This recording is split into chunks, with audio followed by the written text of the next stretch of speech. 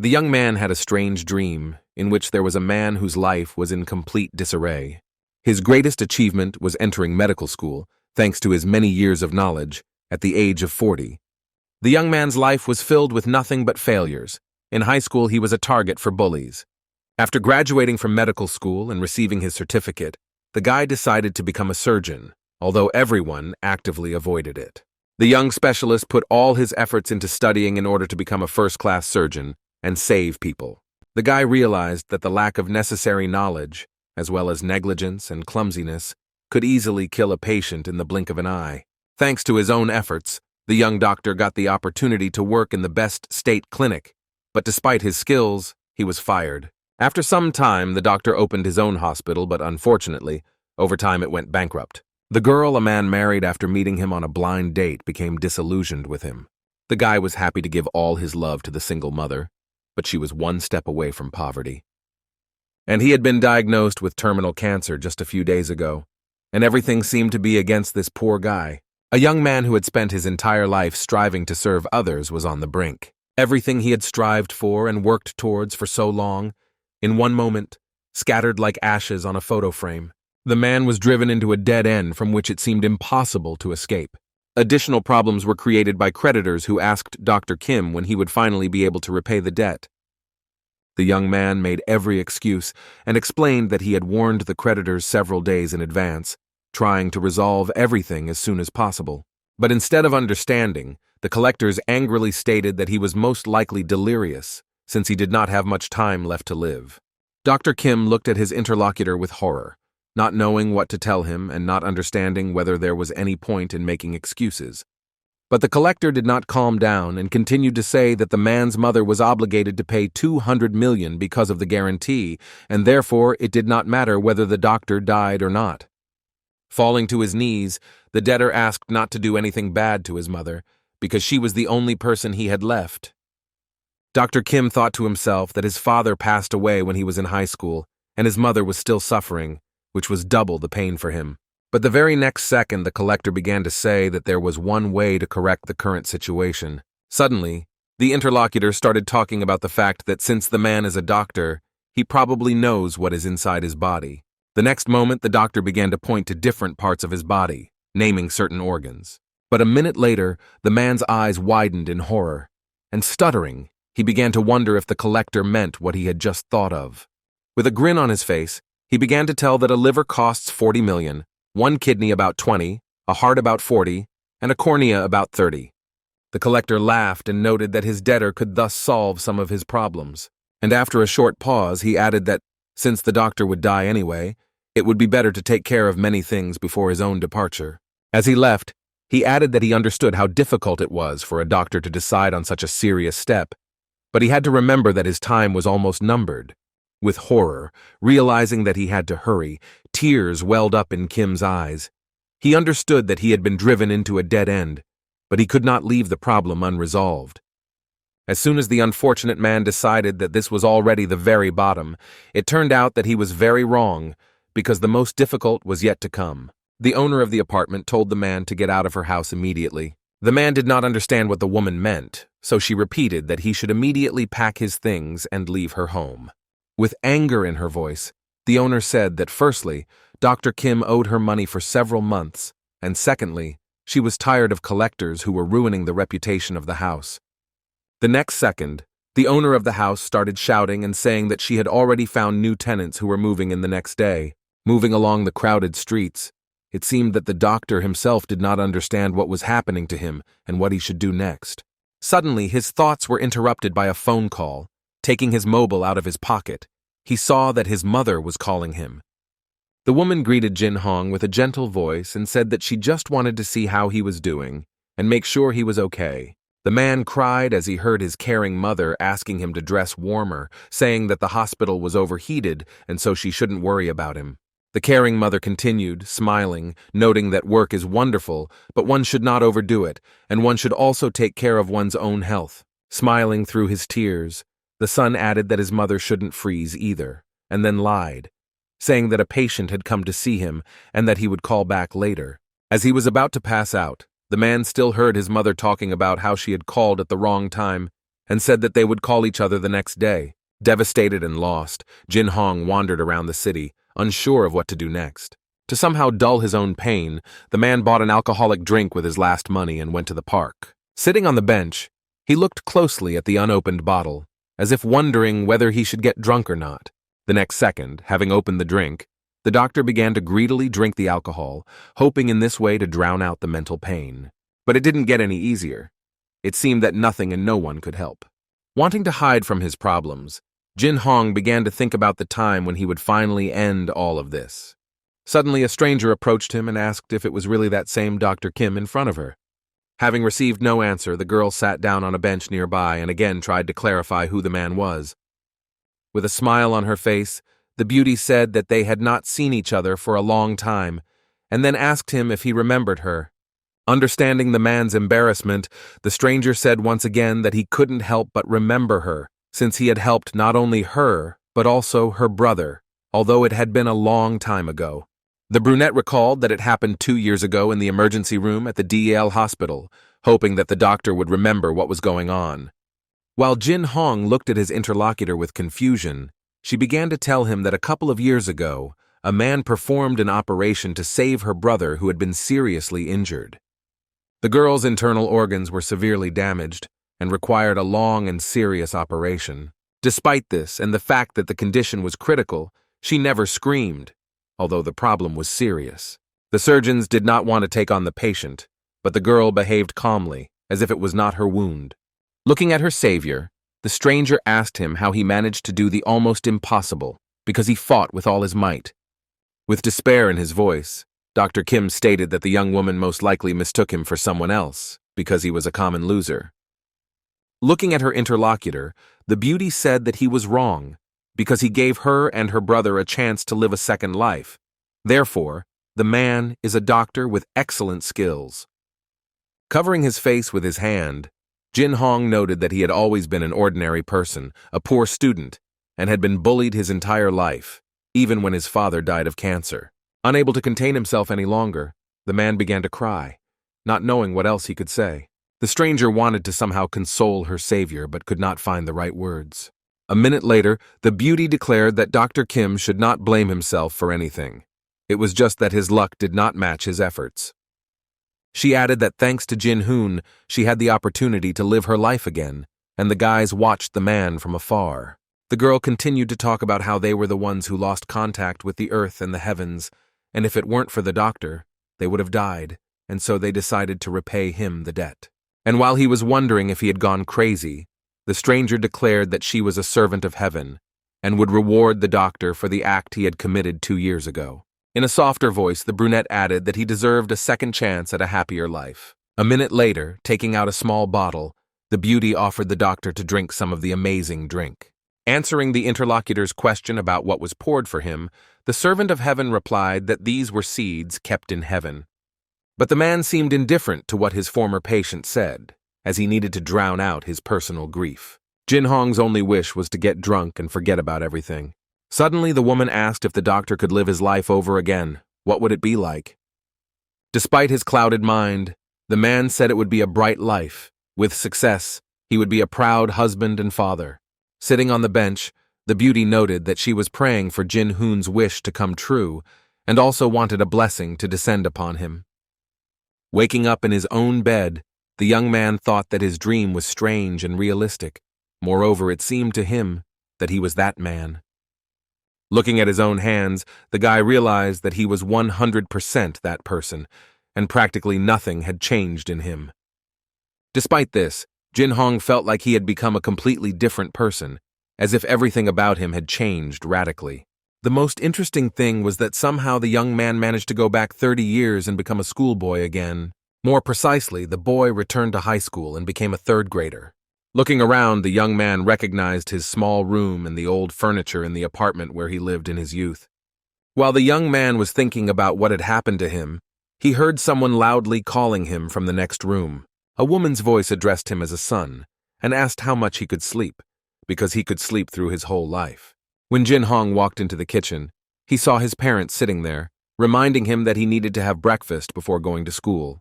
But he was little interested in what he heard, since the young man could not believe that his mother, who had looked 30 years younger, was sitting in front of him. With tears in his eyes, the boy looked at his parents and was glad to see his father, who died when he was in the 3rd grade of high school. While the parents did not understand what was happening to their son, he, it seemed, could not look at them enough, not believing his own eyes. Approaching the table, a joyful Jin Hong said that he loved his parents very much and was incredibly happy that they were sitting in front of him.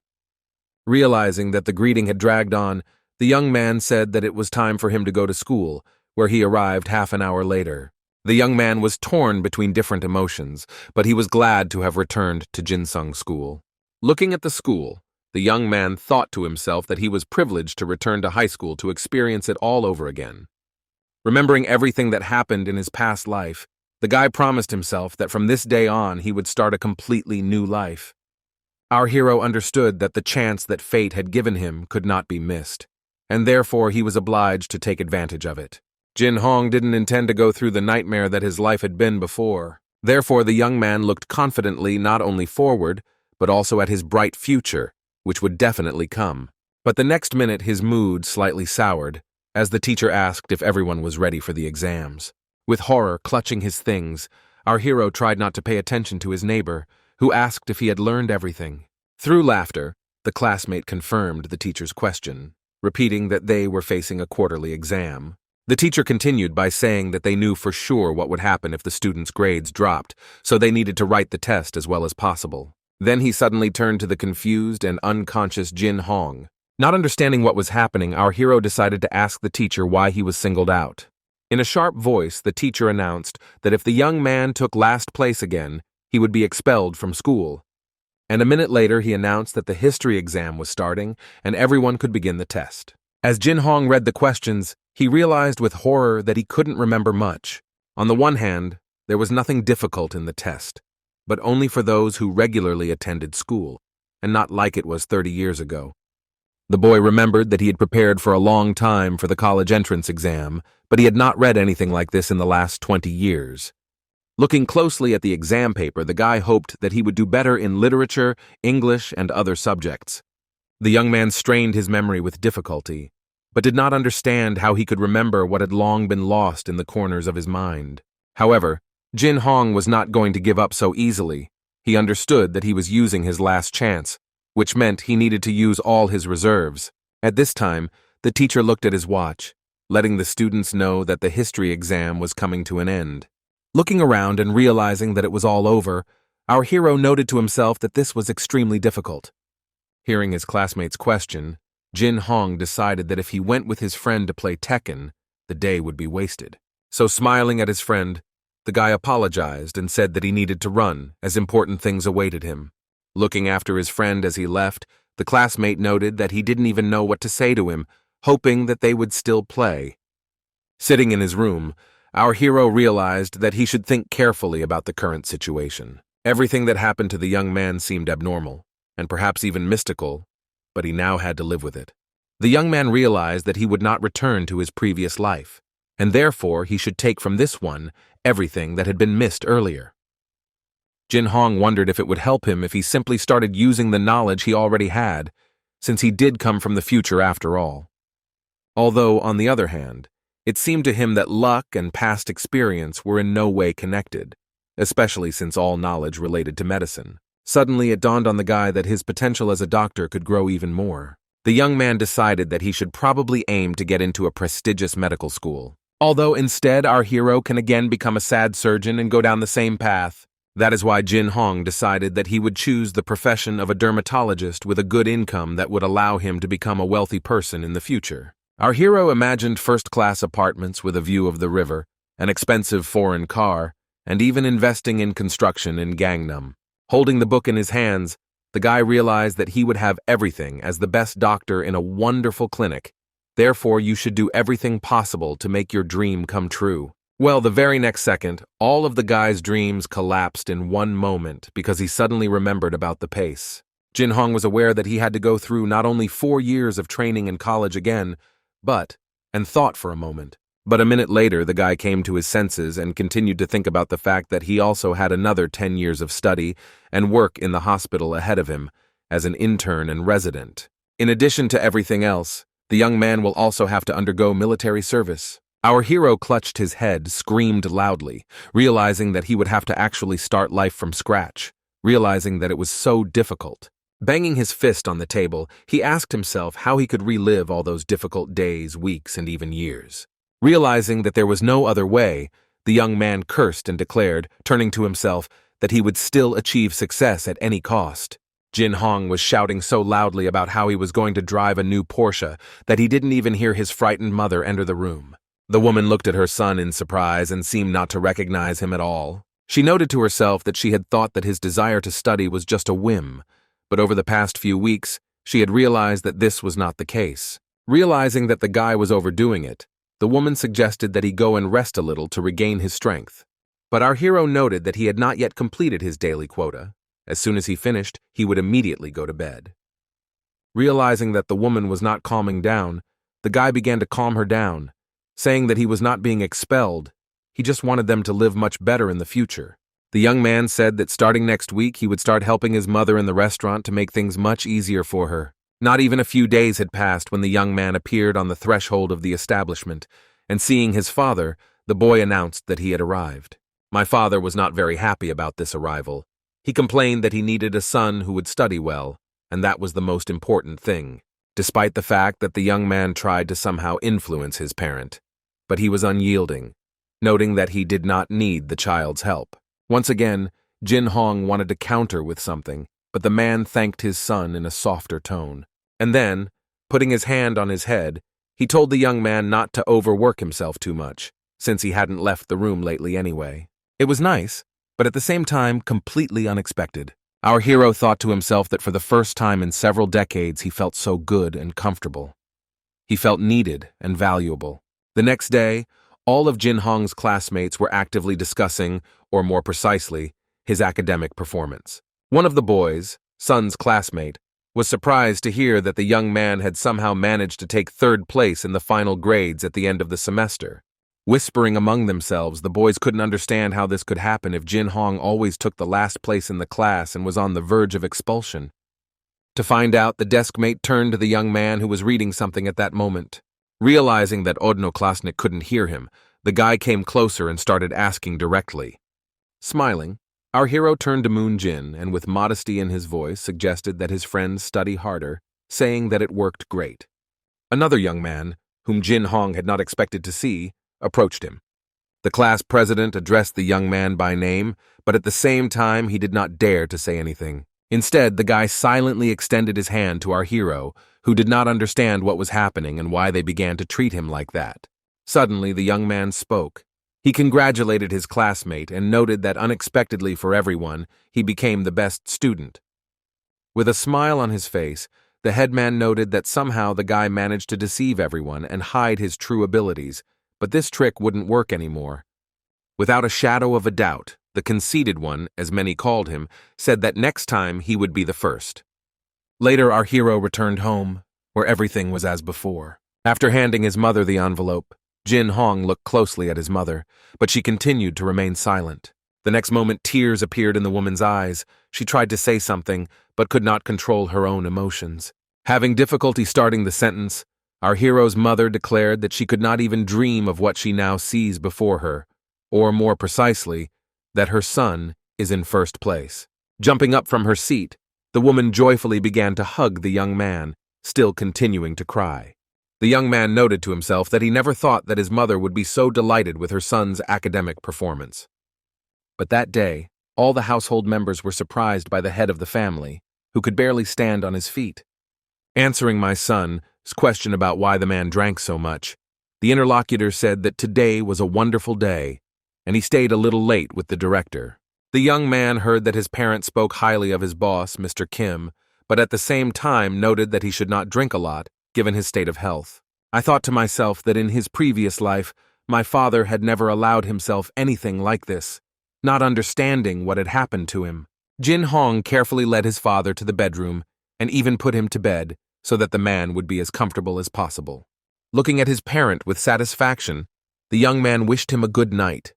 But before the boy had time to leave the room, his father immediately called out to him. Still without turning around, He said in a quiet voice that he loved his son very much, and besides, he was also proud of him.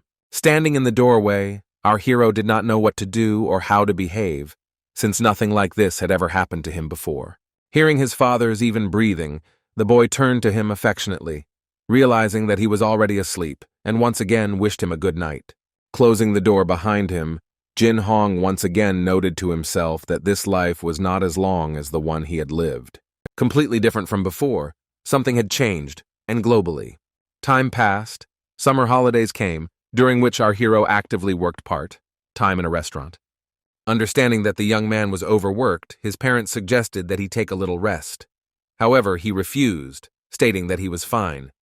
The young man noted that summer holidays are a great time to switch from studying to something else, more interesting and useful. Looking at the boy with satisfaction, the parents not only couldn't get enough of their son, but also argued about who he took after. He's so smart and hard-working. Jin Hong turned to his dad and said that he had only one request, hearing that the man was ready to fulfill any wish. The guy said that he really wanted to work out at Director Kim's gym. Looking at his surprised parents, the young man explained that when he entered high school, he would need to be more resilient, so he wanted to start practicing. With calmness in his voice, the man stated that this child was already one step ahead of the rest. And after a short pause, he added that there would be nothing wrong with him starting to play sports, noting that he would talk to the director in the evening. The next day, Mr. Kim greeted the young man and noted that his father was overjoyed at the grades. He added that it wouldn't hurt his own son to start studying, and then jokingly suggested that Jin Hoon work as a tutor for a while. The director, who was also a coach, listened attentively to the young man explaining that he wanted to improve his endurance and physical abilities. And after a short silence, he added that he needs kickboxing for real fights, because he wants trained to participate in real battles. I don't understand what the guy is talking about. The man asked him again whether the young man wanted to fight with someone or what he meant. Looking attentively into the eyes of his interlocutor, our hero declared that he never wanted to lose to anyone again. For a few seconds, the coach looked at the young man with a searching gaze, not knowing what to say to him. But a minute later, he said that everything was clear to him, because the young man wants to take up kickboxing not as an athlete, but as a fighter. With a smile on his face, the coach said that the task was very clear, however. He would not hold back just because Jin Hong was his best friend's son. And the very next minute, a difficult and grueling training session began. Director Kim shouted at the young man that he should not relax. On the contrary, the young man should push himself. The coach pointed out that our hero had made too many mistakes that were unforgivable, and he in turn noted that everything was fine with him, and he wanted to participate in sparring again.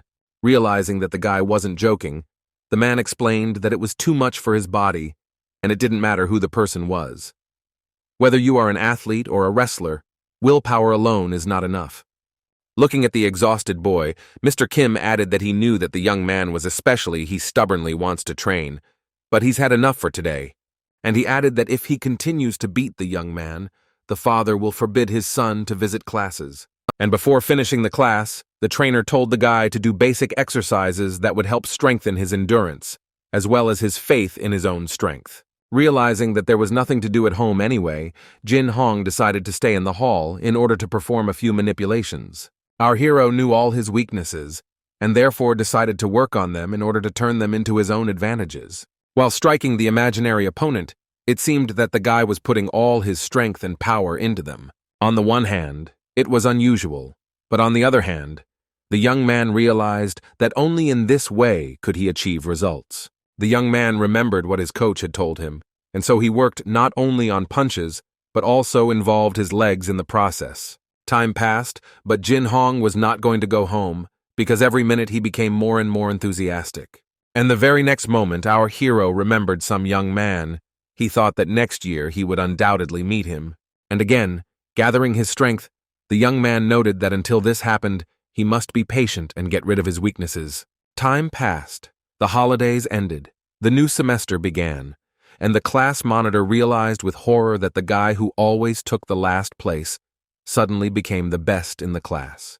The classmate did not understand how this could be, and it made him very angry, how the one who always trailed at the end suddenly became the best of the best. But Jin Hong was not at all embarrassed by this state of affairs. When he received his report card and found excellent marks there, he realized that everything in his life was not in vain. That's how our hero graduated from high school with the best possible grades and finally became a senior in high school, which he had dreamed about. The young man entered Ilsen High School just like in his previous life. Meeting his old friend Hwang Moon-jin in the schoolyard, the young man thought about how they ended up in the same class again. But the comrade was sincerely happy, noting that fate itself had brought them together, and therefore he offered our hero to play slot machines after school. Even though Jin Hong didn't pay much attention to girls because he was busy with his studies, he couldn't turn a blind eye to the fact that there were beauties in the school. But the very next moment, our hero's thoughts were interrupted a male voice, who declared that he was glad to see them all, saying that he was their class teacher. While Lee Moon-ho was telling a long story about high school and its traditions, the young man thought that this teacher was the same as always. The man warned everyone gathered that if they fell behind, it would be difficult for them to catch up later, so they needed to be extremely careful. But Jin Hong didn't listen to him because the guy's attention was attracted by something completely different, which surprised him and scared him at the same time. Suddenly, a stranger appeared in the doorway. With calmness in his voice, he apologized, stating that he was late and noting that there was traffic jam in the city. Looking at the cool driver, the blonde wondered if there were any more free seats where he could sit. Lee Moon-ho did not listen to the guy until the end, jumped up from his seat, began to insult the student and say that he did not respect anyone. Running up to the high school student, the teacher first asked if he knew what time it was, then asked what happened to his hair, and only then asked the student's name. Lee Moon-ho, with anger in his voice, noted that he would definitely remember the name of the student Lee Se-min, who was behaving inappropriately. After a short pause, the cool driver added that because of bullies like him, other kids would do the same. Although the very next second, without letting anyone know that something had happened, the man began to ask again whether this guy had really graduated from Kuman High School. Suddenly, Lee Moon-ho blushed and began to explain something. He said that getting stuck in a traffic jam was unpleasant and most likely, the young man was tired. That's why you need to sit in a free seat. The teacher continued to say all sorts of nonsense about how it is best to sit in the classroom where the sun is shining, especially since you can see everything well from there. Looking at the last desk, which was located near the window, the new guy announced that he was going to take this very place. The lesson was interrupted because all the classmates were whispering about the fact that the new kid's family owned a big business. The girls actively discussed the young man's appearance, adding that he not only looks good, but also studies well and took first place in completing the test. Our hero sadly noted to himself that nothing had changed, the same class and the same place, but he would never forget the name of this man. For the first few minutes, Lee Se-min looked carefully at everyone gathered and remained silent. Then he smiled at our hero, behind whom he took his seat and introduced himself again, noting that he was very pleased to be in this class. Smiling in response, Jin Hong stated that he was also pleased that such a guy would be studying with them. He thought to himself that it was this newcomer who had turned his past life into hell, and even if all of this never happened again, he would never be able to forget. All the following days, our hero waited for some kind of trick from Lee Se-min, but to his great amazement, nothing happened. In the past, this man would start a fight over every little thing from the first day he arrived, but instead, the students started to get closer to Jin Hong. So the guy suggested going out together to play football or do some other kind of sport. The girls noted the young man's academic performance and asked how he managed to study so well and what he planned for the future. The guy who in his past life was an outcast whom everyone wanted to humiliate has now turned into the most popular boy in the class. And this popularity was not hidden from odnoklasniki themselves, who noted that he was a wonderful young man, and therefore it was pleasant to deal with him. One school day, a classmate came up to Jin Hoon and, putting his hand on his shoulder, asked him his name. It was Lee Se-min who asked if our hero was free that evening. At that very moment, looking at the blonde, the young man did not know what to say, and therefore asked what was the matter. The interlocutor noted that nothing terrible had happened. He just wanted to have a little fun, and therefore decided to take a friend with him. But having heard the refusal, the classmate did not calm down. On the contrary, he began to ask questions even more actively. And why did the guy refuse the offer? As he left, the young man said that he had some business to attend to, but Lee Se-min could take someone else with him. The blonde was clearly not happy with the refusal, and so he called Keol Woo over and began asking him if he knew our hero. A classmate called the boy a freak, and then said that he had previously studied at Jinsung High School. The boy most likely was a crazy nerd or something like that.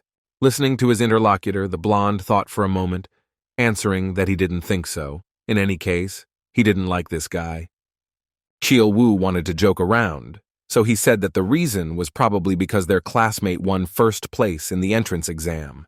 So he suggested that we intimidate this guy a little and perhaps even beat him up. But Lee Sa-min immediately rejected this idea, saying that our hero is #1 in the school, and it would be bad to raise a hand against him.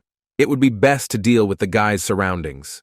Having examined it carefully, the blonde man's interlocutor said that he seemed to have come up with something.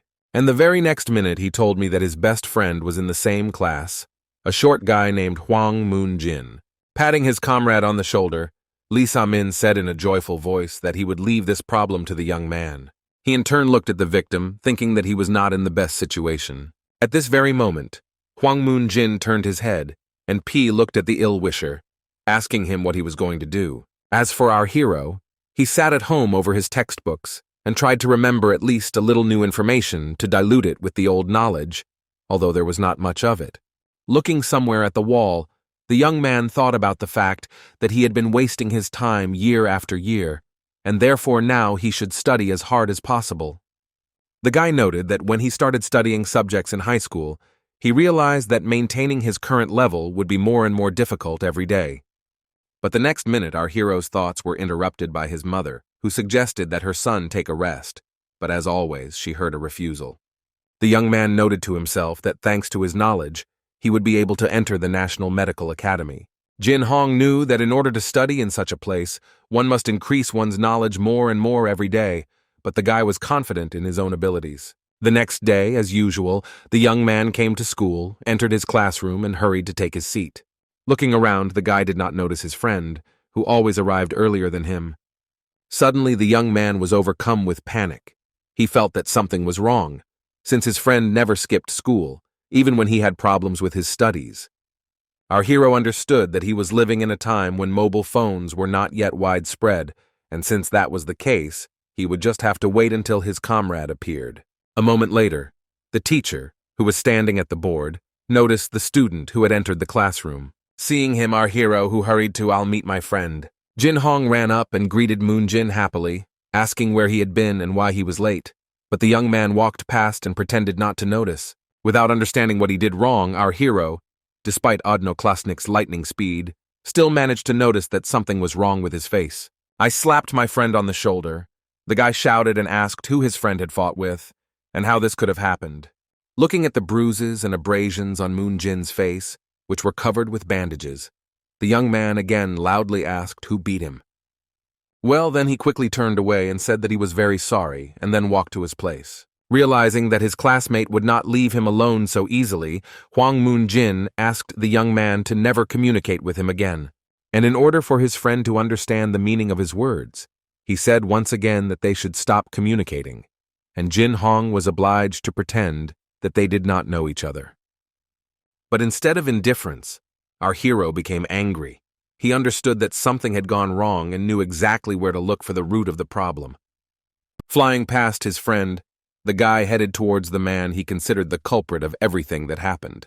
Within a few seconds, he was standing next to the blonde and looking at him inquiringly, as if he was waiting for him to start the conversation first.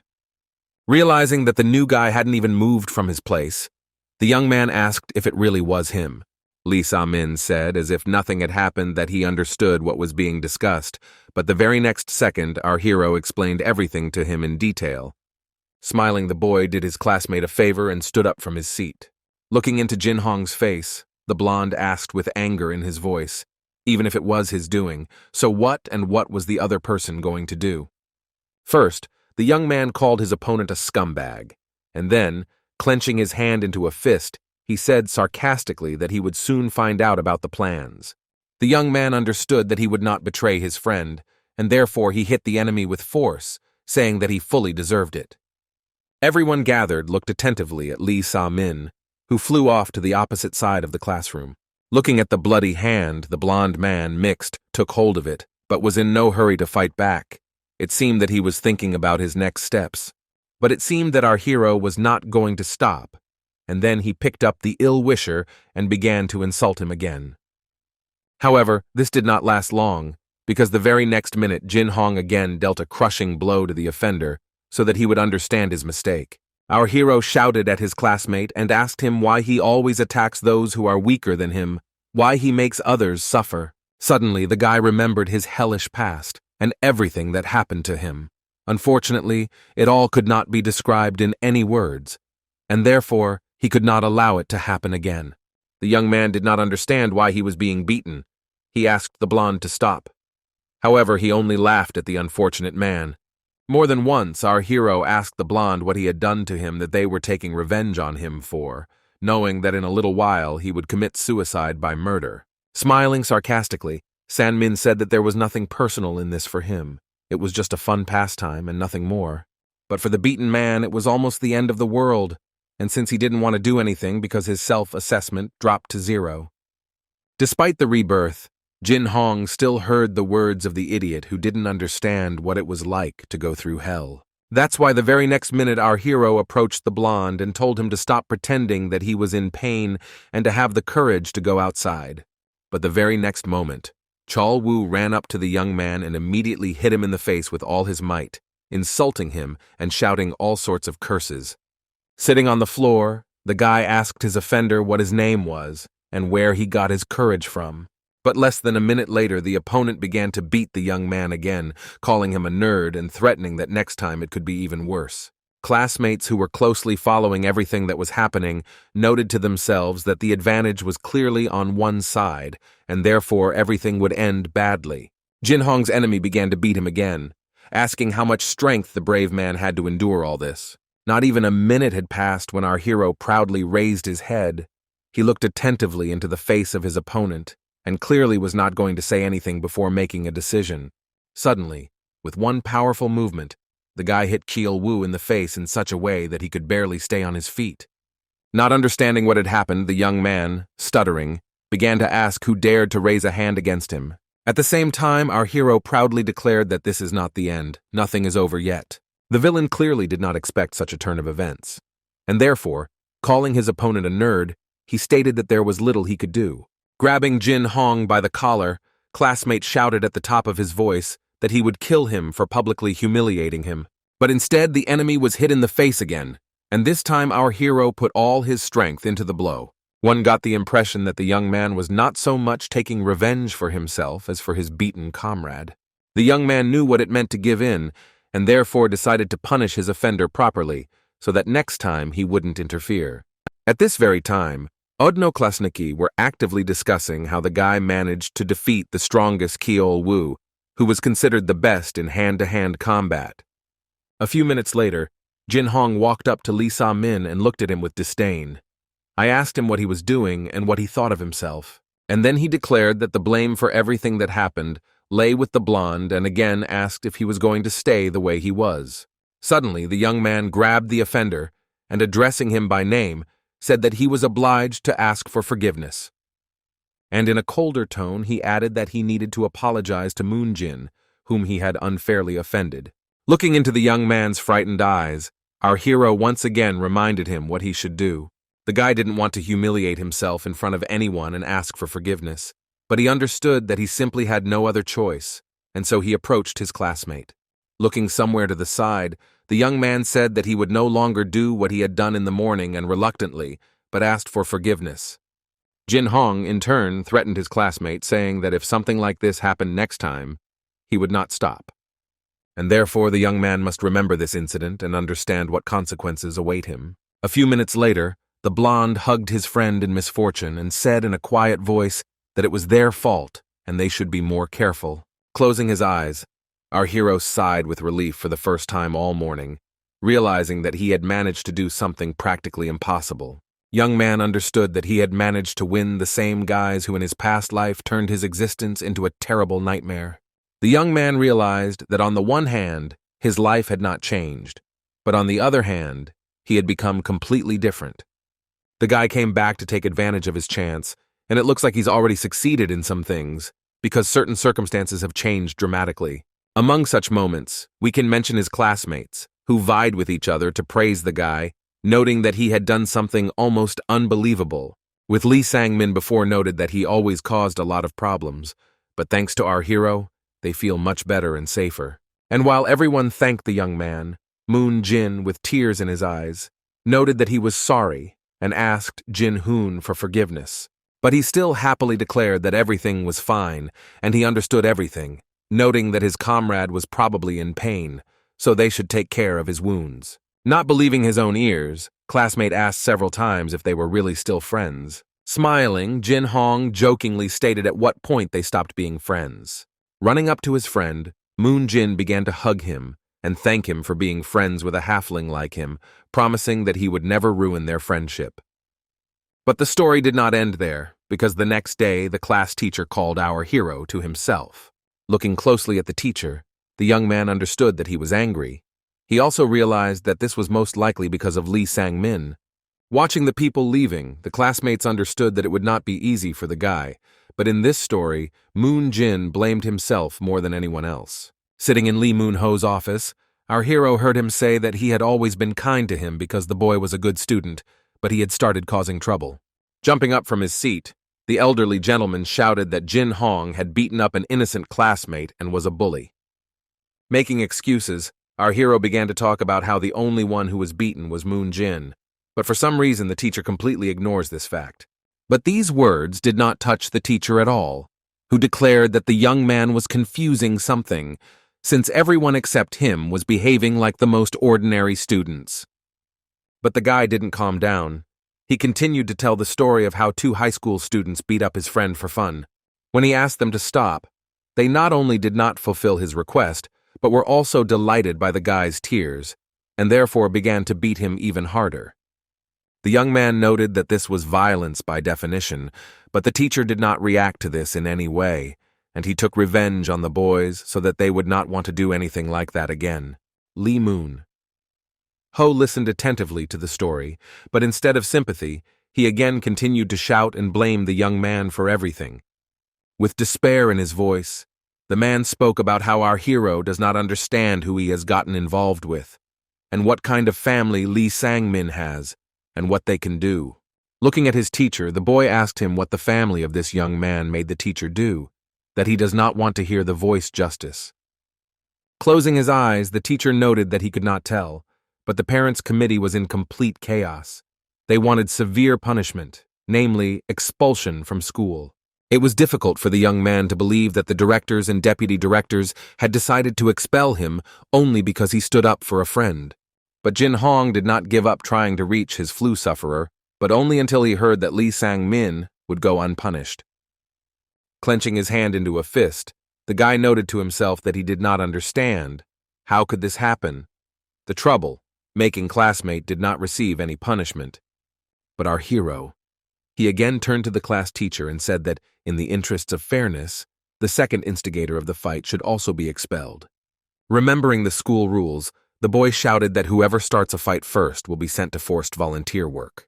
At the same time, anyone who bullies others or deliberately harms them automatically becomes guilty and must be expelled or suffer other punishment. And therefore, the only one who should leave the educational institution is Lee Sang-min, but not him. And again, jumping up from his seat, Lee Moon-ho declared that the young man was no good enough to be insolent to his teacher. He was expelled, and that was the end of it. Well, the very next second, the men sitting in the office heard someone else's voice, which said that it was enough to argue. In the doorway stood the same blonde guy that the teacher and student had talked about a few minutes earlier. The guy suddenly asked the class teacher to stop. While our hero was thinking about what the offender was doing here, the teacher told the young man to repeat what he said.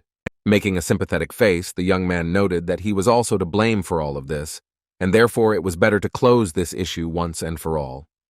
San-min said that since everything that was done started with him, he is the only one who is responsible. Therefore, he is the one who should be excluded. But the teacher did not believe his own ears, and therefore he asked the young men, "Is this really the case when it is normal for friends to quarrel with each other?" Our hero didn't like all this. He understood that the blonde man had appeared out of nowhere, suspecting that he was up to something. The young man said that the teacher was right. It was just a normal fight between friends, so there was no need to worry about it. It didn't take more than a few minutes for Lee Moon-ho to let go the boys and ordered them to go to class, prepare for upcoming lessons. Stop your enemy, Jin Hong, without any preamble, began to ask what he had in mind, recommending that he tell the whole truth. Smiling echidna, the interlocutor paused for a moment, and then stated that he did not understand what was being discussed. Not wanting to get into a new conflict, our hero asked directly why Lee Sang-min decided to help him. Smiling, the blonde replied that he himself was surprised, but he definitely did not do it because he felt guilty. He just wanted to act that way. The young man wanted to ask something else, but the next minute his worst enemy walked away. Looking after the ill-wisher, the young man thought that, despite this act, his classmate was still a bad guy. Then everything went quietly and peacefully until the next academic year ended with the final exam. Sitting at the desk, the hero heard his comrade say that he wrote everything on purpose because he didn't know any of the answers, adding that it was quite difficult for him. But Moon Jin protested, noting that his friend was lying to him again, just like last year, when he unexpectedly took first place. Jin Hong didn't answer, but he thought to himself that everything was not at all like in high school.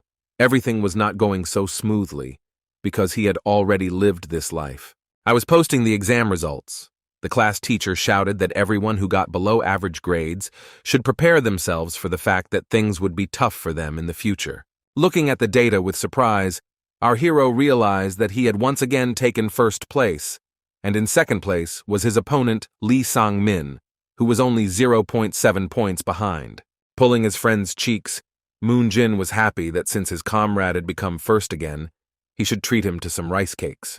At this very time, Lee Sang-min also approached the bulletin with the ratings posted.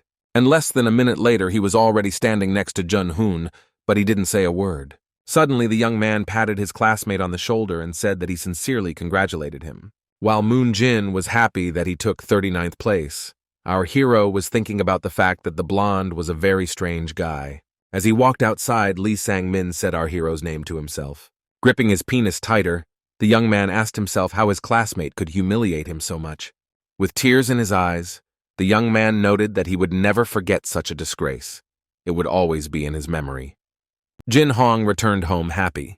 He knew that his parents were waiting for him there, who would surely like the news that he had become the best again. When meeting her son, his mother said that he was as smart as he was in his youth, noting that the boy was the real pride of their family. And there was a problem with the father because he got drunk once again, which the young man didn't like, and he told him this directly.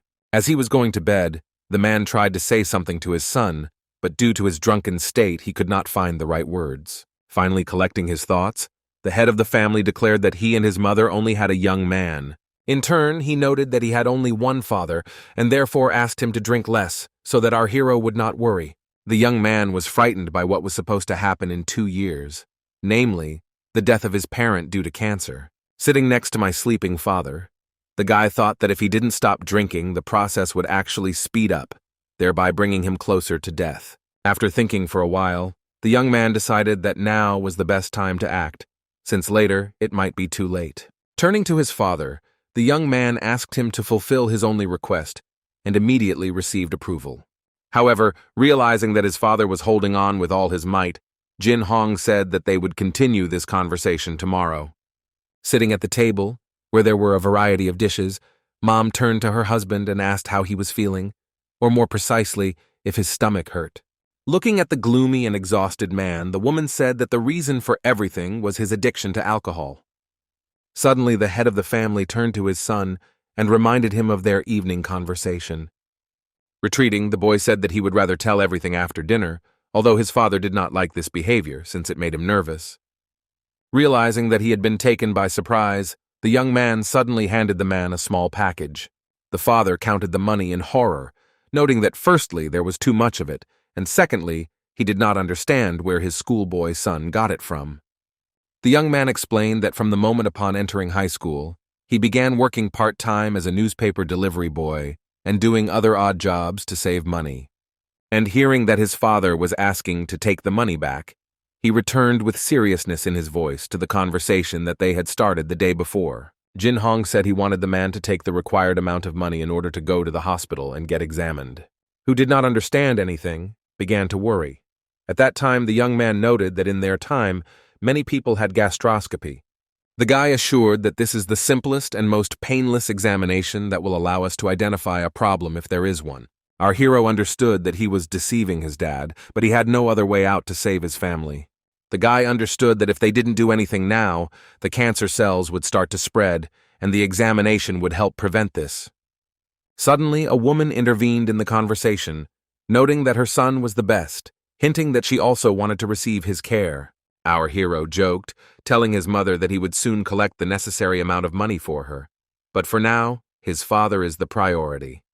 But the next second, the man put the envelope on the table and said that he was fine. The head of the family explained this by the fact that, firstly, he feels fine, and secondly, he has no reason to undergo examination. And he added that he is a young man and does not feel any pain, and therefore there is no point in simply going to the hospital. Among other things, he began to complain that his son had been saving money and denying himself many things just to spend it on diagnostics. With anger in his voice, Jin Hong shouted that if his beloved father were to spare money now, it would be too late later. But the man was relentless. He again began to talk about how sometime in the future, when the restaurant starts to bring in good income, he will think about a checkup. Looking at my father, full despair, the hero did not understand what to do and how to persuade the stubborn parent, who had already made a firm decision not to go to the hospital. The young man realized that his only chance is going for broke, so I asked my dad if he remembered that a man never breaks his promises. Looking closely into the boy's eyes, the father declared that this was indeed the case. And the very next second, the guy said that his parent promised him to go to the hospital for an examination. And after a short pause, he added that this was his only desire and his only request. Our hero once again noted what he had said a second earlier, realizing that this was his only trump card. Suddenly, the man said that he believed that he could not ignore the words of his own son, and therefore he did as he said. Less than a second later, Jin Hong's eyes were shining with happiness. He couldn't believe that he had managed to persuade his father to get examined. Rising from his seat, the young man shouted that he would immediately make an appointment for the parent to see a specialist. I am passing on our hero received an envelope from the head of the family, who said that he would pay for it himself, since he could not afford to spend his son's hard-earned money. The young man looked closely at the bundle, noting that if his father wanted it that way, he would understand and accept his wish. Watching her son walk away, the woman told her husband that he should be happy that he raised such a wonderful child. But the head of the family seemed to have a different opinion on this matter, since he believed that he did not need to undergo any examination at all. Not even a few minutes had passed, and Jin Hoon was already calling the hospital to register his father. The young man said that 2 o'clock in the afternoon was quite suitable for him, and also asked how soon the test results would be ready. Put it in the receiver, our hero was glad that he managed to do the virtually impossible. Despite this, the young man was afraid that the disease could progress more strongly and quickly due to his father's alcohol consumption. The young man tried in every way to set himself up for a positive attitude. He was so absorbed in his own thoughts that he didn't even hear when his mother came in. On the day of the gastroscopy, Jin Hong was very nervous, considering various options, but convinced himself that he hoped for an excellent examination. The young man really wanted to be with his father in the hospital at that moment, but he could not miss school, although his thoughts were only about the disease being at an earlier stage. Approaching his friend in the dining room, Moon Jin realized that his friend was not eating anything and asked him for barbecue, although there was no reaction. A little later, already sitting in class, the guy continued to think about what was going on at an early stage. The disease can be easily cured by surgery. Suddenly, looking at his watch, the young man jumped up from his seat and said that he had to go because he had an emergency. Without understanding anything, the teacher shouted that the young man couldn't just turn around and leave without listening to what was being discussed at the class meeting. But our hero was not very interested in this. His only goal was to find out what the doctor said and what the gastroscopy showed. Entering the door, the young man turned to his mother from the threshold, asking how his father was feeling and how the examination went in general. The surprised woman noted that her son surprised her and even scared her, and then added that everything seemed to be fine. Looking at his mother in surprise, the young man could not believe his ears, because this simply could not be. The man himself entered the room. Addressing his son, he stated that everything was completely fine with him. Sang Min-si added that the doctors said that he had an inflammatory process in his stomach, but it was not scary, and then he complained that they had wasted their money. The boy looked at his parents in surprise and didn't know how to react to this, realizing that everything didn't go according to plan. While the father continued to say something to his son, he noted that he was fine, and he just needed to go home. The confused parents did not understand what was wrong again, so they did not know what to tell the young man. After going outside, Jin Hong stood silently near the restaurant for some time, thinking about his next steps. The guy noted to himself that nothing was okay, since his dad would die from an incurable stage of cancer in 2 years, and therefore he has only 2 options to get to the truth. The young man wanted to believe his father, but he understood that his past life would repeat itself, and therefore everything could not be fine with his father, as he assured him. Understand that the matter could not wait. Our hero went the next day to the same hospital where his parent was. The guy was full of determination and knew that he would never back down, since his family was at stake. Addressing the receptionist, Jin Hong stated that as Kim Sang-min-si's guardian, he had come to check the results of his gastroscopy. The woman looked in surprise at the guy, who continued to say that the man he had named had been examined yesterday at 2 o'clock in the afternoon. After ruffling the young man's hair, the administrator told him not to worry, since the doctor himself had told his father everything. But our hero did not give up again. He said that there was something he would like to discuss with the doctor personally, if that was possible. Not understanding the visitor's persistence, the clinic employee noted that the doctor might be busy, but she would clarify this point. The very next minute, the woman picked up the phone to call a specialist. The administrator, addressing the gastroenterologist, explained the situation, saying that the son of one of the patients wanted to meet with him. But the doctor haughtily declared that he had no time to deal with this, and therefore the woman had to come up with something to get rid of the teenager as quickly as possible. Suddenly, the registrar told the young man that the specialist was busy, but the young man had nothing to worry about because everything was fine with his father. But Jin Hong seemed to go wild. He shouted that he understood everything except for the tests, with which something was wrong. The boy shouted that he had to meet with the doctor right now, and despite his youth, he had every right to find out about his parents' health. Looking at the administrator who didn't understand anything, our hero asked her to contact the doctor again and explain the situation. While the woman was talking to the gastroenterologist, the guy looked at her attentively. He also heard that the specialist was unhappy, but did not object to the meeting. A minute later, Jin Hong was already sitting near the office, and the caring nurse told him to wait a little. When the time came, they would call him. But to the young man it seemed as if an eternity had passed, because time passed, and nothing happened. For a moment it seemed to our hero that he even dozed off for a while. But the next moment, the voice of a nurse was heard from the office, who, addressing him as a guardian, asked him to come in for an appointment. Looking closely at the young man, the doctor said that he could not be a guardian, since he was a very ordinary schoolboy. After confirming this, Jin Hoon said that he was Kim Sang-min-si's son and had come to talk. The gastroenterologist immediately said that according to the examination results, the man had nothing that would attract their attention, except for a small inflammation. However, the guy was not satisfied with this answer, and so he began to ask what kind of inflammation was being discussed. Understanding that the young man would not leave me alone, the doctor calmly explained that it was chronic gastritis that he had spoken about. Instead of leaving, the hero began to ask whether the inflammation was erosive or metaphasic, whether there were areas with the possible development of early-stage cancer. Thought to himself that the schoolboy had made inquiries, but he said out loud that it was ordinary erosive gastritis with diffuse changes in the stomach cavity. Everything is the same. Looking at the specialist, the young man was interested in what was happening with the walls of the organ, what condition they were in. The doctor was taken aback for a moment.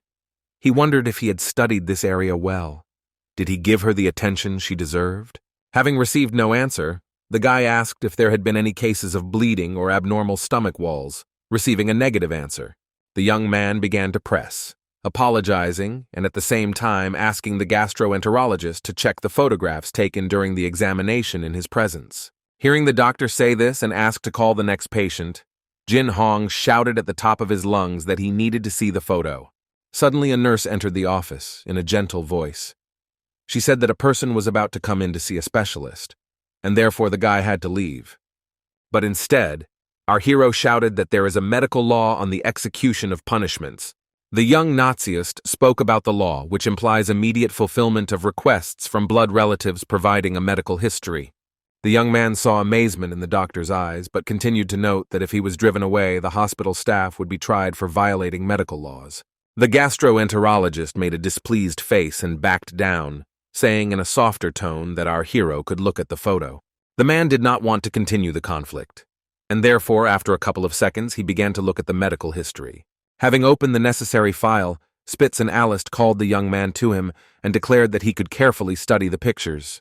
In one of the photos, the doctor pointed to a red area and said that this was a normal inflammation, but there were no other problems in the intestines. Our hero carefully examined the upper central and lower sections and decided to himself that he had not found any cancerous formations.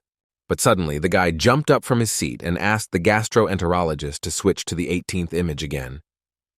Looking frantically at the screen, the young man, turning to the spokes and the A-list, said that he had found something.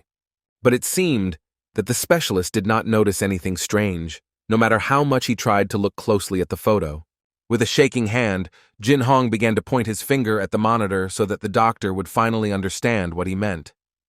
Pointing to some dark area, the guy asked, "Isn't this stomach cancer?" Now the doctor, with many years of experience, looked at the screen in amazement. But it seemed that the man was not going to admit his own mistake so quickly, because he said that it was a typical inflammation. However, the guy began to explain that these were non-standard wrinkles on the walls of the stomach. Despite the fact that they were difficult to notice, cases of bleeding were visible there. And then he abruptly declared that it was type 2C stomach cancer, but a specialist called it inflammation. The doctor hesitated and looked angrily at the young man. He wanted to say something but could not find the words. And then he began to ask our hero where he learned all this from, hearing the typical answer that the young man was an ordinary high school student. The gastroenterologist stated with horror that no one would miss a large formation, but such a small one, still at an early stage and located in such a place, is easy to miss. It is not always possible for a professional doctor to figure out what the problem is, but how did the young man manage to determine that it was oncology? Taking a deep breath, Jin Hong asked the doctor to give him all the results. Gastroscopy because he wants to go to another clinic. Continuing to study the documents, the specialist responded with understanding in his voice that he would, of course, give all the necessary papers. Less than a minute later, the doctor sealed the pictures in an envelope and handed them over to our hero. A moment later, the young man approached the door and was about to open it when he heard someone address him. The doctor apologetically stated that he had not intentionally missed this formation and asked for forgiveness for what had happened. Looking at the doctor, the guy replied that he understood everything and anyone could make a mistake, however, and fell silent for a second. But a second later, he recommended that the gastroenterologist refresh his knowledge for his own sake and for the sake of all his patients. The man looked after the young man with surprise, but could not utter a word. The doctor understood that he was wrong, but at the same time he did not know what else he could do, since he, like all people, was not omnipotent. The next day, while sitting on the bus, Jin Hong turned to his mother and said that it was time for them to get up since they had already arrived. Getting off at the bus stop, the young man made a remark to the woman saying that he was at work late. However, the mother noted that this was not the issue, but the fact that San Min-si could not fall asleep for a long time. But the next minute a man intervened, declaring that they should talk less and do more. And in just a minute the whole family, all assembled, was heading towards the university hospital in Korea.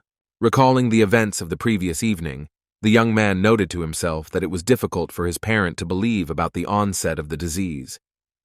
At the same time, our hero did not have enough courage to tell about the grief and despair that awaited their family in 2 years. Despite the fact that the young man told everything in great detail, the father did not want to believe the words of the high school student. So the guy made an appointment with Professor Choi Tae-won, who was the head of the cancer treatment department at the university hospital. The day of the appointment did not take long to arrive, and so the whole family hurried to go to the clinic. As they approached the doors of the hospital, everyone was so tense that they didn't say a word. The young man looked at his frightened mother, realizing that she had already gone through something similar and did not want it to happen again, and so he hastened to calm her down. After her son's words, the woman's spirits perked up a little, saying that they were very lucky because the disease was detected at an early stage. Hong noticed a car parked in the hospital parking lot. The boy noted to himself that this was his classmate Lee Sang-min's car, not understanding what he was doing in this place. And a couple of seconds later, I decided that this was most likely a very similar car that belonged to someone else. A few minutes later, the young man was standing next to the administrator and saying that they had an appointment with the professor. While waiting for her turn, the woman thought with horror about how many patients there were in the hospital. The most terrible thing was that it was not only elderly people who were involved, there were also many young people in the clinic. And although the doctors did everything they could, the fact that there were so many sick people in the city was very depressing. Turning to her son, the frightened mother asked him if everything would be okay with his father, because his disease is very terrible and is not always curable. But the next moment, San Min-si intervened in the conversation, who stated that it was too early to panic. It was not a fact that he really had the disease. Before the family had time to finish listening to the chapter, a nurse came out of the office and asked the men to come in for a consultation. For some time, our heroes and I stood in front of the doctor's door, not daring to go inside and fearing to hear the worst. However, upon entering the office, the doctor joyfully greeted the visitors and invited them to sit down. "Woman professor, right off the bat I asked if it was true that they came because a cancerous tumor was found as a result of the gastroscopy." Looking closely at the doctor, Jin Hong remembered how in his past life he had repeatedly crossed paths with this doctor. She was one of the most intelligent specialists in her field, and therefore the young man repeatedly attended her lectures at the Deal Hospital. This doctor was extraordinary, many were afraid of him, but despite all this, she was considered an excellent oncologist. Besides, Professor Choi Tae-wan was also young and inexperienced at the time and also started from scratch. While the doctor was asking San Min-si did he bring the gastroscopy records and the medical history, our hero thought about the fact that he had a strange feeling. Perhaps the specialist also felt something, because the next minute she turned to Jin Hong, asking if it was true that he was the son of her patient. Hearing that the young man was a guardian, the professor was very surprised, but kept silent, taking up the study of gastroscopy.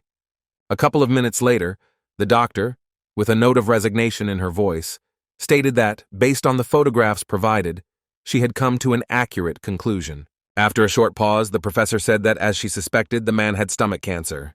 The frightened mother began to cry. She wailed and frantically asked questions about whether her husband would die.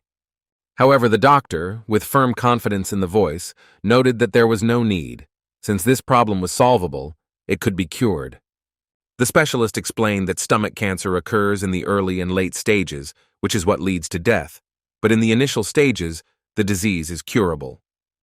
Choi Tae-wan said that the man's cancer was detected at the earliest stage, and after therapy, there is a 90% chance that the disease will be completely cured. The family, which had been in a dejected state until then, finally breathed a sigh of relief, not believing their own ears. Looking at the woman, the doctor asked why her husband decided to undergo a gastroscopy, since at this stage nothing ever bothers him. The mother of our hero admitted that this was due to their son, who was very worried about his father, and considering how stubborn he was, he would never have come for an examination.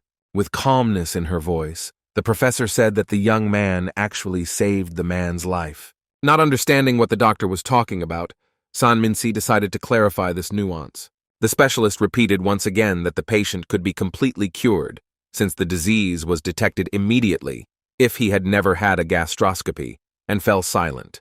Then she quickly continued, stating that in a year, or at most in 2, the tumor would have developed to the point of no return. And she repeated once again, "It's amazing that the son managed to save his father." The professor said that such a formation is easy to miss. She believes that the doctor responsible for the gastroscopy is highly qualified. But the next moment, the head of the family spoke up, explaining that the specialist had nothing to do with it, since it was Jin Hong who found the tumor. The man said that the gastroenterologist assured him that the formation was gastritis, but his son went to the hospital and examined the images. The surprised professor said out loud that everything was clear to her, but to herself she thought that this was an incredible case, since not even all doctors pay attention to such a tumor.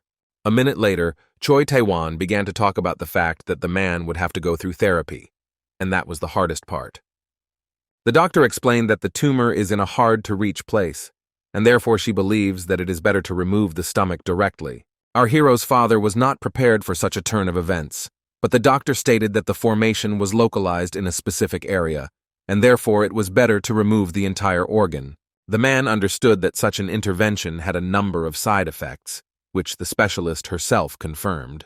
Let it go to the head of the oncologist said that it is best to cut as little as possible so that the consequences are not so serious. At the same time, realizing the difficulty of access to the localization, the doctor thought about what to do. Looking closely at the professor, Jin Hong seemed to have thought of something he wanted to say. A minute later, the young man apologized and turned to the doctor with an unusual proposal. The young man asked if it was possible to perform an operation using an endoscope to seal the membranes. For a few seconds, the professor looked at the guy attentively. It seemed that his question surprised her very much.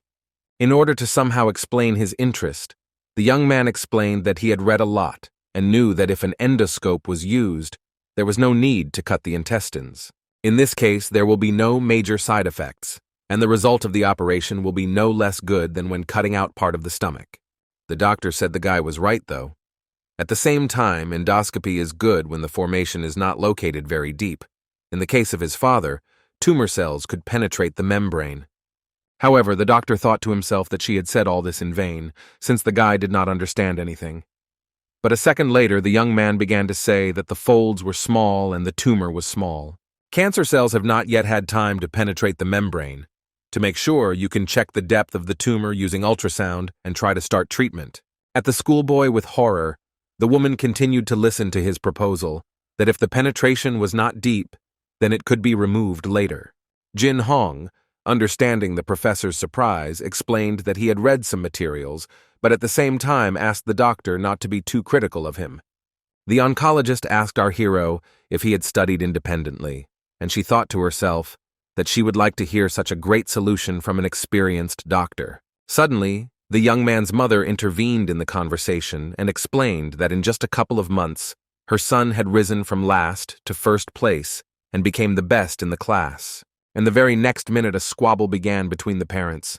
That's who their son turned out to be so smart. The professor thought to herself that it was not a matter of the mind, but said out loud that she completely agreed, and therefore the man would be admitted to the hospital in the very near future. Looking at Choi Tae-won with gratitude, the head of the family said that he was glad that they had managed to understand the problem and think through the next steps to solve it. After some time, the man was hospitalized and underwent many different examinations. Fortunately, the tumor did not penetrate deeper, and therefore our hero's father was able to receive treatment without resorting to complete removal of the organ. A few weeks later, San Min-si was scheduled for surgery, and his family sat impatiently in the emergency room, waiting for it to be over. Despite the fact that everything was going smoothly, the woman was still worried and asked her son again if everything was going well. The woman was also worried because more than 2 hours had passed and no one had come out of the operating room. Suddenly, the professor appeared, slowly approaching our heroes. Running up to the doctor, the woman began asking how the operation went and if everything was okay with her husband. After a short pause, Choi Tae-won smiled and looked closely at her patient's relatives, and then she said that they succeeded, so there was no need for you to worry anymore. The joyful mother and son began to bow to the doctor and thanked her endlessly for what she had done. But the next moment, the doctor suddenly said thank you to Jin Hong. Patting our hero on the shoulder, she noted that he should not pay attention because everything was fine. Despite the fact that the recovery was going very well, the young man constantly came to his parent and asked how he was feeling. The man noted that everything was fine with him and that he would soon fully recover, and that his son would not need to visit him at the clinic so often. The young man happily declared that he could study in the ward, and therefore Dad shouldn't worry about him. Before the men could finish speaking, a professor entered the room and asked how San Min-si was feeling. Smiling, the patient stated that he was fine and felt much better than before. Looking closely at the man, the doctor said that according to the latest ultrasound results, everything is clear, and therefore it is only necessary to undergo regular examinations. Then the doctor turned to Jin Hun, who looked at her with a surprised and uncomprehending look. The woman asked if it was true that everything the young man told her at their first meeting he learned from books. The young man understood that he could not reveal all the truth, and therefore confirmed that this was indeed the case. The professor wanted to ask something else, but she knew there was no point in it, since the guy, in her opinion, surpassed his own age. But the very next moment, Choi Tae-won began to note that she had heard that the guy was the best in the class and asked where he was going to go to school. Smiling, our hero answered, a little embarrassed, that he was planning to enroll in a Korean university. Listening attentively to her interlocutor, the doctor said that it suited him, and then asked about the faculty, hearing that it would be medical. And again, after thinking a little, the professor said that she had some kind of idea. Patting the young man on the shoulder, she declared that Jin-hoon must enroll in medical school at a Korean university. And again, after a little hesitation, she added that our hero should become her student. The young man did not understand how this was possible. He shook his head, saying that it was too sudden. He didn't think that this could happen. Full of sincerity, voice Choi Tae-won said that she is sure that the guy will become the best doctor who will save many lives. As she left, the doctor noted that once Jin Hong entered the medical school at the university, he would have to find her right away. The young man knew that the student was not just a professor, but also that he would personally teach his own specialization. Seeing his son's confusion, the father asked what he didn't like, adding that he agreed with the doctor that the guy will become the best in his field. Looking closely at his parent, our hero honestly admitted that he had been thinking about a different direction. San Ming-si, not fully understanding what the difference was between his outlook on life and his son's aspirations, decided not to guess and asked him directly what he wanted, what he was striving for, what he was dreaming about. His father's words made the young man think. Never before had he analyzed his own desires so deeply. Now, as if an invisible force had pushed him to think. This realization opened his eyes to many things.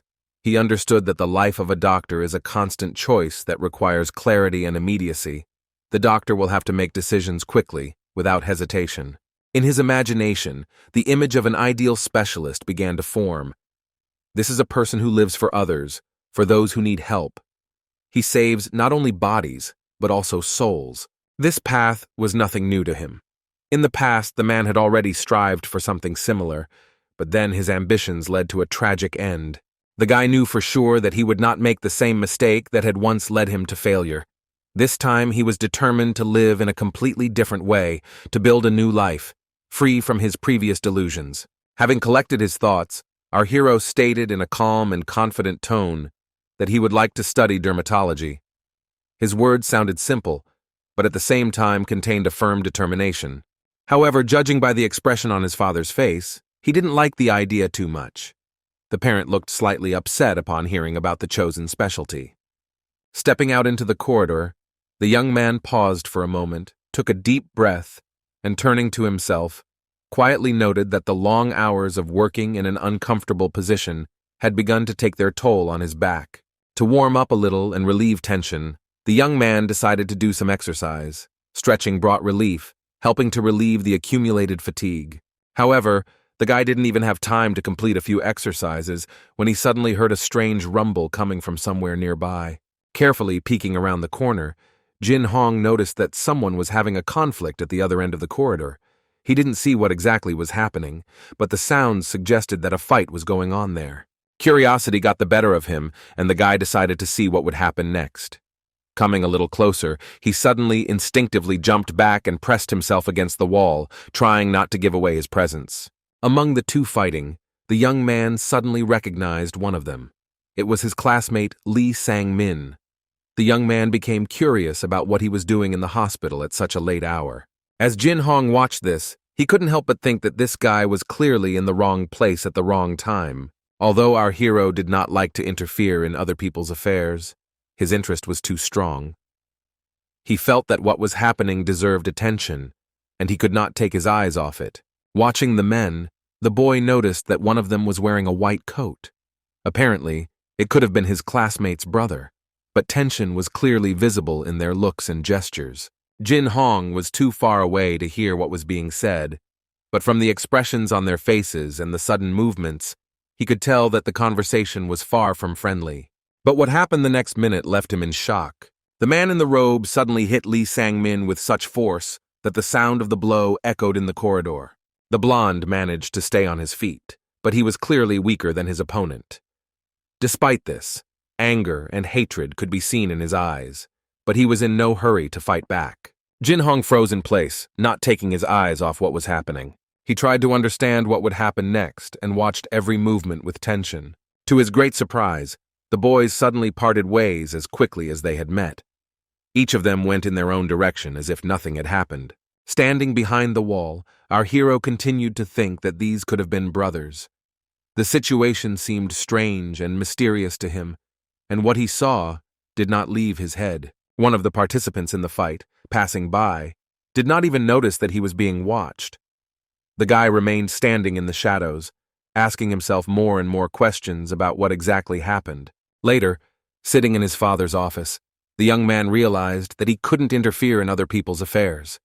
But despite this, his interest in what had happened did not leave him. A few weeks later, Sun Min-si was safely discharged from the hospital. The professor reminded him that it was important to have regular checkups to stay healthy. As he was getting ready to go home, the father once again sincerely thanked his son for insisting on a thorough examination. His words sounded with deep respect and love. Jin Hong felt proud of himself upon hearing this, and mother. She noted with a smile that it wouldn't hurt for her to get tested too, although the young man responded jokingly that he would do this when he got a job. The joyful woman hastened to declare that she did not want to burden her son with unnecessary expenses, and the young man himself noted to himself that she would have excellent health until old age. In his heart, Jin Hong was sincerely happy about all the changes that had happened in his life. He felt that now everything was going as it should have been from the very beginning. The world he had lived in before seemed to have disappeared, giving way to a new reality in which he was confident of his success. On the way home, the mother asked her son with a smile if he wanted her to cook something festive and delicious. But Jin Hong, smiling modestly, replied that he only dreamed of one thing: to live a happy life where his parents would be healthy and happy.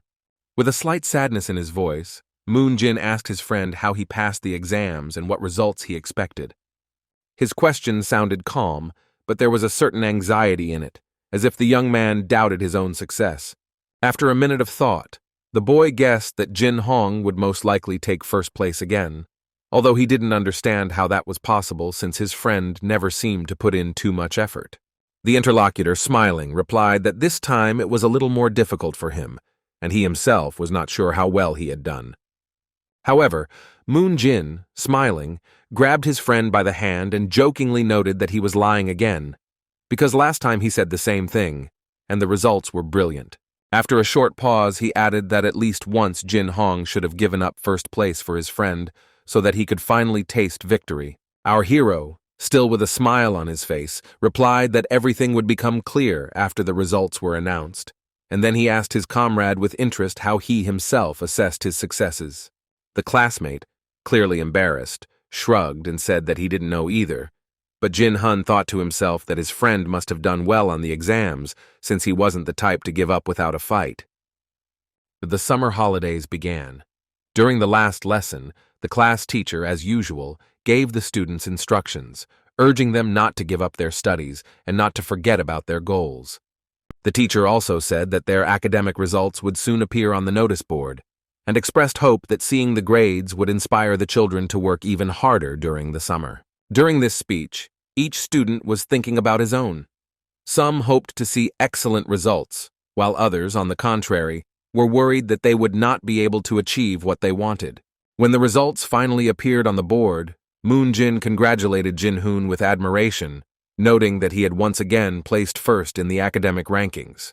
The guy himself took his victory absolutely calmly. He was more interested in the results of his friends, which he immediately asked about. Smiling, the comrade proudly replied that he took 23rd place. The young man could not hide his joy for his friend, noting that in one semester the young man managed to rise 20 positions, which in itself was a huge achievement. A joyful Moon Jin jokingly stated that if things continued like this, he would soon not only catch up with Jin Hoon, but perhaps even overtake him. Coming closer to the board, our hero was convinced that he had again become first. The average score had increased by only 0.6 points, but the difference with Lee Sang-min's results had noticeably decreased. The young man thought about how upset the blonde must have been, since he probably hadn't even considered the idea that his first place would be under threat. Suddenly, Lee Sang-min himself approached Jin Hoon and congratulated him on his victory with a happy smile. The guy thanked him, but again thought to himself about what plans were hidden behind this man's politeness and friendliness. The blonde, slightly puzzled, quietly thought about how Jin-hoon managed to study so successfully. In response, the guy assured that there was no significant difference between them, except for perseverance and hard work. The interlocutor noted that the difference between first and second place is like the difference between night and day. According to him, the competitor could only achieve such heights thanks to his incredible determination. The blonde noted with slight sarcasm that his classmate probably spends all his time studying, never goes anywhere and doesn't have fun, adding that he couldn't live such a life. A minute later, Lee Sang-min smirked and suggested to Jin-hoon that they go to an internet cafe to play a little, but immediately suggested that he might not even know what it was. Putting his hand on the blonde's shoulder, Chul-woo replied that if they didn't go on vacation with the boar, they would get bored, and suggested that they go just the two of them. The blonde replied that their class did indeed have a Mr. Number 1 borer, and then added that perhaps that was something to be proud of. Hearing Moon Jin object, the boys quickly changed the subject, wishing their classmates good grades and a successful summer. However, not even a minute had passed before Jin Hong interrupted the conversation. He smiled and remarked that he would definitely visit that same crappy internet cafe. He listened as Lee Sang-min asked in confusion if our hero had ever held a computer mouse, hinting at his supposed old-fashionedness. The young man, without losing his positive attitude, asked whether they would play one-on-one or in teams, and then added with a smile that it did not matter to him. But the next second, he, in a serious tone, said that his opponent would have a hard time and that he should prepare for the most difficult fight in his life. A few minutes later, the classmates had already arrived at the club to start the game. Smelling the smell of cigarette smoke, our hero noted with unexpected pleasure how long he had missed this aroma. It seemed like an eternity had passed since he had felt anything like it. Calling one of his classmates over, the boy suddenly asked what would happen if he decided to just smoke, explaining that he wanted to grow up faster. But he just waved it off, saying that he didn't have time to teach the boy adult habits. In fact, the young man was only interested in the cigarettes themselves, but he decided not to develop this topic and not to clarify what exactly he meant. Instead, he suggested focusing on the game by seating the opponents at computers and asking if they would play StarCraft. Lee Sang-min looked at him suspiciously, trying to figure out if Jin-hoon was familiar with this game. But the next second he threw these thoughts aside, deciding that his classmate was simply trying to look cool and confident to hide his inexperience. Suddenly, Cheol-woo proposed a bet where the loser would have to grant the winner any wish, and our hero agreed with a smile, adding that he was ready for any challenge. Moon Jin stood to the side and watched the scene with concern. He thought that his comrade seemed to be overconfident and did not realize that playing games was not as easy as studying at school. To help his friend out, Moon Jin carefully recommended choosing the Protoss race, explaining that they were easier to control and ideal for beginners. However, our hero was not used to taking the easy way out. He declared that he would choose the random mode, causing a sigh of despair from his friend, who immediately began to lament that now everything was lost. Sitting at the computer, Lee Sang-min noted to himself that the game would probably be boring, since victory, in his opinion, was already a foregone conclusion. A minute later, Chul-woo approached his comrade with a proposal to take the initiative and deal with their classmate. But the blonde refused, believing that there was no need for it. At this moment, Moon Jin screamed that he was being attacked by two opponents at once and began to panic, not understanding how he could get out of this situation. Starting to whine again, he accused his friend of only being interested in studying, and it was because of him that they were bound to lose. However, the guy didn't have time to finish this thought before something happened that he never expected. The young man stared at the screen, sighing deeply, and could not understand how it happened that they started winning. At this time, classmates with the same surprised expressions on their faces watched the game, asking the same question, only in relation to their loss. A minute later, Jin Hong gave his comrade some strategic instructions, and although he didn't quite understand their essence, he obediently nodded his head. The game turned into a real battle, in which everyone gave it their all, trying to gain the upper hand. What at first seemed like a simple entertainment now became a serious confrontation in which there was no room for jokes.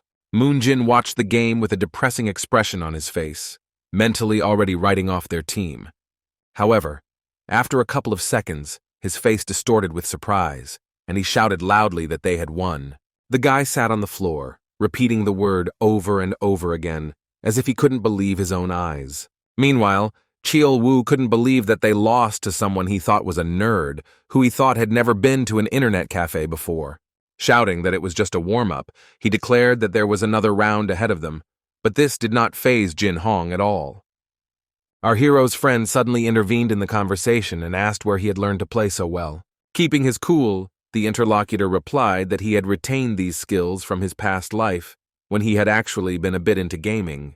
He recalled that at the time, he had spent 10 years playing games because he had failed his college entrance exams 4 times, and going to internet cafes allowed him to relax.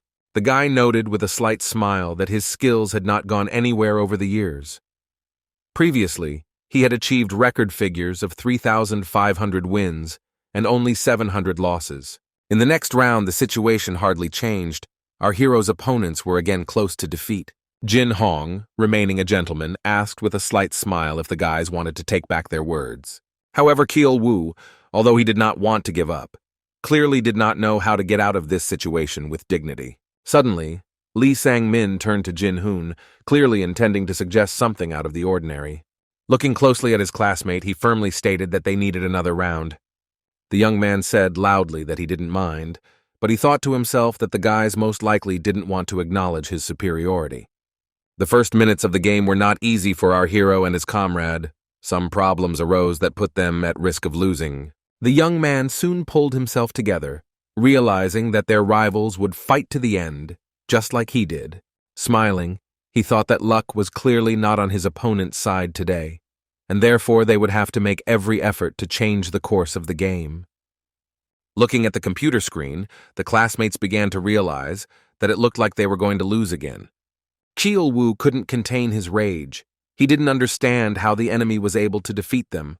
It was incomprehensible to him that the guy he thought was a nerd turned out to be not only smart, but also an excellent computer gamer. Meanwhile, Jin Hong himself remained completely unperturbed. Taking advantage of the momentary respite, he relaxed, listening to his favorite music. Classmates began to joke that the boy must be leading a secret second life. They had no idea how close their guesses were to the truth. Shaking hands with his opponent, our hero asked with a smile if he wanted to take back his words about the bet, but Cheol-woo categorically refused to back down. The next moment, our hero, with a serious face, suggested to his rivals to stop taking money from younger students, at least in their class. Cheol-woo jumped up from his seat and shouted at Jin Hoon to mind his own business, and warned him that his patience might soon run out. Lee Sang-min, patting his friend on the shoulder, calmly stated that they would do everything as promised and fulfill the terms of the bet. While Moon-jin held his breath and asked what was going on, the blonde confirmed that a deal was a deal, adding that it was not good to bully classmates. Cheol-woo tried to object, but was clearly at a loss for words. At this time, the blonde man, looking intently into the eyes of his comrade, asked that this time he do as agreed. The young man did not understand anything, but he no longer wanted to object, so he silently agreed. In a calm voice, our hero reminded his classmates that he hoped to fulfill his promises, and they reluctantly confirmed their intentions. After this, the young man made a dissatisfied, but at the same time incomprehensible grimace, clearly doubting the sincerity of their words. Lee Sang-min chuckled and said that he didn't remember doing anything bad recently, and advised Jin Hoon to relax and not take things so seriously. After thinking for a bit, the blonde suggested leaving the internet cafe and playing some real games. The guy asked in surprise what he meant, to which his interlocutor responded with a hint that he was talking about something more adult. After a short pause, he clarified that he meant alcohol, clearly hinting at a bet on alcohol. Moon-jin began to object, reminding them that they were underage, but his classmate simply waved him off, continuing to tease him that his comrades were simply afraid. Moon-jin looked at Jin Hoon with hope, hoping that he would refuse, but our hero was not one to give up easily. To finally influence the boy's decision, his friends again staged a theatrical performance, discussing cowardice. Guys. Suddenly a young man's voice was heard calmly asking who would pay for the drinks. Turning to his opponents, he once again asked whether they would cover the costs. With a smile, the guy added that he prefers soju and with red lids. Lee Sang-min just shook his head, asking Jin-hoon not to pretend to be cool. He emphasized that if he immediately passed out, it would cause problems for all of them. A frightened Moon-jin begged his friend to give up the idea, reminding him that they were underage, and suggested that they stay in the internet cafe. However, the interlocutor did not care about this, and so he again asked his classmate if he would pay for the alcohol. In his heart, our hero thought that, despite his new youthful body, he was still a 45-year-old man who had long dreamed of drinking again. Everything that happened next was like a fog. The guys drank too much alcohol. Almost everyone quickly hung up, except for Jin-hoon and Lee Sang-min, who were still trying to keep up the conversation. The last thing our hero remembered was falling to the floor before falling into oblivion. The guy slowly came to his senses, realizing that his opponent was standing right above him. However, he couldn't do anything about it. His body seemed to refuse to obey. There was only one frightening thought spinning in his head, which he could not come to terms with. This thought boiled down to the realization that his enemy had, after all, won this important competition for him. After some time, Jin Hong woke up in a large and unfamiliar bed. He could hardly understand what had happened. Looking around, the young man did not recognize the place he was in. It became increasingly obvious that this was definitely not his home. A few moments later, the bedroom door opened, and a blond man entered the room. With a smile on his face, he asked how our hero was feeling after such a lavish party. The young man began to bombard him with questions about how he ended up here, what kind of place this was, but his classmate seemed in no hurry to answer. Instead, he advised him to simply drink the honey drink. The guy, still in shock, asked with alarm in his voice how it happened that he ended up in this house. He calmly explained that the young man had overindulged in alcohol and passed out, and since he didn't know the address of his house, he brought him to his place. There were no other options anyway. Hearing this, Jin Hong couldn't believe that things had gone this far. His thoughts became confused, and the feeling of shame grew stronger. Rubbing his head, the young man tried to find words to answer, but nothing came to mind. All he felt was double disappointment, in himself and in his opponent.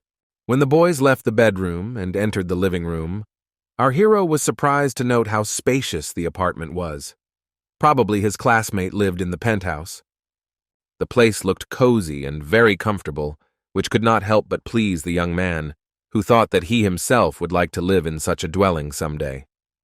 Catching the admiration in the guest's eyes, Lee Sang-min grinned and said that he was not at the zoo, and therefore it was better to go and to have breakfast. Passing the plate to the guest, the blonde added that, in his opinion, ramen is the best cure for a hangover. The guy could hardly believe that he was eating a dish prepared by his sworn rival, but he couldn't help but admit that it was incredibly delicious. Satisfied with the compliment, the owner of the apartment happily remarked that he was glad to hear such words. Our hero wondered why his classmate had suddenly become so gentle and friendly. It was not like him at all. The young man guessed it was because Sang-min had finally defeated him, although Jin Hong was not completely sure of this. Realizing that there was silence in the room, our hero cautiously asked where the blonde's parents were. He calmly replied that he lives alone. 5 years ago his mother left, and 3 years ago she was hospitalized. Since then he has been coping on his own. These words made the boy remember how a few months ago, when his father was in the hospital, a classmate also came to visit someone. Deciding to clarify the details, the young man asked what exactly happened to the boy's mother, and he was told that she was physically healthy, but had mental health problems. These words caused our hero to feel confused. He did not fully understand what was meant. Then the owner of the house explained that his mother suffers from schizophrenia, she cannot distinguish reality from fiction, and has tried to commit suicide more than once, and is now undergoing treatment. Jin Hong continued to eat, but he felt like he wanted to ask more questions. However, he didn't know how to do it without seeming rude. Once again, an awkward silence hung in the room, the only salvation from which was breakfast. Finally, our hero made up his mind and asked if it wasn't hard for the guy to be alone all the time. The blonde honestly admitted that sometimes he feels sad, but he doesn't want to return to his family home. They don't expect him there. For a moment, the young man felt genuinely sorry for his classmate. However, he immediately remembered how he had treated his best friend and decided that this man did not deserve any sympathy. The young man was determined that he would not justify his classmate's behavior, even despite his hard times. However, he realized that acting callous was also wrong and told Sang-min to hold on. Seeing the lack of understanding in his interlocutor's eyes, He added that he knew little about his life and therefore could only say this. The interlocutor was silent, and it was difficult to understand from the expression on his face what he was thinking. But after a minute, the blonde quietly said that he was pleased to hear such words. To lighten the mood, Jin Hong joked that his opponent must feel like he was reborn after his victory. Time passed quickly, summer ended, and the students returned to school. The exams began, followed by new tests, and so on again and again. Despite all this, our hero continued to maintain rivalry with Lee Sang-min, not forgetting to take first place. The blonde, always taking exams, invariably asked his opponent to play a game of his favorite game with him, or to do something else that would distract him from studying. This man's house, to Jin Hong's surprise, his attitude towards his classmate improved significantly. He couldn't understand how this happened. Some even began to think that they had become best friends, such as Moon Jin, who had been upset with his comrade more than once because of this. However, our hero firmly understood that this was not the case, and constantly reminded Moon Jin that it was he and no one else who remained his best friend. Such words always lifted the guy's spirits, instilling in him confidence that their friendship would continue. But from time to time, he still wondered if they were really still best friends, doubting that this was the case. Time flew by so quickly, and the winter of my third year of high school arrived. Walking around the city, Jin Hong thought about how not only his head was splitting from the exams, but also his butt, which was tired from constantly sitting over textbooks. He noted to himself that he had devoted 8 years of his life, 4 years last year and 4 this year, to preparing for his studies. And now, finally, it's time to see the results of all this preparation. Sitting in the classroom and pulling himself up in his chair, he said out loud that the room was so warm and cozy that it literally made him sleepy. At that moment, Moon Jin approached him, asking how he was doing with his preparations. Jin Hong, without showing any emotion, replied that he didn't know. Moon Jin laughed and noted that his friend always spoke like that, and despite the exams, he seemed completely unperturbed. And after a short pause, he added that his results on the practice tests were so good that he would have been accepted into any university without a second thought. In turn, the interlocutor praised Moon Jin for his success, noting that his grades had noticeably increased and he could well enter a prestigious college. He added to himself that it is difficult to predict the outcome of exams. Sometimes the preparation is perfect, but you can unexpectedly fail the test. However, Jin Hong had no choice but to give it his all to demonstrate all of his knowledge. At this moment, Moon Jin noticed the cup in his friend's hands and asked what kind of strange drink he was drinking. The guy calmly replied that it was herbal tea that Lee Sang-min had recommended to him to improve concentration. The young man noted that the tea was not only hot, but also tasty, and suggested that his friend try it, seeing how his comrade enthusiastically agreed. However, after taking the first sip, he immediately grimaced and complained that the tea was unbearably bitter. The classmate just laughed, noting that healthy medicines rarely taste good. A little later, walking along the corridor, he thought that he should rest a little. But suddenly classmates whom he had previously considered his enemies appeared in front of him. Maintaining politeness, Jin Hoon asked Cheol Woo how he was doing, and Cheol Woo replied that he would skip the next test since he had not had time to prepare and would take it later. And the very next moment, our hero, without losing interest, asked if they were going for a smoke break and asked to take him with them. However, he was refused. Soon, standing around the corner and drinking tea, his classmates began asking him questions about his plans for the future. Seeing the uncertainty of the young man, who was in no hurry to answer, the guys themselves began to talk about his plans.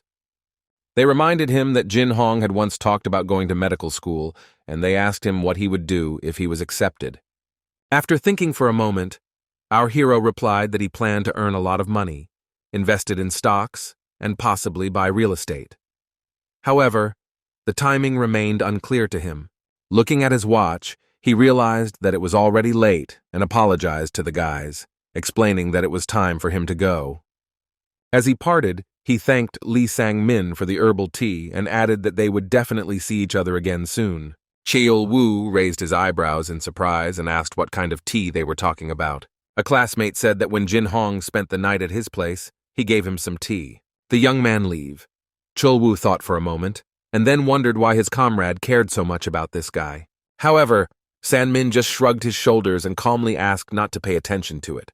The next day, our hero woke up with a headache and discomfort in his stomach. and realized with horror that, despite his warnings to everyone not to get sick, he himself had come down with a cold. His worried mother tried to find out what had happened to him, but the boy was quick to assure her that everything was under control. Having barely gotten out of bed, he could hardly stay on his feet, but continued to assure the woman that she should not worry. Inwardly, the young man decided that it was most likely the flu, since the start of the viral disease season had recently been reported. Our hero hoped that he had a common virus or a mild ailment, and not something serious like bird flu. He consoled himself with the thought that in a couple of days his condition would improve, and he would be able to return to normal life. Before leaving for school, the young man told his mother that the exams were in 2 days, and he would definitely recover by then. The woman was clearly worried and insisted that her son stay at home, but Jin Hong categorically refused, firmly believing that his body would cope on its own. However, his health remained as bad as before. During lessons, the boy had difficulty sitting at his desk, and his condition did not escape the attentive gaze of his classmates. I was the most worried Moon Jin, who asked how things were going, heard an unconvincing answer about how the guy's stomach was being turned inside out. A little later, the class teacher approached the young man, assessed the student's condition, and strictly ordered him to immediately go to the medical center. Moon Jin decided to help his friend get there, although he soon realized that he would have to practically carry his comrade on his back. The nurse, having examined the young man, noted that she could not do anything special and suggested that he lie down for a while, adding that if the condition worsened, he would have to go to the hospital. But after just a few minutes, Jin Hong felt a sharp pain that twisted his entire body. The guy began to panic and go through possible diagnoses, including appendicitis, stomach ulcer, or even peritonitis. However, despite the fear, our hero realized that the exams were in 2 days, and he definitely needed to recover. He tried to get out of bed, but weakness prevented him from taking a single step. Finally, having resigned himself, the young man decided to get some sleep, hoping that the rest would help him regain his strength. Half a day later, when he returned home, the young man still felt terrible. The mother, realizing that something was wrong with her son, again suggested going to the hospital, but the young man brushed her off, insisting that he just needed to get some sleep. Lying in bed, he tried to convince himself that everything would be okay, even though he felt completely exhausted. The guy realized that medicine and hospitals would only relieve the symptoms of the flu, but at the same time, he was not sure that he had this disease. The next day, his condition worsened even more. Jin Hong noted that he felt even worse than before, as if a train had run over him. The young man noted to himself that the day before the situation was not so critical, which means that the disease was only progressing. Taking antipyretic and painkiller pills, the guy hoped to at least slightly ease his condition, realizing that it could be dangerous. Already at this time, the guy knew that only thanks to medications would he be able to hold out at least a little. However, he still continued to be bothered by pain in his stomach. Walking down the street, our hero knew for sure that he had the flu. However, he did not understand what he should do to feel at least satisfactory until the next day. At the threshold of the classroom, the young man again met his class teacher, who, with a stern voice, told him to go home. Moreover, the man added that the boy is the future of their school. Exams are in a day, so he needs to lie down and get some sleep. The young man did not argue, realizing that this was the only right decision, and only a good rest could help him. As Jin Hong returned home, he thought about how he never missed a day of school in his past life, but now the situation was completely different. Opening the door to his own apartment, the guy thought that he would find no one there since his parents were in a restaurant. As he made his bed, the young man told himself that he needed to lie down and review some practical questions to refresh his knowledge. But as soon as I got to bed, all desire to study disappeared. I wanted only one thing, to fall asleep and wake up as a completely healthy person. Closing his eyes, the guy decided that he would definitely do the repetition, but only after he got a good night's sleep. Finally, the long-awaited day arrived, namely the day of the exam, to which Jin Hong came in full health. Holding a pencil in his hands, he suddenly felt as if someone had knocked the stationery item out of his hands. The young man decided that this was just a coincidence, and hurried to pick up what had just fallen from the floor. But before he could return to his desk, his attention was drawn to something extremely strange and unusual. In front of him sat an unfamiliar man, who was apparently a doctor, since he was wearing a corresponding uniform. Our hero asked in horror who this stranger was, thinking that perhaps he was his ancestor. The man sat silently for a few minutes, looking intently at the young man, and then repeated the question about who he was. The very next moment, the stranger from his place hit Jin Hong in the stomach with all his might and shouted that he was his future, which was sent to the trash can. Our hero jumped up and screamed, unable to understand what had happened to him. However, it was something truly frightening. Clutching his stomach, which was hurting even more, the guy noted that it was just a dream. On the one hand, no one was threatening him, but on the other, it got even worse. What bothered our hero most was not so much his sick stomach, but the wet sweat and perspiration that covered him. Having been a doctor in his past life, the young man knew that this was a bad sign. As Jin Hong walked down the street, he thought that the flu never came with stomach pain, so he should go to the hospital for a consultation. Less than a few minutes later, the young man was already sitting in the clinic and talking to the doctor. Having listed all the symptoms that our hero had, the specialist suggested that the young man lie down so that she could examine him. Pressing a little on his stomach, the guy screamed so loudly as if he was being cut alive. With complete calm in her voice, the doctor said that the problem could not be ignored and wrote out a referral for the patient to be admitted to hospital immediately. However, Jin Hong began to resist, explaining that he could not go to the hospital now and asked to be prescribed some medication. Upon hearing this statement, the doctor noted that this was impossible, since he could have a stomach ulcer, peritonitis, or even cholecystitis. Delay was extremely dangerous. Listening to the specialist, the young man thought to himself that he knew all this very well, but now he could not go to the clinic.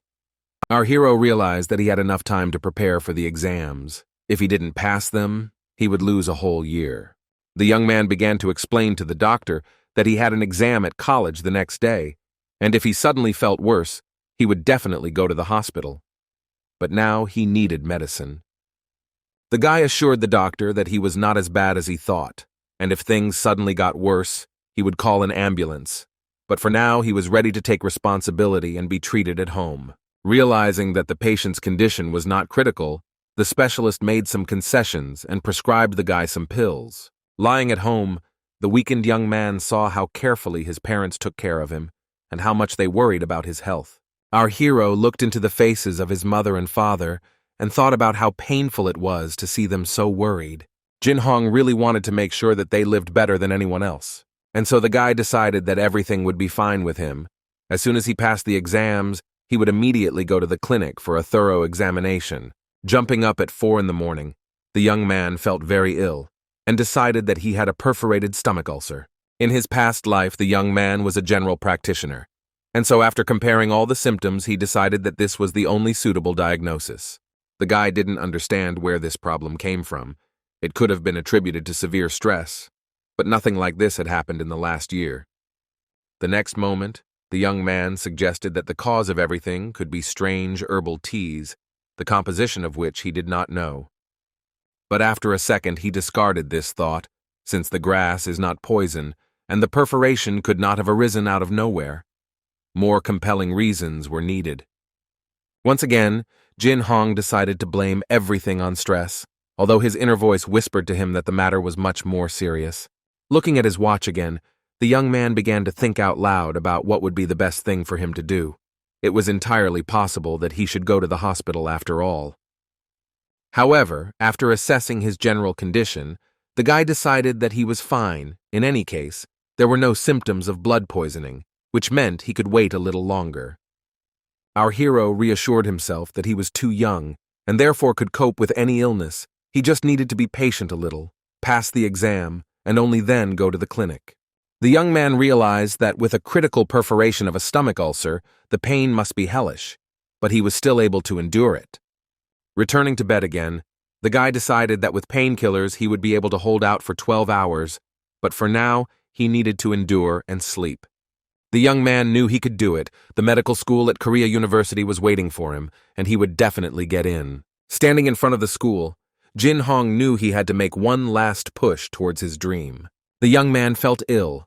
It turned out that the heater in the classroom was not turned on, but he was not going to give up.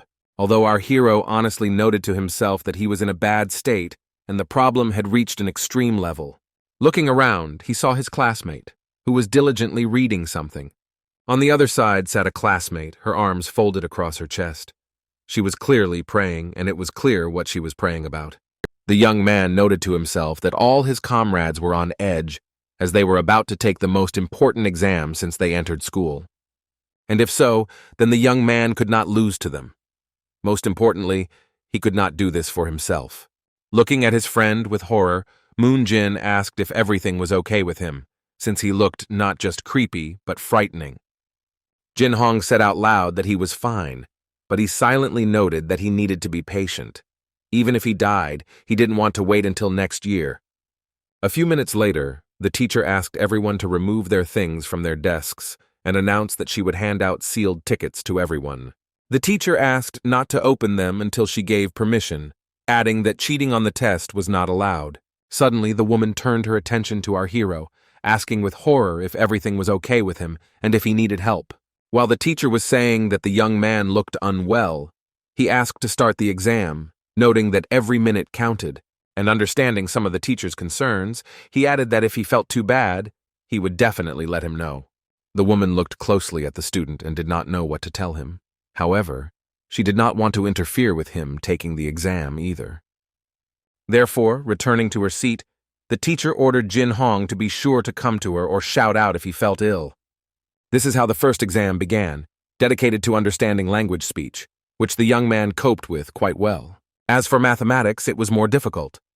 At the same time, the young man noted that many questions were still familiar to him from his past life. Despite feeling unwell, the boy continued to think that he had to remember everything he knew, otherwise all his efforts would be in vain. But before the young man could concentrate, the next minute he felt a strong attack of pain in his stomach. And again the young man began to reassure himself that he could not wait a whole year. He had studied for 8 years for this, and he needed to hold out just a little longer. Despite the sweat that had appeared, Jin Hong told himself out loud that he didn't have much time left. He needed to be patient, after which the hospital awaited him. After a few tests, there was a lunch break, during which our hero took a little nap. The young man knew that his mother had prepared a delicious dinner, but he felt so bad that he could not even touch it or unwrap the food. Classmates, seeing the state their friend was in, began to persuade him to finish his exams early and go to the hospital. But the young man said he was fine and asked them to leave him alone so he could rest before the next round of tests. Finally, it was time for the third exam. It was a foreign language. By this time, Jin Hong seemed to be starting to feel a little better. But this did not last long, because after a few minutes, the sharp and acute pain made itself known again. The teacher who was responsible for conducting the exam approached the boy again and asked how he was feeling. The young man said out loud that he was doing well, but he noted to himself that the pain had become stronger than before and that the attacks were bothering him more often. The boy felt so bad that he began to think about the possibility of blood poisoning due to the perforation, which would eventually lead to a drop in blood pressure and a critical condition. This condition is too dangerous because if surgery is not performed in time, the person may die from sepsis. Realizing the real threat, our hero gradually came to the decision that he most likely needed to drop everything and go to a medical facility.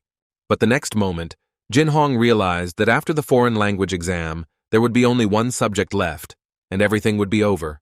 If so, then there is no point in giving up everything. It is best to conduct an emergency diagnosis to assess the general condition of the body. Placing his left hand on his wrist, the guy happily noted that his breathing was normal, but his pulse stopped for a second. There was something wrong with the pulse, as it was 130 beats per minute, while the average rate was 100 beats. Therefore, the heart was beating too fast. The carotid and femoral arteries were normal, but there were some problems with the radial and plantar arteries. Once again, Jin Hong decided to check his own pulse and listen to his heart, since that was the most important thing. A minute later, the guy decided that there were no serious problems. Therefore, he did not have an emergency case yet. Finally, the time came for the final exam. On the one hand, it was a consolation, but on the other, it was given with great difficulty. The young man sitting at the desk answered the questions with all his might, realizing that he had not studied in vain all these years. He had very little time left. Half an hour later, Sum finished the test and began to get ready, and our hero, who was crying over his notebook, also finished it. A frightened classmate, seeing the state the young man was in, approached him and began asking what was happening to him. The young man fell onto his desk and could not say anything, while the girl continued to address him by name. All the unfortunate man could do was simply moan, and it was difficult for outsiders to understand what exactly he wanted. Leaning over the boy, the classmate heard him say the word ambulance with difficulty, hinting that he urgently needed to go to the hospital. The frightened girl screamed to the whole class that they needed firstly to call the teachers, and secondly, to call an ambulance as quickly as possible. Through his clouded consciousness, Jin Hong noted to himself that his test was over, and this means that he can finally relax and just rest. After some time, our hero opened his eyes, realizing that he felt quite well. Looking around, the young man realized that he was in a hospital, not understanding how he ended up in this place, and not remembering what happened to him. The next moment, trying to get out of bed, the young man felt a sharp pain in his stomach. However, it was different from the one he had felt before. Our hero lifted his shirt and saw a bandage and plaster underneath, indicating that an operation had been performed. The very next moment, Jin Hong's mother appeared in the room, looking at him with hope and at the same time with joy. The guy was very happy to see the woman because for him his parents were everything in this life. At the same time, the mother looked at her son with love, but was in no hurry to say anything. True, a minute later the woman started getting angry and shouting that the boy was very stupid. His life was at stake, and he treated it so carelessly. The crying and lamenting, unhappy parent stated that her son could have passed the exam next time, but it was not so critical. After a short pause, she added that if something happened to him, then what would she and her father do? For them, in that case, life would end forever. A moment later, our hero's attending physician appeared in the room and with a stern voice declared that the young man was on the brink. The doctor explained that the young man had a perforated stomach ulcer and progressive peritonitis. If the ambulance had been even a little late, he would not have been saved. He survived because he was young. And again the young man's mother began to cry, and having enlisted the support of her husband, she said that nothing like this should happen again next time. And to make the boy understand what he had done, his angry father joined the conversation and said that when he was discharged from the hospital, they would have a serious talk. Looking lovingly at his mom and dad, Jin Hong replied that he was not against such a conversation and asked the adults to forgive him. For her part, the doctor said that the operation went well, and therefore the guy would recover in a couple of days, but next time he really shouldn't joke around with his health. Left alone, our hero thought to himself how good it was that everything worked out. The hardest part was solving 5 exams and doing it well. The next day, the young man's best friend Moon Jin came to see him and was very happy to see him. He immediately began asking about what had happened to his friend, and how it could have happened that he had let his illness progress so far. To this, he immediately replied that Jin Hong had caught such a serious illness on the eve of the most important exams. In other words, he was unlucky. To change the subject a little, our hero noted that he was fine, and asked how his friend had passed the exam and what grade he was aiming for. Embarrassed, the young man began to say that he believed his grade would be average. At the same time, the interlocutor noticed that his comrade's face had turned somewhat pale, and turning away, he tried to behave tactfully, considering that Jin Hong had failed. However, the guy himself noted that he tried to do everything possible. However, he remembers that day very vaguely, although he knows that he answered several questions accurately because he saw them earlier.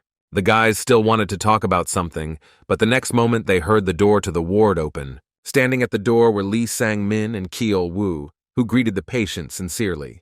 Classmates asked how the young man was feeling, and he, seeing that they had brought him some treats, noted that he was already doing well. The blonde explained that they had planned to go out somewhere to celebrate the passing of their exams, but they realized that now was not the best time. The next minute, our hero asked Sang-min if he had passed the exam and how he assessed his own chances. But suddenly, Kyo Woo intervened in the conversation, stating the fact that he had definitely failed, and suggested that our hero prepare for the exams together next year. The blonde began to encourage his friend, noting that he had gotten upset too early, and since the results were still unknown, anything could happen. However, turning his gaze to the sick man, the interlocutor stated that even if this monster, hinting at Jin Hong, failed, then what can be said about him? And a minute later he added that there was nothing wrong with studying for another year, especially if you had bad grades. All those gathered looked attentively at the patient while he smiled with satisfaction, realizing that he was not in danger of a second year.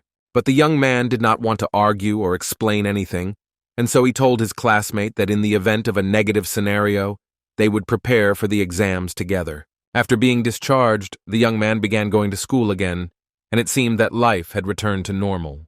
The only difference was that he showed up for classes in the morning and then simply went home, with the rights of a still recently sick person. And everything was fine, but the boy's classmates thought that he failed the exam and constantly whispered about it. The guys said with sadness in their voices that, unfortunately, Jin-hoon was just unlucky, but next year he will definitely cope. All the teachers thought the same, and they also complained that the young man managed to get sick at the most inopportune moment. With sadness in his voice, the homeroom teacher noted that the guy was the best representative from their school. At the same time, they still had Lee Sang-min, and therefore they could rely on him. As for Jin-hong himself, he wasn't worried at all.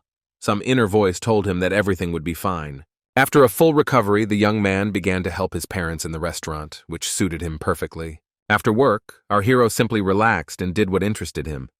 He thought that for the first time in many years, he could simply relax. One such evening, the boy's father asked him what he was going to do next year.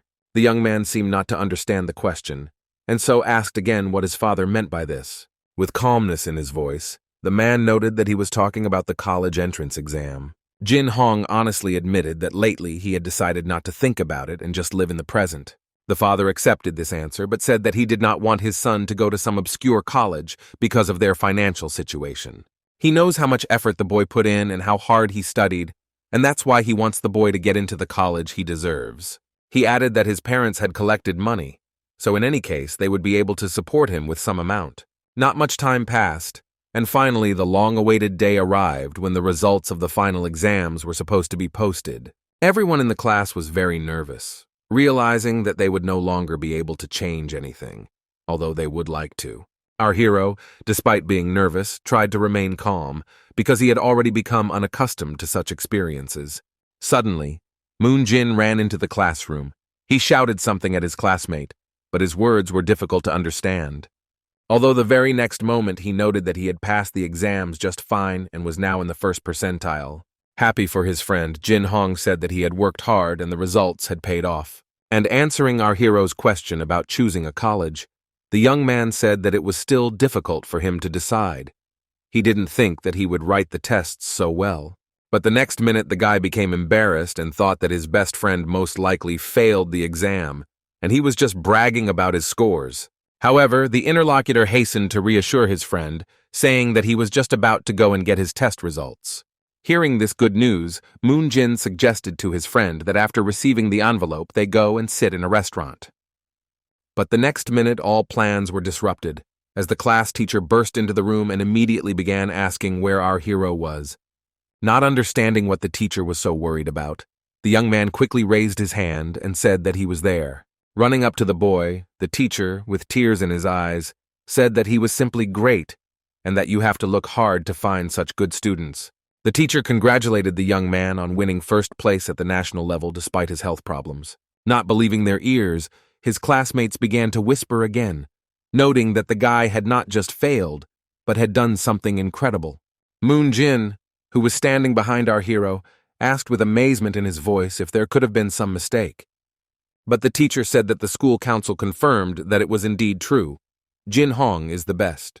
The young man didn't know what to do, so he ran after his class teacher, although he didn't understand why. Sometime later, returning to class, our hero heard all his friends congratulating him and saying words of support. An hour later, the school director approached the young man and said that the young man was the pride of their institution. Besides everything else, he was also a wonderful guy. The man noted that he immediately noticed the guy during the first entrance exams and was not mistaken about him. He also added that the young man has every chance of entering the best college in the city. In the corridor, Jin-hong reflected on the fact that he had finally managed to get out after such a difficult day. Cheol-woo, approaching the young man, noted that he had become so seriously ill, but despite feeling unwell, he still received the best grades. And the very next second he added that their mutual friend San-min also passed the exams quite well, but preferred not to brag about it. Patting his friend on the shoulder, the brunette said that on such a beautiful day they couldn't just sit and do nothing. and therefore suggested going out and celebrating. Smiling, Jin Hong politely said that he understood everything. It was indeed a good day, but he would not go. And the main reason for this was not that the young man had not yet fully recovered, but that he wanted to spend the day with his parents. When he went into the kitchen and told his mother about his results, the guy saw that she started crying again, explaining that first place was a real dream. The woman had been so worried lately that on the one hand she was overwhelmed with positive emotions, but on the other hand, she thought that everything could turn into a tragedy. Our hero's father was also incredibly happy and delighted, but decided to celebrate his son's achievements with his friends. They, in turn, asked San Min Si to share the secrets of the success of his boy, who had achieved the almost impossible. After thinking for a bit, the man said that in fact there was no secret, everything was extremely simple. The guy just takes after his father. He is just as smart, talented, and goal-oriented. Already very drunk, the man continued to shout that he was being completely serious, and that if it weren't for him, his son wouldn't be so talented. The next day, while reporting, the correspondent emphasized that the young man had risen from last place in school to first place and became the best. She asked how this was possible. The young man thought to himself that he had not expected an interview, but he could not tell the truth, and yet he needed to explain himself somehow. After thinking for a bit, the guy realized that his past experience had helped him. He had indeed remembered many questions, but new knowledge had also played an important role. The young man timidly began to explain, but decided that it would be better to tell the truth. Smiling, Jin Hong confidently stated that he really didn't have any tutors. He just studied from textbooks, but he studied long and hard. After some time, the young man applied to the medical school of Korea University. After passing the knowledge assessment tests, he also had a personal interview. The interview in this format brought together the best specialists and even professors from the medical school. One of the doctors asked the guy why he wanted to enroll in their institution and what kind of doctor he planned to become in the future. The guy thought for a few minutes, because he wanted to become a successful specialist and earn a lot of money. At the same time, he dreamed of opening the best dermatological clinic in his city, buying a foreign car and investing large sums in construction. This was indeed his cherished wish, but he understood that he could not say this to those gathered. Jin Hong stated that he wants to become a doctor who can take care of not only people's physical ailments, but also their inner well-being. Professor Choi Taiwan noted that she likes the young man's approach to his future profession, and this deserves respect. Having delved into some documents, the specialist was in no hurry to continue the interview, although the next moment she faltered, painting pictures in her mind and wondering what the guy thought about doctors who lacked skills. Now the young man also thought about it and wanted to answer honestly, but at the same time competently. That's why he said he believed doctors had to have certain skills to treat their patients. The professor confirmed that the doctor's skills and knowledge were their only tool, but she asked if the young man knew the reason for this approach. Our hero responded that, unlike other professions, a doctor's incompetence can have an extremely negative impact on people. Choi Taewon fell silent again, but now she was smiling. The woman said that doctors have a great responsibility, but the most important thing is not to harm their patients. The very next moment, she asked if Jin Hong could become that kind of doctor, whose excellent skills would help those who asked for help. Hearing this, our hero replied that he would try his best, and the professor, hearing this, smiled with satisfaction. Suddenly, another specialist spoke up, saying that they were all pleased to hear how serious the young man was about his future profession. Jin Hoon was not really worried, but he was a little embarrassed by Professor Choi Taewon, even though she treated him with the utmost kindness. At the same time, the young man said that this woman was looking at him in an unusual way, as if she expected something more or had high hopes for him as a future specialist. As for the professor, she was thinking about the fact that one cannot refuse to take the difficult path, although it was unclear what exactly she was talking about. A few days later, the list of those admitted was announced. Jin Hong was there, and was also selected as one of those who would receive a scholarship. Lee Sang-min was also accepted to the Korea Institute's medical school. Our hero's comrade, Moon Jin, like his friend, decided to become a doctor, but he entered the medical school of the Seoul district. Cheol Woo, who failed his exams, will continue to study at a cram school in order to show better results next year and enter college. Time passed so quickly that Jin Hong did not notice how winter ended and the end of spring came. Our hero finally graduated from high school and attended graduation with his mother. The young man sighed with relief, realizing that many years had passed, and now he could relax at least a little.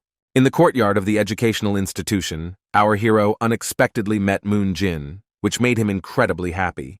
The friend said that they would most likely not see each other for a long time, and then asked what the guy planned to do when his training began. Closing his eyes, Jin Hong happily declared that he planned to make money, preferably in large quantities. However, his interlocutor only looked at the young man with sad eyes and did not answer.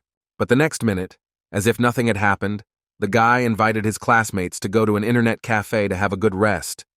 This is how our heroes finished school, and what's more, a whole year has passed since then. Although college is known for its workload, not all 6 years were filled with daytime classes. In the first 2 years, when students are studying electives and basics, many kids just hang out and have fun. Real study and practice begins in the 3rd year, when students finally remember about classes and attend them regularly. During these 2 years, Jin Hong took up tutoring as a way to earn money and spend his time usefully.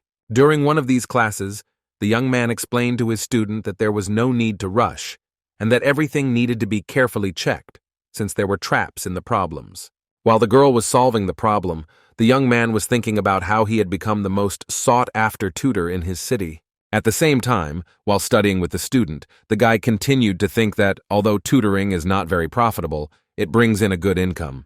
Realizing that thinking for too long was harmful, our hero glanced at his watch and realized that his lesson was almost over. As Jin Hong said goodbye to the student, he heard the girl timidly say that she wanted to ask him one question. The blonde began by saying that the young man was not much older than her and therefore should she call him a teacher? Finally, the girl made up her mind and asked what the guy was doing on the weekend. In turn, he asked if she wanted to cancel her classes. The student, blushing, said that she had tickets to the cinema. Perhaps the young man would like to go with her, since the film was very popular. However, the young man brushed it off sharply, noting that he didn't like movies. He added that the girl wants to have fun while she's about to take exams, and therefore it is best to be patient and put it off until better times. The astonished student did not know what to say or how to behave. She thought to herself that she hadn't invited the guy because she wanted to have fun, but she didn't say it out loud. Leaving his student, the young man happily counted the money he had earned. Taking the phone in his hands, the young man was about to call someone, realizing that he would be a little late. There was no answer at the other end, and this angered our hero a little, although he knew how to control himself. However, the next moment the boy received a call from the class leader, who said that they were expecting him at the end-of-year party. Turning to Lehigh Mai, the young man asked why she cared about him so much, noting that he was busy. The class president stated that Jin Hong was most likely in class again, even though today was the last day of their first year, and she didn't understand why he was ignoring her. The blonde continued to say that she didn't feel sorry for the young man at all, and then abruptly added that he should drop everything he was doing and come immediately. Holding the phone in his hands, our hero asked himself a rhetorical question about whether the headman thought that he didn't want to have fun. He has a strong desire to relax and switch off, but how can he be distracted when there are many opportunities for earning money in the area? The guy was thinking about the fact that even in the area where he lives, the cost of real estate has increased tenfold in 10 years after reconstruction. Jin Hong used to be an ordinary schoolboy, but now he is an adult and can earn money. The young man thought that if he invested in real estate, he would earn a huge amount of money in 7, 10 years. Our hero understood that tutoring was not the best way to earn money, but he was happy with it, because having saved some capital, he would be able to move with his parents to another area. These will be the best apartments, the value of which will also increase over time, since the reconstruction will reach them too. Thinking about this, our hero raised his hands up in satisfaction, glad that everything was going well. Not even a few minutes had passed when Jin Hong received another call from the headman, who reminded him that she was waiting for him. With irritation in his voice, the young man noted that, firstly, he was already there, and secondly, the girl should not call him so often. As he walked down the street, the guy didn't understand why, if Lehigh Mi had so many friends, she wanted to see him. Realizing that the guys were soon going to a new establishment, the young man decided to join them. Looking at young people, he understood that student years are the most fun time, although not always, and not for everyone. But the very next moment the headman called out to our hero, declaring that she had finally found him. The girl did not stop talking and now asked where the young man had been for so long, and why he was in no hurry. While the beauty was complaining that she had been waiting for him for too long, the young man was interested in how much alcohol she had drunk. With a smile on her face, Lee Hai-mi said that she had been waiting for her youngest child all this time, hearing the remark that there was only a couple of months' difference between them. Looking at his classmate, the guy continued to say that he found it hard to believe that she hardly drank. But the blonde said that she was not really joking. The beauty drank 4 sojas, but for her it was nothing at all. Taking Jin Hoon's hand, Lee Hai-mi said that it was time for them to go to a new bar where they could have a great time. Less than half an hour had passed before our heroes had already entered the establishment, where they were going to have a good rest. The guys looked around, realizing that the bar was almost full. However, this was a big plus. The more people, the merrier. A moment later, a stranger approached the headman and asked if it was true that she had brought her boyfriend. In a haughty tone, the blonde declared that she should never hear anything so stupid again. Closing his eyes, our hero thought that he was so tired that he wanted to get home as quickly as possible. However, the young man understood that sometimes it was worth spending time with his classmates. After all, he was a future doctor and had to communicate with people. When Lee Hai-mi asked him what he was thinking, he said that it would be better for her to find a boyfriend instead of pursuing him. The blonde didn't want to reveal her soul to the young man, and so she jokingly noted that she couldn't handle such a pet. Jin Hong thought about the fact that his friend was very popular among guys. He knew for sure that some of them confessed their love to her. Suddenly, our hero was brought out of his thoughts by the words of the headman, who said that she already had a person who was interesting to her. The very next second, the guy again thought that despite the complete mess in the blonde's head, it was unlikely that anyone would be able to understand her. The main reason was that she is charismatic, educated, has a good and wealthy family. In a word, she has everything. But after a minute, something happened that Jin Hong didn't expect, as his interlocutor greeted Sang Min like a brother and asked what he was doing there. Looking closely at the blonde, our hero did not know how to react to this scene as he was shocked.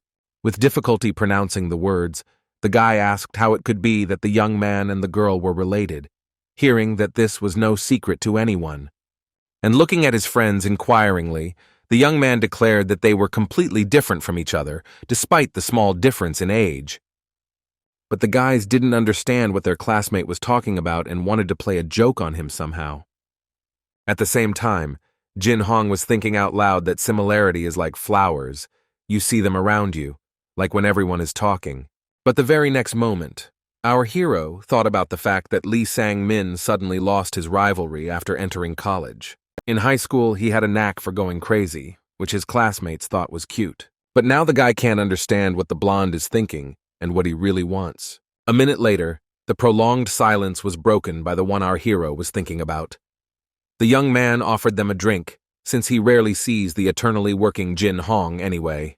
Pouring soju into a huge beer glass, our hero tried to argue with the blonde, explaining that this drink is drunk in a small glass. But the beauty didn't care. She was having fun and wanted everyone around her to be as interested as she was. At that very moment, the stranger in glasses began to actively discuss Jin Hong. Addressing his comrade, he declared that this young man was a real problem, like a thorn in the finger. The interlocutor told Kang Min to pay less attention to the young man and instead drink something and relax. In response to his friend's question, the man noted that Lee Hai-mi is very kind, and that's why she hangs out with this nerd, who might feel sorry for her. But it seemed like Kang Ming didn't like this answer, so he cursed and became even more angry. The man didn't yet know what he was going to do next, so he drank the alcoholic drink and slammed the glass hard on the table. The visitor thought that Jin Hong was an ordinary poor man who was just lucky enough to get a higher education, but that was not a reason to constantly communicate with him and go to clubs. The student spoke out loud about how he fell in love with the blonde the very moment he first saw her at the university. The guy opened up to her and said that he was interested in her, but the beauty apologized and said that she already had a young man in mind. Kang Ming was upset. He didn't understand how the young lady could refuse him. And now his best friend convinces him that these guys are not worth paying attention to. The young man used to be the best, but now that is in the past. Understanding that it was difficult for his friend to accept defeat, he noted that Jin Hong was currently studying a little worse than he was, so there was no need to dwell on the young man so much. Suddenly, a second interlocutor joined the conversation, supporting his comrade and adding to his speech that the worries were in vain. The man continued to say that the poor man would be kicked out of the university as soon as he could no longer cope with the amount of work when they started their core subjects. Kang Ming, after listening carefully to the assurances of his neighbors, finally agreed with them, deciding that his competitor would soon get out of the way on his own. And so, the very next minute, the three friends joyfully raised their glasses to drink to a bright future. The next morning, our hero woke up in a soft and comfortable bed. Looking around, he realized that he had woken up in Sangmin's house again. He didn't understand why he ended up in this place every time he got drunk. Arriving in the kitchen, the young man smelled the aroma of delicious and fresh soup, which he clearly was not going to refuse. The blond man who met his friend noted that he had been sleeping for so long that he already wanted to go and wake him up. A minute later, the interlocutor answered Jin Hong's question about where his sister had gone, explaining that she lived with her father and that the driver had taken her home. With sadness in his voice, our hero, taking hold of the door handle, declared that his friend should not worry about him so much and was already about to leave. However, suddenly the young man asked San Min where his dog had gone, which had always been lying by the door the last time. Hearing that the animal had died, Jin Hong said that since such a tragedy had happened, the boy could get himself a new four-legged friend. However, he restrained himself and replied that he was very sorry that this had happened, stating that a friend should not be sad, but he could not stay. Lee Sang-min looked at the door behind which his classmate disappeared for a few more minutes, but he still didn't say anything to him. And our hero, half an hour later, was already going down to the metro to start his new day. Sitting in the carriage, the young man noted to himself that he felt so bad, as if he was about to die, not understanding why he had given in to the blonde's tricks and gotten so drunk. After a short time, the young man was already at his favorite university, in the pre-clinical building. Approaching the large doors, the young man knocked on them several times and asked to come inside. But not hearing an answer, the young man turned to Professor Choi Tae-wan, saying that he decided to come by to see her. Joyfully greeting Jin Hong, the specialist noted that they had not seen each other for a long time, but she was glad that the guy had dropped by. The doctor asked if everything was okay with our hero's father, hearing a satisfactory answer. Looking closely at the doctor, the guy thought that it was a coincidence that this professor had become his supervisor, and this obligated the young man to do something. The next moment, Choi Tae-wan asked how her protégé had done on the exam, hearing that it had not gone very well. And while the young man was thinking that he didn't want his supervisor to be disappointed in him, the woman said that he always got excellent grades in molecular cell biology, organic chemistry, and biophysics. A minute later, she added that everyone studied poorly in the first 2 years, but the situation would change dramatically from next year. Suddenly, the doctor asked a strange question about why the student continued to call her professor during a one-on-one conversation. Without waiting for an answer, she began to inquire about Jin Hoon's plans for the coming summer. The young man immediately began to estimate his expenses, which would start at $300, and so for now he thought that tutoring awaited him. At the same time, he understood that there would be other financial costs. Therefore, he could not refuse to work as a tutor. However, he said out loud not what he was thinking about. The guy said that he would most likely work as a volunteer. Choi Tae-wan honestly admitted that this was not a particularly good prospect, and so she offered the young man a part-time job. The woman said that her friend had founded a technology company, but since they were short of people, they asked to find out who would be interested in the offer. The interlocutor said that the guy should forget about money. Despite the small salary, he will be paid anyway, but at the same time, he will gain invaluable experience. The next moment, our hero thought that this enterprise was not the place where he could earn a lot of money. Besides, he had already worked his way up in this place in his past life. And while the young man continued to explain to himself that he wanted money, the woman said that the company was called Mind Bio, causing the young man to be surprised. At first, the boy thought that he was just imagining things, but when the professor confirmed that it was true, he was incredibly happy. Bowing to his mentor, Jin Hong sincerely thanked her and noted that he agreed. With a smile on her face, Choi Tae-wan once again stated that the young man would not be disappointed and would understand that this was a great decision. And the young man continued to turn over in his head the name of the company, which was very familiar to him. The main reason was that Mind Bio would take a leading position in the bio industry in the near future. Our hero understood that his life would change dramatically, and this decision could affect the future. He was both afraid of this and wanted it. The next day, standing in front of the building, the boy thought about how this was a corporation that started in the Kurogu district. Over time, the company began to successfully develop diagnostic kits and drugs and move to the Inshin area.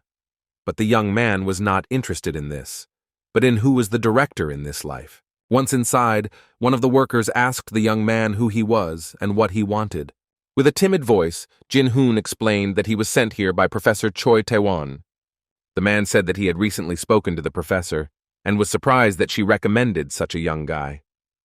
The next moment, both our hero and the company employee thought that even if there weren't enough people, why send a child to them? And the employee addressed the boss out loud and began to approach him together with his interlocutor. The man said that the boy was sent by Choi Tae-won, who works at Korea University. She recommended him as a good student.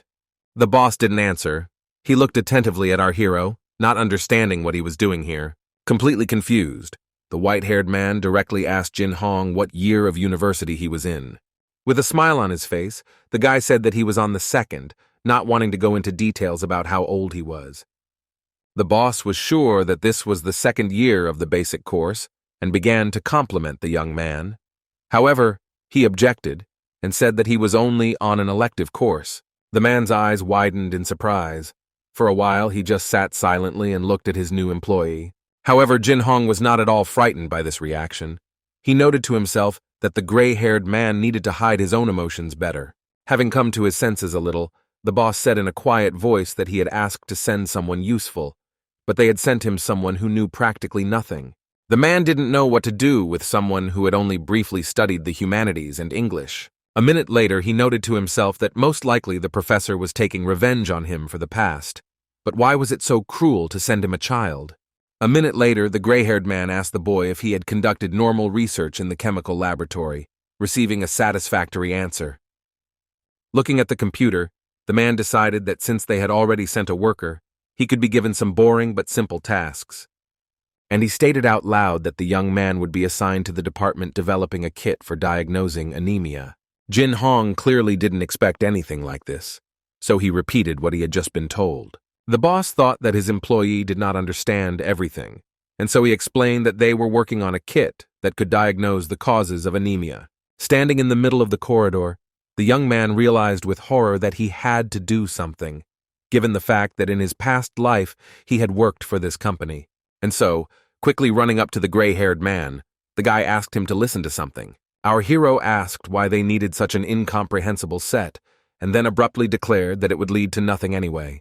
To make everything clear to the new employee, the boss began to tell him everything about the disease, and also that it would be good to detect it at an early stage.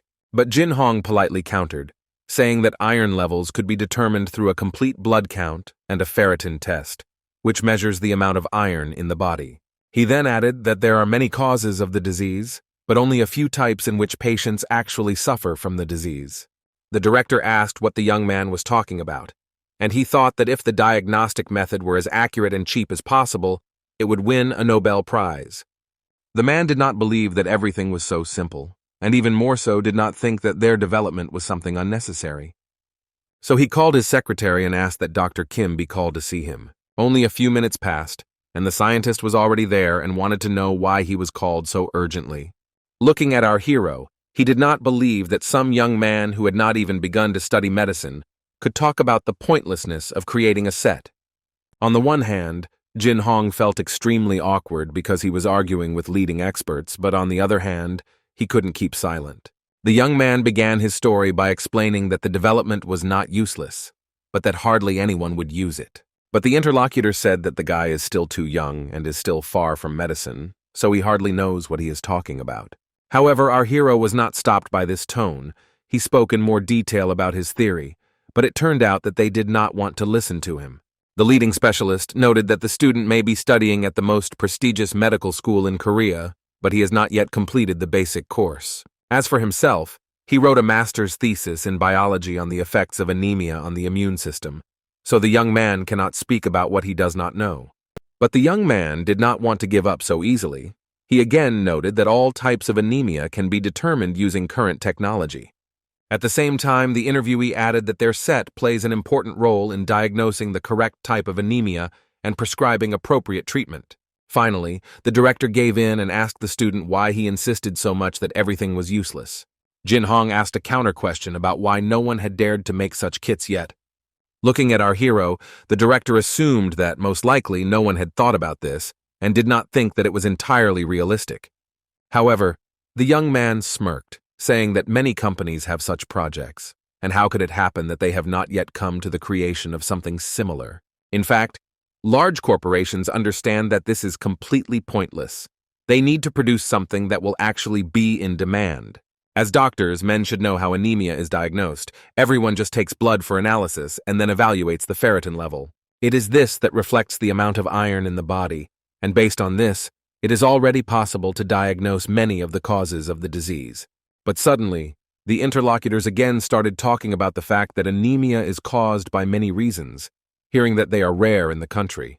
The guy continued to talk about what he had mentioned earlier. One of the most common types is diagnosed through a simple blood test. Iron deficiency anemia is determined by the size of red blood cells and the level of hemoglobin, and in the chronic form, the appointment of the necessary treatment is carried out by assessing the level of ferritin. As for megaloblastic anemia, it is determined by a blood smear test, which means that in practice it is better to use old methods than new ones.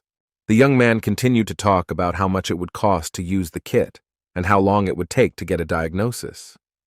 After hearing that it takes 3 days and costs 70,000 won, the guy noted that the price of a general blood test is only a few thousand, and additional testing will cost another 30,000 won. As for the result, it can be obtained in 1-2 days. Therefore, no one will use a set that is much more expensive. Jin Hoon and Dr. Kim saw the director fall to the floor in despair, but they did not immediately understand what was happening and what to do. But the next moment, the man began to wail, explaining that they had already invested 150 million won in the project. When asked how far the developments had progressed, the director explained that they were in their early stages. Looking at the frightened man, the guy noted that it was not too late to stop the development. This was the best way to save the situation. The next moment, the scientist began to apologize to his employer for not having studied everything from the very beginning, hearing that it was not his fault. Sitting on the floor, the director again remembered the words of his friend Choi Tae-won that Jin Hoon was a wonderful student and needed to be treated well. The main reason is that, according to a colleague, the young man is a real genius. Having come to his senses a little, the director plucked up his courage and thanked the young man for everything he had done. He noted that they could have wasted a large sum of money and added that the professor had not been wrong about him.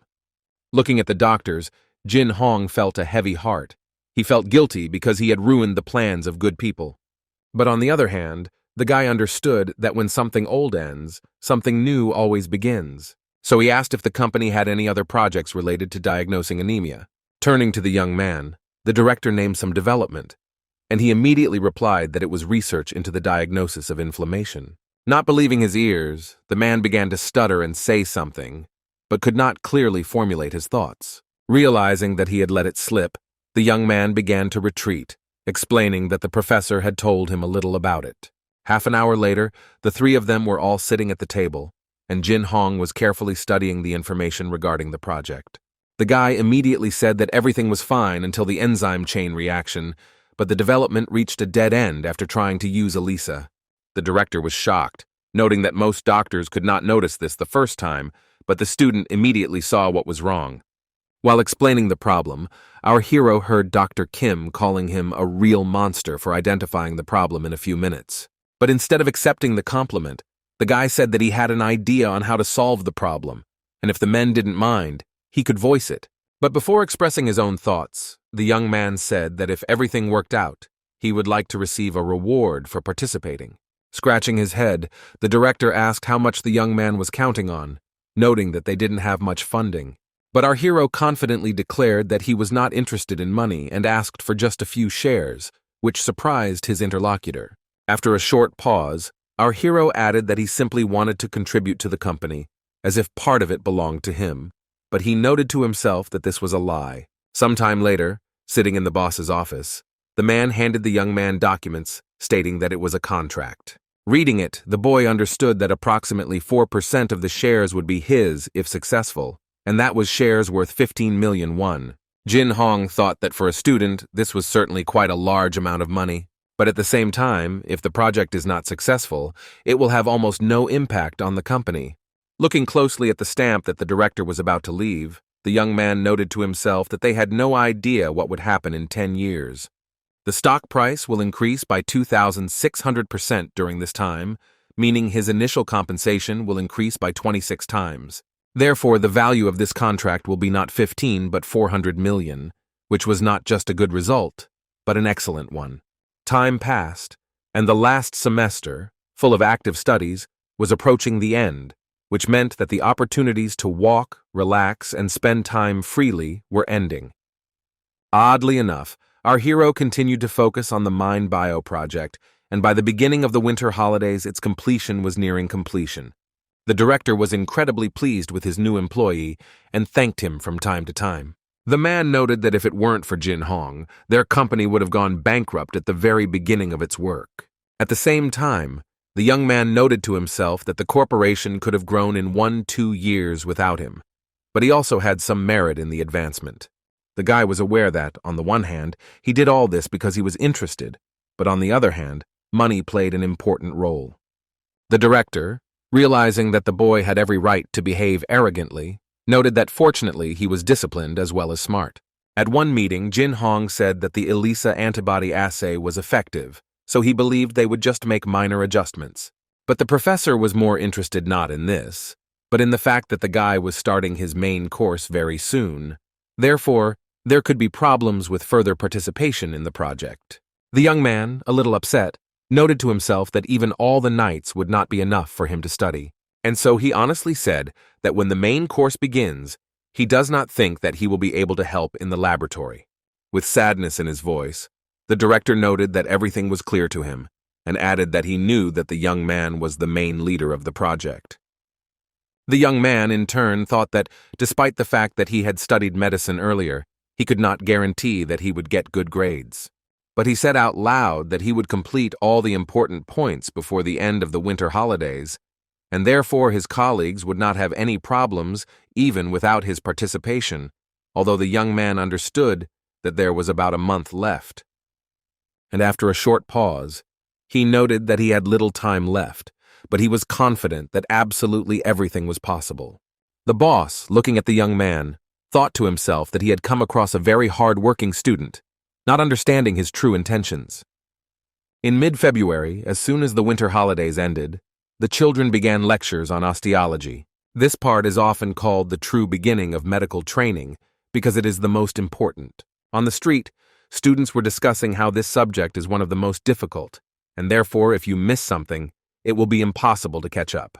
The girls, like the boys, talked about the fact that they had to hand in a large amount of information in 2 days. In addition, they said that they had a trip ahead of them. The next moment, the headman announced that it was time for them to go and asked if everything was in place. It turned out that everyone came except Jin Hoon. He was too busy because he had some personal matters of his own. Hearing this, the girl began to talk about how the young man was going to survive by skipping osteology, which is very important for further education. The guys standing nearby confirmed that this was the pure truth. If you don't understand this, then you won't understand anatomy. Therefore, there is no point in studying further. Taking the phone in his hands, the blonde began calling our hero, addressing his sister and saying that he needed to find out why the guy was skipping school. Jin Hong, answering the phone, heard his comrade asking if he really wouldn't come to class. But the young man explained that the project he was working on was not finished yet, so it would not be there. However, he added that he did not need to know osteology. The young man thanked his friend for his concern and stated that he had almost finished the project, so he would give it his all in class despite being late. Lee Hai-mi held the phone in her hands and was perplexed, not understanding what the young man was doing. At this very time, one of the students, turning to the headman, noted that everyone was fully assembled, so it was high time to go to classes. The young man noted that since Jin Hong was the best in the national rankings, he would be able to take care of himself. Sangmin agreed with his classmate, noting that they couldn't wait any longer. He would call his friend again later. It seemed that this situation suited everyone except the blonde. She was thinking about the fact that our hero could fail and stay for another year. Kang Ming turned to the headman once again and said that the bus would not wait any longer. It was time for them to go. He thought to himself that the guy was an arrogant asshole, and even if he was the best in the country's rankings, medicine was a completely different matter. And once again, on the street, the guys were discussing the fact that 3 days had already passed since the start of the osteology lectures, and Jin Hong still hadn't shown up. Lee Hai. Mi heard one of her classmates talking about whether the young man would be able to catch up with them if he had missed so much.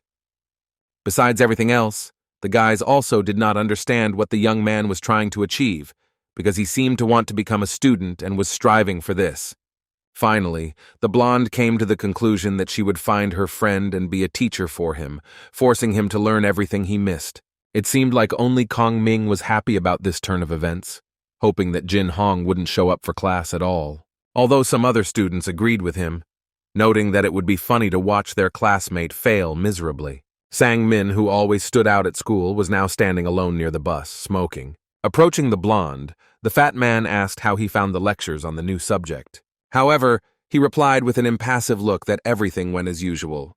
Looking at his interlocutor with a searching gaze, Kang Ming thought that such a person deserved to bear the title of his competitor, unlike a beggar. Besides everything else, the young man was flattered by the fact that this guy was the brother of the girl he liked. But out loud, he said that he wasn't going to lose to Sang Min in the main course and asked him to keep up. At this very time, our hero, sitting in the audience, was saying out loud that he would most likely never finish the project, which would simply finish him off. A minute later, the boss entered the office and stated the fact that his employee had missed osteology classes. Jin Hong noted that there was nothing wrong with that, assuring that it was much less important to him than personal matters. The guy wanted to say the word finances, but decided that it would be better to mention his studies. The young man knew that these were important fundamental subjects, but he had already studied them before, so he would be able to remember everything easily. For him, it was actually a priority to complete the project because he could get a large sum of money in the future. However, the young man's thoughts were interrupted by his boss, who asked the guy to come into his office for a short while. With a serious look, our hero asked what the director wanted from him. The man said in a timid voice that perhaps after graduating from university, the young man would be interested in working for their company. The interlocutor continued, noting that their company is not very big, but they have enormous development potential. In the future, there is every reason to believe that their corporation will become one of the best biotech enterprises in the country, so the director suggested that the young man go this path together. And, after a short pause, he added that the young man should think about it, since he was being offered one of the best conditions. Jin Hong noted to himself that it was not uncommon to get a job at such companies after medical school, but there was one thing. The guy probably knew that this small enterprise would become a leading company in the field of biotechnology in a few years. If in the future our hero can get a leadership position, then, of course, this cannot be a bad offer. But he said out loud that he was sorry, since working in such an enterprise was not suitable for him, and he sincerely apologized to his boss. The young man saw the man's disappointment, but he didn't know what else he could say or do.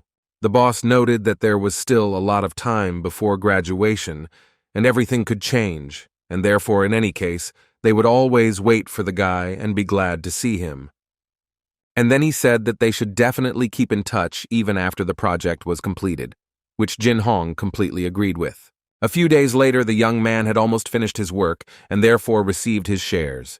He knew that he would not be able to immediately convert them into cash, but it was an investment in the future. Our hero looked at the check, noting that it was worth 15 million won, money he earned in 2 years of tutoring without entertainment or other expenses. The guy was going to invest this money in the shares of the company DIEL, which in the future would become number 1, and in 10 years, their value would increase tenfold. The young man understood that 15 million would be multiplied by 10, and in addition, another 4 million shares of Mind Bio would be added to that. This meant that in total, Jin Hong would receive around 1.5 billion won, and he thought that taking care of the money would definitely be rewarded.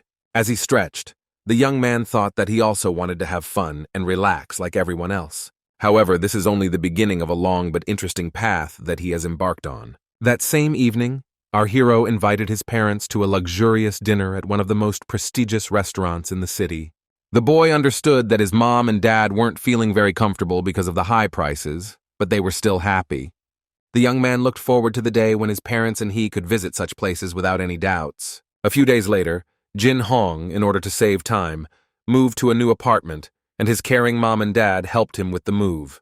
The father told his son, firstly, not to worry about money since everything was fine, and secondly, to eat well.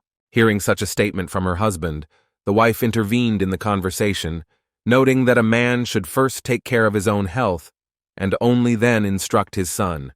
With a smile on his face, Sang Min-sai told our hero that he believed that the young man would become as great a doctor as Professor Choi Tai-wan.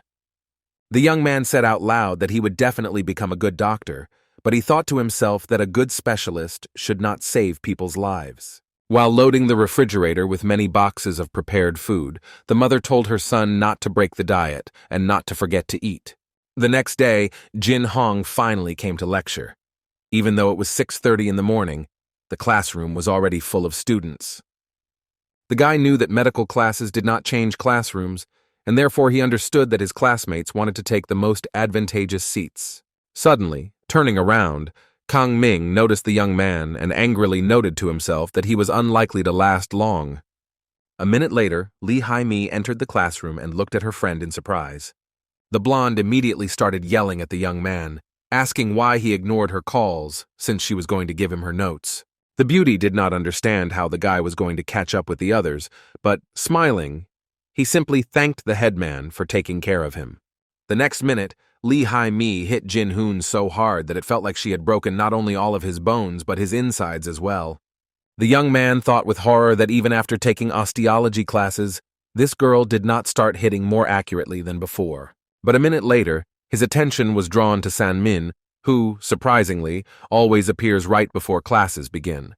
If you remember his school years, this was a big progress, because before he could only come at the end of the lesson. Suddenly, the teacher addressed all the students and announced that it was time to begin the lecture. Pointing to bright pictures, the man quickly moved from department to department, telling what it was and what it was called.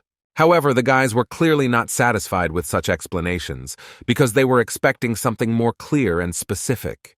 At the same time, the lecturer continued his story, paying no attention to some misunderstanding on the part of the students. The students noted with horror that this man had forgotten to say anything about the bones, although they had hoped that he would begin with them.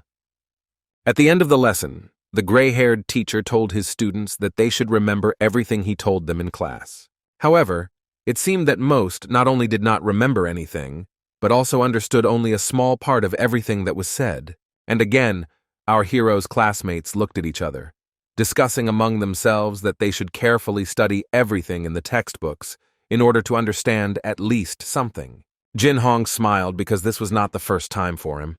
He realized that many teachers lectured like this. The next moment, our hero looked inattentively at his friend, who was simply sitting and silent. The young man decided that she most likely understood everything, and she didn't even show a hint of any discontent. In the past reality, Lee Hai-mi was a famous medical professor, and the young man would never have thought that he would communicate so well with her in this life. Found the lecture difficult and offered to look through her notes, but was refused. After a lecture on histology and ecology, the lunch break ended as quickly as it began, and something very interesting awaited the kids. Everyone was thinking that the time had come that, on the one hand, the students had been waiting for, and on the other, they had been afraid of. The teacher told everyone gathered to go inside the morgue and stand next to him. Considering that this was their first visit to such a scary place, many of our hero's classmates felt uneasy, and the teacher said that during the anatomy exam they would have to dissect a corpse themselves, and therefore they should try hard during the lesson. First of all, the students had to split into small groups of 3. Jin Hong ended up with his classmate, the head girl, and his ill-wisher, Kang Min. The latter thought that he was unlucky, since this poor wretch ended up in their group. At the same time, the fat man himself had no idea how he would conduct the autopsy, and he could not contain his fear, although he did not show that anything was wrong. However, Jin Hoon was not at all afraid of this, and appreciating his classmates, he understood that they were all numb, and said that he would start first. Taking the scalpel in his hands, the young man noted to himself that he had not held anything like this for a long time. It felt as if an eternity had passed. The guy looked closely at the instrument in his hands and seemed hesitant to start. But the next minute the young man began to make the first cut, which was the millionth in his life. Our hero did his job, but he understood that there was nothing interesting for him in surgery anymore. At the same time, the young man's opponent looked closely at what he was doing and could not believe his own eyes. The same was true for the blonde, who did not take her eyes off her friend, but stood silently. Suddenly the headman addressed the boy by name, but could not say anything else. He, in turn, noted that he had found the rhomboid minor muscle and the rhomboid major muscle. Kang Min, angry at his competitor, said that there was nothing difficult about it and anyone could do it. Taking the scalpel in his hands, the fat man noted that he would now show everything he was capable of. For our hero, this was a relief. In his past life, he had done this himself so often that he decided it would be great if someone else did it for him. The guy, turning to himself, said again that in his new life he would never touch a scalpel unless necessary. But before the young man had time to enjoy his rest, he noticed that the fat man was doing something wrong and asked what the problem was. Coming closer, Jin Hong noted with horror that his classmate had cut all the nerves and veins, although they are very difficult to touch. The young man turned to his fellow student and asked how he had managed to cut absolutely everything, and therefore asked him to step aside and not interfere with the work. Kang Ming refused to leave, but luckily a minute later the teacher came over and asked how they were doing. With modesty in his voice, the fat man with a scalpel in his hand stated that they were trying their best. But instead of praise, the teacher looked at what was happening with horror, not believing his own eyes. The man started yelling at the student, asking why he was cutting everything, since this was a gross violation and ignorance of anatomy. The teacher continued to be indignant, noting that they still had to use this corpse in the exam, and the guy had already ruined it so badly. After a moment's hesitation, he asked what kind of mockery this was, adding that the young man most likely wanted to get a failing grade. Hearing that Jin Hong wanted to start work, the lecturer said that he could do it, but only on the condition that the work was done perfectly. And once again our hero took up what he had previously done to earn his living. The guy took a scalpel and began making small incisions as required by the autopsy. The teacher looked at his student in amazement and could not utter a word. But a minute later the man asked whether the young man had performed autopsies before and heard a negative answer. The teacher, not hiding his surprise, noted that this was something incredible and at the same time amazing. The man thought to himself that he had been performing autopsies for many years, but had never seen it done so professionally for the first time, realizing that the reason was not only due to luck. A minute later, all the students started discussing Jin Hong, saying that they hadn't even gotten to the muscles yet, and he had already done the job. Realizing that a comrade's help in such a matter would be invaluable, various groups began asking our hero to help them with the autopsy. Taking off his mask, the guy muttered under his breath about why his classmates, while attending lectures, couldn't cope on their own. At the same time, Kang Ming, clenching his fist, was thinking that the fact that a poor man understands anatomy does not mean anything. The student was sure that grades were much more important and was looking forward to what the upcoming exam would show. The fat man was sure that he would definitely be the first, and therefore would show our hero who was the best in their group. Only a month had passed, and the guys were already waiting for the first exam, which worried almost everyone. Their classmates didn't understand how they could pass the tests, since they somehow had to pass 4 exams in one semester. However, Kang Ming, as always considering himself the smartest, thought that his classmates were too pathetic, because they had so much to learn. The young man was also glad that he had the sense to take a few lessons from the older students. The fat man saw Jin Hong practicing, but he was convinced that the guy wouldn't be able to achieve much anyway, since he missed several classes at the very beginning. Suddenly, the class monitor began to ask what our hero's plans were after the exam, and he replied that he planned to study.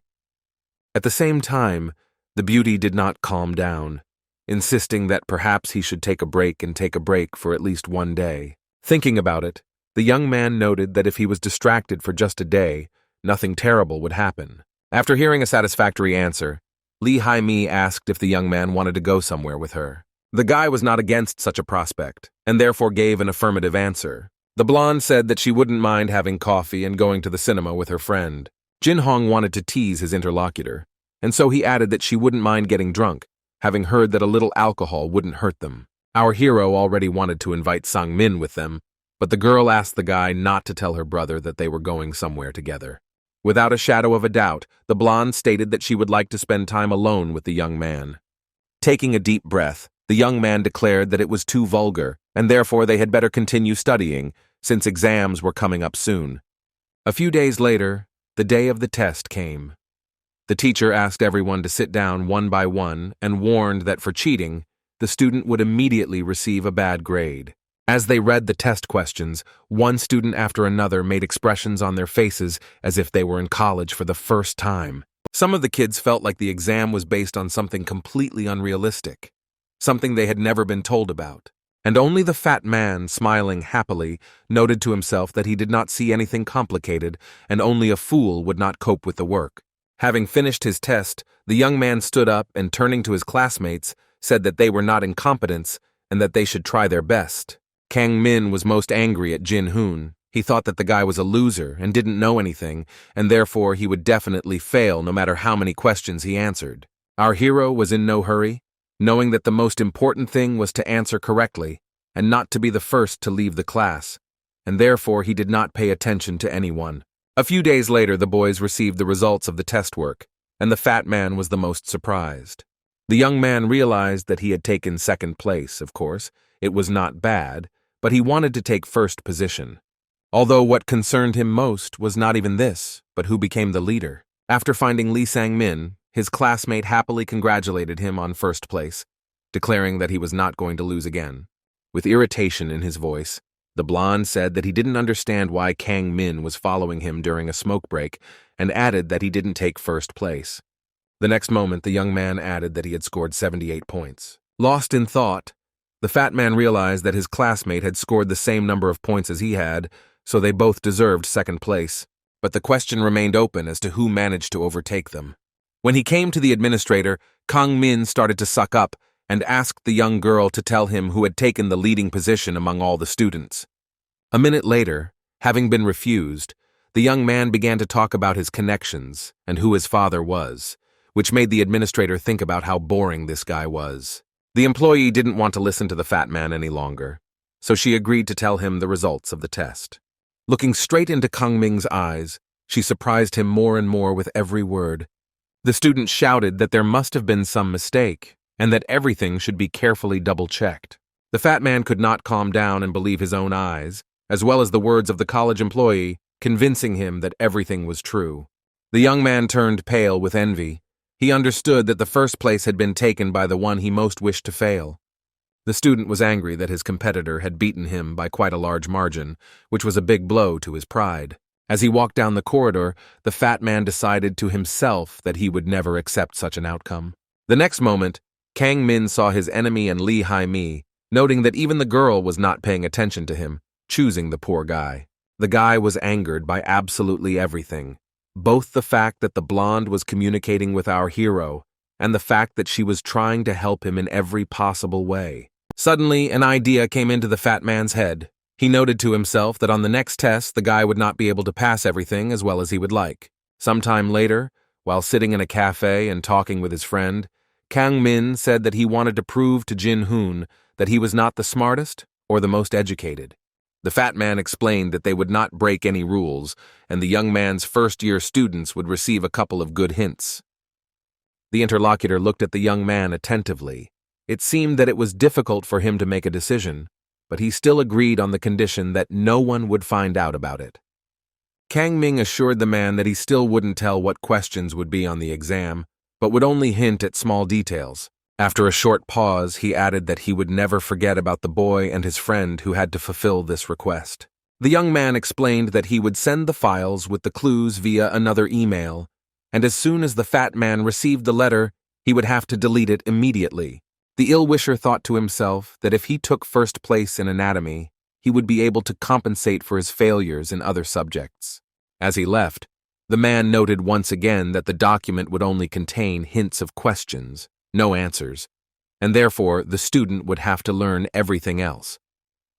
The next moment, Kang Ming, having plucked up his courage, asked if he could ask for one more favor from her. But the interlocutor got angry, saying that he had already given almost the entire answer sheet on anatomy, Was that really not enough? However, the fat man said that it was not about the answers at all, but about Jin Hong, whom the man had probably also heard of.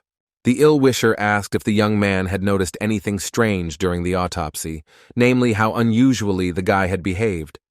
Jumping up from his seat, the interlocutor declared that the student was hinting that he should lower the grades of a wonderful student who had done nothing wrong. A minute later, he added that it was not within his competence, but the grades had already been posted, although for a classmate this was still not enough. Kang Min, seeing that Heng was resisting, began to blackmail him by defending his doctoral dissertation, which the professor was counting on. The young man, looking at his interlocutor, did not know what to say to him, since for him this was the work of his whole life. The fat man continued to note that as soon as the guy wrote his work, he would be recommended to other specialists and would receive an excellent position. Han, realizing that he was being blackmailed, saw that it was bearing fruit, and therefore did not know what he could do to counter his own dream. Smiling, the fat man said that he was counting on the teacher and was confident that he would not let him down. Next, Kang Ming went to the head of the compilation committee and began to innocently ask what he was doing, and then, as if nothing had happened, he began to talk about how the young man was working in a very small space, although he did not deserve it. The manager, hearing the student's sympathy, told him that all their equipment had long been outdated, but they were still in no hurry to change it. Given this state of affairs, the only thing students can count on is teaching aids. Playing his role, the fat man noted that it was difficult to work in such conditions, however. If it weren't for this department, they wouldn't have been able to pass the exam well. However, this room is too small, and it is high time for the worker to change it to some other, more spacious office. The next second, Kang Ming started talking about how he could talk to his father to get the leader transferred. The man did not understand what was going on and therefore began to wonder why the student needed this, as well as where to look for the catch. But he was in no hurry to answer. He beat around the bush, noting that the employees had a hard job and that it was inconvenient to work in a small room. And then he abruptly said that he wanted to offer something to the manager in exchange for one simple favor that he would provide him. Kang Min noted that the young man should not give the latest teaching aid to their student Jin Hong. Hearing the manager swear, the interlocutor noted that there was nothing criminal about it. The young man simply had to hand out the allowance late in the evening, when the young man would not suspect anything. Looking at the student, the man continued to say that it would be better for him to focus on his own grades and not tell him what to do. However, the fat man did not calm down. He began to hint that the employee had once said that he wanted to get into the orthopedic department. Putting his arm around the worker's shoulders, the student continued to talk about how he could put in a few words for the manager. Kang Min said that he could tell the management anything, not only good things, but also bad ones. As he turned and walked away, the employee told him not to forget and to recommend him to his father. Smiling, the fat man was happy. He was sure that now Jin Hong would definitely fail the exam because it was impossible to study without a manual. Suddenly, computers and other equipment that had been confiscated for debts appeared before our hero's eyes. Looking at the broken wedding photo, he heard someone's voice wondering if this was really the only option. And then came the woman's response that she had done everything she could. Jin Hong suddenly realized that money was not the only reason he divorced his wife. In fact, the man could not give her the love and time she needed. When leaving her husband, the woman, with tears in her eyes, declared that, despite everything, she continued to love him, as she had in the first years of their acquaintance. Suddenly, the young man opened his eyes and saw his hand reaching forward somewhere. Lying on the floor, our hero realized that he had most likely overstudying himself so much that he had not noticed when he fell asleep. The guy understood that it was a bad dream. He also realized that his family life in the past was not happy. The marriage could be called fictitious, because the man was almost never at home, if he had devoted more time to his family. But this did not happen. He was a surgeon who practically lived at work and was always too busy, although, of course, this was to some extent a convenient excuse. Busy is just a common word, because there are a huge number of doctors in the world, but not all of them have broken marriages. Jin Hong knew that if he had put in a little more effort, perhaps he and his wife would not have had to get divorced. The next moment, the young man's thoughts were interrupted by a nosebleed. Tearing off the napkin, the guy noted that it was due to lack of sleep. There had not been a single day when he had been able to sleep more than 3 hours since the beginning of the main course. Our hero recalled a recent meeting with San Min, who noted that he remembers everything that teachers tell in lectures. Lying on the table, the young man noted that, despite the knowledge of past years, he still needed to study, although he dreamed of just taking a couple of years off. The guy thought again that having become a successful dermatologist, he would receive a salary, pay rent for houses, be able to travel the world, and simply enjoy life. The young man would like to have a wife, although he could not imagine what she would have to be like for everything to work out for them. Our hero knew that all this was ahead, and it would definitely happen, but now he needed to try, get ready, and not give up. And the very next second, the young man remembered that their group had not been given a textbook for a long time, although it was time.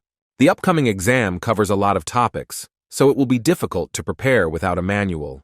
It's good that there is still time before the exam, but there are still no books. The guy didn't understand that his brochure had been lying around for many years. Of course, it also contains the necessary information, but he would like to study using new textbooks. Jin Hong thought that the manual might have already been released, especially since the exam was in a week, and so he decided to call the manager and find out more. Having dialed Heng Ming's number, the young man introduced himself and was about to ask the question that interested him. But instead, the guy noted to himself that there was something wrong with the other person's voice, without understanding what had happened. Our hero was going to clarify this and also ask questions regarding the textbook, but the line was quiet. A minute later, when Heng Min called the young man back, he said that there were no benefits, and there wouldn't be any in the near future.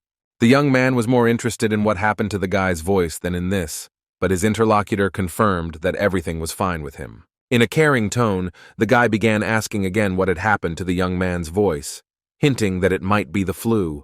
But before the guy could finish speaking, Han had already passed out. Jin Hong understood that there was clearly something wrong with this man, but he was worried not about that, but about the fact that he would have to study using the old textbook. At this very time, Heng Ming silently looked at the switched-off phone, realizing that he was doing something bad. Soon the subjects flowed past, followed by the not very long-awaited exams. Classmates asked our hero how he wrote his work, and he answered with some uncertainty that he himself did not know. At the same time, the guys noted that the young man was again acting as if he had failed, although in fact he would get first place.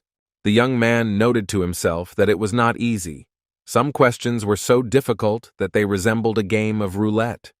The guy thought it was easier to just guess than to try to solve the test, since the class average score in some subjects was bad, and therefore if you handed in a blank form, you would get a higher grade. As Kang Ming watched his classmate walk away, he thought to himself that his opponent must have found the exam very difficult. If so, then first place will now definitely belong to him, and not to the upstart. Looking at Jin Hong with hatred, the fat man dreamed of the moment when he would find out his results and trample the guy's pride into the dirt. That is why he decided not to waste a minute and go study the results of the test task, which were already known. Having made his way into the administrator's room, the young man got into the computer to be the first to find out who had submitted the test paper and how. But the next second, the fat man felt as if he was being transported to a parallel universe. With horror in his eyes, the student screamed that not only was he not first, but he was actually 67th on the list, and his score was no higher than average.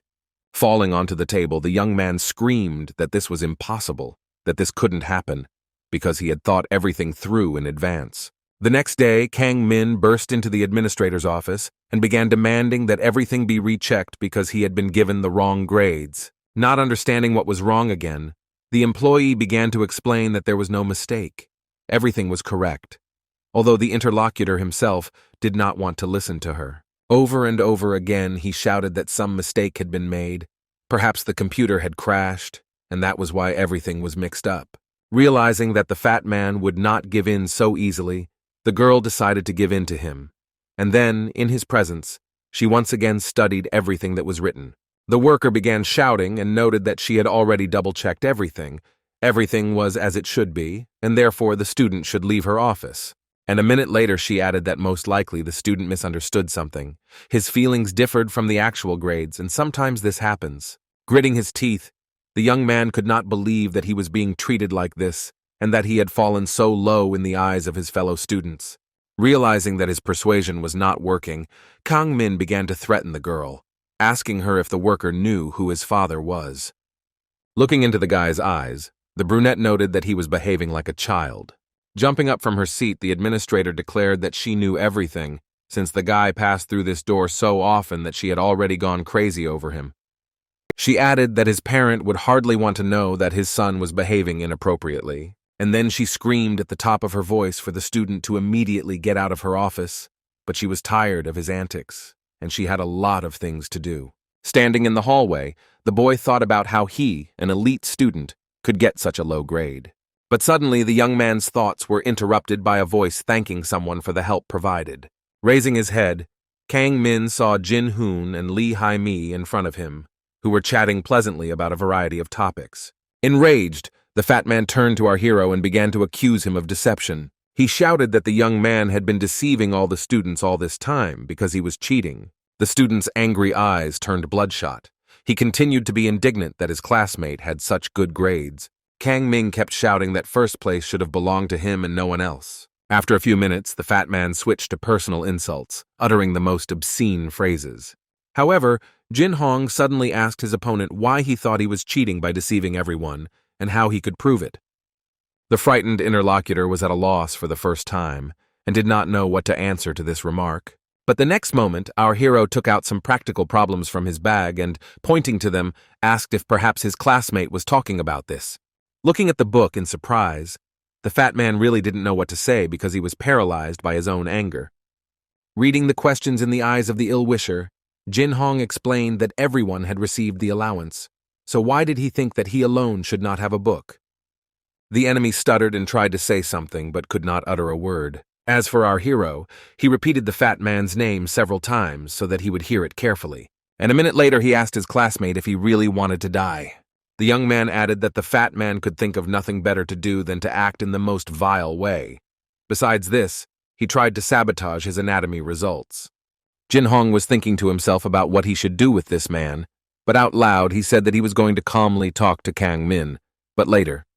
The guy said that the interlocutor came to him himself, and now was even asking for a fight, explaining that Hang Min had come to his senses and called in advance, telling him everything. The class monitor, who witnessed the conversation, could not believe that her former boyfriend had prevented the guy from receiving a study allowance and even sabotaged his grades in anatomy. The ill-wisher tried to justify himself somehow, but Jin Hong confirmed that everything was as he said. With horror in her eyes, the girl said that they couldn't just laugh about it and forget about it. This was all serious, and she would report what had happened to the college administration. Classmate with bated breath, realizing that he could not allow anything like that to happen. But the head girl still wouldn't calm down, declaring that she would personally tell the dean about everything. Such behavior could turn the entire college upside down. Kang Min noted with an evil grin that Lee Hai Mi's family was extremely influential, and his father, who was the assistant dean, was nothing to her. If the blonde tells the management about everything, it will end very sadly for him. The fat man saw his classmates leaving, but he had to do everything possible to stop them. Shouting the name of the headman, the enemy grabbed her by the hair, saying that she would not go anywhere and simply did not dare to do so. Jin Hong heard his companion ask the offender to let her go and change his mind, but it seemed like he didn't hear her or didn't want to pay attention. Suddenly our hero intervened in the conflict. Looking at the fat man, the young man shouted for him to immediately let the elder go. The very next moment, the young man clenched his fist and struck his offender. A frightened Lee Hai Mi watched everything but couldn't say a word. And Jin Hong couldn't stop because he was angered by his classmate's impudent behavior not towards him, but towards his friend. But the offender had no time for the boys. He saw and heard nothing, shocked that he had been hit. Having hit the wall, the ill-wisher shouted our hero's name very loudly, noting that he would regret what he had done. Having come to his senses a little, he began to threaten the young people again and headed towards Jin Hong.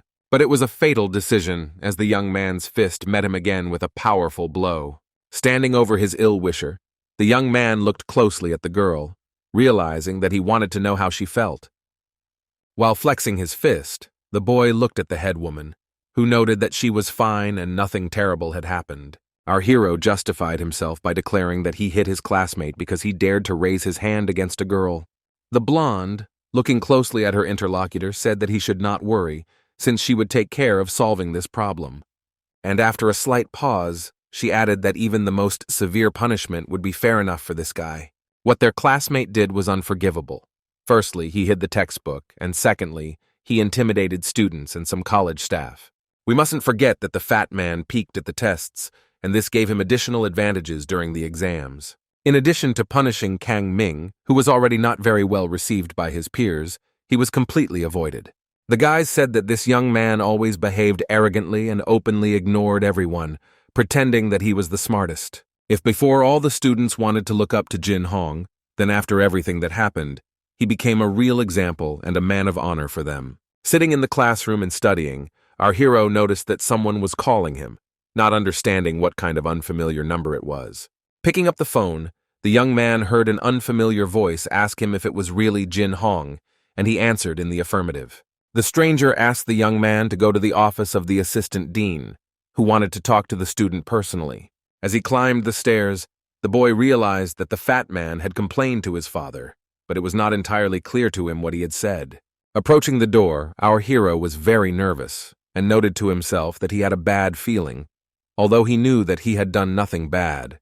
A few seconds later, a voice from the office said that the door was open and the visitor could enter. Upon entering, Jin Hong noticed that his classmate was at the other end of the room, and his father was standing next to him. Concurrently, Deputy Dean. Professor Kim Joo-hoon looked a little intimidating, although given his position, there was nothing strange about it. Leaning over, the guy said that he came as soon as he was invited and added that he was glad to meet him. The man said that he heard Professor Choi Tae-won praising the student highly and that the student had done a fantastic job. Hearing this statement, the young man noted that this man was not at all like his son. He looked more like a politician than a doctor. Suddenly, the vice dean bowed to the boy and said that he would be brief. He just wanted to apologize in connection with recent events. The doctor noted that his son had caused serious harm to the young man, and added that he was also to blame for this, since he had not raised the child well enough. Suddenly, Kim Joo-hoon turned to his son and told him that he should not stand aside, but go up to his classmate and apologize to him. Reluctantly and looking away, the young man muttered that he was very sorry and asked the young man for forgiveness. But the next moment, something happened that no one expected. The deputy dean hit his son in the face with all his might. With anger in his voice, he shouted why the scoundrel couldn't apologize properly and with dignity, noting that he was simply pathetic. Mumbling something under his breath, Kang Ming clearly couldn't find the right words, or rather, his pride didn't allow him to. But knowing that his father was standing nearby, he came closer to Jin Hong and said that he sincerely regretted what happened. The doctor, observing what was happening, assured our hero that he would find an appropriate punishment for his son. Smiling, the boy said that since this was the first offense, he did not want the student to be punished too severely. The young man noted to himself that the worst thing that can happen is when you are avoided in society. At such moments, it seems that everything is over. The next moment, Kim Joo-hoon spoke again, declaring that the boy could go free, and adding that as the assistant dean, he had high hopes for the student. Left alone, the fat man turned to his father, intending to say something. But before he could utter a word, the man began shouting again, noting that his son was pathetic and did not understand how he could have fallen so low. The boss stated that not only did none of the students think about getting into conflicts, but it never even occurred to anyone to raise a hand against Lee Hai-mi. He then abruptly told the boy to immediately apply for academic leave. The boy thought with horror that if he missed one semester, he would have to wait a whole year rolling back. But his pleas were of no avail, and his father declared that his son should accept the punishment and be grateful that he had not been expelled from college in the first place. Looking at the pitiful young man, he shouted at him to get out of his sight immediately and not to show up again anytime soon. The man felt ashamed and sorry for his offspring, but he could not act otherwise because his own reputation was at stake. To relax a little, the deputy dean lit a cigarette and walked over to the large window. A variety of thoughts were swarming in his head, but he didn't want to analyze or foresee anything. Everything happened as it happened. Lying in bed, Jin Hong thought about the fact that he had been given 2 whole days off, which meant that he could just do nothing. It seemed to the boy that an eternity had passed since he could allow himself to lie down without getting up and not rushing. As he got up, the young man thought that he had dreamed of his wife again and wondered why he needed these dreams from his past life. Looking at his watch, our hero was convinced that he would be in time for a meeting with a blonde who wanted to go to Gwangwamun. Lee Hai-mi insisted on going on an interesting walk after exams, saying that they needed to take their mind off things, and the guy didn't resist because it was true. While brushing his teeth, the young man thought about how the meeting might resemble a date, although the very next moment he discarded this thought, realizing that he and the headman were just friends, although he knew for sure that he was interesting to this girl. Once again, Jin Hong thought about how he had never really gone on dates even with his own wife, scolding himself for paying so little attention to her. Opening the closet, the young man decided to put his thoughts aside and return to the present day, realizing that he needed to look his best. Putting on the very suit he bought when entering medical school, the young man decided that he looked pretty good in it. But the very next moment he hurried himself, realizing that he was late, and this was at the very least disrespectful towards his girlfriend. Standing on the street, the guy did not understand where the blonde was, because they had agreed to meet the day before. However, a minute later someone called out to him. Sitting in the car, the beauty noted that it was time for them to go because she was very hungry, while simultaneously hearing the question of where she got the car. Lee Hai-mi replied that the car belonged to her older brother in the past. Speaking of Bum Soo, our hero remembered seeing this man when his father was in the hospital. That was when he hit Sang-min. But out loud, the young man said something completely different. Or rather, he asked whether the girl knew how to drive a car. With a serious look, the blonde firmly told him not to worry, as she had tried to do this before. Looking at his interlocutor in fear, the guy asked when and at what moment it was, because he didn't remember her mentioning anything like that. Hearing the girl screaming that it was time for them to go, the young man noted to himself that because they had a Mercedes, he believed that others would drive around the car. As Lee Hai-mi stepped on the gas, she believed that they were about to take off. But a moment later she asked why it hadn't happened, hinting that there was something wrong with the car. Jin Hong said in a worried tone that in order to drive off, he first had to release the handbrake. Still looking at his companion with horror, the guy thought that the only thing he could trust was the seatbelt. The young man suddenly realized that because of his busy schedule he hadn't even gotten a license, realizing that this might be his last trip, while at the same time he heard the blonde rejoicing at having found the handbrake. The guy's date went almost the same as everyone else's. First, they went to a restaurant and ate some delicious and expensive pasta. Then the young people went to the theater, where they watched a fascinating performance, which they both enjoyed. After this, our heroes went to Samcheon-dong, grabbed some coffee there, and had a great conversation. As they were leaving the establishment, the blonde jokingly asked if they looked like a real couple, receiving a satisfactory answer. After thinking for a second, the guy noted to himself that everything really was not bad. The restaurant, the coffee, and the conversation. And again, getting into the car, the young man noted that it would be great if his friend also drove more or less normally. The young man asked the girl to be more careful, realizing that he was not born to die with her, but to start a new, better life. Having reached the mountain, the blonde got out of the car and stretched contentedly. At the same time, our hero was glad that this long trip had come to an end. The young man heard his companion happily say that everything had gone perfectly, and he did not know what to say to such a remark. A few minutes later, our heroes were already standing and looking at the mountain that opened up before them. The boys immediately began their ascent, anticipating the stunning view they would soon see. For the first time in a long time, Jin Hong truly felt happy. He thought about what could be more beautiful than a walk in the forest. After a short period of time, a huge observation tower opened up to the boy and girl. Being a true gentleman, our hero asked his companion if she wanted to go up there too. Lee Hai-mi was so surprised that the young man did not understand why this trip was so important and touching for her, since she had never been here before. Only a few minutes passed, and the young people were already moving towards the cable car. As she went outside, the girl noted that she had never seen anything more beautiful in her life. Standing on the terrace, the guys admired the sunset against the backdrop of a huge metropolis, which looked simply stunning. But it was hard to say what surprised Jin Hong more, the landscape or his positive companion. The blonde looked amazing, but even more amazing was her reaction to everything that was happening. Suddenly, the beauty thanked the young man for this wonderful day, although he did not understand why it was his merit. Hearing the blonde say that she had always dreamed of climbing here, the guy asked her a counter-question about why she had never come to this area with her family.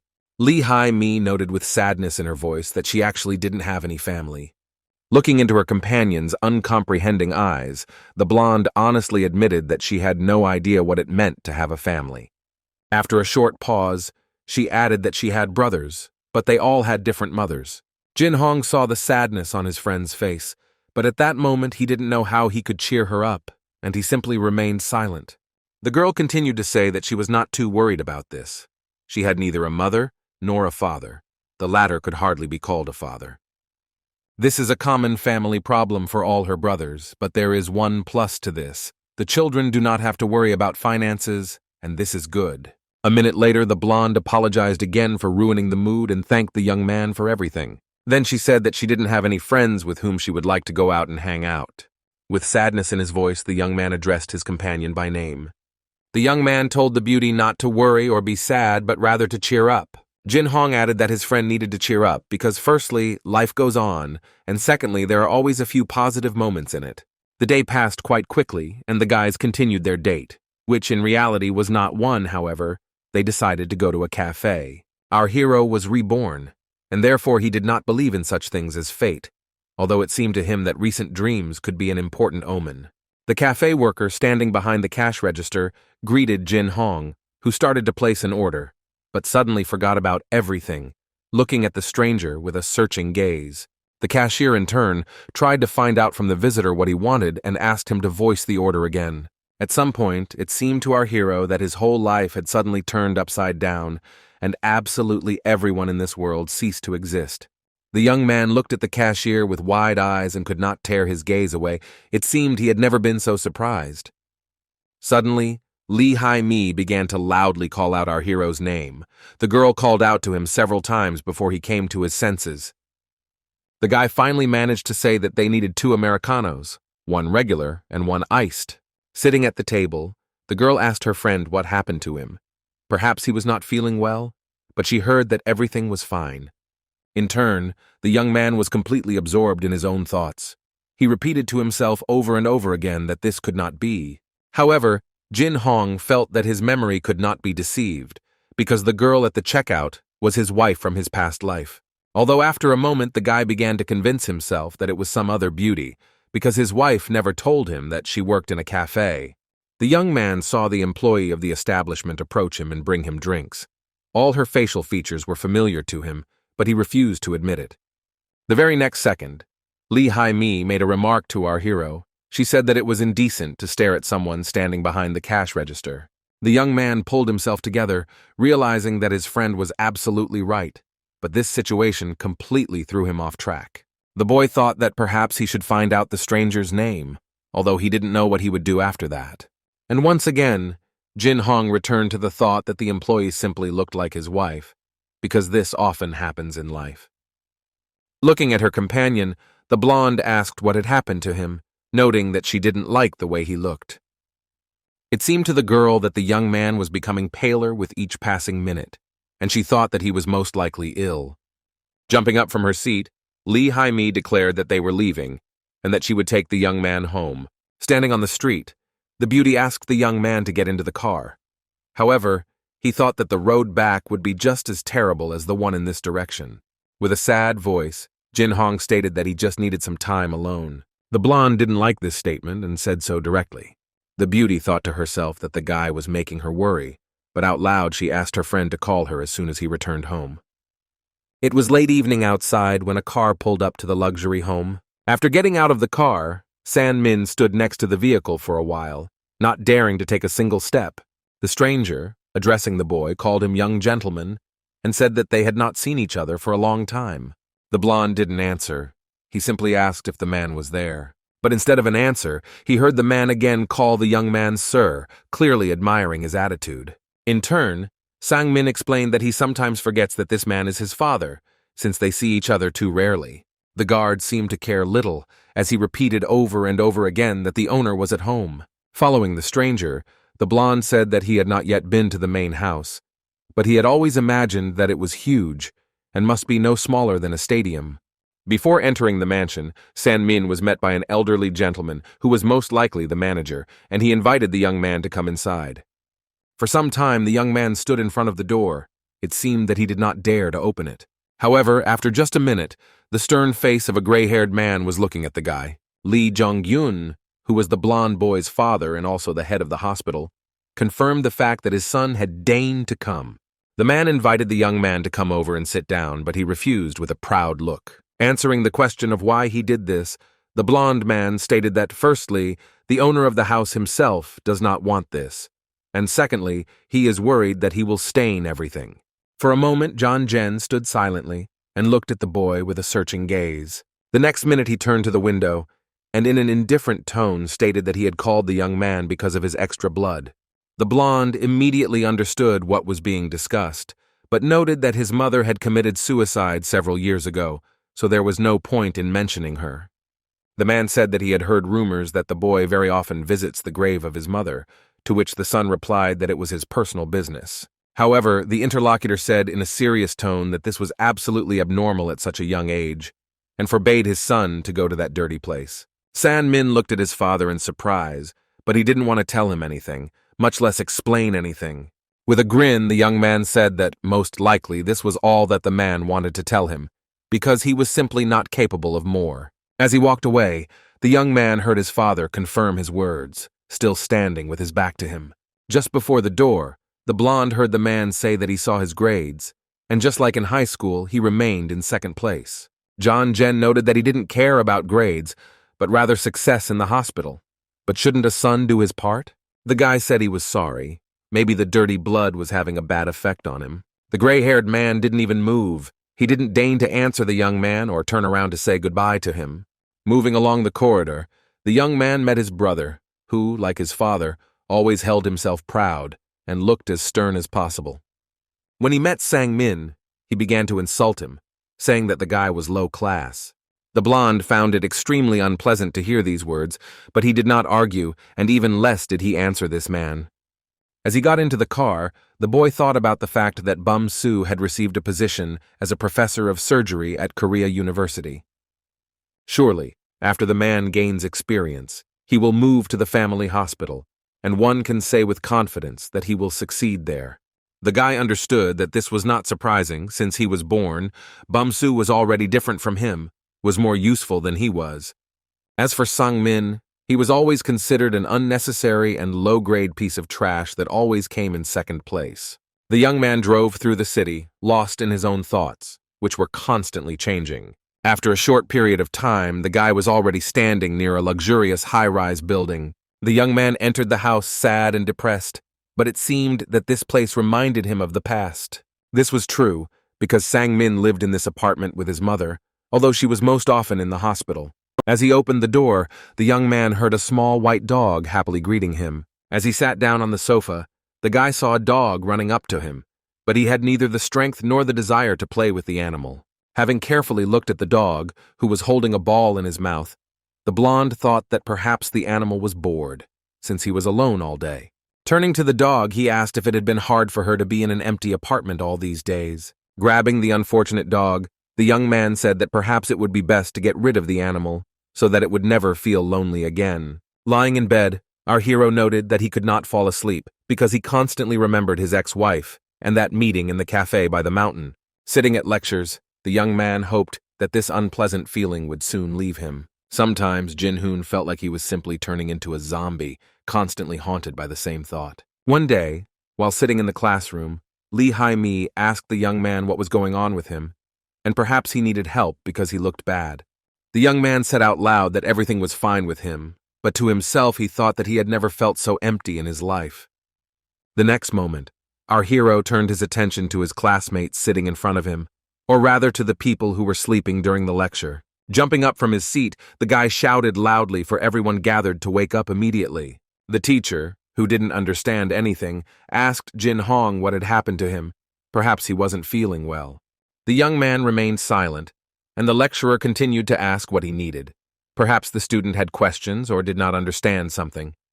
Running out of the classroom, the guy apologized and said that something had happened to him, so he had to leave. Quickly taking a taxi, the young man told the driver to take him to the tower as quickly as possible. Entering the cafe, our hero heard some unfamiliar worker greeting him. The young man immediately asked if she knew the shift schedule of the employees. explaining that he needed the girl who had worked in the cafe a week ago. The employee noted that besides the owner, she is the only one working in the establishment. They don't have anyone else. Although a moment later, the girl faltered, stating that a week ago they actually had a girl working for them who helped them. The next moment the owner joined the conversation, she tried to remember the name, but couldn't, and then noted that in any case she didn't have the contact information for this employee. As he left the cafe, Jin Hong thanked the employee with sadness in his voice, said that he understood everything, and said goodbye. Sitting on a bench in the park, the young man thought about the fact that he had had the courage to go to this cafe too late. At the same time, our hero noted to himself that it was all for the best, that the good things that happened to him were left behind. So why did he want to return everything? The meeting in the cafe left only bitterness and emptiness, as well as unfulfilled hopes that must be forgotten once and for all in order to live in the present. Time went on as usual, with medical students spending their energy on their studies, and, despite everything, they passed numerous exams. One thing that hasn't changed in the past 2 years is that Jin Hong has continued to hold a leading position in the university. At the same time, Sanmin was in second place and stated that the young man was not at all embarrassed by this. Our hero knew that there is always a fact. The best in the course and the person following him never change places. And most importantly, the reason is that at university, after some time, the desire to compete is replaced by the desire to become a doctor, and the events of college are perceived as a bad dream. During their 3rd year of study, the students finally began their practice at the hospital, and their joy seemed to know no bounds. Jin Hong knew that there was no need to worry, but the hardest part was still ahead, and he had to undergo on-site training, take the doctor's license test, do an internship, and then residency. The guy had been through all this before, so the mere thought of what would happen next made him feel gloomy. However, the young man was confident that he would still enter dermatology, no matter what. He just needed to be patient a little. Suddenly, our hero's thoughts were interrupted by Lee Hai-mi, who asked how she looked and whether the medical gown suited her. The young man looked closely at the blonde, who looked, as always, amazing. Not only was she attractive, she also radiated inexhaustible positivity. For several minutes, the guy didn't know what to say. He just studied his friend. But the very next moment, he decided that it would be best to make a joke when he heard the headman shouting and calling the young man names, saying that he was making fun of her. Turning around, the guy noted that they should hurry. In any case, they were in the same group. And in response, he heard the girl say that they were expected at an open operation. Entering one of the offices, Jin Hong asked if the professor had arrived yet, noting that he was a little late. But the very next moment, someone entered the room. A man appeared and began to apologize, explaining that he had to look after a patient. It was Professor of Surgery Lee Bum-soo. He happily greeted all the students once again and said that he would tell them everything that would happen next. Smiling at his sister, the young man began to joke, saying that he saw familiar faces in the group, and that made it even more pleasant for him to work with the guys. Our hero understood that this was Sang-min's older brother, and despite the fact that they had different mothers, they still looked alike. And moreover, this man seemed simple-minded to him.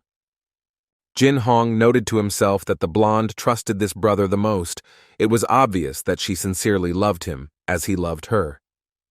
The professor briefly explained that he did not like verbosity, and therefore asked the students what their status was in the hospital. Having heard the answer of one of the girls, the professor said that there are many positions among doctors, but now the guys are called PC interns, asking why exactly that is. And again, one of the students started talking about how this is an abbreviation for a polyclinic, and it has a German influence, and that is why students are called PC, not PS.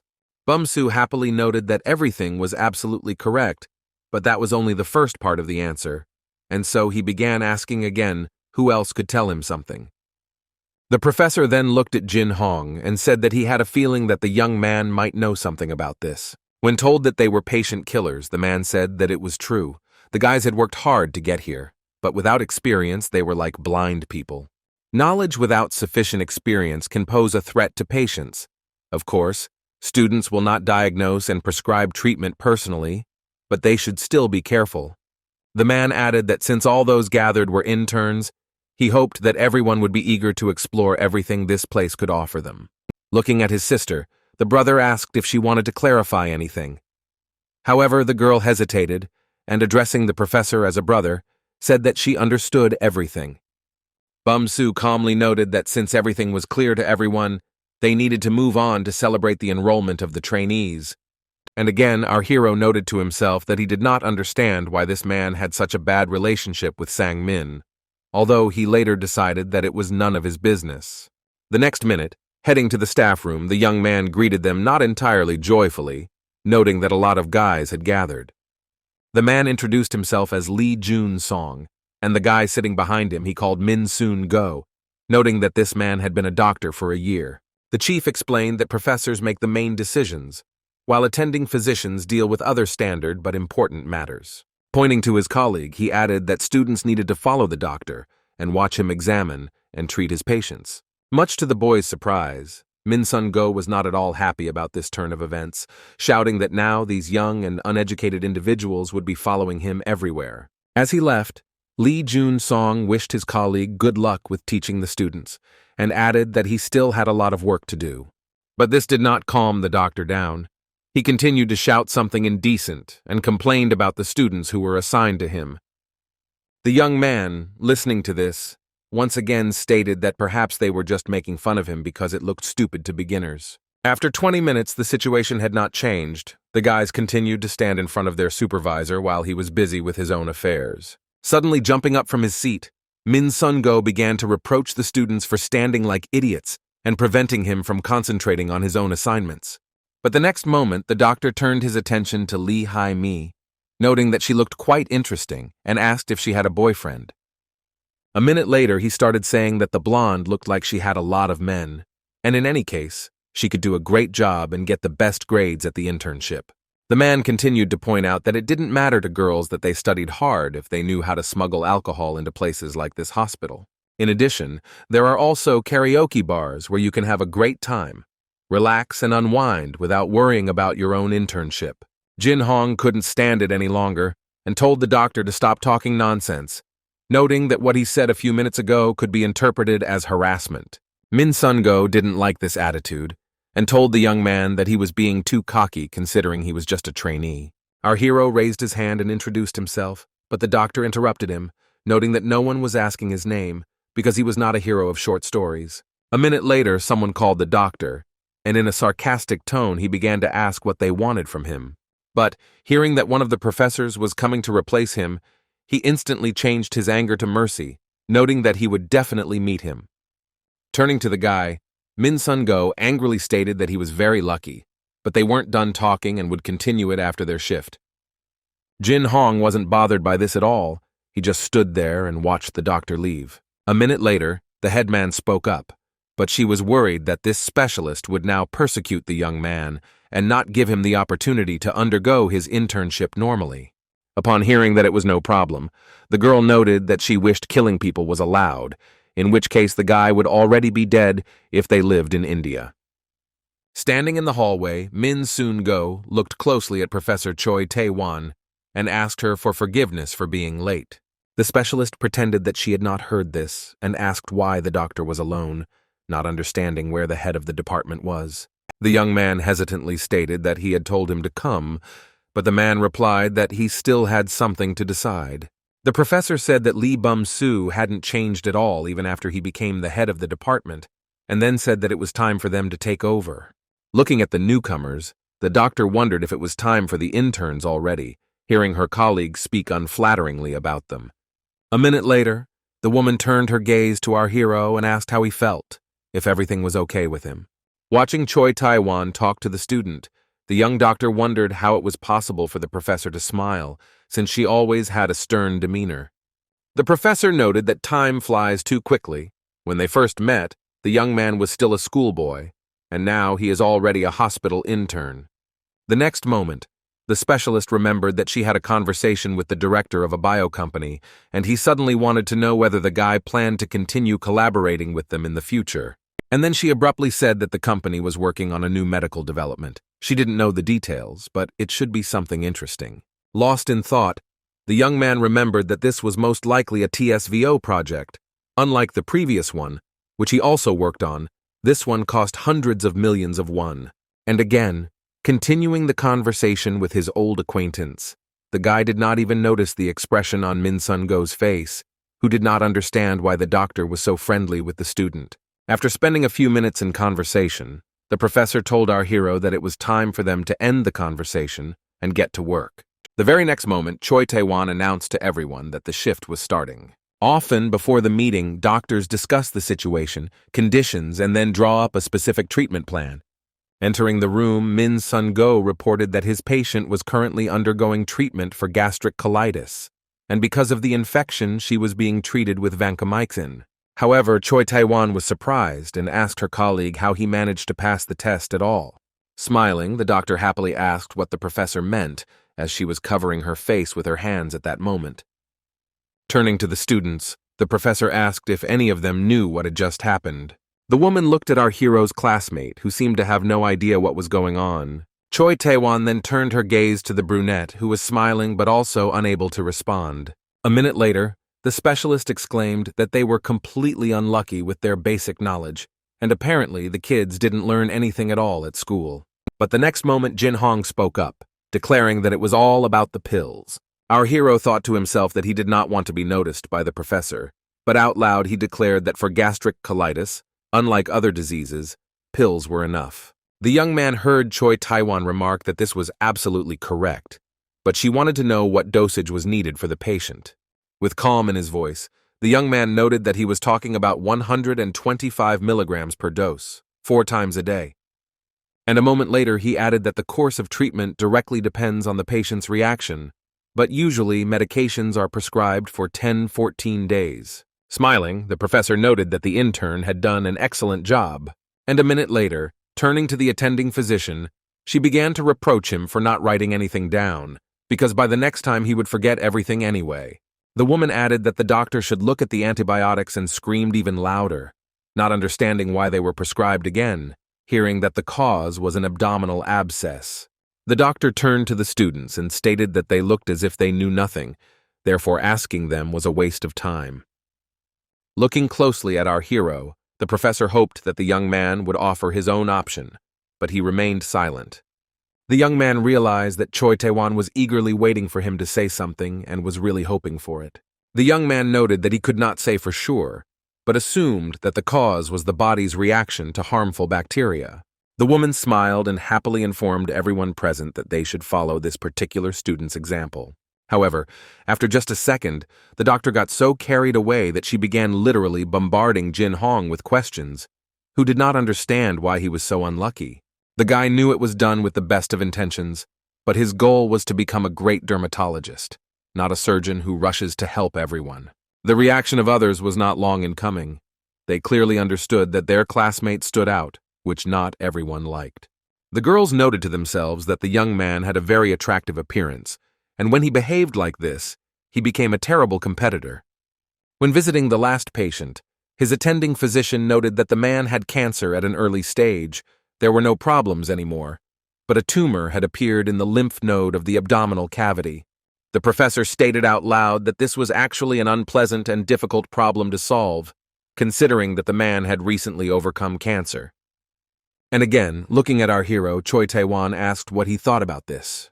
Looking into the sad eyes of the specialist, the young man understood that this was no longer a test.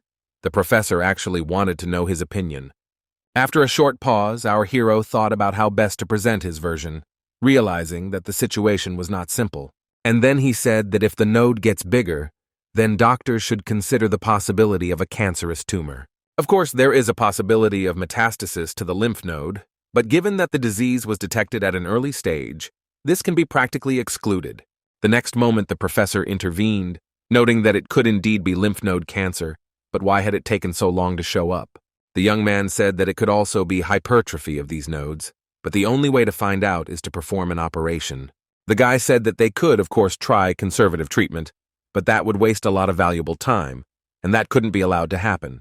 The woman again began asking leading questions about what to do if something went wrong during the operation, or it turned out not to be cancer, what they would do in that case. Once again, the young man said that this was possible, but the risk of losing time was too great, and therefore he considered surgery the only possible solution.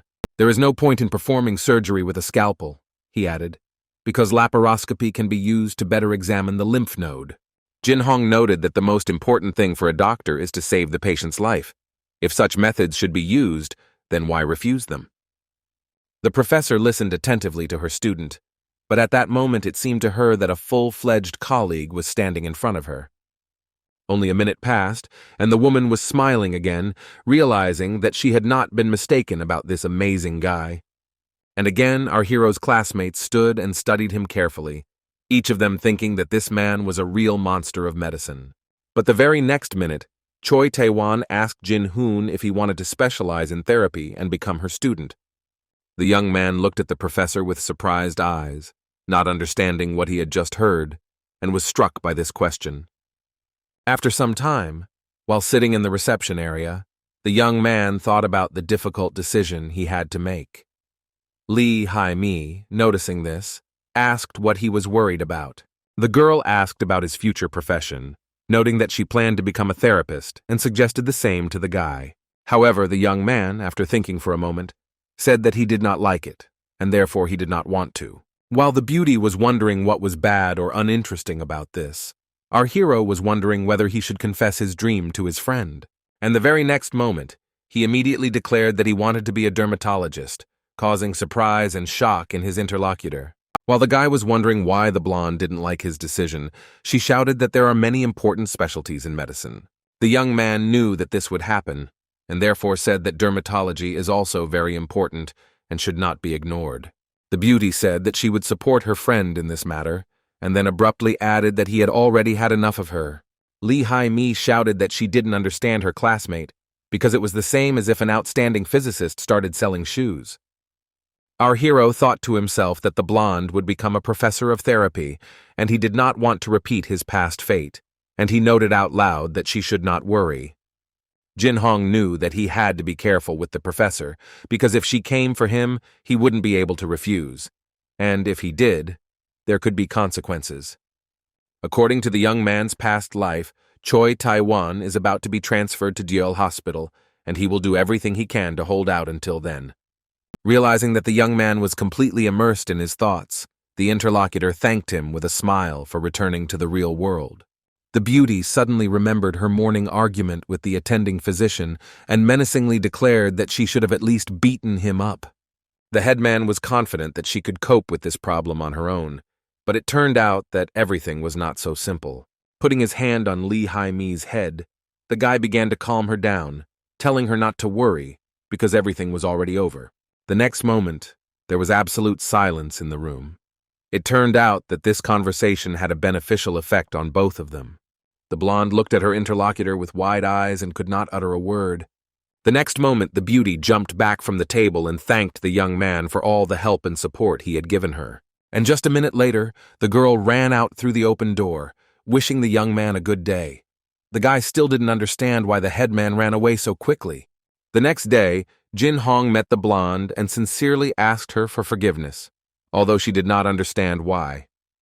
Our hero explained that he stroked his friend's head, and most likely this gesture made her feel even worse against the backdrop of the story with the doctor. For a couple of minutes, Lee Hai-mi looked into the distance, confused, and said that she was having difficulty finding the right words or thinking about her next steps.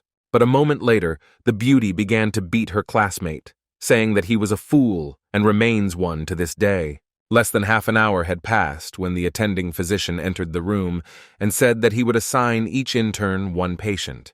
The doctor explained that the student's responsibilities include describing the condition, prescribing procedures and treatments, and providing support after that treatment. He started with the blonde, who was assigned a patient with enteritis, and noted that in her report, she should focus on the treatment procedure. And then the doctor looked closely at our hero and handed him a small folder. The man stated that the young man would have another patient with whom he needed to deal and describe everything in detail. Looking at the man's card, the guy began to be surprised. He did not believe that he could get such a story. The young man, standing with the headman, said that his patient had undergone radiotherapy due to metastases found after treatment for stomach cancer, and then an incomprehensible decrease in lung function appeared. The man is in critical condition because he has an embolism, respiratory arrest, and pneumonia. While Jin Hong was trying to think of how he would solve the problem, Min Sun-go pointed out that the guy was the best in the class, so he would definitely handle it. And a minute later he added that he would grade based on the intern's approach to treating patients. The young man immediately understood what this doctor was trying to achieve. Realizing that if he was so determined to keep track of all the grades, the young man would easily get 3 points. Holding the folder with a shaking hand, our hero continued to note to himself that in this case all his hard work would be in vain. And the attending physician spoke again, saying that he was not sure that the student would have a good answer, but he still had to try. It was not for nothing that he was considered a genius. Jin Hong didn't understand what this man was talking about and why they were treating him so arrogantly, because he was just an ordinary student who couldn't know what the professor knew. But the interlocutor did not calm down, continuing to say that he could not understand why the young man was not able to understand the question put to him. Lee Hai-mi tried to somehow cheer up her friend, but at the same time she herself understood that this was a difficult case even for a doctor, not to mention a student. Out loud, the guy assured his friend that he could handle everything, but to himself, he thought that if they lowered his grades, even dermatology would become difficult to study. Looking after the departing young man, the blonde asked in fear where her classmate was heading, who happily said that he was going to see a patient. A minute later, Jin Hong was already standing in the ward and trying to ask at least something from the patient, who was connected to multiple devices. The nurse who saw the resident told him that this man was in serious condition. It would not be possible to talk to him, and the examination should be carried out as quickly as possible. Smiling, the guy understood that it wouldn't take too much time, since he was a student, and so he decided to start with a pediatric examination. The young man understood that the lungs were making a lot of noise, but if it was pneumonia, the patient should have a lot of sputum, so it was not pneumonia. What worried Jin Hong most was that the patient's entire body was swollen, which led him to think that the problem was not in his lungs, but in another organ. Suddenly the attending physician approached, and turning to our hero asked how he was doing, thinking to himself that the guy was holding up quite well. Addressing the patient, Min Sun-go said that the man would feel much better after taking antibiotics. He just needed to be patient for a little while. And then he turned his attention back to his intern, saying that he needed to try his best because his grade depended on it. The young man asked if the man was being prescribed any other medications, such as drugs to remove water from the lungs or something similar. With anger in his voice, the doctor asked why they were doing all this, since the disease was similar to pneumonia, and first of all, they should give antibiotics. Looking at the unfortunate man, the young man noted that in any case it did not look like pneumonia, there was little information, there was no sputum, and the bad thing was that the body was bloated. As he left, the young man noted that the doctor's attitude towards the patient really irritated him. Plus, there were many issues he wanted to talk about with Min Hussein.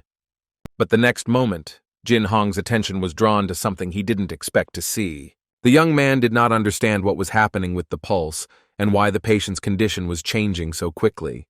Looking at the devices, the guy asked those around him why there was no pulse anywhere, and, turning to the doctor, asked him to hurry since it was important. With a displeased look, the doctor nevertheless approached the patient, and turning to the intern, asked why he was calling him again. But after a minute, realizing that things were bad, he began to swear, shouting that he did not understand what was going on and did not know what to do. The doctor decided that he should definitely consult with the head of the department, who would find the right solution. Frantically dialing the number, the man saw with horror a message on the screen indicating that the subscriber was talking to someone. While the doctor was indignant, shouting that the chief was not in touch, the nurse was wondering what they should do, since time was running out, and in this case every second counted. The doctor was confused and scared. He shouted that it was best to use digoxin in such a case and asked the staff to bring the medicine immediately. Suddenly our hero screamed. He declared that, judging by the heart rhythm, it was more like a delta wave, and the drug was very dangerous. A Class 1A drug had to be used. The doctor was in shock and told the young man to keep quiet and not to disturb him because he was confusing something, namely that the guy was just an intern. But our hero was not going to give up so easily since the patient's life was at stake, and so he screamed at the top of his voice that it was too risky. Min Sun-go didn't hear what was being explained to him. He realized that the pressure was dropping, and so he ordered the nurse to immediately administer the drug. The young man, seeing the negligent attitude towards the patient, shouted again that this should not be done under any circumstances, since a delta wave was present. Looking at the devices, the young man tried to explain something, but no one wanted to listen to him until a certain moment. And that moment came the next minute when blood pressure began to rapidly fall, approaching the critical mark. Realizing that the patient was having a seizure, Jin Hong shouted for a defibrillator to be brought to him immediately because the patient was having a heart attack. The young man, looking at his teacher, addressed him several times, but it seemed that he was in some kind of prostration and therefore stood and simply remained silent. Realizing that time was running out, the young man turned to the nurses and once again demanded that they bring him a defibrillator. The frightened Min Sun-go felt as if all this was happening to someone else. He was lost between fear and reality. Our hero, in turn, was angry, as if he had been transported to his past life, with the only difference being that now he was a very ordinary intern. But just like in the previous reality, the guy wasn't going to give up so easily, and so he ordered the staff to bring him a resuscitation kit. The young man commanded that the device be given a discharge of the required power. At the same time, the young man watched the dynamics, demanding a discharge again and again, realizing that he could not just let this unfortunate man go. Jin Hong lost faith in his own strength for a moment, and so he ordered everyone to immediately retreat and give him space. It seemed like an eternity had passed before everyone gathered noticed the numbers were slowly stabilizing. Looking at the man with horror, the guy noted to himself that he managed to save this man's life because of the stupidity of a qualified doctor. The nurse honestly admitted that she was very scared, noting how good it was that they had a new doctor, hinting at our hero. The young man, who was also recovering from the shock, admitted that he was an intern, and then sharply asked the teacher why he had not done a blood test or other tests to find the problem. The young man noted that there was plenty of time for this, and it was absolutely necessary to do this in order to exclude infections. However, the interlocutor remained silent. It seemed that he still could not come to his senses after what had happened, or simply did not know what to answer the young man. After some time, the head of the department shouted at Min Sun-go, accusing him of improper treatment, and noting that this almost led to irreparable consequences. Sitting in the corridor, our hero heard the boss swearing at the doctor, calling him illiterate. All the man could do at that moment was apologize and make excuses. The guy felt like this story had taken several years of his life because he hadn't encountered anything like this for a long time and didn't want it. Jin Hong scolded himself for this action while clutching his head.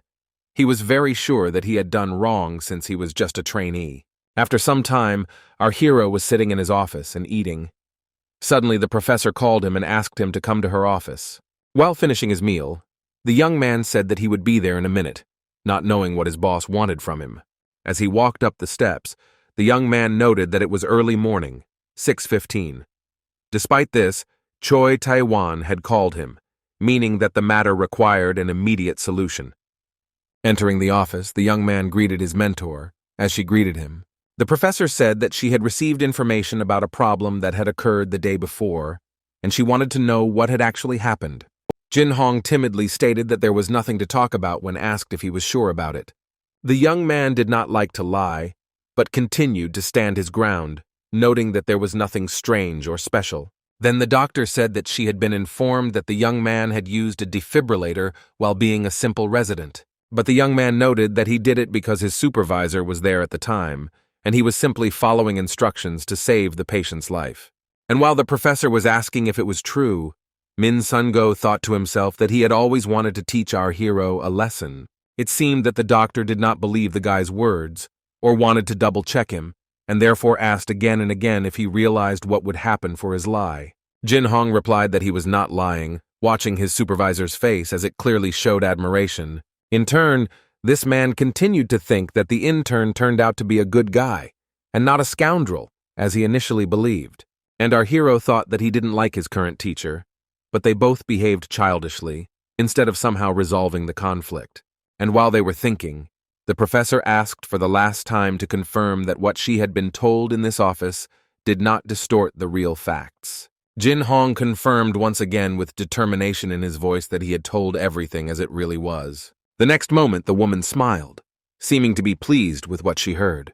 And so she said that she believed the intern and wanted to sincerely thank the attending physician for reacting so quickly. The professor was happy that she had high-class specialists working in the same hospital, which surprised Min Sun Go. After a short pause, the doctor praised our hero for the difficult test he had passed well, hearing the young man remark that she was flattering him. Although the young man understood perfectly well that the truth had not escaped the professor, she knew for sure that the young man was covering for the doctor, but this time she decided to close her eyes. Standing outside the door, the men were catching their breath. It seemed like this was the most difficult meeting of all. As they went their separate ways, Jin Hong's supervisor happily suggested that they have a bite to eat together sometime. At this very time, Choi Tae-won was thinking about how doctors have to learn through contact with patients, and this is the reason for becoming a true doctor. Suddenly, our hero remembered the golden words about how he should remember gratitude and compassion for the sick and continue on the path of relieving them of pain. While in the elevator, a standard conversation took place between the young people. The doctor asked our hero if he smoked, and he said no. Hearing the guy say how much he loved passive smoking, the interlocutor noted that this was nonsense. In fact, it was better and safer to smoke a cigarette. A few minutes later, the intern and his mentor were standing on the street, both silent for a while, as if collecting their thoughts. Suddenly, Min Sun Go bowed to Jin Hong and said that he was sorry and sincerely asked for his forgiveness. And although our hero noted that the interlocutor should not worry too much about this, he continued to note the intern's wonderful act. The doctor explained that he was sorry for the fact that he had initially treated the young man badly, explaining that he did not like children who studied well and showed themselves. And again the guy said that there was nothing wrong with that, since all people are completely different.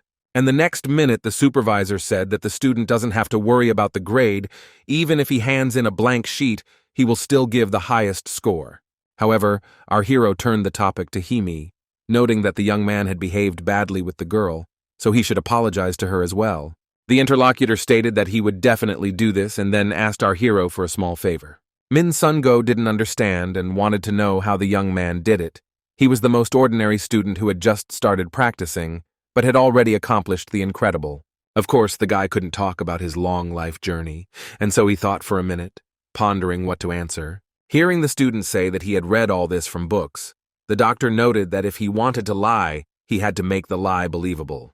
Looking at the guy's innocent face, he decided to ask again whether he really learned everything from textbooks.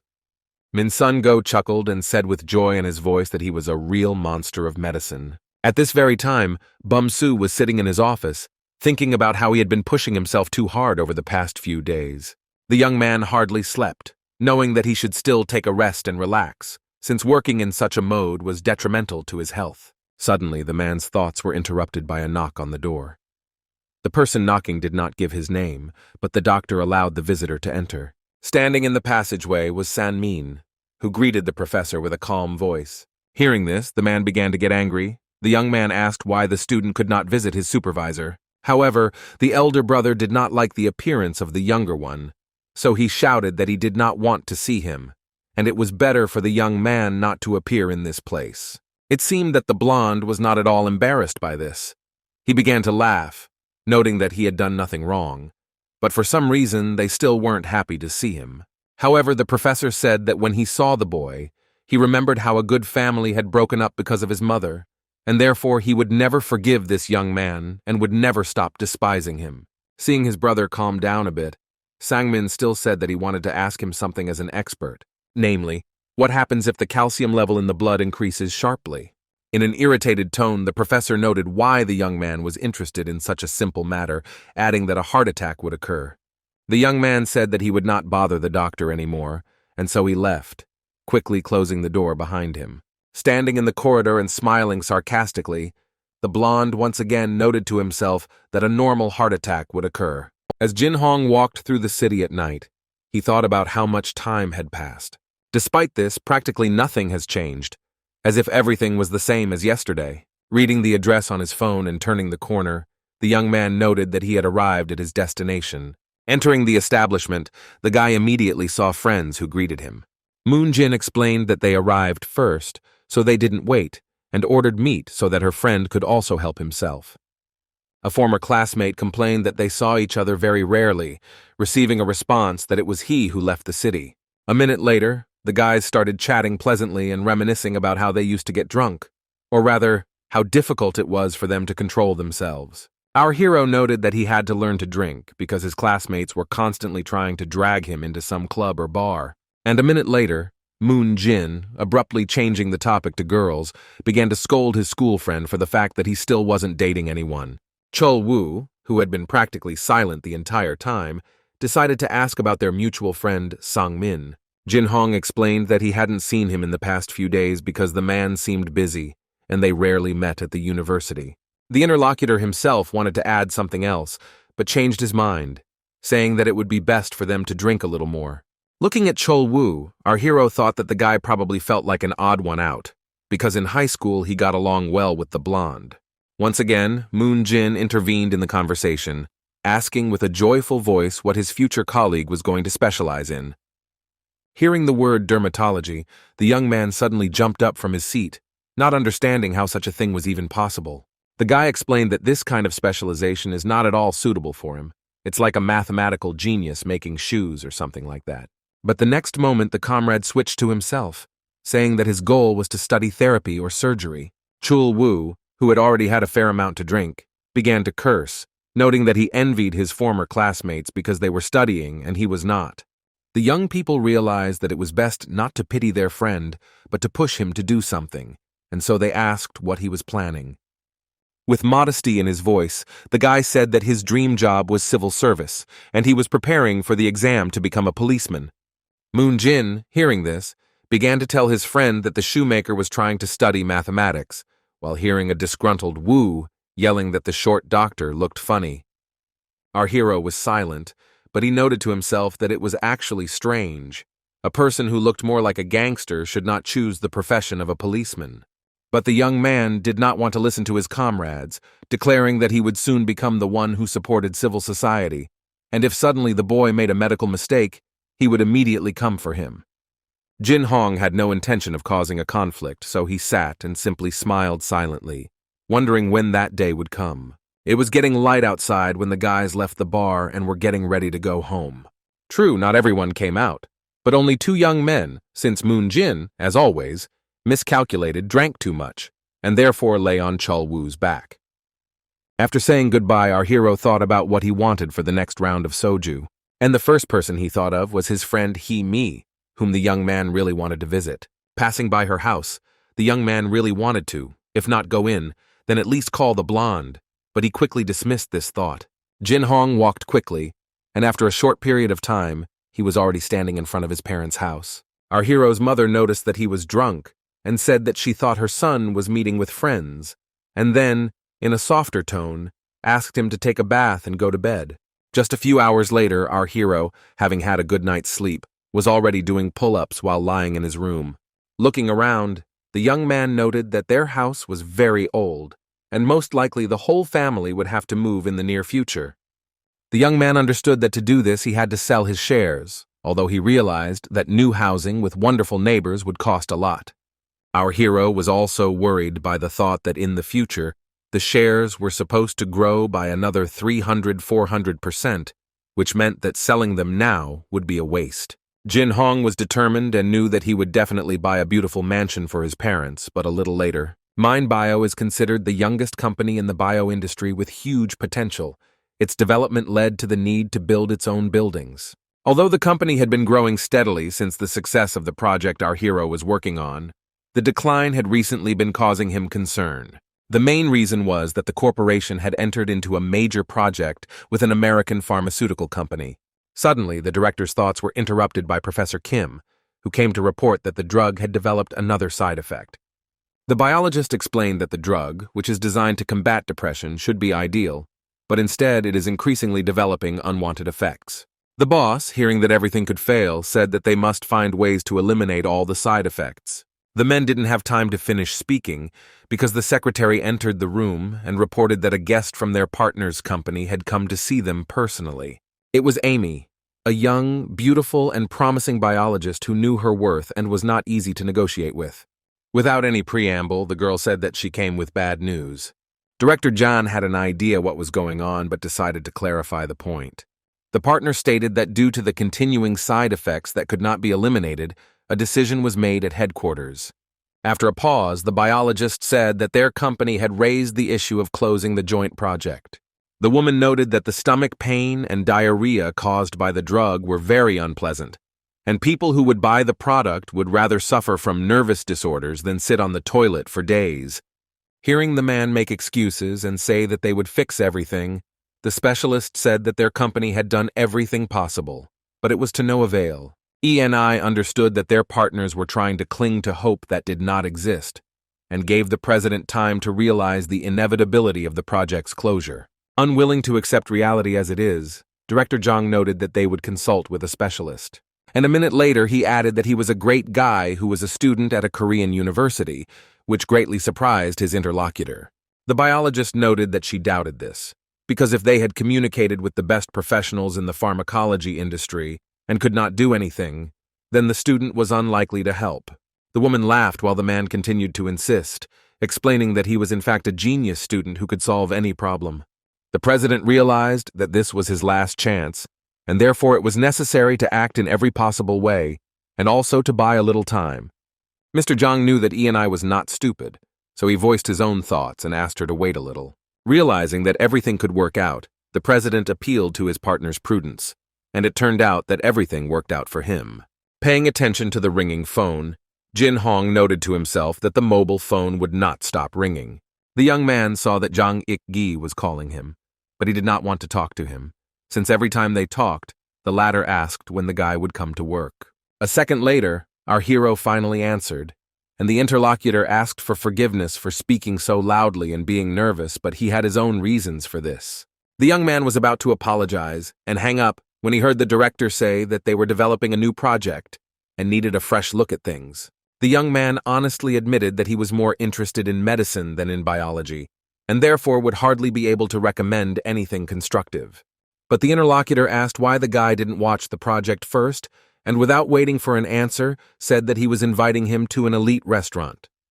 And in order to influence Jin Hong, he explained that their company was currently going through a tough time, and if the project failed, they would go bankrupt. Hearing the last word, the young man was taken aback, while the director continued to say something and set a meeting place. A few minutes later, the men agreed to meet at a restaurant that evening. Our hero suddenly became lost in thought. He understood that they were most likely talking about the drug TSVO, although in the past he had no chance of failing. The most unpleasant thing was that recently MindBio shares had started to fall in price, although the guy had expected a completely different outcome. The difficulty was that if the corporation failed to stay on its feet, then most likely the company would go bankrupt, and the $4 billion would turn into a piece of paper. The young man did not want to lose what he had worked so long and hard for. He had a dream, and he was going to protect it at any cost. Within a few hours, he found himself in a restaurant with his former employer, who happily greeted Jin Hong. Mr. Jang did not come alone, but with a colleague, and therefore told our hero that he wanted to introduce them so that it would be easier to communicate in the future. The woman didn't wait for anyone to call her name, so she said her name was E&I, and she was the vice president of the company. The young man, with some timidity in his voice, noted that he was pleased to meet her, not knowing what else to say in such a situation. In turn, the representative of the partner company thought that meeting this guy was a waste of time. He was an ordinary student who knew little. Sitting at the table, Director Jang once again told Jin Hoon that they had developed an excellent drug for depression, but it had a lot of side effects. And handing over the documents, he continued that this was the molecular formula, the method of using TSVO, the plans and results of the first, second, and third phases. While studying the formula, the young man continued to think that he had to revive the company. Otherwise, he would never get his $4 billion. E&I, who was looking closely at our hero, did not believe that he could understand anything at all, and therefore asked what was written in the document. The guy was not angered by such a statement, so he explained in detail what became clear to him from the formula. However, the vice president was not satisfied with this answer, and she, as if on purpose, began asking about receptors. The young man was not at a loss, since in his past life he had worked at MindBio for many years and was well versed in all the formulas. Although the very next minute the company representative began to actively ask her questions again. Our hero thought for a few seconds, not because he didn't know the answer, but because he didn't like this attitude. After a short pause, the guy, with a smile on his face, declared that Miss Annie was misunderstanding something. Jin Hong firmly said that he came to the meeting to give them advice on the project. He was not at the exam. The vice president looked at the guy carefully, but did not know what to say to him. Realizing that she was wrong, the woman apologized for behaving that way and asked if our hero had a solution to their problem. The young man put the papers on the table, and the next second pointed to one of the formulas. It turned out that the company representative no longer understood anything when she asked what the interlocutor wanted to say by this. The guy noted that they see the mechanism of action of 5-HT7, but it is only incomplete. It is only a small part. Jin Hong explained that this formula affects other receptors in the same way as 5-HT7, and therefore increases the likelihood of side effects. The young man honestly admitted that he does not know which receptors the drug affects, since he has not seen the research and relies only on the data provided. But hearing the guy give his guesses, the director, who intervened in the conversation, said that they were not mistaken about this young genius. A joyful Mr. Zhang waited for our hero to tell him how to fix the error, but instead, Jin Hong stated that the formula was originally incorrect. With her eyes downcast, E&I thought that the guy was right. This was what the experiments in their company had shown, which meant that the project made no sense. The vice president also understood that this young man was truly amazing, and had only made his conclusions based on the reports. The sad director asked whether there really was no chance, and lamented the sad future of his corporation. Although Jin Hong suddenly said that everything could still be fixed, but the TSBO project should be given a new lease of life. Hearing the young man's question about what their companies were willing to do, Miss Annie shouted that they would be happy to donate hundreds of millions of won. The young man, with a stern tone in his voice, asked if these words had any weight, if he could really trust the vice president. The company representative looked at the guy carefully but continued to remain silent, not understanding how to react to his remark. At the same time, the woman was aware that this was not just a student, but a serious young man who valued his own knowledge. The vice president noted that they cannot promise hundreds of millions, and that would be too much to rehabilitate the project. They will allocate the necessary amount. After thinking for a moment, Jin Hong said that the price of his proposal was 200 million, and until the interlocutors agreed, he would not say what should be done. The most surprised was Mr. Young, who appealed to the young man, hinting that this was a huge amount of money. E&I noted that she didn't know how amazing the solution would be, but an idea was just an idea, no matter how amazing it was. The young man said that if his partner believed in his idea at least a little, he would write out the entire research plan, and, after a short pause, he added that he wanted an additional 100 million for this plan. Raising his hand, our hero confidently said that in total he needed 300 million won. This was his final offer. The vice president looked at the guy for a few minutes, seeming to weigh her options. Director Main Bio looked scared and also did not dare to start the conversation first. Suddenly, E&I said that the young man puzzled her, and asked what he was going to do if she suddenly refused the offer. In the same calm tone, the young man stated that he would simply leave and go to a competitor to offer them the same thing. Once again, Mr. Young shouted loudly, calling the boy by name, hinting that he was behaving inappropriately. Jin Hong explained that he didn't want to lose his friendly relationship with President Main Bio, and then moved on to what the vice president thought. The next minute, the waiter brought drinks and wished everyone a bon appetit. The young man, looking at E&I, noted that her dish was getting cold. If so, then why didn't she think about his proposal during dinner? The woman still hadn't made a decision, so she asked again what our hero's name was. The young man didn't know why she was asking again, so he simply introduced himself again. The vice president said her next question might sound rude, but she wanted to know how old he was. Chewing his food thoroughly, the guy said he was 23 years old. The interlocutor said that he was too young, but despite this, his intelligence and attitude also did not leave her indifferent. The girl honestly admitted that if she hadn't known the guy's age, she would have said that he was quite charismatic. In a calm tone, the vice president replied that she was willing to give both the companies and the project a chance. But at the same time, if the idea was useless, then the young man should not expect anything from them. Our hero smiled and said that he would get straight to the point, or rather, talk about using the remedy to treat depression and other disorders. This is impossible because side effects appear before the therapeutic effects. The drug not only treats nervous disorders, but also causes colic and diarrhea by stimulating other receptors. When he asked the girl how exactly the receptors affect the occurrence of colic, she could not answer anything and just looked at him. The guy replied that the receptors overstimulate the functions of the digestive system, which means that the product can be used as a laxative. The deputy prime minister looked at her interlocutor in surprise, noting that she understood what was being discussed. But for a medicinal drug, colic and diarrhea are too strong. If they use a neuropsychotropic drug as a peptic drug, there will be many variables in it. Jin Hong knew all this very well and said that there was nothing complicated about it. You just needed to reduce the dosage a little. The young man described everything in sufficient detail, about the actions and about the doses, saying that if colic appears, then the drug is for improving digestion, and if diarrhea, then this is a remedy for constipation.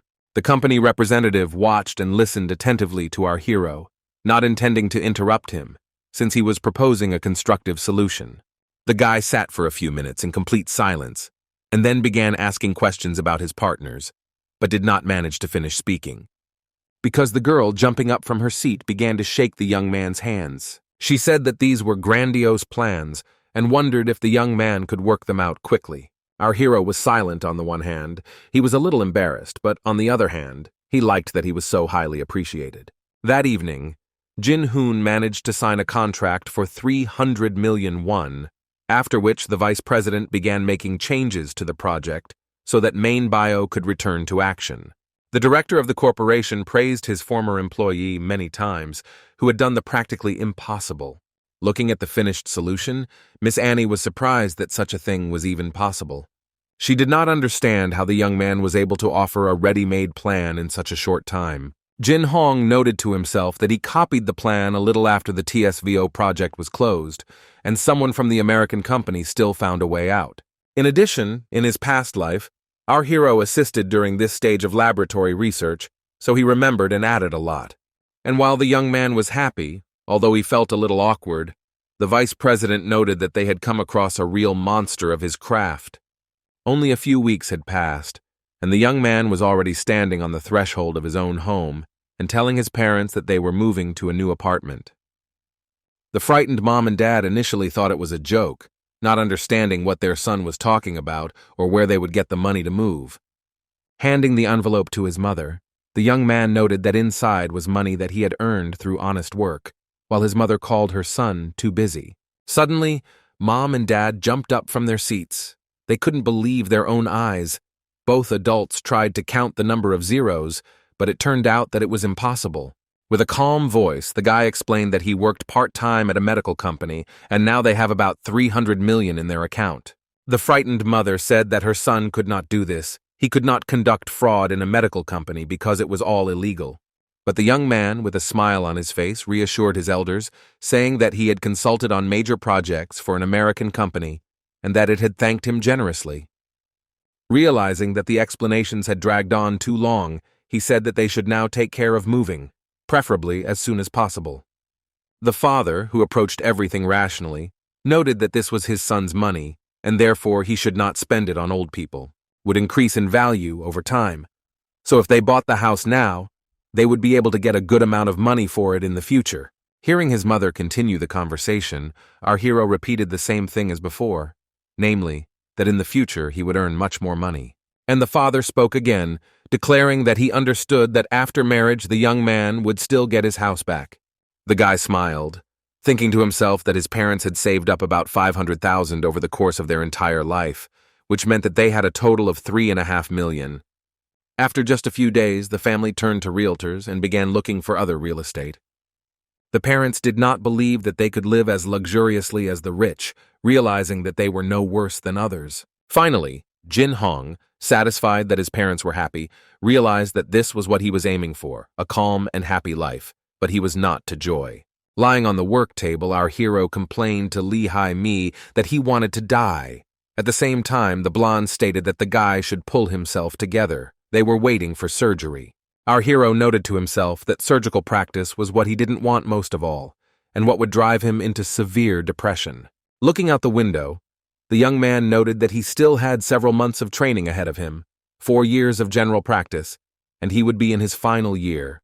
While in the audience, our hero did not feel any better. On the contrary, he thought that this was the worst time in his life. The past immediately comes to mind. Surgery was always something he wanted to avoid, but which constantly haunted him. Suddenly, Jin-hoon's thoughts were interrupted by a young man who introduced himself as the head of the department and said that his name was Nam Ki-taek. The doctor asked if everyone was present and, having received a positive answer, confirmed that they were the full group.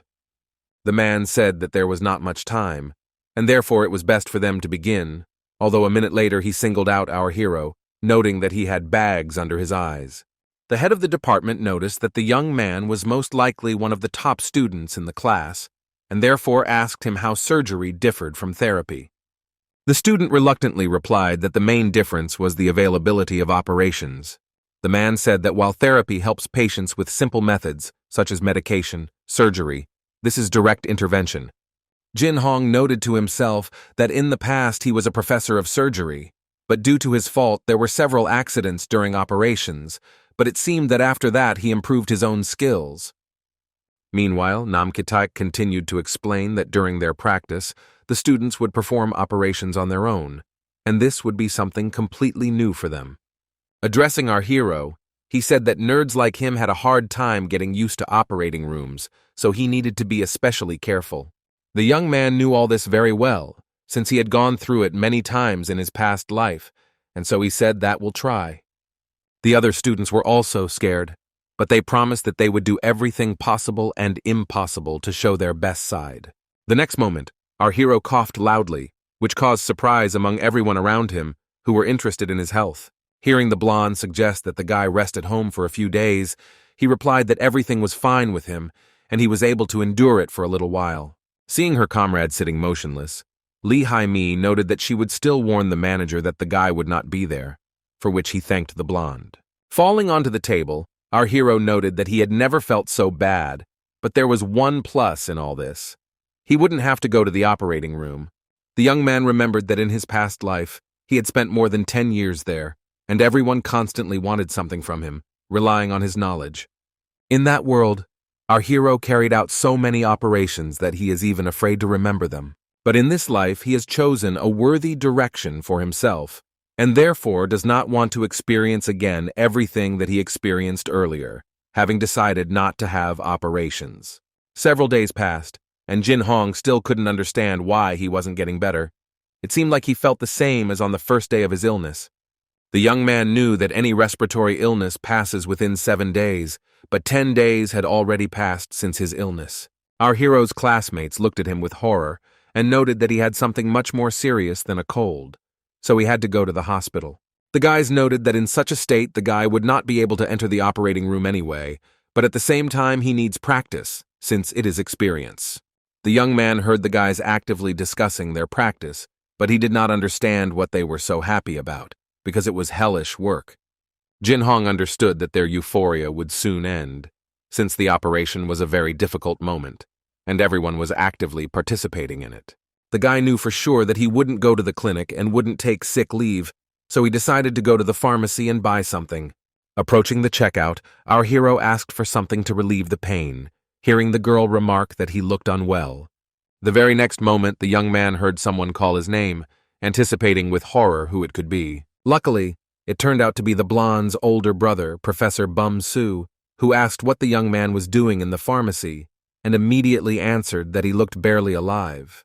The doctor jokingly said that the intern was most likely just tired, and so suggested that he go to a cafe and have a cup of coffee. The man said that firstly, he was treating her, and secondly, he wanted to talk to the guy about something.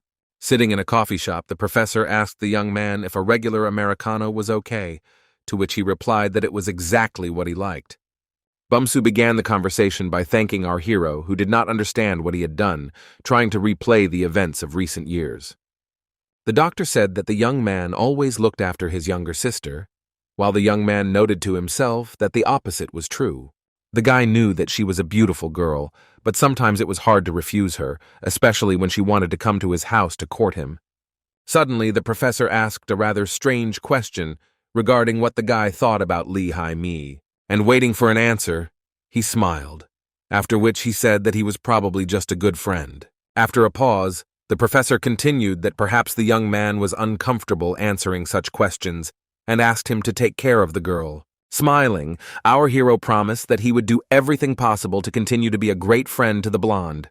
Standing up from his seat, Bumsu explained that he had an appointment and therefore he should go now, and wishing the guy a good day, he left. Looking into his cup of coffee, the young man thought about the fact that the professor was the only member of the family the blonde could rely on. However, what interested the guy most was not this, but what Lee Hai-mi was telling her brother about him. Jin Hong knew that he shouldn't think about this, so he forced himself to forget about the conversation and just rest. But his plans did not come to fruition because the next moment someone's voice, addressing him, began to shout and accuse the guy. Approaching the young man, Nam Ki-taek said that he had released the student from the operations, thinking that he was not feeling well, and at that time the guy was simply chilling in a cafe. Our hero tried to retreat, explaining that he was not alone. Professor Bumsu had invited him, and just a minute ago they had been sitting and talking. The head of the department looked closely at the intern, assessing his further actions. And then he shouted again, saying that, firstly, he didn't see the professor, and secondly, there was no need to hide behind this man just because he was the older brother of their classmate. And he abruptly declared that the entire next week the young man would be on emergency calls and would be responsible for all morning emergency operations. Looking at his supervisor with horror, Jin Hong did not believe what he heard. The doctor on duty is a permanent presence in the hospital and participation in all-night operations. Exhausted sitting in the corridor, our hero thought that due to a simple misunderstanding he received a very severe punishment. What the young man had been running from caught up with him. He didn't want to be a surgeon, but there was no way out of it. Lost in his memories, the guy noted to himself that at that time he smoked a lot and hoped that there would be no urgent operations in the coming week. A minute later, Jin Hoon received a call from Nam Ki-taek, who was wondering where the young man was, having heard that he was sitting next to the operating room. The disgruntled head of the department explained that the patient had acute cholecystitis. The operation would begin soon, and therefore the guy had to be in the 7th operating room immediately. Our hero said out loud that he would be there soon, but to himself he noted that for the first time since his rebirth, he would find himself in the place he had fled from. Looking at the corridor, the guy noted that this was the most frightening place, which, after so many years, instilled real horror in him. It was extremely difficult for the young man to control himself. It seemed as if his heart was about to jump out of his chest. The main reason was that it would remind him of his past life, and the young man did not want to return to his past state again. Jin Hong felt as if he had been reborn again, but back in time. Suddenly, Nam Ki-taek appeared and said that the patient was already being given anesthesia, and therefore the young man should wash his hands and go inside. The doctor noted that hands should be washed with the utmost care, and if an infection suddenly appears, he will punish our hero. A minute later, the manager was already telling the guy to put on his robe and get ready. The mentor explained that you can't just put on a robe as you please, it's very important to follow the rules of hygiene. And the very next moment, Nam Ki-taek watched in amazement as the student easily dealt with the ties. Our hero thought to himself that he hated tying his robe, while the surgeon noted that the guy seemed to be in an operating room for the first time. Realizing that habits were taking their toll, Jin Hong began to retreat, explaining that he had read a lot and seen a lot, but this was truly his first time in an operating room.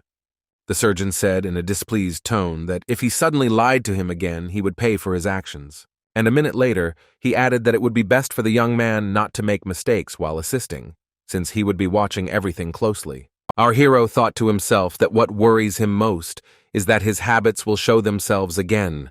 But despite this, he dreams of when he can leave this place sooner. Looking closely at the patient, the young man noted that this was a girl of about 25 years old. Jin Hong also understood that there were no other interns here. They were alone. The guy understood that this was a gallbladder operation, which students and doctors usually do in pairs. All the work falls on the surgeon, which means there is nothing left for the assistant. Despite this, the situation still made the guy remember the past, because he had performed similar surgeries so often. Suddenly, our hero was brought out of his thoughts by the doctor's voice, who asked if he had finished disinfecting, and added that if suddenly something was done wrong, and then fell silent. And again he continued his speech about how, if a mistake had been made, he would first scold him, and then do everything himself. The next moment, Namki-tek screamed, noting that everything was just perfect after hearing the excuse that it could have been done much better. Jin Hong wanted to make a joke, but it didn't come out well, and deciding to change the subject, the men realized that it was best to start the operation already. The doctor explained that the patient had cholecystitis, but they would not use a scalpel, but would perform a laparoscopy, and at the same time he asked if the student knew what it was. The young man immediately began to talk in detail about this type of surgical intervention, as well as about a large number of positive aspects. A moment later, our hero asked if he could then take up endoscopic vision, receiving the doctor's approval, but also a warning that everything had to be done at the highest level. Looking closely at the tools, the young man knew how to use them, but tried not to say much in order not to give himself away. In turn, the head of the department was going to test the student, so he was interested in where the inflammation was located. Our hero looked closely at the inflammation, noting to himself that it was too serious because it had spread to nearby organs. The guy understood that they were all connected to each other, and therefore, it would probably be better to use a scalpel to solve the problem in the best possible way. It turned out that the head of the department held a similar opinion, but he was still thinking about how best to avoid scar formation and use laparoscopy. Taking the instruments, he noted that the problem was that it was much more difficult than operating on the stomach with a scalpel, and therefore it was better to leave this option. Jin Hong didn't like this approach. He knew it was too serious, but on the other hand, he realized that as long as the operation was going well, let it be that way. Nam Ki-tak thought that he shouldn't go into too much detail and should focus on his work. A minute later, turning to our hero, the doctor said that he should not shake the endoscope so hard, and if he was tired, he needed to rest more. Suddenly, something frightened the young man so much that he could not restrain himself and turned to his supervisor. The frightened doctor seemed to take a moment to realize what had happened, while the boy continued to shout that the patient was bleeding. The surgeon, looking at the screen with horror, realized that he had accidentally hit the gallbladder artery, cursing himself with all his might. While Nam Ki-tak was screaming that nothing was working, our hero said that they simply couldn't see where the blood was coming from, and therefore they needed to open it up. But the guy couldn't give himself away, but he said it was very dangerous to continue at this stage, and then asked what would happen if they stopped the laparoscopy. The surgeon did not give up, and tried to solve the problem as best he could. At the same time, our hero understood that time was running out, and the heart could stop at any moment, which he told the doctor. The young man knew that the experienced surgeon wanted to prove to himself that he could do a lot, but he understood the dangers of this, so he shouted to the head of the department to open the cavity immediately. With shaking hands, the doctor began to return the laparoscopy instruments to their place. Closing his eyes, Nam Ki-tak thought one last time that he was doing everything right and would not regret his actions. A minute later, the surgeon was already asking our hero to give him the scalpel. He was secretly glad that the doctor had come to his senses. The next second, a full-fledged operation began, which was not supposed to last more than a few hours. But everything went wrong again. The manager noted with horror that instead of increasing visibility, everything was only getting worse, and there was a lot of blood. The doctor ordered that the suction be used more actively, while at the same time thinking with horror about what he should do, since there were no other doctors in the hospital at night. Jin Hong, seeing the terrible state of his boss, suddenly turned to him. The guy asked if it was possible that if they put a smaller nozzle on the suction machine, it would help, and then he fell silent. Nam Ki-tak was irritated, so he started yelling at the young man, noting that he couldn't know anything because he was just an ordinary intern. But the young man was not going to calm down, since he was an excellent surgeon, and therefore began to ask the head of the department to at least try. Realizing that the situation was only getting worse, the doctor nevertheless decided to accept the student's offer. Looking at the changes with surprise, the surgeon could not believe his own eyes, since the blood had easily gone away, and they had an excellent view. A minute later, the young man decided that he would do the suction so as not to interfere with the view, while the head of the department would better concentrate on stopping the bleeding. Finally, Nam Ki-tak realized where the artery was damaged, noting that things were really bad since he had no idea how to stop it. Turning again to his boss, the guy asked him to suck his cock for just a few seconds. Our hero noted to himself that he did not want to do what he was going to do, but he still had no other choice, because the patient's life was at stake. Watching his intern's manipulations, the surgeon did not understand what he was planning, and so he began to yell and swear at him again. The man wanted to stop him, but realizing that the situation was too critical, he decided to give the student a chance to show himself. Looking at what was happening with horror, Nam Ki-taek could not believe that the young man had managed to stop the bleeding so quickly. The next second, Jin Hong began to justify himself by saying that it was just a coincidence and apologized for disobeying. The surgeon was about to say something, but he thought to himself that what had happened, this is something amazing, and they will return to this issue later. While getting dressed after the operation, our hero was glad that nothing bad had happened. For him, the situation was dangerous, and he did not want to deal with it.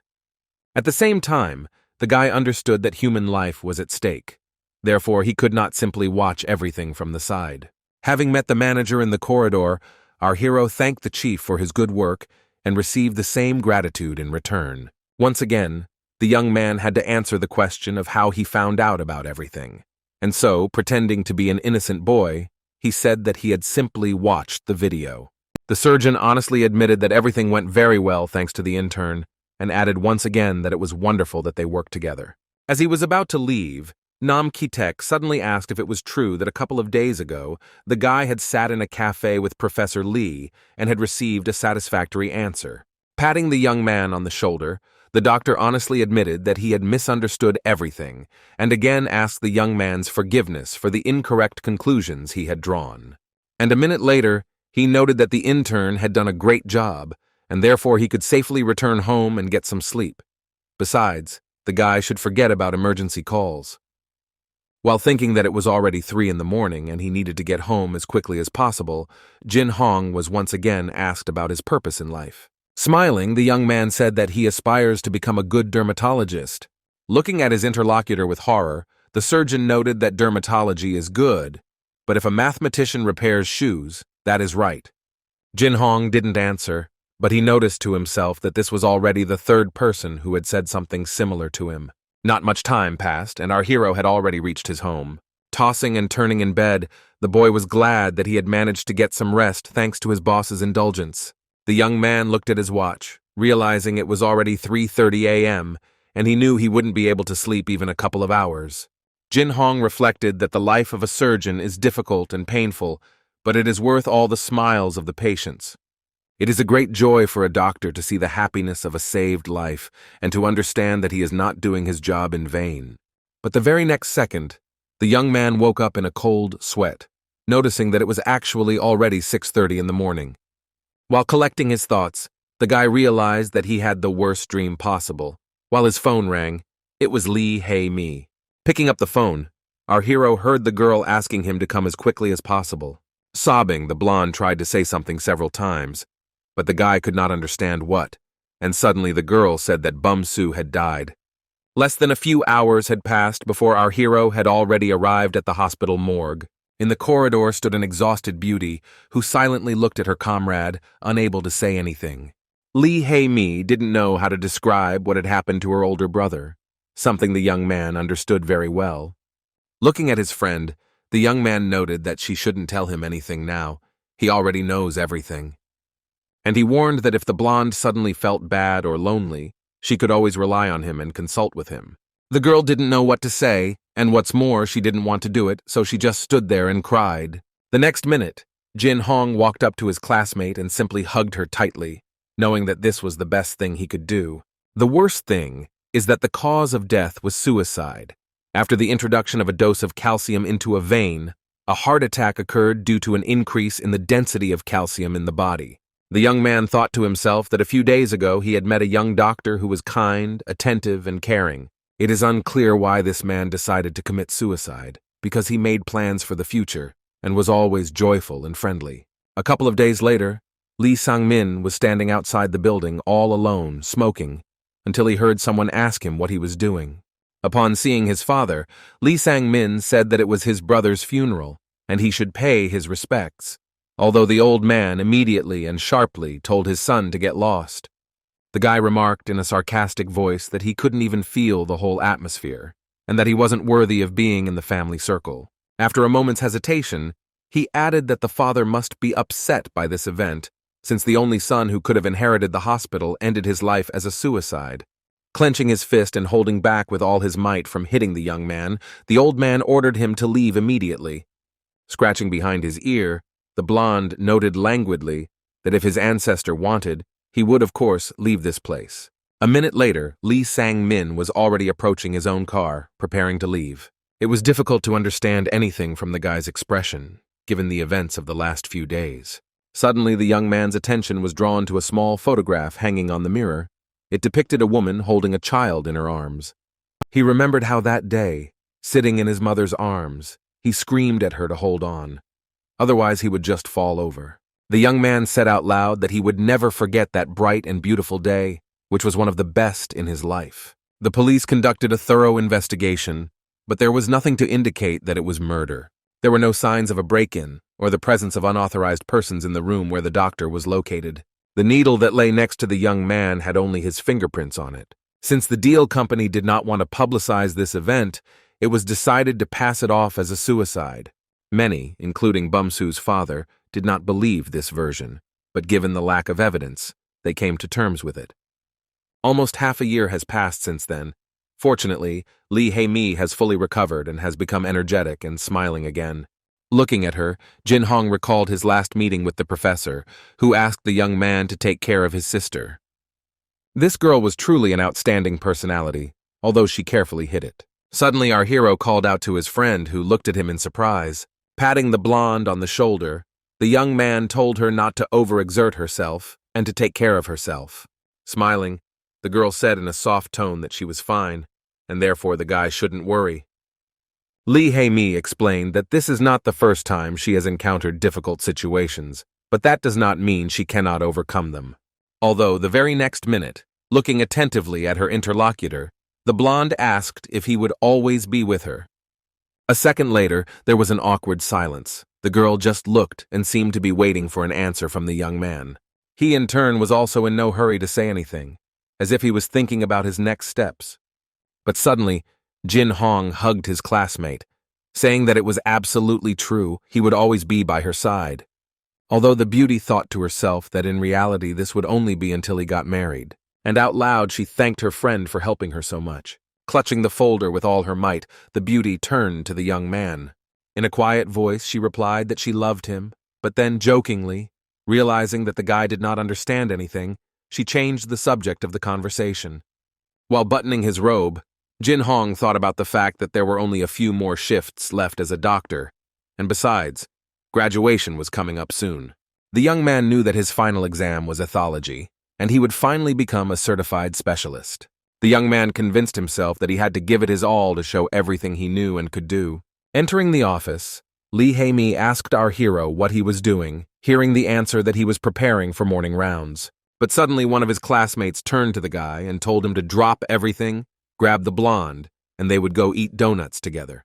Sitting in a large room, the classmates chatted pleasantly and talked about how they needed to relax as often as possible and stop worrying about everything. While happily eating a donut, Jin Hong thought again that dermatology was much calmer and more interesting than all other specialties. Of course, examining and treating skin is not something to be scoffed at, but the truth is that this area should not be compared to others.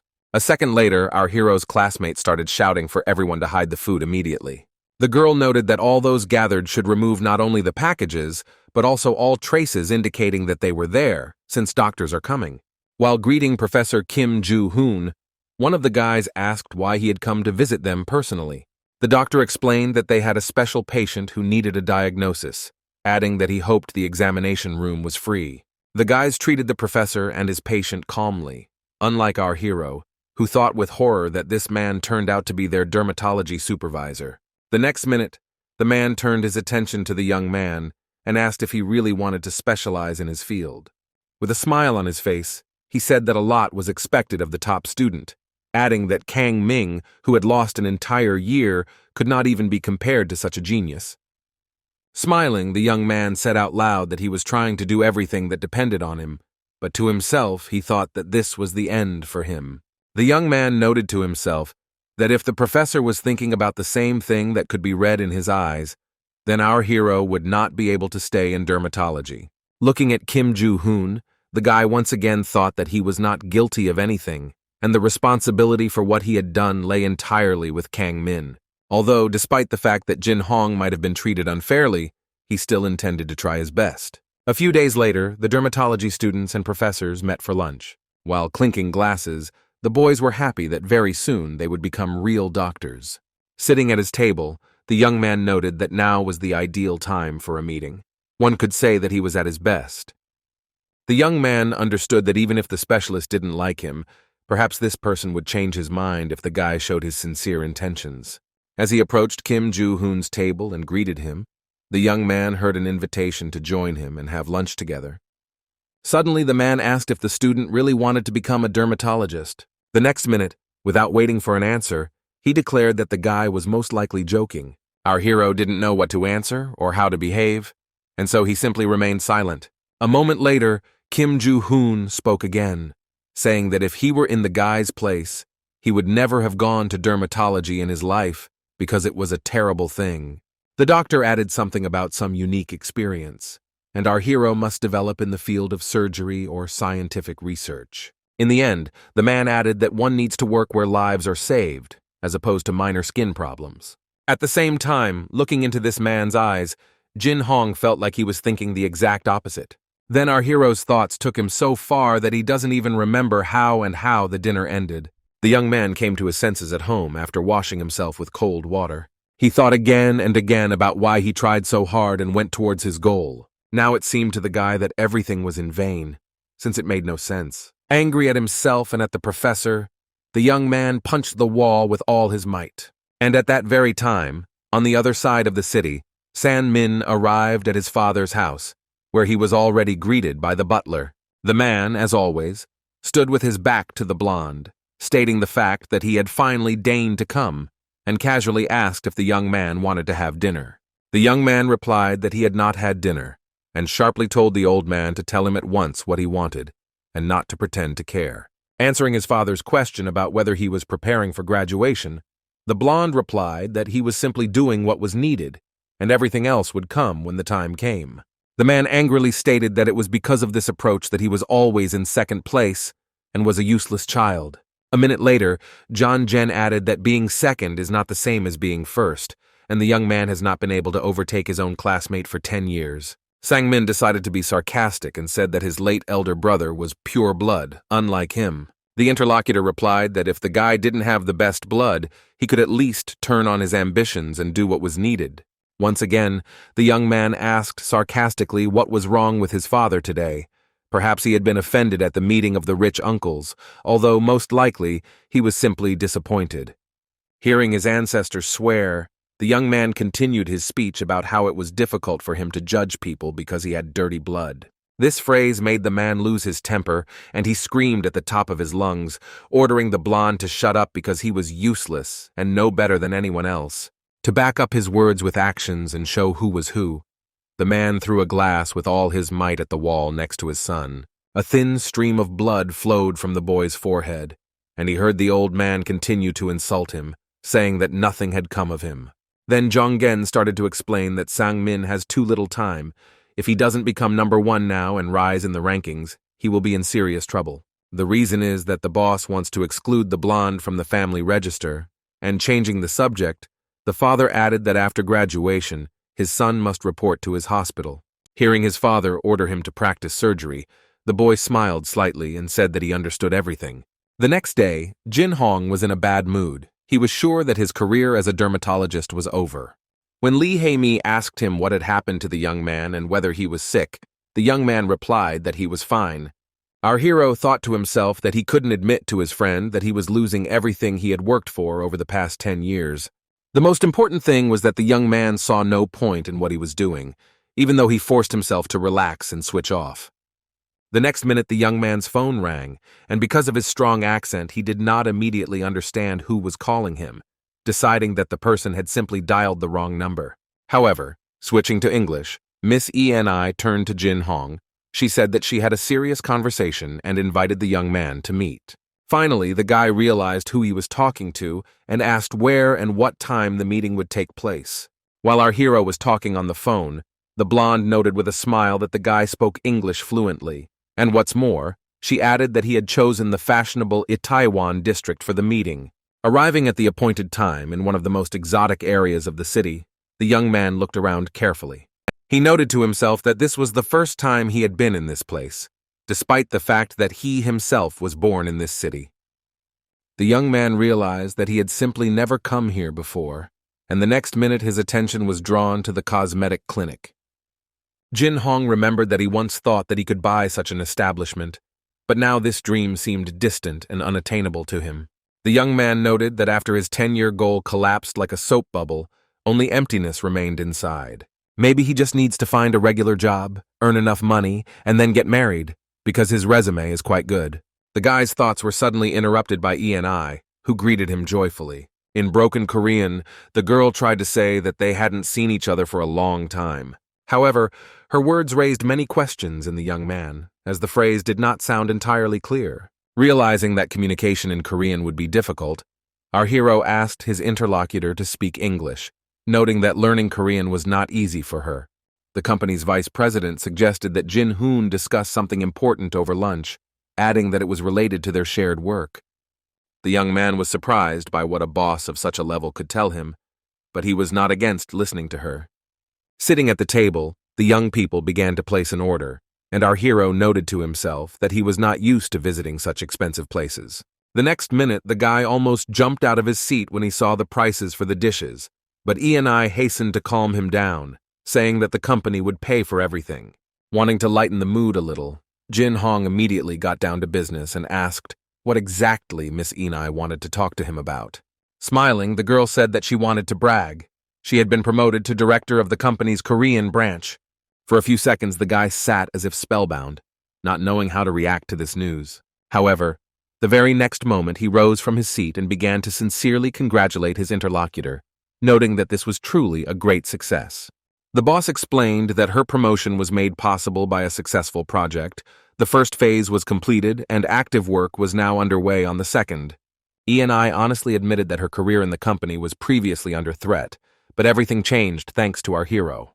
Jin Hong thought that he had essentially used other people's ideas, and therefore his merit was not entirely honest, however. He was happy for his interlocutor's success. The beauty continued to praise the guy, saying that it was thanks to him that she was sitting and dining in this luxurious place. Jin Hong was pleased to hear such words, although he was a little embarrassed, because he had already received a large sum of money for his work. However, the director noted that this was entirely fair, since good work should be paid accordingly. Suddenly, Miss Annie asked what the young man was going to do after graduation. Our hero did not immediately understand why such questions were being asked, but he was very intrigued. The next second, the girl began to offer the guy to join their company, take the position of director with a salary of 2.5 million won, and also receive various bonuses. As the boy cut into a piece of meat, he considered the attractiveness of the offered salary. Jin Hong couldn't believe that this was possible, but the woman explained that the offer came directly from the head office. The girl added that the company's management was impressed by the young man's achievements. A minute later, the director again asked our hero whether he agreed to cooperate with them. However, there was no answer.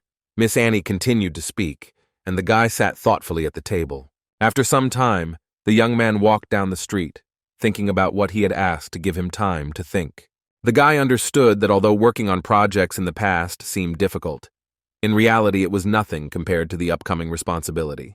Our hero was about to think over all the facts, but his thoughts were interrupted by a phone call. After greeting him, the young man heard the stranger ask again if he was really speaking with Jin Hong, and then said that he was calling from the HR department of DL Hospital. After a short pause, the man explained that he would like to offer the young man an interesting internship at their hospital after graduation. Hearing the last phrase, our hero felt mixed feelings. He blushed and turned pale at the same time, since the proposal seemed incredible.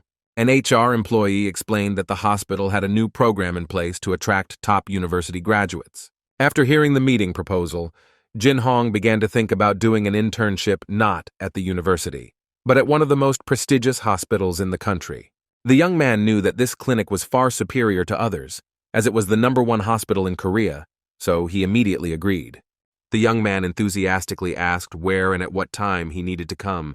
On the appointed day and time, Jin Hong arrived in DL. The HR officer greeted him happily. The man began his story by saying that their hospital is part of the Dial Group company. In addition, he emphasized that the hospital maintains its leading position thanks to investments in new technologies and human resources. The young man was bored listening to such information, because he had known about the company and the hospital for a long time, so he waited impatiently for his interlocutor to get to the point.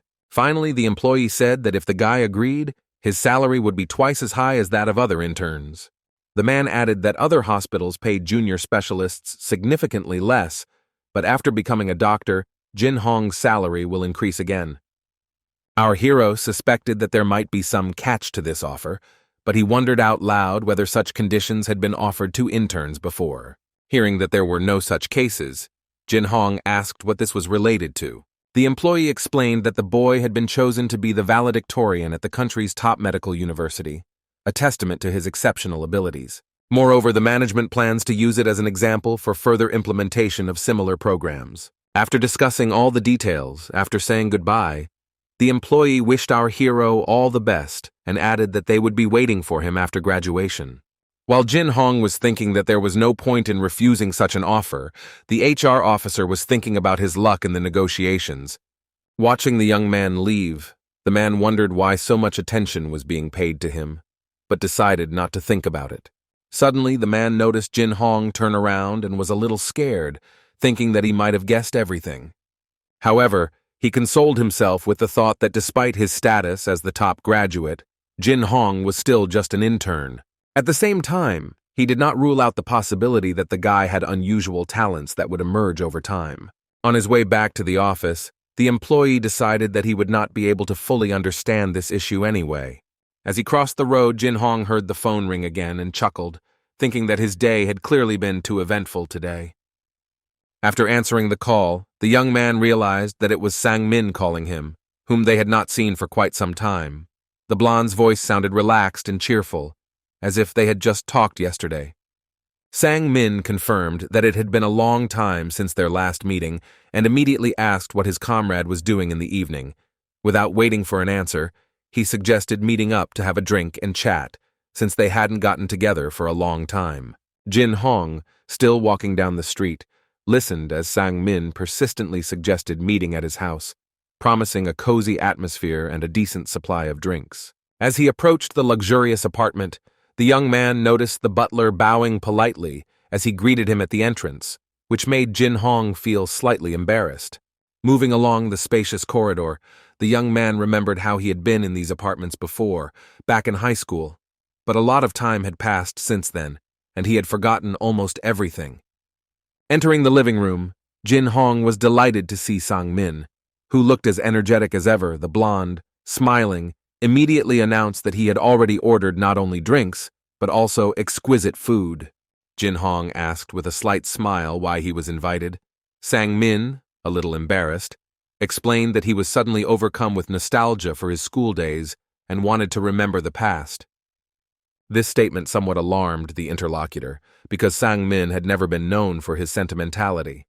However, Jin Hong decided not to ask unnecessary questions for now. The blonde, sensing the tension, quickly changed the subject, offering to have a drink to ease the tension. Jin Hong was sure that Sang-min, as usual, had invited his sister, but he unexpectedly assured that she would not be there, and this time he wanted to spend the evening exclusively in male company. Remembering the previous evenings when Sang-min's sister would happily pour him another glass, our hero thought that perhaps this was even for the best. The atmosphere would be calmer. Raising his glass, the young man thought about how tired he was today, and he noted that because of this, he would probably start getting drunk much faster. Suddenly, Sang-min asked a strange question about who he was to the guy who didn't understand what this was all about. Without a shadow of a doubt, the young man replied that he considered the blonde his friend, but looking at the displeased expression on his interlocutor's face, the young man suspected that he had said something wrong. In turn, Jin Hong asked a counter-question about what the other person didn't like about his answer, but Sang-min only hesitated for a second before answering, saying in a calm voice that he truly wanted to remain our hero's friend in the future. The blonde smiled slightly, trying to ease the tense atmosphere. The young man, still surprised, asked why the owner of the house was asking such strange questions.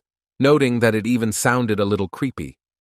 Sang Min, noticing the bewilderment on his friend's face, quickly brushed it off and explained that he was simply curious. However, the guy was not completely sure of the truthfulness of this answer.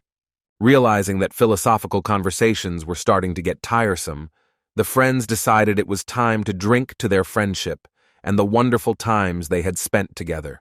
For Jin-hoon, this evening was a great opportunity to relax a little. The last months had exhausted him to the limit, and now he was enjoying a well-deserved rest, raising glass after glass. The blonde had no intention of following his comrade's example and preferred to simply watch what was happening. He kept an eye on his guest, who drank as much as he wanted without holding back. However, after some time, the young man grabbed his head, feeling severe pain. It seemed to him that he was about to fall. While he was complaining about feeling unwell, Sang Min suggested that he lie down and rest for a while, suggesting that the reason was fatigue. Suddenly, Jin Hong felt his eyes begin to close and the outline of his interlocutor began to blur. A few minutes later, the guy was already lying on the couch, and his interlocutor was standing next to him, observing his friend's condition. The young man could not understand why this happened, and what led to it, however. The owner of the house tried to calm his comrade, suggesting that he rest until he felt better. The blonde saw how unexpectedly Jin Hong stood up and was about to go somewhere. However, he immediately calmed him down and assured him that he could get a great night's sleep with him. At first, the young man simply looked at his classmate. It seemed that he himself did not understand what he had done and why he had gotten his friend drunk. The blonde, trying to be caring, continued to watch his sleeping friend closely. For several minutes he stood next to him, thinking. Then he came up and carefully put his hand on Jin-hoon's neck. At that moment, the guy realized how difficult it was for him to feel his friend's pulse, and this made him think about many things. The young man envied our hero's passionate and strong heart, feeling sympathy for him. Sang Min sincerely wanted to be friends with this man and hoped that the young man also had the same desire. Finally, both graduated from university. The blonde took second place, and Jin Hong took first place, and this result remained unchanged for the last 10 years. Both young men began their careers at the same hospital. After passing the examination to confirm their doctoral license, graduates were assigned to hospitals. The internship that was starting was an important and at the same time difficult stage in their careers, and they both understood that it would not be easy. Our hero repeated to himself that by the word practice, he understood that this was the most boring, but at the same time difficult period. In a conversation with Lee Hae-mi, Jin-hoon noted that she should not expect to return home in the next month because they all have to focus on work and internship. The young man joked with her that in a couple of months, they would get used to everything. And then he added that interns can ask to go home several times a week. At this time, the guy heard a familiar voice, and paying attention to what was happening, noticed how Moon Jin was shouting his name, approaching him. Wedging himself between the young man and the girl, Moon Jin continued to shout out the name of our hero. They embraced joyfully, and the friend expressed his surprise that they met in the same hospital, as he did not think that their paths would cross again. Despite his fatigue, our hero was glad to meet a friend who suggested remembering the old days when they still studied together. The young man noted that despite all the difficulties of his studies and internship, Moon Jin remained just as energetic and full of vitality. They continued talking about old times, and the friend said that he couldn't imagine sharing his life with another person the way he did with Jin-hoon. The guys were sincerely happy that they would now be working together. Suddenly, Moon Jin's attention was drawn to the girl standing next to them, and he wondered if she was his interlocutor's friend. At this point, Hae-mi spoke up, introduced herself, and said that she and Jin-hoon had been studying at the same university for many years, and were now doing an internship together at the same hospital, which had brought them very close. Moon Jin looked at the girl in surprise, as if he couldn't believe his ears, and at the same time he was unable to utter a word from surprise. On the one hand, the guy was shocked by the beauty and charm of the blonde, and on the other hand, he was amazed by the attention she showed towards him, clearly not expecting such interest. Stepping aside, the guy asked his friend who this beauty really was, and his interlocutor calmly confirmed everything she had said a minute ago, assuring him of her honesty. The shorty was a little embarrassed and did not dare to give his name, fearing the reaction of those around him. But our hero supported him, saying that there was nothing to worry about, and suggested that he not be shy. A moment later, the young man, having gathered his courage, finally said his name and even began a conversation with Hemi, who listened attentively to him, asking questions. A little time passed, and the children were invited into the auditorium, explained that the meeting was about to begin, and asked to be attentive. Watching his friend look at the blonde, the young man mentally noted that she was indeed very pretty. Her beauty attracted everyone's attention. However, it wasn't that bothered him, but why he himself was so irritated when someone paid attention to the headman, as if it was invading his personal space. The lecturer, looking around at everyone gathered, began to talk about how they would soon become real doctors, but emphasized that before that, they would have to go through a difficult and thorny path that would require effort. With a smile and a slight joke in his voice, he added that the interns were in for a real hell, full of trials, which caused slight confusion among those present. Everyone looked at the lecturer with surprise and anxiety, since this was not how they had imagined their first day at work and did not expect to hear such words. The man explained that everyone started out as interns, and that was their starting position, but he asked if they knew where interns fit in the hospital hierarchy. A minute later, he said with a smile that he would not tell them this, since everyone must feel their own path to become a real professional. Seeing the fear and uncertainty on the faces of those gathered, the doctor tried to calm them down, saying that this was their first job, so they might not know a lot. The main thing was to try and work for the benefit of the patients. Jin Hong had been through something like this before, and knew that newbies would be given the most difficult and dirty work, but he knew that this was no reason to be negligent in his duties. Hearing that the interns would be doing their internships in different departments, Moon Jin asked his friend with interest where he was going to start, hoping to hear his opinion.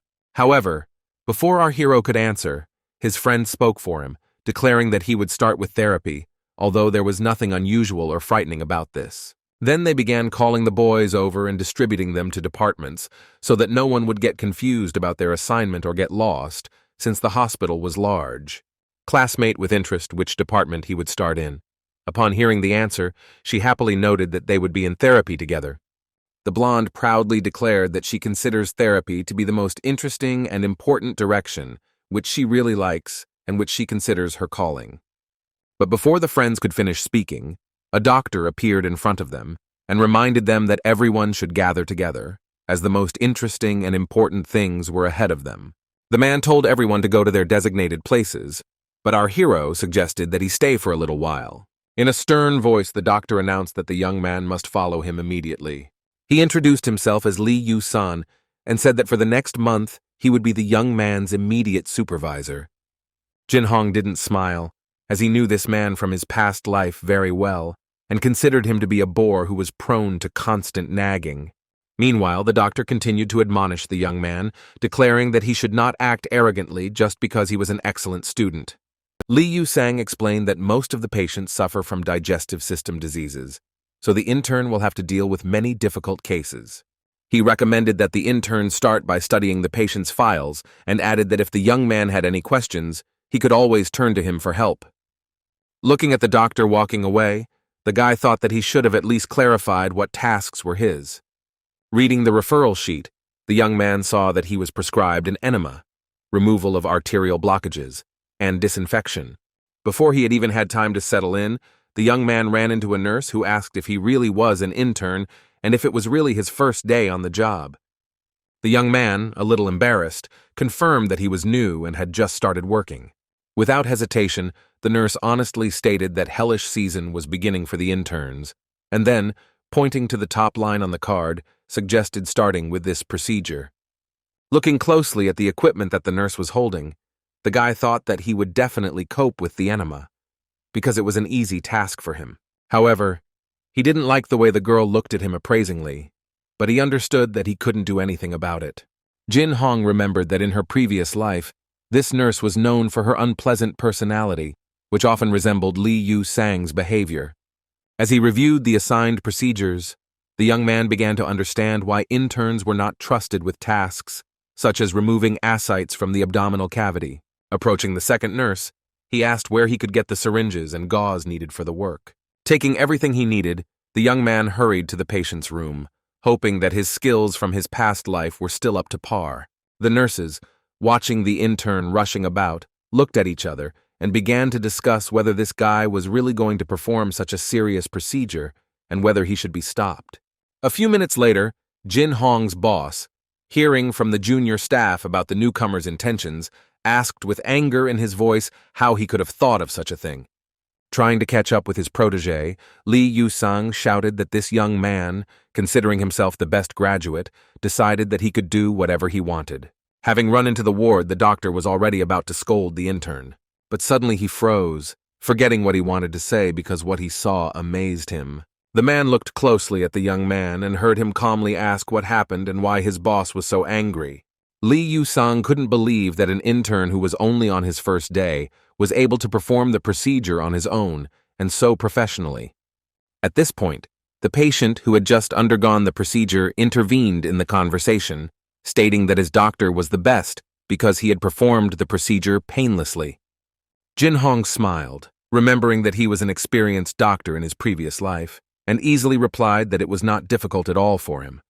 The head of the department, amazed by what he saw, thought that he himself would not have been able to carry out manipulation at such a level, not to mention yesterday's student. However, not only the doctor was shocked, but also the nurses, who, exchanging glances, began to discuss the talents of the young intern in a whisper. Realizing that this could not be ignored, Lee Yu-sang warned the boy not to take any action, adding that patients were not dolls for experiments. Out loud, our hero said that everything was clear to him, but to himself he thought that the doctor himself had pushed him to perform the procedure, and now for some reason he was dissatisfied. As Jin Hong continued reading the clearance sheet, he thought that all the dirty work had been dumped on him. Of course, it was not difficult for him to complete all these tasks, but he understood that he would look strange if he did them perfectly. Pretending to be an expert in something you don't know is hard, but pretending to be a beginner in something you know inside and out has proven even harder. A few hours later, Lee Yu-sang asked his subordinate if he had ever worked as an intern in another hospital, to which the guy calmly replied that he had not. The young man knew he had to put on a serious face and lied that he had simply trained a lot on models at university. The manager found it hard to believe, although the young man insisted that he had practiced the skills many times. After making sure that the intern had completed the tasks, Lee Yu-sang left a contact number for one of the nurses, telling her to call him if necessary. Discussing what had happened among themselves, the medical staff could not believe that the guy in front of them was an intern. The guy seemed like a real professional. In the break room, one of the girls was comforting another who was complaining that she was constantly being yelled at. She was eventually kicked out for being useless, which was the final point in her attempts to prove her worth. Jin Hong, watching what was happening, understood that the first day of work is always especially difficult. The next moment, he turned his gaze to Hemi, who was sitting quietly in the corner. The girl greeted her friend joyfully, although she didn't seem to want to smile at all. Coming closer, the guy asked how she was feeling, but in response, he only received a reproach, saying that it was already written on her face. At that moment, another intern entered the room and offered the blonde a little snack before returning to work. Smiling, the blonde promised that she would definitely join in a minute. In turn, the young man said that food is the best way to replenish strength and lift your spirits. As they walked down the hallway, Haimi's colleague began to ask her if it was true that she was dating Jin Hoon, but without waiting for an answer, she herself stated that it was obvious. The indignant beauty loudly denied everything, insisting that there was nothing between them and never had been. They had always been just friends. However, the girl did not calm down, continuing to ask what kind of friends they were. With a smile, the interlocutor explained that at the moment it looked like one-sided sympathy, and she doubted that the young man had mutual feelings for Haimi.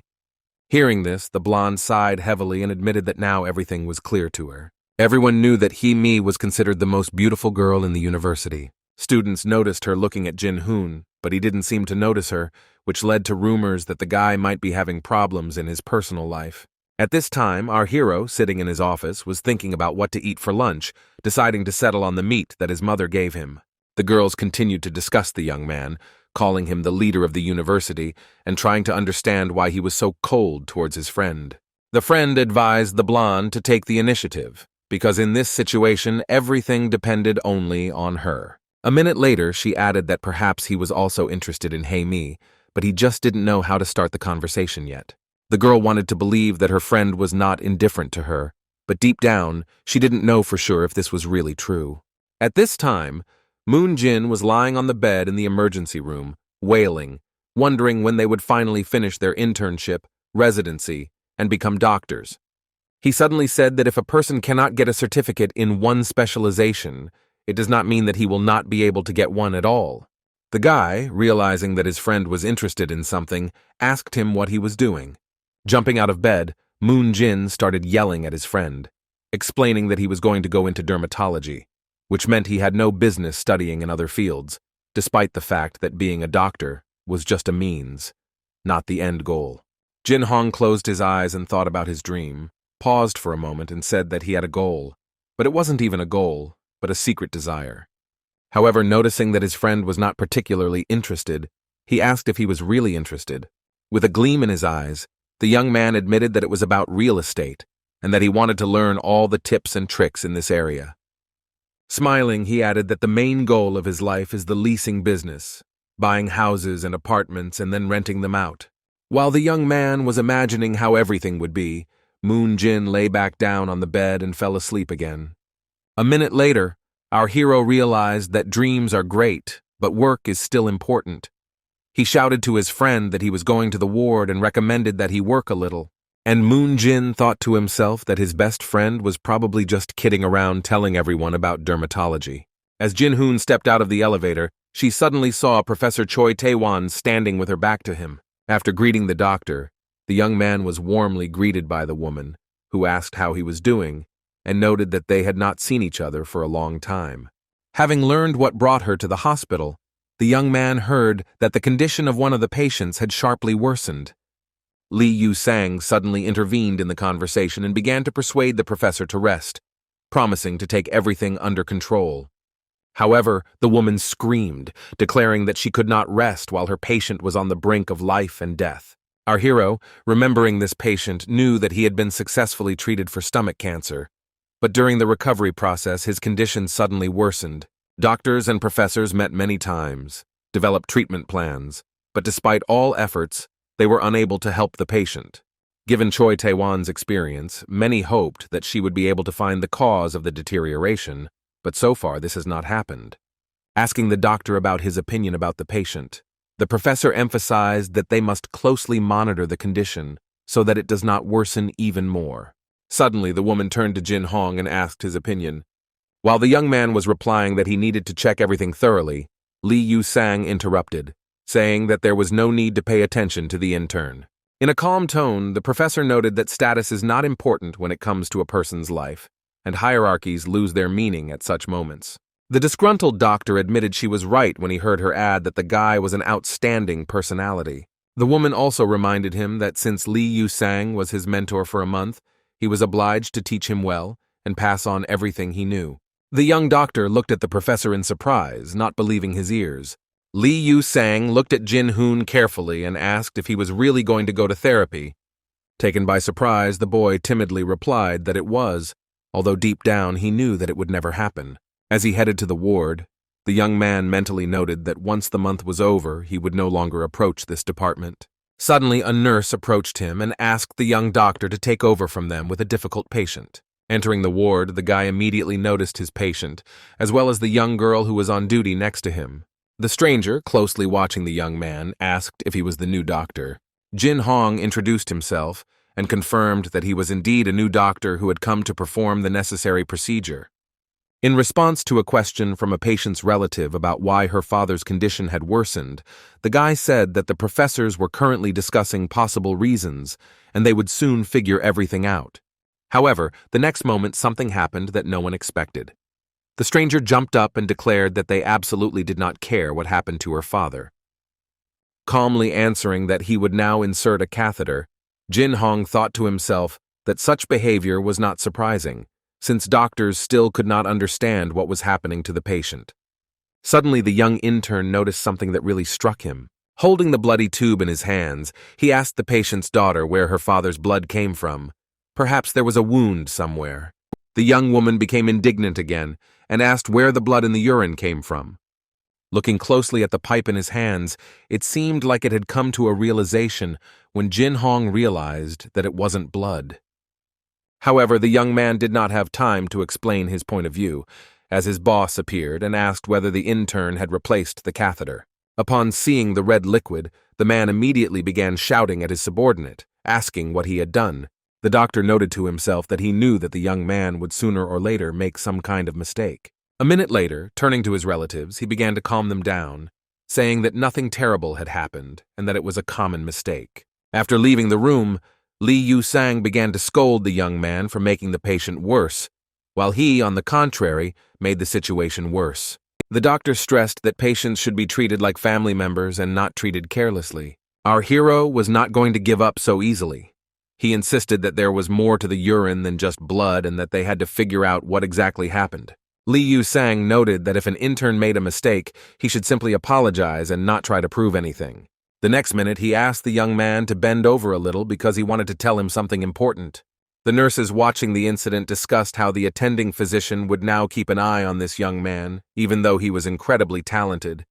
The boss kept asking the boy if he thought he was so important because he was the best at the university, repeating that it was time to forget about studying. After an unpleasant conversation, one of the nurses tried to cheer up our hero, but he replied that he was fine. The young man said that the most important thing was the patient's health, and a minute later asked if he could use the computer. The guy wanted to know all the possible prescribed procedures and treatments for a complex patient. After the therapy, the patient's heart and liver condition deteriorated sharply for unknown reasons. Jin Hong thought that if the patient's condition continued to deteriorate, he would have to be transferred to the intensive care unit. Our hero realized that studying at the university, no matter how many hours they spent in the classroom, was still not enough to effectively treat patients. But unlike most others, the young man had the advantage of retaining the experiences from his past life. Combining the knowledge he gained at university with the experience from his previous life, the boy became an even more experienced doctor. However, despite all his efforts and acquired skills, the guy still felt that he still had a lot to learn, especially in the field of surgery and therapy. Our hero decided that it would be best to turn to medical literature and study the possible causes of the disease, as well as ways to treat them. Focusing on finding information, he hoped to find a solution to this difficult situation. The nurses who had told the young man where he should go quietly exchanged many thoughts, each of them hoping that the young man would really be able to find a suitable solution and help the patient. While reading one of the articles, the guy became lost in thought, trying to find possible explanations for why the patient's red urine suddenly appeared for no apparent reason. The next minute, his attention was drawn to one important detail that he had not paid attention to before. It was something that could explain what had happened. With great enthusiasm and joy on his face, the young man jumped up from his seat and exclaimed that he had finally found the key information he had been looking for so long. He was almost sure that this was what he needed. A moment later, Jin Hong was already rushing towards his mentor to report his guesses and tell him what he had just discovered. His gaze full of determination, he knew that this was important.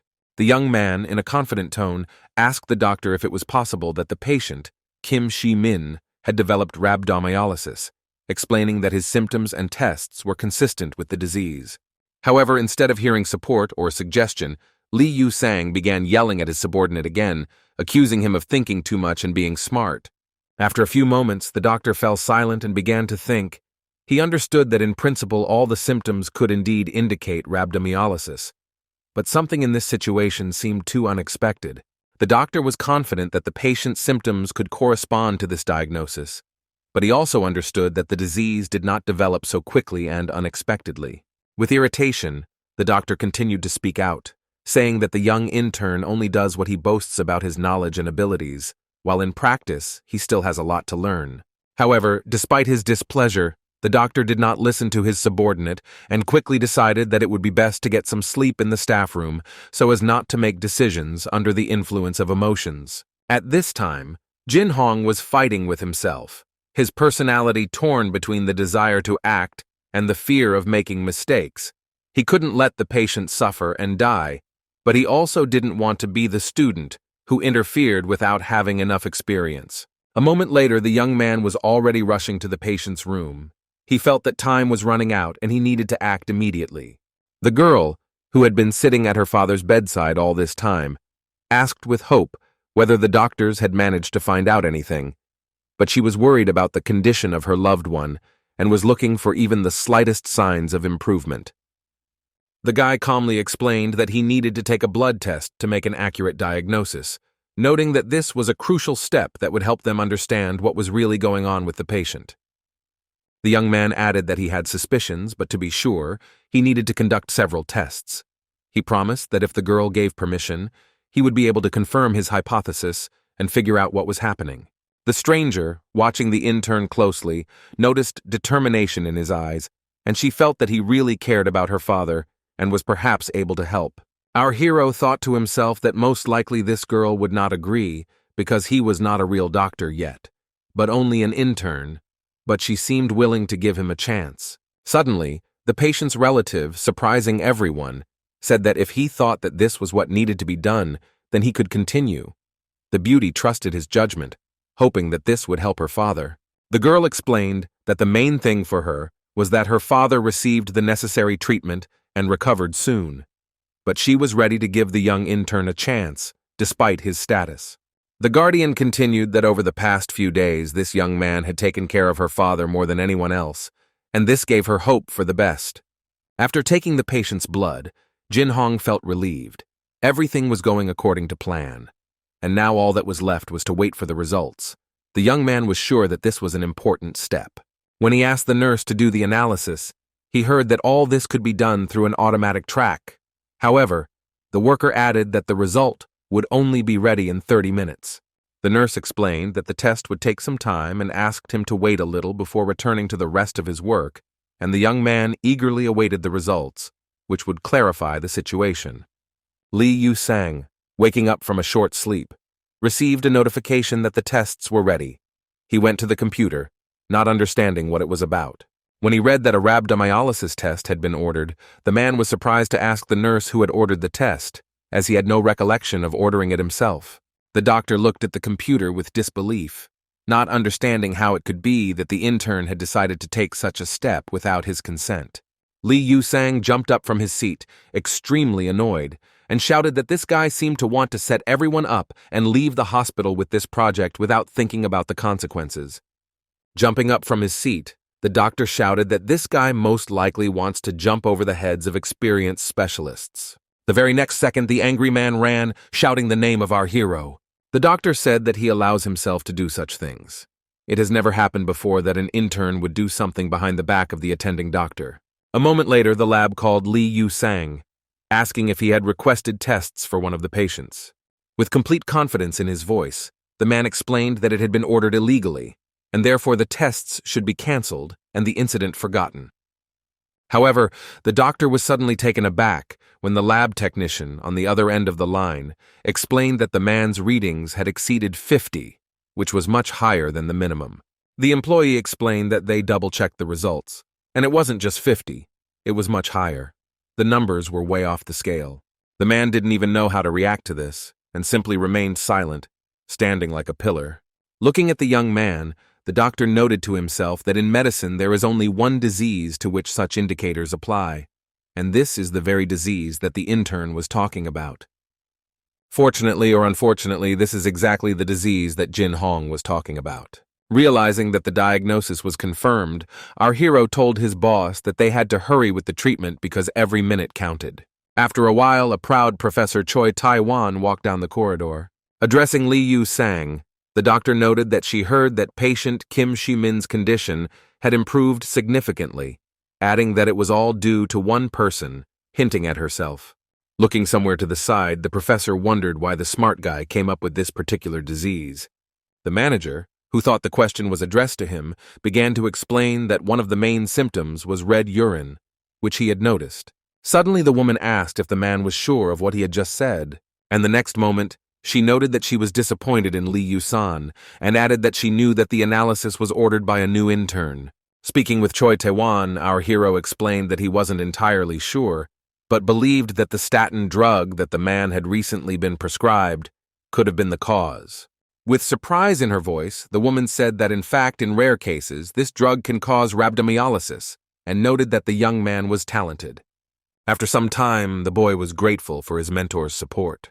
The girl standing in the corridor said that if she ever got sick, she would definitely turn to the young man and do everything possible to ensure that he treated her. But it didn't end that easily. The guardian was so impressed with the intern's work that he wrote a letter of thanks on the hospital's website. Jin Hong was not at all happy about this development because he wanted this post to be deleted as quickly as possible. However, the hospital's PR campaign was too slow, and because of this, the letter rose to the top and began to appear when opening the site. The young man could only hope that not everyone who worked at the clinic would see this message. Perhaps not everyone saw this post, but one of the owners of the clinic, Mr. Lee, drew attention to it. The man was extremely irritated by all this. He didn't think that poor young men unknown to anyone relax so much, at least in his hospital. Sitting at the laptop, the young man read the messages written by the patient's daughter Xu Ming, who once again sincerely thanked the guy and expressed hope that he would become a famous therapist in the future. Not understanding what the letter was talking about, the young man shouted, turning to Jin Hong. While reading our hero's mail, Moon Jin scolded him for lying, noting that he wanted to go into dermatology, although in fact this is not the case. But the comrade did not calm down, continuing to note that many believe that an intern, after a year of practice, will definitely go to work in the therapy department. The guy shouted out loud that nothing like that would ever happen to him, while to himself he thought that he didn't consider his best friend a gossip, despite all the talk. At that moment, the young man realized that the talk about him staying in this department most likely came from Professor Choi Taiwan, who, as he knew, did not hide her opinion and always spoke frankly. Before the guys could say anything, there was a knock on the doctor's office. Sitting closest to the door, Moon Jin decided that it would be better for him to open it than to wait for someone else to do it. Our hero, standing to the side, heard the conversation between his comrade and the girl, but could not join them, remaining reserved and absorbed in his thoughts. Suddenly, Hei Mi spoke up, smiling as she walked over and asked if Dr. Jin Hong was there, with a slightly mischievous tone in her voice, as if she hadn't expected such a question. The young man thought that perhaps she had come on some important business, but immediately after the blonde asked if he was free, the guy realized that this was not such a serious meeting. Without waiting for an answer, the blonde continued asking if the guy wanted to go for a walk with her to celebrate the day off in a new restaurant that opened right across from the hospital. The guy knew that when he went somewhere with this girl, it usually always ended with a conversation about how it would be nice to have a drink and how they would have a great time together, which he told her straight out. Suddenly, Moon Jin entered the conversation. The young man noticed that he was also free, and immediately offered to join their company, to which the girl readily agreed. The guy started making excuses, explaining that he hadn't been outside for a long time and that he was feeling a little nervous. But on the other hand, he realized that he was perhaps being too pushy, which also worried him a little. A minute later, Jin Hong accidentally turned around, and what he saw shocked him so much that he couldn't say a word. The guy just stood there, while his interlocutors continued to discuss some important issues, not noticing his state. With a casual glance, he saw his beloved and stood rooted to the spot. Looking at the closing elevator, the guy couldn't believe his eyes. His ex-wife was in it, who somehow miraculously ended up in this hospital. The young man quickly ran towards the stairs, trying not only to catch up with the elevator, but also to overtake it, because every moment seemed critically important. Our hero ran as fast as he could, and only one thought was spinning in his head.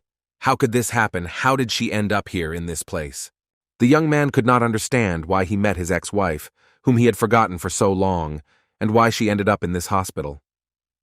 The young man was worried about the girl, thinking that she needed help, and at the same time, he could not get rid of thoughts about how she ended up here, in this hospital. The beautiful Yan He, just like several years ago, met him again, despite the fact that the guy had been trying to forget her for a long time. The intern ran from floor to floor, noting with horror that the girl was nowhere to be found. He looked for her with increasing despair, but she seemed to have disappeared. The hero knew that he had searched all the floors where the elevator stopped, but somehow the girl had disappeared, and it was impossible to find her. Tired of running up and down the stairs, the young man wondered what he was doing and what he would do next. The young man could not understand whether it was worth continuing the search if even the elevator ultimately did not bring an answer. Even if he managed to catch up with Yan He didn't know what to say to her, how a guy could just come up and greet her, how to explain that in a past life they were husband and wife, but their marriage didn't work out. After a minute of reflection, the young man heard the cries of his friends, who began to wonder what had happened to him, why he was running so restlessly throughout the hospital. Finally, having caught up with her colleague, the girl tried to calm the guy down, saying that nothing terrible had happened, and he was fine. There was no need to worry so much. Jin Hong was about to say something else, but the next moment he realized that it would be too stupid and simply apologized. With a praying look, looking at the young man, the blonde asked him to tell her what had happened a few minutes ago that had caused such concern. Over the next month, nothing strange or unusual happened. Our hero transferred from therapy to another department and began to get used to his new place of work. But he did not forget that he might never end up in this department again. Having met Professor Choi Tae-won in the hallway one day, the boy decided to do everything possible to refuse to have lunch with this woman, realizing that she would continue to express her strict comments. The young man noted with horror to himself that despite her brilliant professional qualities, she could make his life much more difficult if she found out that he was going to become a dermatologist. At the same time, his plans and dreams about dermatology seemed more and more distant, especially when the young man was faced with the prospect of working in a surgical department, with its double workload and strict schedule. As the month of surgery began, the young man realized that if he was spotted, he would not have a single free minute in the future, and would have to face the most difficult challenges of his career. Having gathered in the hall, the head of the department greeted the interns and said that they would be under his command in the very near future. The man immediately clarified that it was best not to create problems for anyone, since he did not like to redo other people's work. A minute later, the head of the department approached our hero, noting that he had heard about him, and asked him to show all his talent and knowledge in his department. After this, the man also noted Lee Sang-min, adding that the young man had excellent grades, so he should try hard too. Jin Hong, in turn, again and again persuaded himself to behave like a beginner, not to say or do anything unnecessary. But the next minute the guy's thoughts were interrupted by a male voice. The blonde man, turning to our hero and smiling, advised him not to create problems this month. The interlocutor explained in a calm tone that he personally was not going to stand out from the crowd at all, and that in his opinion, this would not be difficult at all. A couple of days later, the young man, sitting in the surgical department, mentally addressed himself, asserting that everything should be new for him. This also applied to handling the operating set. Of course, they had previous practice, but this does not mean that he should be on par with the professor in his knowledge.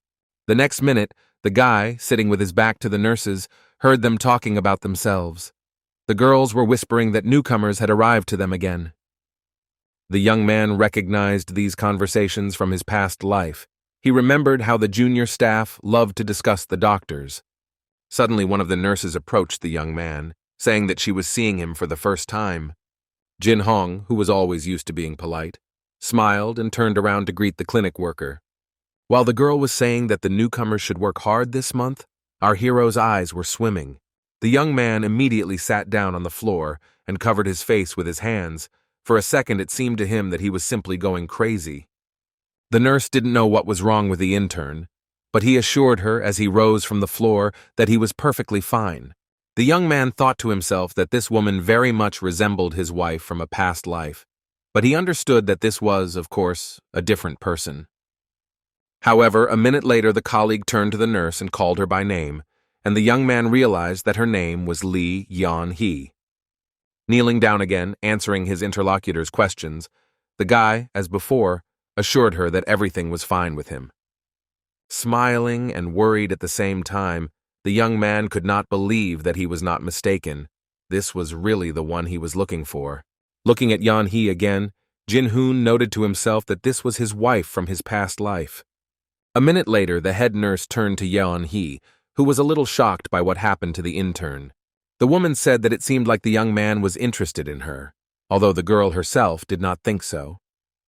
But the colleague continued to convince Yan-hee that the young man looked at her with the gaze of a man who saw his wife for the first time after a long separation.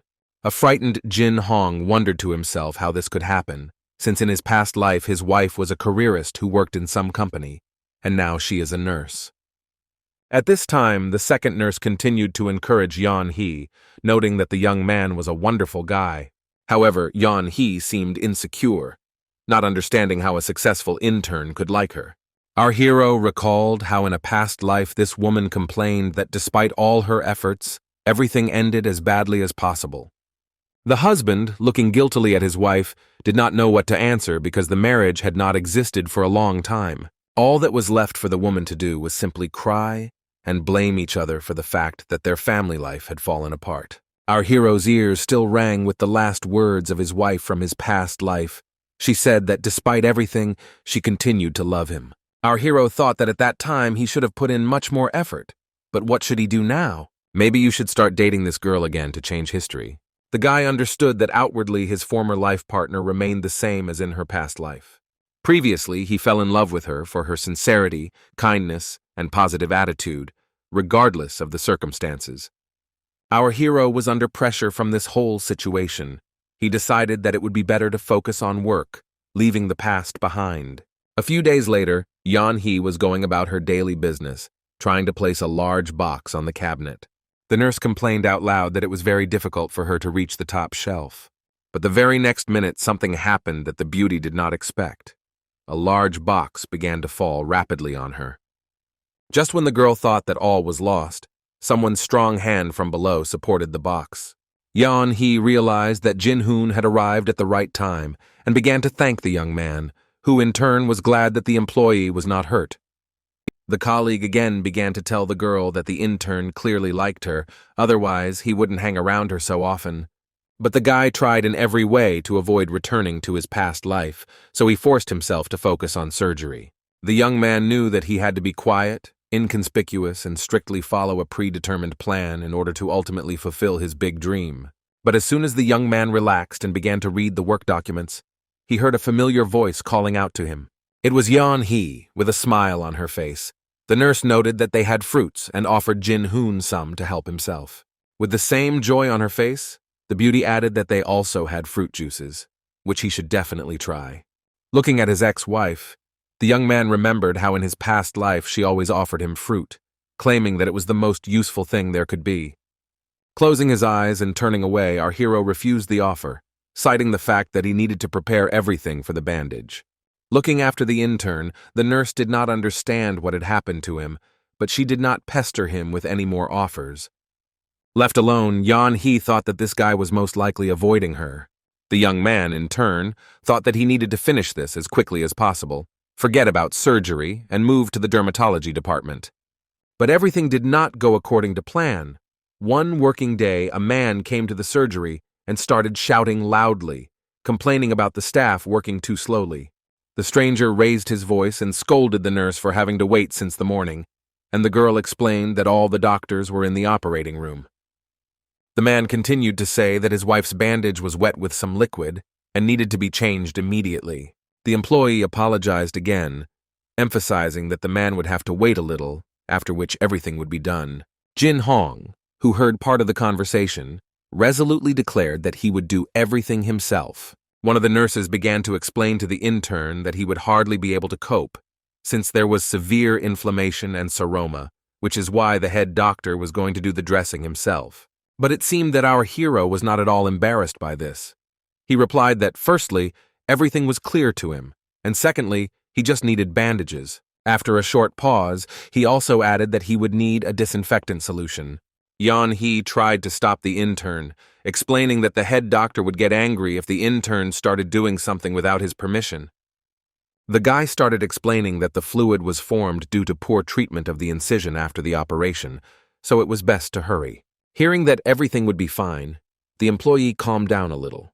But a minute later, she added that the doctor shouldn't worry. It would be better if they yelled at her, but at least the young man wouldn't expose himself.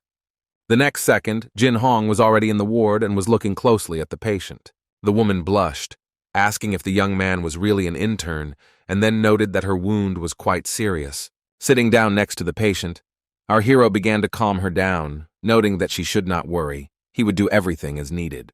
While removing the old bandage, the young man noted to himself that the condition of the wound was actually very bad, and, in addition, it was bothering the patient a lot.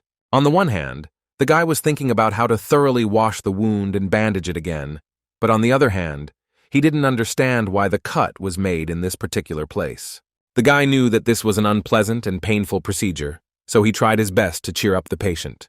Having finally reached the wound, the young doctor noticed that many of the tissues had already died, which meant they needed to be removed. Realizing that there was no time to waste, the intern turned to the nurse and asked her to hand him a scalpel. The young man noted out loud that the dead tissue was interfering with healing, so he would remove it to speed up the healing process. And the very next moment he began to carry out his task. It was clear that the woman found this procedure extremely unpleasant, but there was no other way out of the situation. The young man tried to finish as quickly as possible so that the patient would feel relief in the near future. A few minutes later, Jin Hoon finished his work and thanked Yan Hee for her help. Looking at the neatly done dressing, the patient's husband noted that the young man had done a great job, much better than the previous doctor. He then asked if the young man could continue to come to have his bandages changed. The young man remained silent as he listened to the praise, but he thought to himself that he had most likely done something wrong again. A few hours later, the surgeon was already yelling at the intern, claiming that he was now causing him a lot of problems because he had allegedly treated the wound incorrectly. Jin Hong listened attentively to his boss, not understanding what he was talking about. However, he chose not to make excuses, but simply listen. At the same time, he noted to himself that the doctor was angry not at him, but at himself for leaving the bandage too loose and not bothering to remove the dead tissue. The surgeon indignantly asked the intern if he really believed that living people were dolls that could be used for training. However, the doctor did not have time to finish speaking because someone else entered the office. The young doctor turned to Ki-sung and asked why he was scolding the intern. The surgeon wanted to curry favor with his superior, but instead he was asked what exactly the young man, who, according to the superior, had done an excellent job, had done wrong. Not understanding what was being discussed, Ki-seong stated that the intern was working with patients with complex surgical wounds without permission. But the boss explained that he personally checked the work of the young doctor, and it amazed him, as it was done flawlessly. Rising from his seat, the surgeon asked again what exactly his boss had said. However, he continued to praise Jin Hoon, claiming that the bandage was done fantastically. He initially thought that it was done by Ki-sung, but later found out that this was not the case. The angry surgeon did not know what to say in his defense, and could not find the words to scold the young man again. The man again spoke about the boy removing the tissue, but immediately heard from the boss that this, of course, was necessary, since the tissue had begun to rot. Now the boss scolded the surgeon for not doing his job properly, which caused the wound to become very inflamed, and he didn't even notice it. The boss then added that he was looking for Ki-sung to reproach him for doing a sloppy job, but he claims that he did nothing wrong. The boss thinks it is extremely shameful for a doctor to allow an intern to do a better job than he can. Not only can a doctor not call himself a specialist after this, he also has no right to yell at his subordinate. Turning to Jin Hoon, the head of the department smiled warmly once again, praising the young man. He emphasized that the talented intern had already proven his skills and reputation earned at the best Korean university. A minute later, the manager, looking pleased, announced that he had made a decision.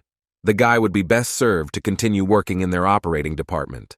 The doctor interrupted him gently and noted that at the very beginning of their career, no one is 100% sure of their actions, and this is quite normal for a young doctor.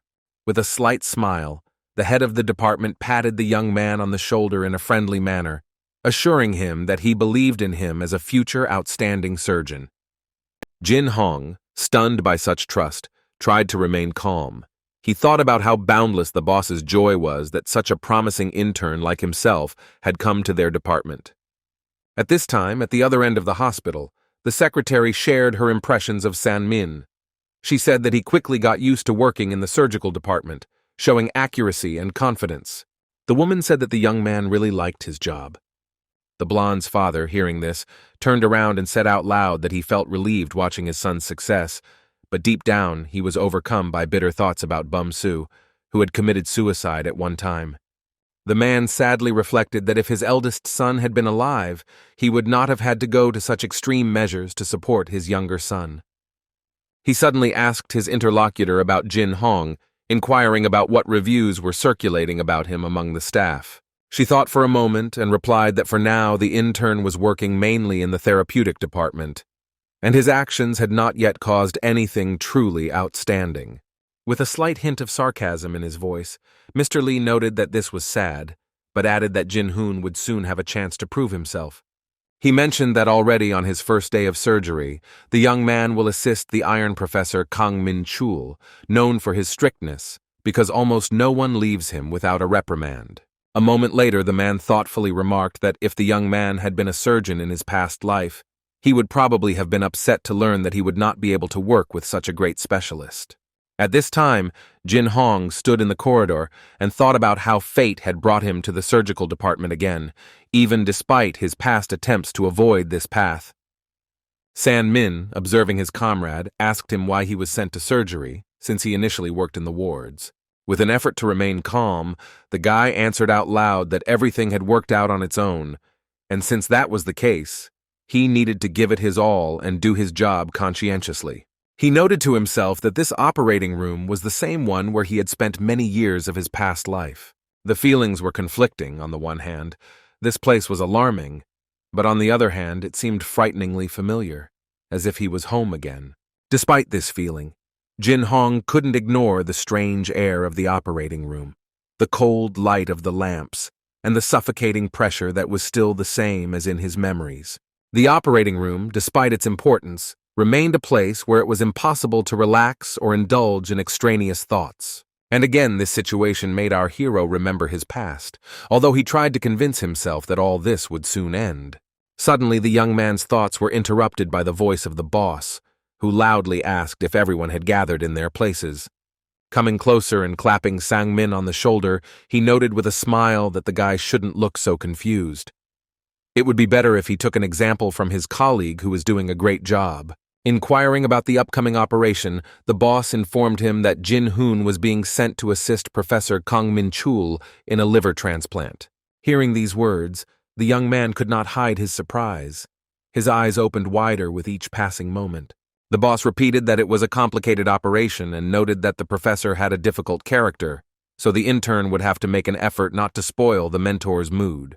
The young man thought to himself about how difficult it would be to meet the professor again, because in his past life, their relationship had been strained, and now he would have to experience it all again. Meanwhile, in the corridor, the nurses shared their fears that the operation might be difficult due to the doctor's harsh mood.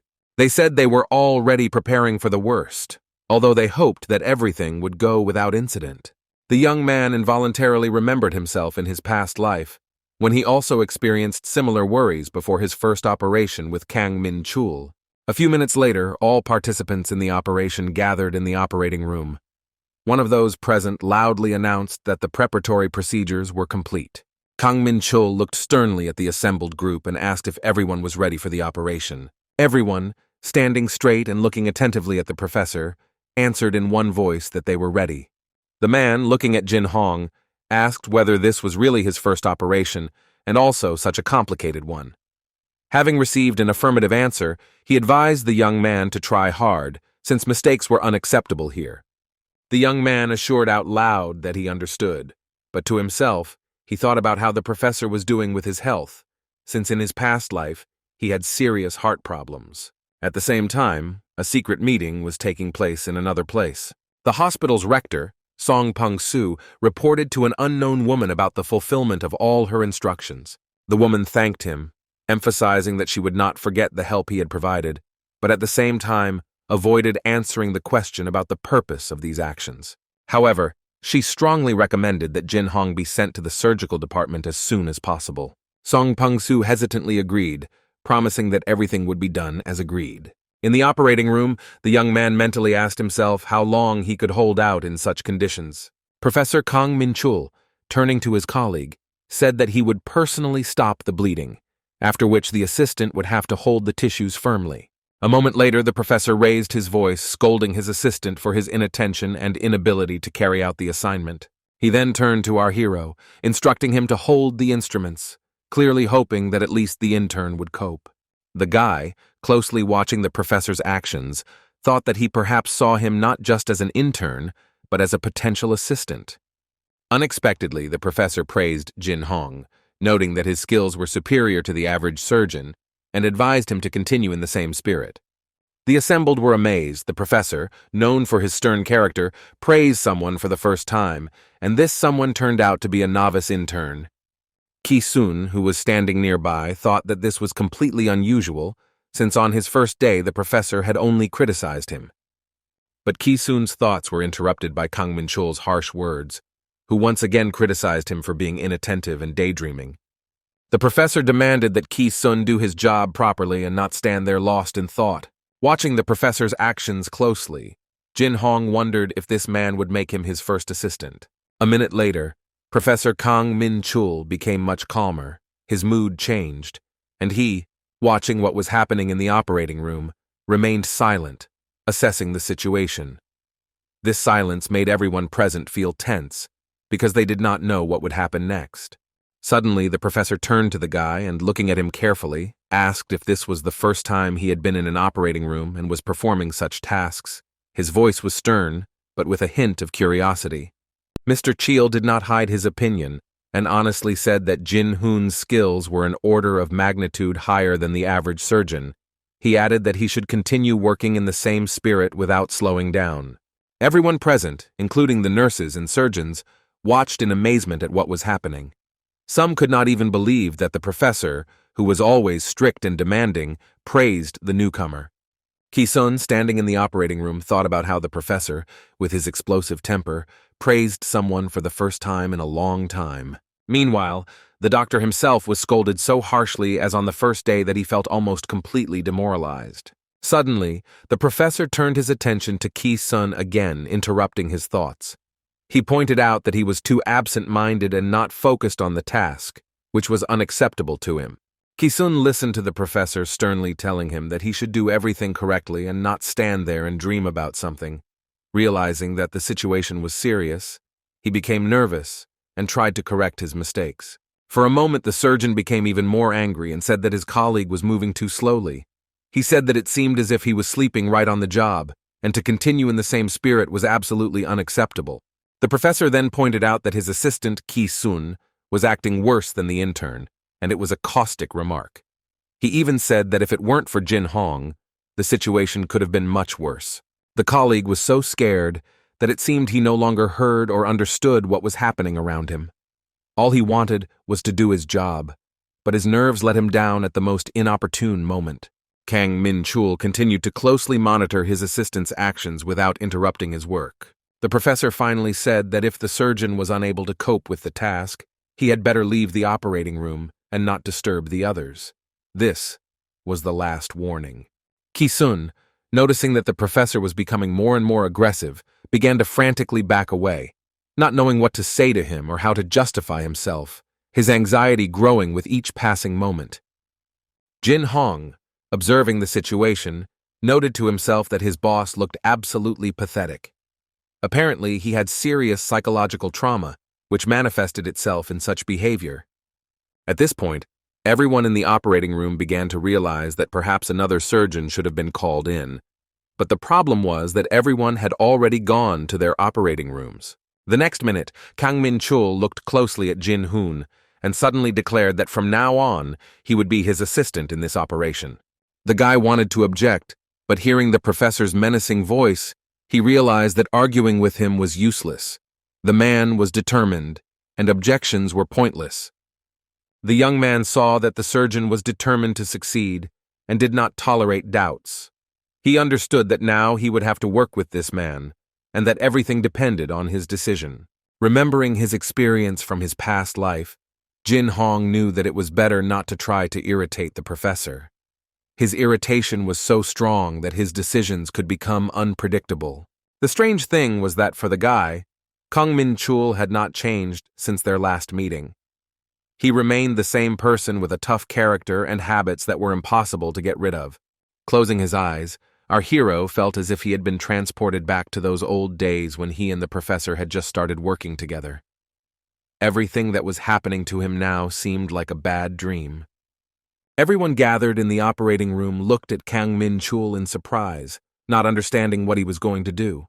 They knew that they couldn't give him advice, since he always decided for himself what to do. At the same time, the young people continued to wonder how an intern could assist in such a complex operation. But for Professor Kang Min-chul, this did not pose a problem. The professor himself seemed unfazed by Jin Hong's presence in the operating room. He continued to say that he was going to speed up and that the young man should restrain himself from the set pace of work. The guy began to complain to himself again, saying that he was just an intern and that the surgeon still had time to find someone more experienced for this task. However, Kang Min-chul abruptly told Jin Hoon to shut up and continue working because he had real talent, unlike some of the talentless surgeons they kicked out of the hospital. The professional knew who he wanted to work with, and that was the most important thing. The guy understood that a liver transplant takes place in 2 stages. First, the liver is removed from the donor and recipient, and then the organ is transplanted. At this point, the entire medical team is working on extracting the liver from the recipient, which is a key step in the process. The young man knew how important it was to do everything correctly to avoid mistakes. It was extremely difficult for our hero to pretend, because he knew all the stages of the operation in detail and understood that each step had to be performed precisely and without errors. The young man noted with horror that despite his reluctance, his hands instinctively followed the professor's hands, as if he had long been accustomed to this process and could not stop. When the surgeon grasps the artery, the guy automatically hands him the Kelly. Every movement becomes part of the routine, and intuition leads him further. The next step is for Jin Hong to spread the organs with a military retractor, which requires precision and accuracy. He feels his body acting without thinking and understands that it is important not to make mistakes. In addition, the young man uses forceps to carefully pick up the vessels and stop the bleeding. At such moments, it is important not to panic and continue to work in your usual manner. All this is difficult to hide, just as it is impossible to make a mistake, because any mistake can cost someone's life. A minute later, the professor again praised our hero, saying that he had exceeded all his expectations. Finding himself in a difficult situation, the doctor did not believe that the young man was just an intern, because he acted like a professional surgeon. Once again, taking advantage of the opportunity, the guy began to talk about how it would be best to find a more experienced specialist who would assist with greater professionalism. However, Kang Min-chul stated that the guy was quite suitable for the role, and there was no doubt about his professionalism. At this time, San Min, who was in the operating room, was also closely watching everything that was happening. He was no less tense, understanding how important every moment was during the operation. It took less than a few hours for the liver to be successfully removed for further transplantation. The surgical team did a brilliant job, and the procedure was completed without complications. One of the surgeons working in another team turned to our hero, saying that now he would assist in the future because he was a doctor. The young man calmly replied that he was an intern who was working on this operation, but only on the first team. This admission slightly stunned the surgeon, who was puzzled by his answer. Struck by this display of confidence, the surgeon fell silent, not knowing what to say to this. He realized that his thoughts about the intern had changed dramatically. Suddenly, Kang Min-chul approached our hero. The man did not have time to take a good look at the young man, and not recognizing him in the mask, asked if it was really Jin Hoon. Having received an affirmative answer, the professor said that this guy would now be his personal assistant in all upcoming operations, which caused him some surprise. Hearing the intern's complaints, the specialist concluded that he shouldn't be whining, since he had been doing a great job just a few minutes ago. In a stern voice, he added that the young man must be present at all operations and work actively, because his abilities are obvious. That same day, everyone in the operating room began to discuss the new intern, who had made an indelible impression on his colleagues, and this discussion confirmed that the guy could really become an outstanding surgeon. The doctors thought that the young man might be a real genius, and they began to think that perhaps he should be lured to their department. Sang Min also noted that our hero should be pleased to receive such recognition, but he himself thought that there was nothing good in it. He would prefer to work without unnecessary attention. A minute later, the guy noted that he didn't need any recognition at all. If he needs praise, then let him take it. Our hero is not looking for glory. And again, the interlocutor became interested. Isn't it great when people talk about you and everyone knows that you are an outstanding specialist? But Jin Hong replied that firstly, he was not going to stand out in surgery, And secondly, he wanted to get a normal grade and move into dermatology, where, in his opinion, his skills would be in demand. And he noted to himself that there were no longer any rumors circulating, as there were when he was doing an internship in the therapeutic department. At this stage, everything was happening much more calmly. A minute later, the blonde said that, despite everything, he was proud of his friend, who had shown himself to be a true professional, the best among all. But listening to the discontent in the guy's voice, Sang-min looked at him carefully, clearly not understanding why he was so angry. The interlocutor could not understand what exactly upset him about such high recognition. From then on, Kang Min-chul called the young man to every operation, insisting that he show only his best side. One day, in the middle of the working day, the professor offered the young man a drink to relax after a tense operation. However, the guy calmly refused, explaining that he had to be on duty and could not afford to rest. However, Kang Min-chul's gaze increasingly became a source of embarrassment for the young man. His close attention, like Choi Taiwan's gaze, always seemed piercing. This only added to the pressure. At the same time, every day, performing another operation, Ki-sun felt how he blushed and turned blue with shame. He was constantly scolded for shortcomings in his work, and he could not understand why the professor was paying all his attention to him. The man couldn't understand why Kang Min-chul took the time to scold him when the other employees got away with it. Although a surgeon shouldn't really care if they yelled at him, Ki-sun was irritated because they always singled out Jin-hoon as if he was some kind of chosen one, special, which only increased his inferiority complex. The man couldn't understand where this guy came from. The only explanation he could find was that he might have been reincarnated, but he himself knew that this was just a fantasy. During one of the surgeries, Kang Min-chul became interested in where Jin-hoon learned to handle instruments so skillfully. The guy smiled and explained that he watched a lot of training videos and read tons of medical books. The surgeon, like all the previous ones, found it difficult to believe these words, because their experience did not allow them to perceive such rapid progress. Standing to the side, our hero heard one of the surgeons announce that the donor liver had been removed, and that he would now have to assist the professor in the next stage of the operation. The guy was glad that now he would have a chance to leave quietly, without attracting unnecessary attention. Suddenly, the professor called out to him, asking where he was going. Kang Min-chul reminded him that they had to finish what they started, and it was not a good idea to leave in the middle of it. The experienced doctor did not understand the guy's decision, because in his opinion, it was an illogical act. The specialist said that he did not expect that the young man, as an intern, would want to leave so suddenly. The professor explained that the operation was not complicated, and they had extra time to teach the young doctor several important manipulations. This was a chance that the young man should not miss. Jin Hong stood there in amazement, unable to believe his ears. He thought that this was just a dream, and that he himself would hardly be able to handle such important tasks.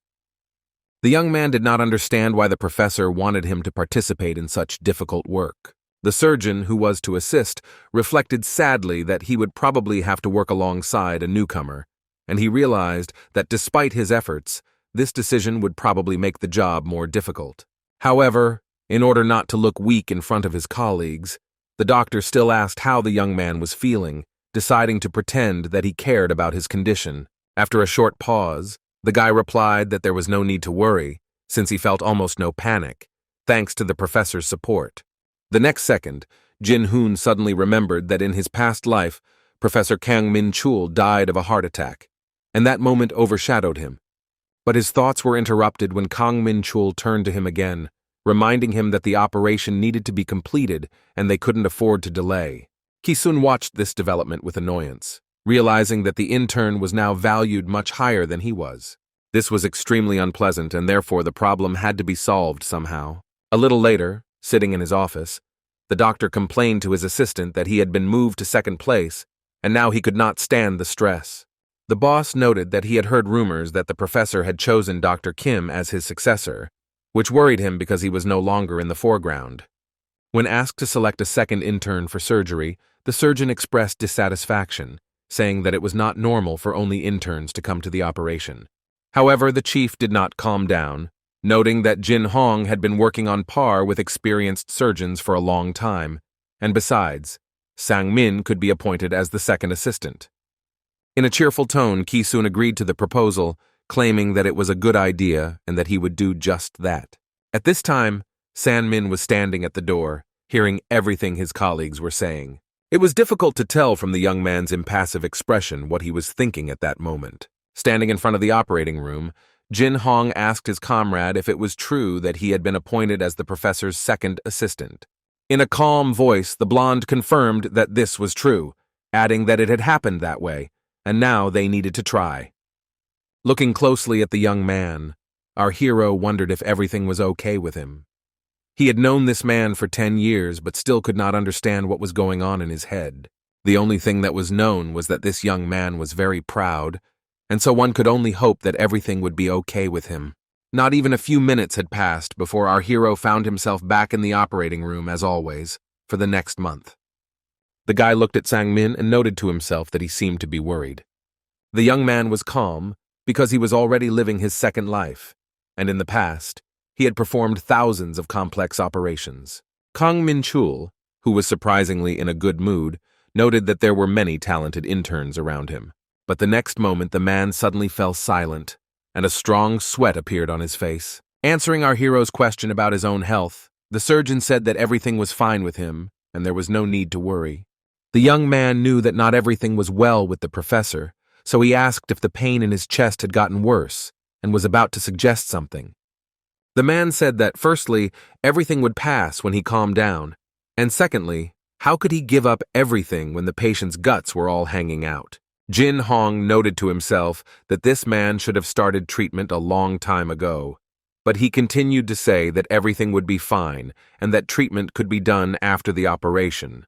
Suddenly, the guy was brought out of his thoughts by his partner, who addressed him by name. Kang Min-chul wondered if the young man really intended to become a surgeon. The doctor said that the young man's words about learning from videos were, of course, nonsense, because his skills were at the level of the most experienced surgeon. The guy thought to himself with horror that this professor probably understood everything. But what could one possibly understand in such a situation? Waiting for an answer, Kang Min-chul added that he was certain of one thing. The young man liked surgeries. Jin Hong, studying his interlocutor, thought to himself that this was all untrue and the man had simply imagined it. But out loud he said that he really had no desire to do it. But the next minute something happened that no one expected. Kang Min-chul's hands began to tremble and he grabbed his chest. A second later the man was lying on the floor, and those gathered did not understand what had happened to him and what to do next. Our hero felt that everything was far from being in order, but by inertia, he continued to ask the same question to the man lying in front of him. After feeling the pulse and addressing the assembled people, he said that the heart was beating, but the pulse was weak. The man had had a heart attack. Remembering what happened in his past life, the guy added that they should immediately contact the cardiology department and take the patient there. While carrying the man out, the nurses continued to automatically monitor the professor's condition, hoping that the intern had made a mistake. Standing in the center of the room, the young man did not know whether everything would be okay with the doctor or not, because in his past life, he had a hard time due to heart problems. But a minute later, the young man heard the voice of a blond man who called out to him several times. Still standing next to the patient, Sang-min hurried to his colleague, asking what they should do next, since everyone had left. Turning to the nurse, Jin Hong barely restrained himself and asked where Professor Yu Yan-soo and the other doctors were. The girl replied that the professor had been called away for an emergency operation that would last at least another hour and a half, and the rest had gone to their scheduled seminars. Our hero realized with horror that only 2 interns and 1 surgical nurse remained for the liver transplant operation. Looking at the organ that was lying in the tray, the guy realized that an hour and a half was too much time for the liver to deteriorate. This means that not only the organ itself will die, but also the patient who does not receive it. The young man understood that if nothing was done, the patient would die, and he asked out loud where the doctors had gone. The nurse explained that she didn't know for sure, but it was probably not Seoul, but some nearby town. Jin Hong heard the nurse asking what the boy was going to do and wondered if the surgeons would be able to arrive on time. The young man knew that by then both the liver and the patient would be dead, but he could not stand and just watch. The young man, clenching his fist, was partly angry with himself for how it all happened. He had been aiming for dermatology, but had ended up in surgery and in such a difficult situation. The guy didn't care what people said or thought about him. He just wanted the man on the operating table to survive. And so, the very next moment, our hero declared to everyone gathered that, no matter what, he would continue the operation. The nurse seemed to not believe what she had just heard, and so she began to ask again. Sang-min also joined her and asked if the young man was taking on too much responsibility. For some time, the interlocutors stood in complete silence, and then, turning to the blonde, he asked if it was true that he was his friend. Without waiting for an answer, he said that they should do it together and asked the young man to bring him a surgical microscope. With a calm voice, Jin Hong stated that he was confident in his own abilities, but he could not do without the help of a surgeon. For some time, the blonde stood and carefully examined the young man. It seemed that he was thinking about his next steps. On the one hand, the colleague didn't like this idea, but on the other hand, he understood that there was no other choice. And so he said out loud that if it was about Jin Hong, then he could do anything, and it had always been that way. A minute later, an operating room nurse entered the room and, seeing the young people next to the patient, asked what they were doing. When the girl heard that the guys had decided to continue the operation, she was shocked. She screamed in horror that only an experienced surgeon with many years of experience could connect the vessels, and therefore it was necessary to stop immediately. But our heroes made it clear that every minute counts, as the liver is nearing its expiration date and will die if not dealt with quickly. The guy has some basic knowledge because he's been an assistant the entire time for the last month, promising that if anything goes wrong, he'll immediately stop the operation. The nurse was about to object, but the young man asked what they should do. Should they just watch the man die? And then Jin Hong said that he would take full responsibility. Sang-min couldn't understand this, so he asked his friend if it was true that he was willing to take full responsibility upon himself, and he heard an affirmative answer. The young man thought for a moment, and then said again that he would do everything to ensure that the patient stayed alive. Of course, our hero didn't want to be exposed, but there was no other choice anyway. The young man, turning to himself, said that excuses must be put aside because the patient was dying. A few minutes later, the guy announced that he was connecting the target artery and the hepatic artery, and asked the nurse to cut the 3-0 proline. The girl looked at the young doctor with horror and continued to wonder where he knew so much from and how he could do the practically impossible. The employee believed that she was mistaken about him being an intern. Most likely, the young man was simply a young specialist. However, our hero was not going to stop. He said that at the next stage, he was going to disconnect the artery. At this very time, the young man was thinking about what he would do next, how experienced surgeons and professors would look at him. A minute later, one of the staff surgeons came in and asked again whether Cole had really become ill and at what stage the operation was. Jin Hong explained that firstly, the patient was fine, and secondly, he was an intern. And a moment later, he explained that the professor had managed to complete the operation before he became ill. The young man looked at the astonished nurse, who did not understand what the young doctor was talking about, and he, in turn, winked at her, hinting that she should remain silent. The girl had no intention of setting the guy up, and therefore fully confirmed his version of what happened. The surgeon, listening attentively to what had happened, noted that everything had gone well, adding that he would be able to cope on his own from now on.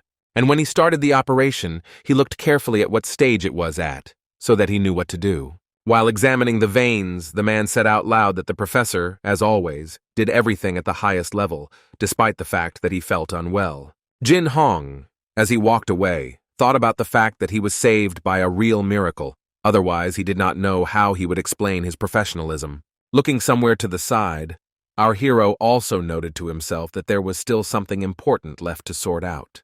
Half an hour later, the young man entered the restroom and found Sang-min there, who had just taken a shower. The young man looked closely at his colleague and waited for some question or something like that.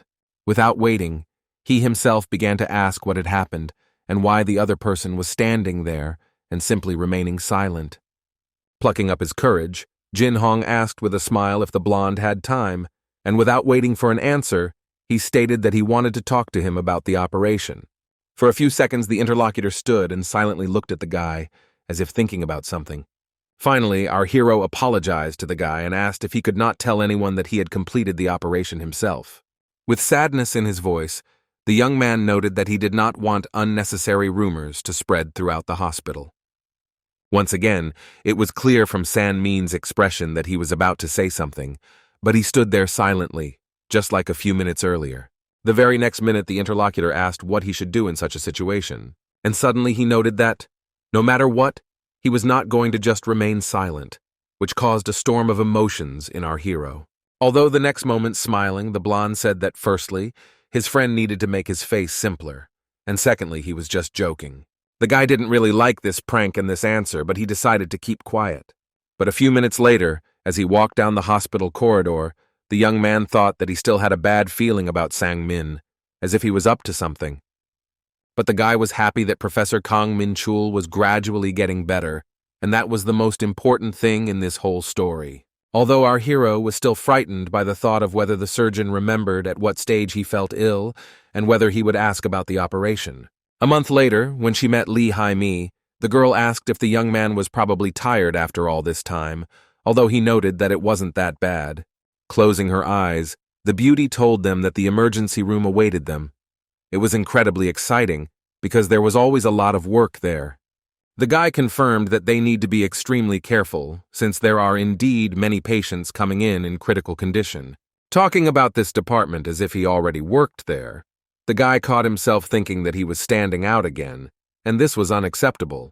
The young man knew that they had a difficult job ahead of them, but he decided that in his new place, he would show himself as an ordinary intern. In the emergency room, the children were greeted by the leading doctor, who informed them that they would be working with him in the near future. Seeing the intern's confusion, the man said that this department was always noisy and lively, but in a couple of days the students would get used to it. Oh Hyun-suk announced that their schedule was far from ideal, but it was convenient, with days of work followed by days of rest. While the doctor was talking about the specifics of the job, Lee Hai-mi was thinking about how she would now have to spend a lot of time with Jin-hoon. After finishing his speech, the man looked closely at Jin-hong, as if trying to figure out if this was the person they were talking about in the hospital. Looking at his new boss with surprise, the young man introduced himself. Walking down the corridor for a few minutes, the guy noted that he hadn't done anything yet, but people were already starting to notice him. At that moment, the blonde called out to him, noticing that he was constantly muttering something under his breath instead of smiling and relaxing a little. The beauty immediately invited the young man to come and have coffee during their lunch break. Half an hour later, they went to one of the places where they could calmly talk and unwind. The caring blonde remembered that her friend loved iced coffee and ordered exactly that drink for him. The very next moment, Lee Hai-mi, without any extra conditions, offered Jin-hoon to sit somewhere in the near future. The young man sharply replied that he didn't want to. At the same time, the blonde noted to herself that she had expected a completely different reaction. A minute later, the guy laughed, saying that he was just joking. However, he thought that he should stop joking like that, because the girl almost cried. He wanted to add something, but was distracted by a message that came to his phone. It was Yeon-hee, who was asking what the intern was up to in the near future. The young man remembered that they had indeed agreed to meet, but he did not expect the nurse to remind him of herself so quickly. After replying to the message, he immediately received a response in which the girl wrote that she would contact him as soon as she was free. Jin-hong thought that this was just a meeting that didn't obligate him to anything, and decided that the sooner they met, the sooner he would forget his wife from his past life. The guy told Hee-mi out loud that he was okay and that they needed to rest as often as possible. However, before he could finish speaking, a familiar face appeared in front of him. Approaching the young man, the beauty greeted him, noting that they had not seen each other for a long time. The young man recognized Miss Annie. Despite the fact that she had changed a lot, the girl began to look even more stylish and attractive. She explained that she had a business meeting at the clinic, but she didn't even hope to meet someone she knew, and then E&I asked how he was doing. Standing next to Professor Choi Taiwan, the company representative said that Jin-hoon had been very helpful to them on one project. The doctor looked at the intern in surprise, not believing her ears. She knew about the guy's abilities, but had no idea that he could reach such a level.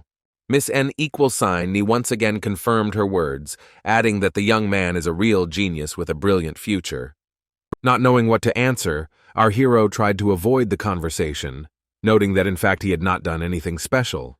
The blonde didn't seem to be listening to him, so she continued to explain that almost all of the ideas and research were due to Dr. Kim. The young man could not listen to such a quantity of praise, realizing that he had already shown enough light. Having declared that it was time for him to have an operation, he hastily left. Walking down the corridor, the guy thought that, firstly, it was dangerous for him to meet such people in public places, and secondly, he should be more modest. At this time, sitting in his office, Mr. Lee was deeply thinking about Jin Hong. He understood that this young man was not an ordinary person because he was a real genius, of which there are very few in the world. However, Yi Sang-min, another promising intern, was also considered talented, but no matter how hard he tried, he would always be compared to his competitor. The owner of the clinic wanted his son to be just as outstanding, but he didn't know how to inspire him because he never really tried. Turning to the secretary, Mr. Lee instructed her to collect all the information about our hero, starting from childhood, including data about his parents. With joy in her voice, the woman announced that the guy would be doing an internship in the emergency department in the coming month and offered to refer the most difficult patients to him. However, the blonde father did not like this proposal. If the intern were to treat everyone, it would cause concern, and rumors would immediately spread throughout the clinic. Secretary Min suggested choosing one of the most difficult patients, referring him to the student, and then presenting everything as if he had made a mistake. The man noted that he liked the idea. He was sure that the intern would sooner or later make a mistake, and then his reputation would suffer. Mr. Lee smiled, imagining how beautiful it would look if the young man who had been so praised by everyone at the clinic were defeated. Giving instructions to the secretary again, he asked to select a patient who would be best sent to the intensive care unit. The next day, Jin Hong had already begun examining patients, treating each individual case with attention and demonstrating professionalism. He suggested one of the patients to do some physiotherapeutic exercises to correct the position of the cervical vertebrae. A few minutes later, the patient rose from the couch and shouted that a real miracle had happened. He no longer felt dizzy or had a headache. Lee Hai-mi thanked her friend with admiration, noting that she did not know how to deal with this patient, since all the other doctors were busy. Looking at the blonde, the guy noted that he hadn't done anything special, adding that over time she would not only learn everything, but would also become an excellent doctor. No matter how hard Jin Hong tried to remain unnoticed, he couldn't do it. Not only the interns, but also the doctors began to admire him. The talk going around the hospital was not empty rumors. He really was the best student at the Korean university and was never proud of his achievements. Colleagues of the same age began to turn to Jin Hong for help more often, rather than to senior doctors, because he never refused. That same day, one of the colleagues approached the young man, asking him to examine a patient with an unusual skin rash. Even though the guy wanted to refuse, his colleague insisted, claiming that everyone was busy and that he, as always, knew best. The tired and exhausted guy understood that he couldn't refuse and, sighing, he agreed to help. A few days later, another intern approached him asking for help. Over time, the number of people wanting to consult with Jin Hong began to grow. It seemed that all the doctors in the hospital wanted to consult him. While examining one of the patients, the young man recommended that another doctor send the patient to the psychiatric department. But the very next moment, the guy noticed that, without realizing it, he was performing the duties of the head doctor, which was unacceptable. Looking at the other interns, the young man finally realized that they were trying to shift all their work onto his shoulders. Oh Hyun-suk also noticed what was happening and asked Jin Hoon with a smile why he suddenly started doing his work. The young man had no answer, but he knew he had done wrong and simply stood there apologizing. His interlocutor, however, smiled, making it clear that he was not at all angry. A minute later, the doctor explained that he was not going to scold the young man, because thanks to him, his own life had become better, and the rumors about this were not an exaggeration. He honestly admitted that he has a lot of work, and on days like these he is glad that there is a guy who is always ready to help. After this, he stated that, despite the fact that the internship had not yet ended, the young man already deserved the highest score. However, Jin Hong was not too happy about such a high evaluation and only said that he needed to get back to work. The doctor didn't answer. He just followed him with his eyes, as if he wanted to say something else. He thought to himself that the young man was a wonderful person and could adapt to any situation perfectly. But for some reason, the management was so persistent in wanting to hinder him. A few minutes later, Lee Hae-mi asked her friend if he had time on the following day off, and if he wanted to go for a walk. After thinking for a moment, the guy agreed, noting that it was a great idea, considering how much they had been working lately. Jin Hong understood that he was an ordinary young man like everyone else, which meant he should spend his free time with his friends. But the very next minute his plans were disrupted when he received a message from Yeon Hee, who also suggested meeting tomorrow. The young man knew that he did not want to refuse the nurse, because he believed that meeting her would help him leave his past life behind. However, he didn't have time to answer Lee Hae-mi because his boss addressed him. Oh Hyun-suk asked Jin-hoon to take care of a patient who had just been admitted to the ward. The doctor looked tired and said that all the staff were busy and that he himself did not have time for this patient. For a few seconds the young man stood, looking inquiringly at his superior, who looked quite guilty. However, he decided not to find out anything and just do what was required of him. However, the young man was alarmed by the fact that the patient was unconscious and, moreover, without an escort. The head doctor apologized, explaining that everyone was really busy with pneumonia patients, and asked if the young man would be able to cope. Jin Hong assured that everything was fine and promised to look into the matter. He hurried to the observation room, and the chief stood for a while, watching him go. To himself, Oh Hyun-suk thought that this patient was a difficult case, and whether the intern could handle him was questionable. During the examination, the young man assumed that the man had cirrhosis of the liver, but he was also concerned about other symptoms. Standing next to the patient, he noticed that he smelled not only of alcohol, but also of urine. The guy noted that the patient's skin was yellow and his stomach was swollen like a balloon.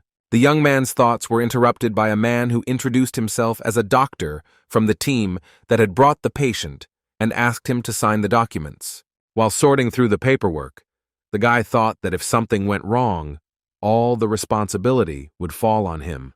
Returning to the patient, he suggested that liver failure could be the cause of his condition, but he was unable to understand why the organ had become so enlarged.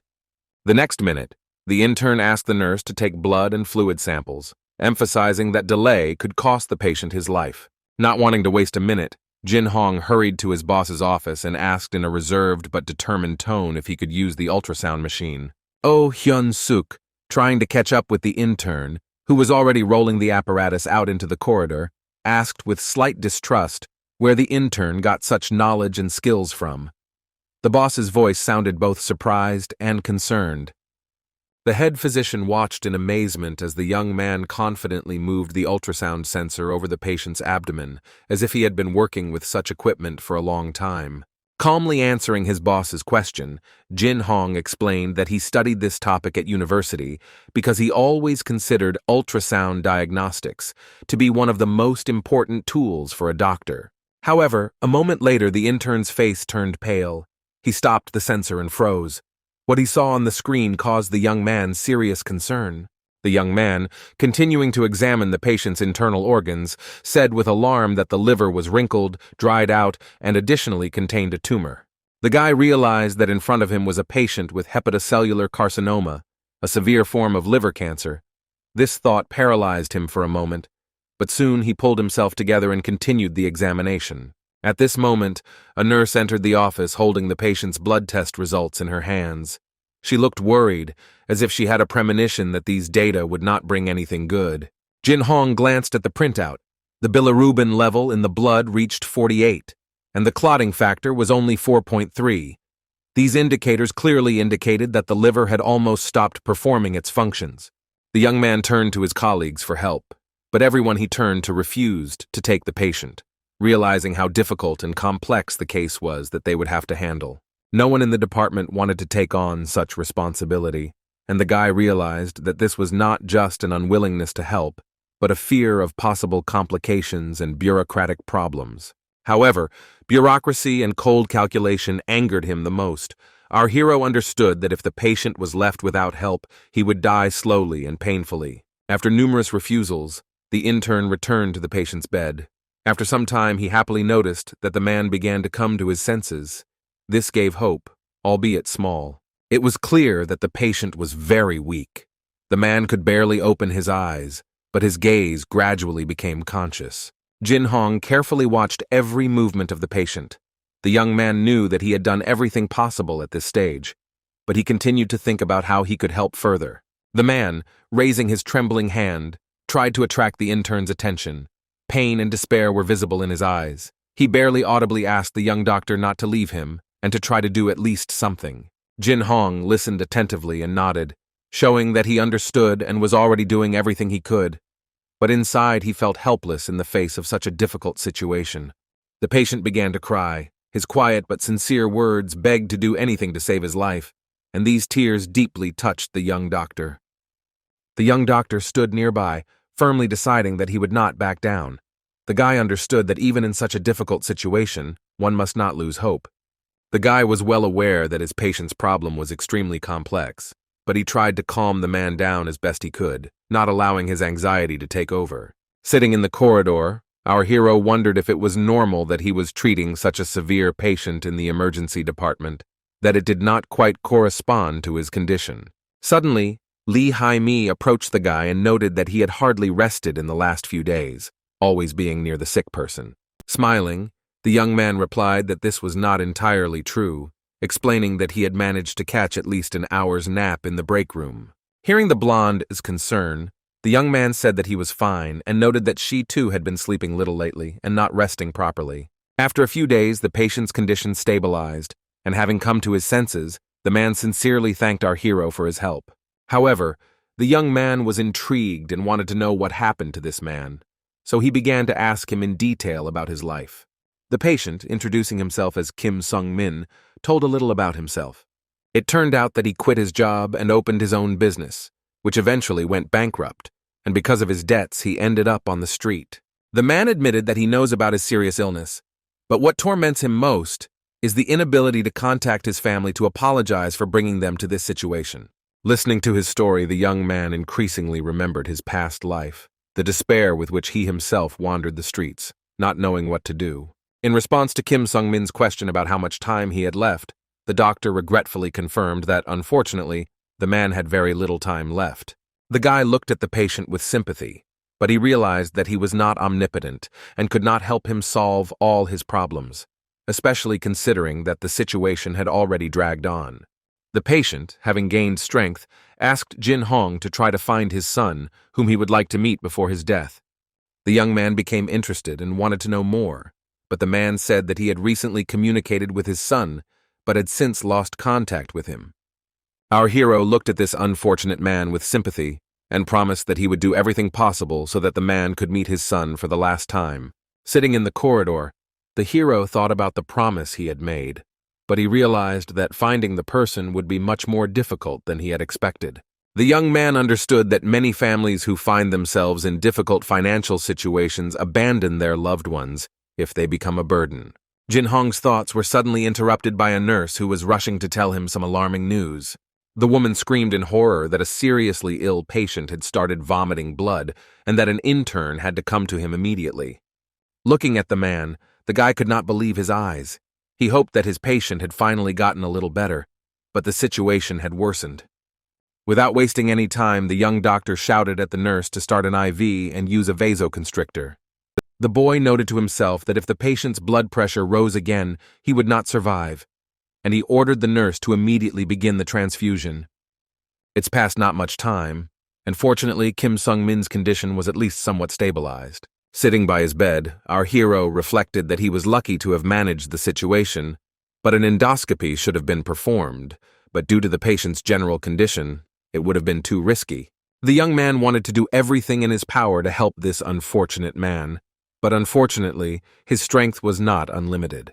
The next second, Jin Hong received a call from the head of the administrative center, asking him to come up to his office.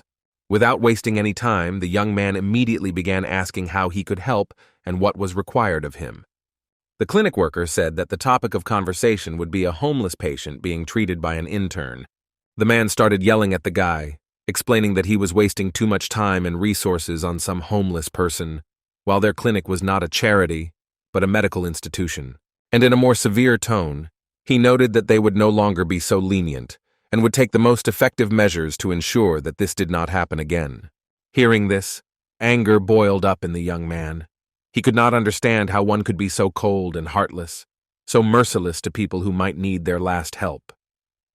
With calmness in his voice, the young man replied that he understood everything, and therefore he would no longer be so careless about the hospital's finances, as if it were an unimportant detail. Hearing a staff member talk about discharging a patient who was in extremely serious condition, our hero slammed his hands on the table in despair and threw his credit card on it, not thinking that this could be perceived as a challenge.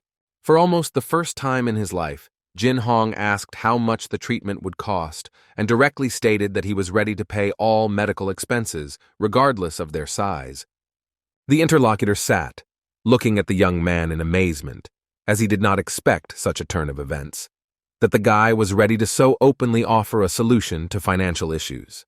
And again, the man said that this was a considerable sum, and the guy confidently noted that firstly, he had the money, and secondly, he would decide for himself what to spend it on, and no one else would interfere with his decisions. Our hero thought to himself that upon returning, he had collected more than 20 billion in investment funds, which significantly increased his financial capabilities. The guy was able to earn such a sum thanks to his knowledge and capabilities, and therefore spending it on a patient will not be difficult. The young man again stated that he had enough money to cover all the costs of treatment, and was ready to pay for all services without hesitation. A few minutes later, near the elevator, the intern met his immediate supervisor, who called him over, clearly wanting to talk about the situation. Oh Hyun-suk suggested that the guy discuss something, but not in front of everyone, so that the conversation would not attract unnecessary attention. The man immediately warned his subordinate to stop dealing with this patient, because the situation was too complicated and the game they were playing was not easy. The young man really didn't understand what was going on, because his promise to treat the sick remained a priority for him, and he fulfilled it at a high level. In a stern tone, Oh Hyun-suk ordered the intern to stop treating the critically ill patient and not to approach him any further, so as not to complicate the already difficult situation. The doctor noted that he would help the young man discharge this unfortunate man, and also make sure that no one would be held responsible for him. A minute later, he added that this man's son would not appear, because if he had been looking for his father, he would have been here long ago. Oh Hyun-suk said that many doctors, including experienced professors, are disapproving of this patient, knowing that he cannot be helped anyway. After all, the young man could get into trouble because of this patient, and it would be best to discharge him before anything bad happens. The boss promised the guy that he would settle all the issues after he was discharged, and the young man would not have to bear responsibility for what was happening. With a sad voice, Jin Hong replied that no one could just leave a poor person on the street to die, no matter how difficult it was. He thought to himself that it was shameful to admit, but in fact, he became a doctor not only to earn money, but also to save people, to protect them, and not to reject them.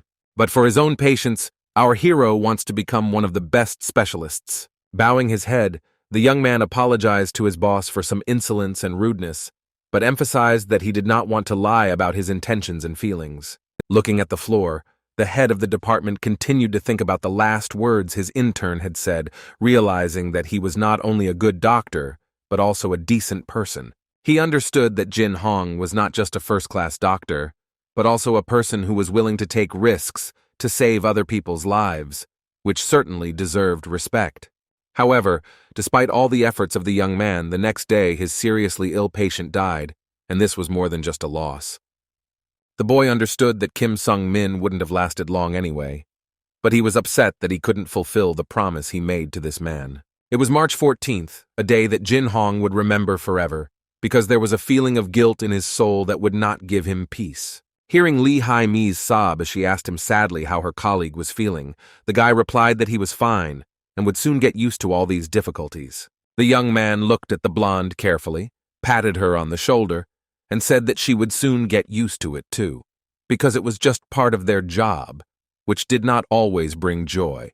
The young man explained that sometimes in his profession there will be moments when several patients can die in one day, and as a doctor he can do everything possible to save at least one.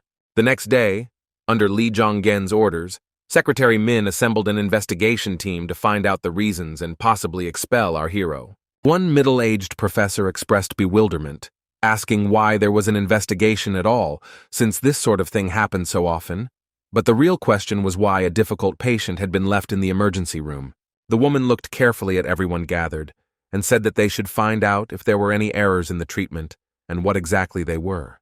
A few seconds later, she added that everyone should be extremely careful, because the founder of the clinic will not allow negligence in relation to patients, especially when it comes to severe cases. At the same time, many doctors began to think about how they could avoid problems if their superiors decided to cut off the young intern's path and declare him guilty.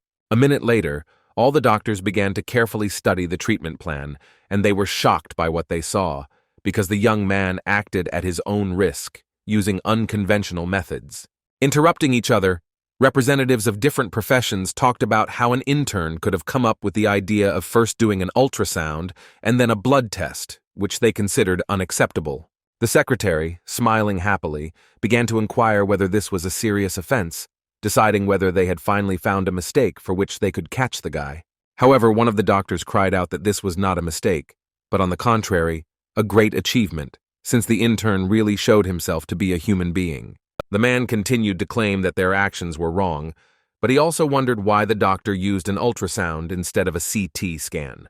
The colleague replied that, firstly, an ultrasound was not that expensive, considering that the patient was homeless, and secondly, with such test results, the patient would not have lived long anyway. The female professor became interested in the young man's name and noted that his treatment plan was simply amazing. Joined the conversation, remembering that it was not for nothing that Professor Choi Tae-won had spoken so highly of this guy, who, on top of everything else, was the best in his year. However, the next moment was interrupted by the secretary, who began shouting and demanding that everyone gathered find the mistakes. And again, one of the professors stated that errors can be looked for where they actually are, but in this case, everything is impeccable. Standing up, one of the most senior doctors said that at first glance it was clear that everything was excellent, and if so, it was time for them to go to their workplaces. He added that they do not want to disappoint the chairman and make up mistakes out of thin air, because they are experienced professors, and their job is to teach young people, not to deal with bureaucracy. Gritting her teeth in anger, the secretary didn't know what to say or do, knowing that her boss would be unhappy with this turn of events. Inwardly, she thought that if there were no mistakes, they needed to be invented and presented, because in any case, the chairman should be pleased. A minute later, a woman entered the head doctor's office and began asking what mistakes Jin Hong had made during his tenure. The man asked his interlocutor to leave the office, saying that he was too busy and did not have time to answer such questions. Turning around with a scowl on his face, the doctor noted that there had never been any mistakes, and a minute later he added that there was no bad attitude, no reports, no problems. In fact, he treated a seriously ill patient on his own, and this, perhaps, disgraces the head doctor in front of everyone. However, the secretary was not satisfied with such answers, and she began to shout, declaring that she had come here on the orders of the chairman. The woman insisted that their founder would clearly not like such an answer, and suggested coming up with something more interesting. Sitting with his back to his interlocutor, the doctor asked what she had said a couple of minutes ago. He added that his contract ends in a year, and after that he planned to stay a little longer and then join the army. However, given the events of the last few weeks, the doctor decided that he should look for a more decent place to work, as this place had fallen incredibly in his eyes. Listening to all this, the secretary literally seethed with anger, not expecting that all the employees would so abruptly go over to the doctor's side. The man noted to himself that his patient was in fact a unique doctor, and the hospital was showing itself in a bad light. And the next moment, the doctor's attention was drawn to an article about a kind doctor from DL Hospital, Jin Hong. A few days later, all the doctors gathered again, but this time to discuss the condition of all the patients and the causes of their death. This time, they reprimanded one of the surgeons who, instead of performing a CT scan, prescribed antibiotics to the patient. The most dissatisfaction came from Choi Tae-won, who spoke about how the doctor was going to work if she made so many mistakes that needed to be worked on. And a minute later, the conversation turned again to the sick Kim Sung-min, who had been treated in the emergency room for a week. Many doctors who had not been at the previous meeting did not understand why doctors from the intensive care unit had met earlier if the patient had never been sent there. Professor Choi Tae-won intervened again, saying that cancer treatment is done in the intensive care unit, but why was this patient treated by an intern in the emergency room? The doctor heard the blatant excuses from her colleagues that the tramp would have died anyway, but she did not understand why he was not transferred as stated in the protocols. The woman stated the fact that was obvious to everyone. Such a seriously ill patient should have been treated by doctors with extensive experience, but not by an intern. The next moment, the doctors began to support their colleague, reading about his method of treatment and confirming everything that had been said earlier. They unanimously stated that this young man was a real professional. Another doctor recalled how this young man had previously diagnosed rhabdomyolysis in a patient in the therapeutic department, and she also added that an article about him had been published on the clinic's website. Young Yoon Tai did not stand aside and stated that Jin Hoon must definitely stay in the intensive care unit. The main reason was that such a valuable specialist could not be released to a neighboring department. At this time, the young man was sitting on the internet and reading a new post about himself, which praised him even more. And while the young man was thinking that he didn't need this kind of PR, his friend Moon Jin was joyfully shouting that his comrade was becoming famous throughout the hospital for the second time. As he walked down the corridor, our hero heard everyone in the clinic talking about him, saying that he was a wonderful doctor. However, the guy didn't like all this at all. He thought that such conversations were making him feel terribly depressed. He just wanted to relax and unwind. But the very next minute, taking the phone and reading the SMS, he remembered that he had a meeting waiting for him. The young man was not very happy with this prospect, but he knew that he had already promised, and therefore he could not refuse. The young man understood that there was nothing wrong with this. He and the nurse would simply go to some establishment, sit down and have a bite to eat.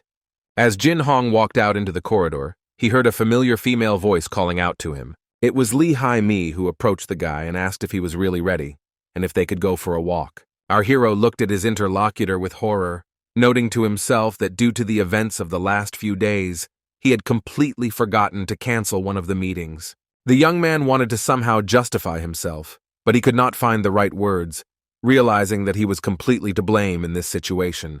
The blonde looked closely at the young man and also could not say a word, because she knew that her friend was reliable and would never forget about something like this. The next minute, the girl began to say that they had chosen Thursday to take a walk around the city and forget about work. Smiling, the beauty noted that there was nothing wrong with the guy forgetting about the date. The most important thing was that he was collected, and now they could go. Scratching his head, Jin Hong honestly admitted that there had been a mistake. He had completely forgotten about it because he had been busy these past few days. The young man noted that he could not go for a walk, and he was very sorry to disappoint his colleague. He suggested meeting next time. Lee Hai-mi began to cry. She didn't know what to say because she felt there was no justification for the young man's actions. Looking after the running blonde, the young man began to shout, trying to stop her and somehow explain himself. For several minutes he stood in the empty corridor, scolding himself for everything that had happened. He understood that the girl was crying, although he had expected that she would simply get angry. At the same time, the beauty ran as fast as she could, but she did not understand why the guy treated her so unfairly. Jin Hong was also standing there. The young man felt a strange, unpleasant feeling. His heart was beating as if it was about to jump out of his chest. Evening fell on the city when the hero came to the center to meet the woman from his past life. He noted that there were always a lot of people in this area, but for some reason, he had not been here for many years. At the establishment, the guy noted that everything around him seemed simultaneously familiar and alien. Soon the young man was called out by Yan He, who was always punctual, but this time she arrived later than the appointed time. The girl began to make excuses, claiming that she was usually never late, and then asked how long the young man had been waiting for her. In order not to offend his interlocutor, our hero lied, noting that he had approached her just a minute ago. Smiling, the beauty asked what cuisine the guy liked the most and what he would like to eat. The young man couldn't remember the location of the establishment he knew, so he suggested they have some sandwiches to start with. When Yan He went inside, she wondered why the guy guessed what she loved and what she was dreaming about at that moment. Our hero thought to himself that they had been married for many years, and all this time his wife had taken him to this very diner. While eating the sandwich, the guy again noted that, firstly, he didn't like this food, and secondly, he came here only because he remembered his past life. The girl, seeing that the young man was eating without much appetite, noted that he clearly did not like the food, and added that it seemed to her as if she had brought him here by force. The next minute, the beauty decided to change the subject of the conversation and stated that they had met before, although perhaps the guy did not remember it. The interlocutor said that many years ago she worked part-time in one of the cafes, and then the young man was very pale. He came there with a blonde. Yeon-hee continued to explain that if she hadn't been confused by the young man's behavior on the one hand, and his surprise on the other, she would never have remembered him. She then added that Jin-hoon looked at her as if she was his first love, and even everyone in the hospital noticed because his gaze was exactly the same. And, not giving the guy a chance to answer, the girl smiled and noted that she was just joking to lighten the mood a little.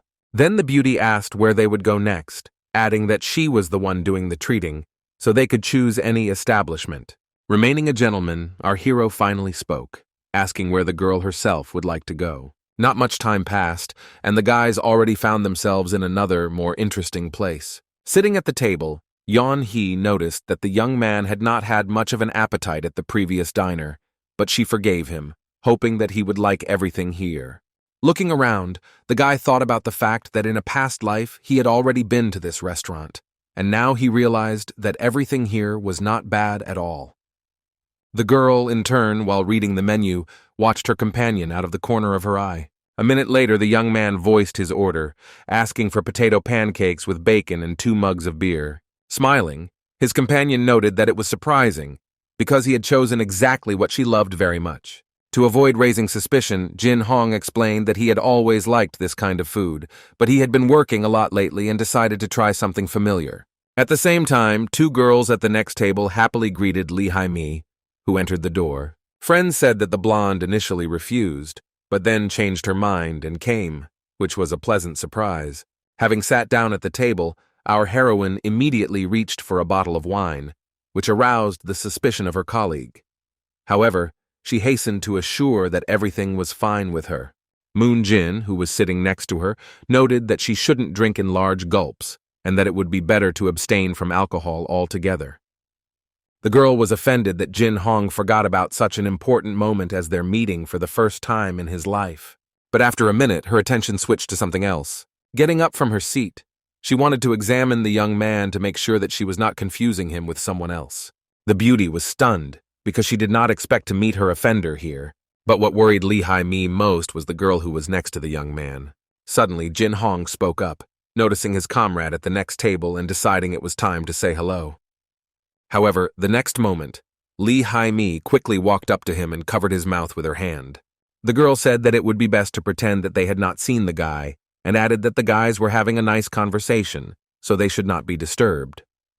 At that very moment, another colleague of the guy noticed the young man, turned to his company and began asking if the young man really had a blind date. Then one of the girls intervened, noting that the stranger worked as a nurse in the surgical department, and everyone had known her since her very first day on the job. Lee Hai-mi noted to herself that Jin-hoon had surprised her greatly because she had never thought that he could communicate so closely with the nurses. But a minute later, another thought came into the beauty's head. If a man and a woman are walking together, it means they are on a date. Her colleagues also discussed this, noting that the meeting did not look like a work meeting at all, but rather like a romantic walk, since the guys resembled a couple in love. Indeed, our hero looked happy, smiling sincerely and maintaining a lively conversation. The same was true for his companion. The nurse was clearly enjoying their conversation. But Lee Hai-mi wasn't laughing. Not only did the guy forget that they had agreed to go for a walk, but he was also dating a girl from their work. The blonde rarely saw our hero sincerely laughing and smiling, noting to herself that he sometimes had that kind of facial expression. Getting up from her seat, the beauty said that she needed to step away for a few minutes, but she would return soon. Standing in front of the mirror, the girl told herself that she needed to pull herself together and do this as soon as possible. She doesn't care whether the guy is dating someone else or not. In any case, there was never anything special between them. Having convinced herself of this, the beauty decided that the next time she met the young man, she would smile and pretend to be infinitely happy. But the next minute, something happened that no one expected in the corridor. The blonde unexpectedly ran into Jin Hong, who immediately asked what she was doing there. Again, tears welled up in the beauty's eyes. and she forgot about all the promises she had made to herself just a minute ago. Seeing her tears, the young man began to calm the blonde, advising her to come to her senses. The young man tried to take Himi's hand, but she pulled it away sharply, and after a few seconds, she turned her back to the guy and, leaving, said that she needed to go, as she was in a hurry. After this meeting, our hero returned to his table with Yeon Hee, but was unable to concentrate on their conversation due to an incomprehensible excitement. The next day, the blonde met the guy at the hospital and greeted him with her usual ease. The young man looked closely at his colleague, but could not understand what had happened to her, as her behavior seemed abnormal. The girl explained that she was emotional because she had drunk too much, but the young man still apologized for forgetting about the meeting. Watching her go, the guy thought about the fact that his colleague was behaving somehow strangely. Jin-hoon knew that he had offended Lee Hai-mi with his behavior, but he felt that there was more to it than that. At this time, in another house, someone was beating Sang-min, shouting at him and hurling obscene insults at him. It was his father who claimed to have suffered undeserved humiliation because of his disobedient son with dirty blood. The man said that his enemies would attack him as soon as they saw his weakness and would peck him to death if he allowed this to happen. With fury in his voice, the representative of the Lee clan declared that the Deal Hospital belonged only to him and no one else. However, due to Jin-hoon's inappropriate behavior and the wayward son that was Sang-min, now he can basically be laughed at by anyone. The next moment, the owner, switching to his secretary, began to ask if she had found anything about the young man. The young woman apologized for the lack of news yet, but promised that she would fix it soon and do everything as needed. And again, John Jen started to scold, saying that instead of making excuses, she could have already done something. At that moment, his gaze fell on the blonde. The angry father ordered the boy to leave that place immediately, as he continued to disgrace the family. Some periods of his life were difficult, but instead of gratitude, he only interfered, and also refused to work for the good of the family. The next day, a fellow surgeon came to Professor Chaw's room and asked how he was feeling, noting that a whole month had already passed. The man was angry that of all the illnesses he had, it was a heart attack that struck him, and it happened at work during a complex operation. However, the source said that after the doctor became ill, intern Jin Hong took over all responsibilities for further actions. With a smile on his face, the man said that this guy was not only talented, but also a wonderful person who saved his life, which meant he needed to be thanked somehow. Then, turning his attention to his colleague, he noted that it was not easy for him, since he had to stitch microvessels. Upon learning that the surgeon had not done this, since Professor Chaw had done everything, he stated that he clearly remembered feeling ill before completing the vascular anastomosis.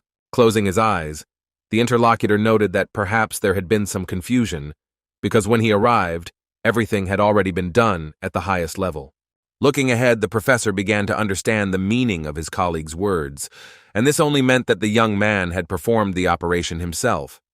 Looking at each other closely, the specialists did not dare to say anything, realizing that what happened in the operating room was almost impossible. Somehow, the intern managed to perform a complex liver transplant operation. At this very time, our hero was thinking with horror about when his shift would finally end, because he was very tired.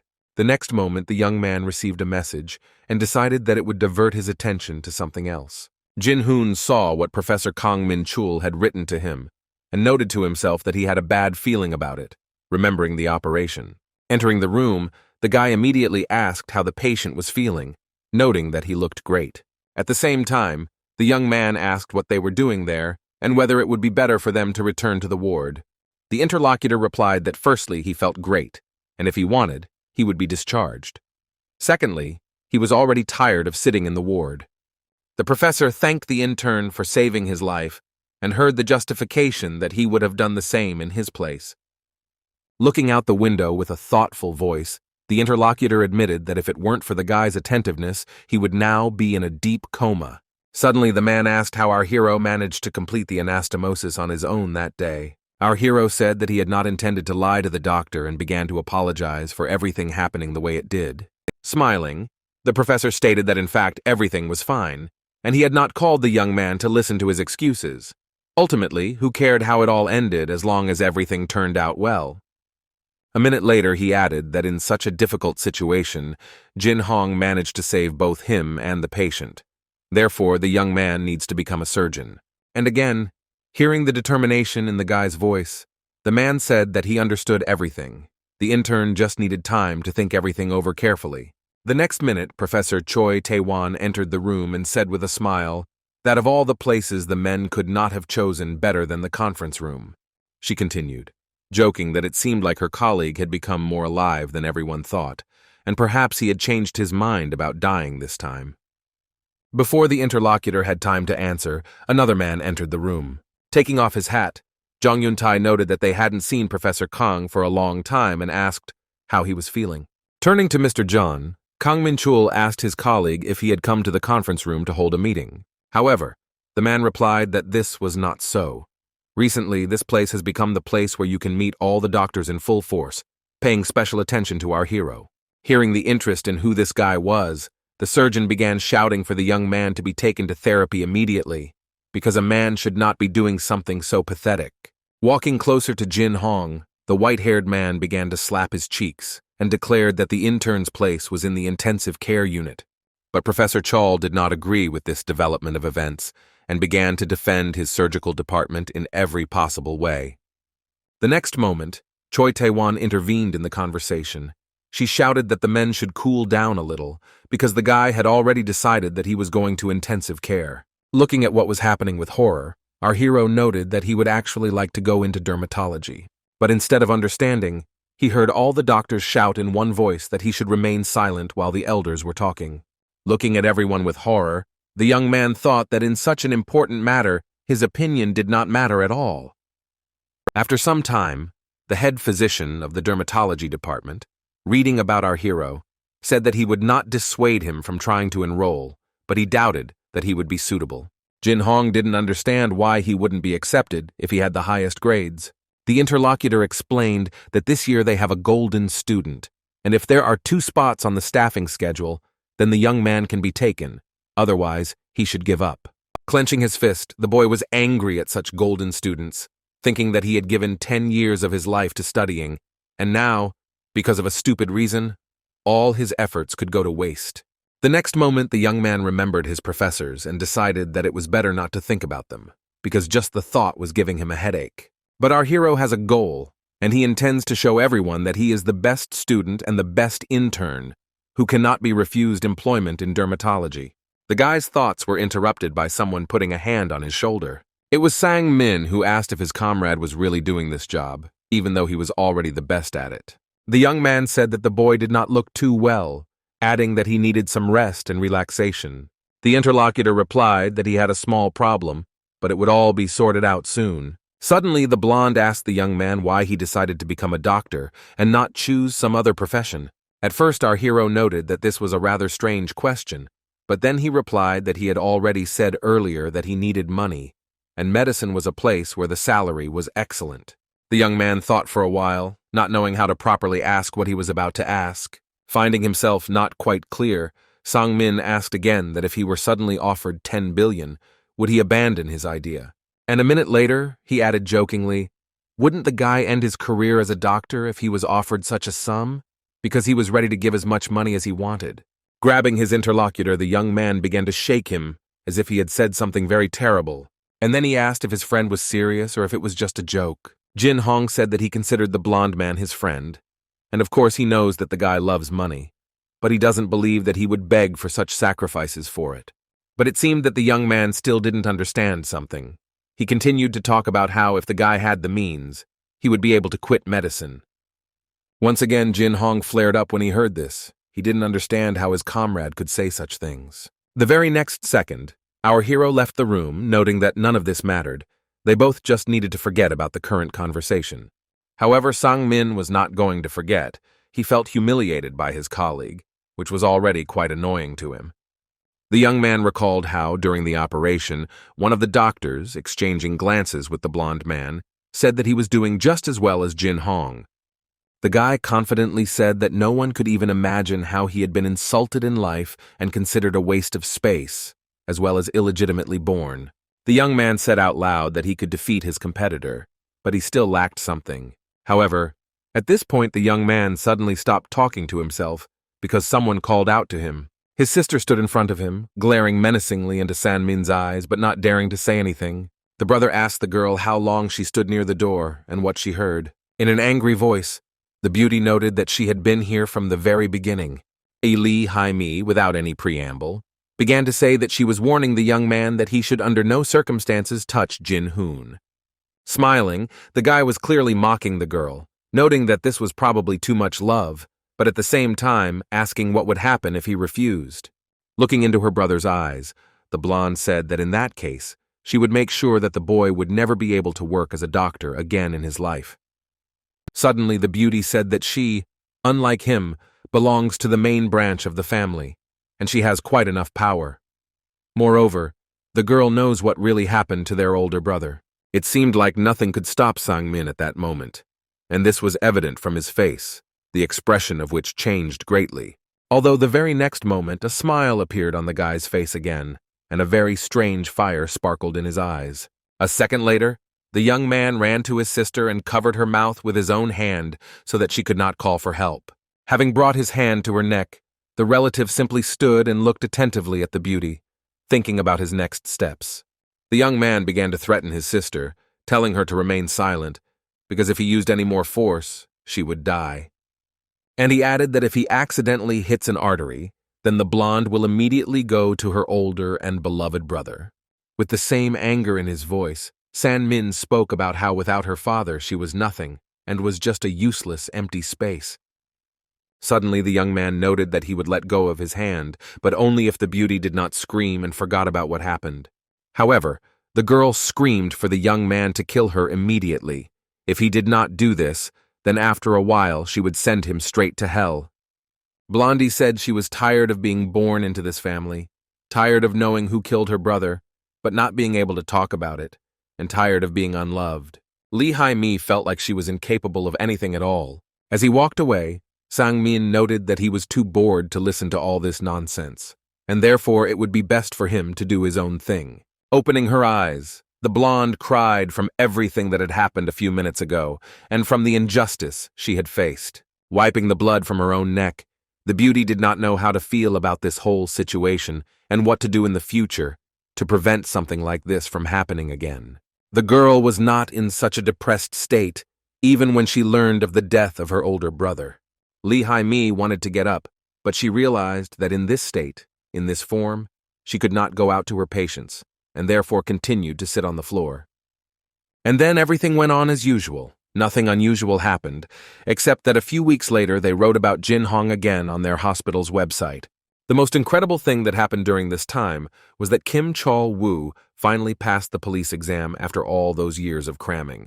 And our hero, despite his own fears of failing in dermatology, continued to study hard to show what he was capable of. Besides everything else, it so happened that the young man very often dined with his ex-wife from his past life.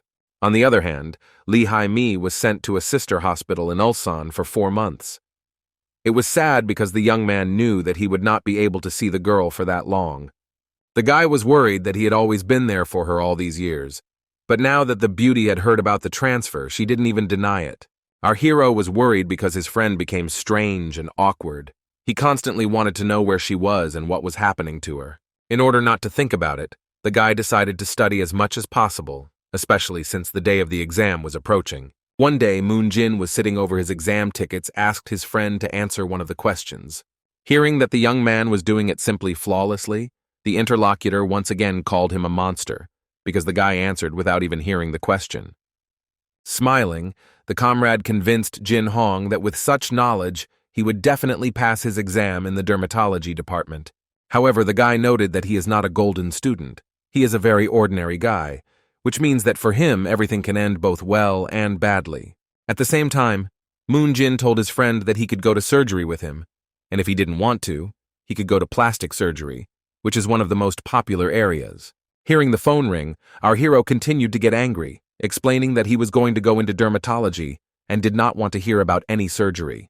Looking at the well-known phone number, the young man understood that they were calling him from the Ministry of Education and Advanced Training, and did not understand what they wanted from him. Answering the phone, the young man heard a male voice asking our hero to come to them, as they had one proposal for him. A few minutes later, Jin Hong was surprised to see how he could be asked to accompany a patient despite being an intern. The interlocutor immediately realized that the guy was encountering something like this for the first time, but she didn't see anything strange about it. And our hero continued to ask whether their patient was really an Arab. The girl explained that the patient chose his own doctor, reading various reviews and other information about him, so he could not refuse.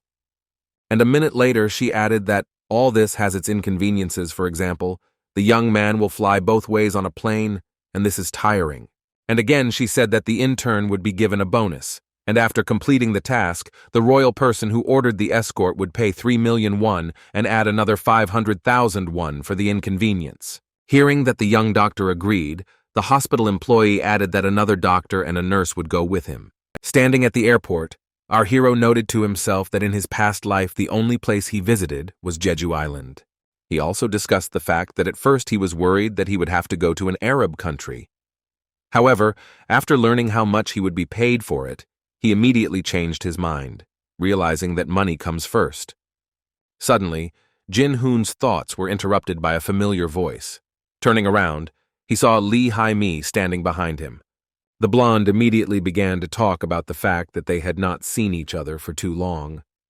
At the same time, she was interested in what new had happened in the guy's life. However, our hero asked if the other doctor was really her, noting that they had an interesting coincidence.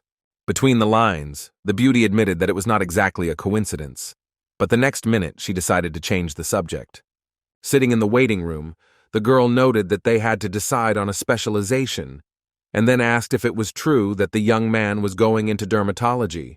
Listening to her friend, Lee Hai-mi honestly said that she wants the guy's dream to come true, but there is one small nuance. Without listening to the blonde to the end, the young man said that he had been striving for his dream for 10 years, and therefore could not give up now, as this would mean failure. The interlocutor noted that Professor Kang Min-chul had said more than once that Jin Hoon was a genius, and that people like him were born once in a century. Consequently, the specialist was going to take the guy to his surgery. Squeezing the glass tighter, the young man explained that in any case he would try and do everything possible to make his plans come true. And a minute later, he added that if he was a genius in surgery, then he would be simply fantastically good in dermatology, and he heard approval from the girl. However, the guys did not finish speaking because the next moment, some girl, turning to our hero, noted that the second intern was also here. It was Yeon-hee who greeted everyone gathered and said that she was very glad to see them and did not expect that they would all go on the trip together. The nurse said that she was genuinely happy to see her colleagues and had no ulterior motives. At the same time, Lee Hai-mi didn't think that this was all just a coincidence, but she decided not to dwell on it. Sitting on the plane, the blonde scolded herself for not being able to control her own facial expression, and no matter how hard she tried to look happy, nothing worked. As for her interlocutors, they actively discussed the fact that both had never flown business class before. Although after a minute the guys turned to Lee Hai-mi, asking if everything was okay with her, since she didn't look very well. The beauty sat silently for a few seconds, not knowing how to explain her condition. However, she later stated that she was fine. She was just a little tired because she had been driving all night to get to her flight on time, and so she wanted to take a nap. This continued to bother the young man, since not long ago his friend had been so smiling, cheerful, and positive, but now everything had changed dramatically. Jin Hong, mindful of his own duties, went to Prince Hijar, whom they were accompanying, and said that he must check on the health of this man. The man politely noted that he was fine and felt just as good, but the guy would do well to rest a little and even sleep. The young man thought to himself that his patient looked quite well. At the same time, the young man felt sorry for this prince, since he was so young, but already sick with cancer. At some point, Jin Hong remembered his past life, as well as his illness, and how he felt and generally perceived himself then. Realizing that everything was fine, the guy decided to return to his seat and follow the advice about taking a little nap. Looking at the sleeping blonde, the young man realized that she didn't look very well during takeoff, but he hoped that she would be able to get some sleep. It seemed to the guy that everyone on the plane was sleeping except him. This was not at all strange, because their flight had already lasted for 7 hours. Coming closer to Lee Hai-mi, our hero decided that his friend was completely exhausted. This meant that he should take better care of her, especially since he made promises to her brother. The guy was also angry that in the last few days and weeks he had been nothing but trouble, which the blonde probably couldn't forget. Jin Hong was about to return to his seat, but the next minute he noticed a large medical patch that was stuck on the girl's neck. Our hero was going to take a closer look at what this thing was, but his carelessness led to his colleague waking up and looking at him in surprise. Hearing the girl's question about what he was doing, the young man tried to retreat, noting that he was not doing anything. However, a minute later the young man remembered that he was worried about the cut on the blonde's neck, and then asked her where it came from. The interlocutor clearly had no intention of telling what it was, and so she said that she had simply scratched herself, and that there was nothing serious about it. Realizing that there would be no answer anyway, the guy once again apologized for waking Lee Hai-mi, and replied that he would go and rest a bit. It was deep night outside when the plane landed at the destination airport. Several representatives met the prince and also asked our hero about the state of health of this man. The stranger said that they were all satisfied not only with the examination, but also with the environment, the correct diagnosis, and in particular with Jin Hong's attitude towards the patient. A minute later, the man said that the young man was demanding an additional reward for his attentive attitude, as well as for his desire to help patients. Without listening to the guy, he said that they were offering him double the payment, and that they would put another 6 million won on our hero's bank card. Jin Hong didn't know how to thank his interlocutor, but he was glad for such generosity and all the compliments said. A few minutes later, Yeon Hee, taking our hero by the hand, noted that their return flight was in 5 hours, which meant that they could rest somewhere. Hearing her colleague's conversation, Lee Hai-mi said that she knew of a place where she could not only relax a little, but also take a shower. Then she added the most important thing. They won't have to pay for food or other amenities. Standing in a luxurious break room, several employees greeted our heroes, noting that they could take a shower and have a delicious meal. While the boys were looking at the decor in amazement, noting that it was better than in the most expensive hotels, the blonde, with an indifferent look, noted that she would send the bill to her father, saying that they just needed to relax. The nurse continued to smile and thank the girl for the fact that they were very lucky. But Jin Hoon wasn't worried about that. He was worried about why the beauty looked so bad again, not understanding what he had done wrong again. After Lee Hai-mi washed herself, she felt much better. She felt like she was able to relax a little bit. Although the very next moment, the girl began to scold herself for agreeing to accompany the prince in order to spend a little time with the guy, she still failed to do it. Gorgeous thought that she had come such a long way not just to look at her friend and the nurse who had gone with him. Just the next minute, Yeon Hee turned to Dr. Lee Hai-mi and asked if she had already taken a shower. The blonde noted that she had finished taking a bath and would then go and rest a bit, but the next second her interlocutor called out to her. The nurse asked if it was true that the girl was interested in Jin Hong, and without waiting for an answer, she herself said that she noticed it right away, and therefore there was no point in hiding the obvious.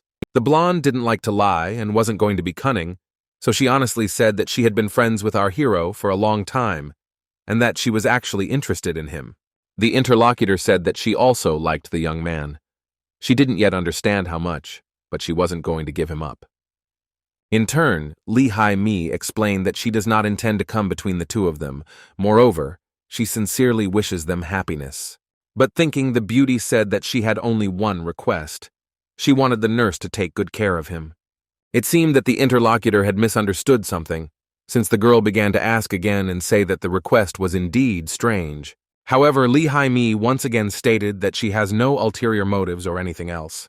She says this in all seriousness. And I thought to myself that just because you like someone doesn't mean that your own feelings will be mutual. It doesn't depend on you. With a sadness in her soul, the beauty noted to herself that everything was fine with her. She had long ago become accustomed to this state of affairs. A few hours later, the boys boarded the plane again. This time their journey was to be much more modest, because they were flying in economy class. Jin Hong thought that the clinic and the prince could spend a little more money on them, although in principle he didn't care what or how they flew. Sitting between the two girls, the young man was worried that the atmosphere between them was tense on one side and cool on the other, and he did not know how to behave.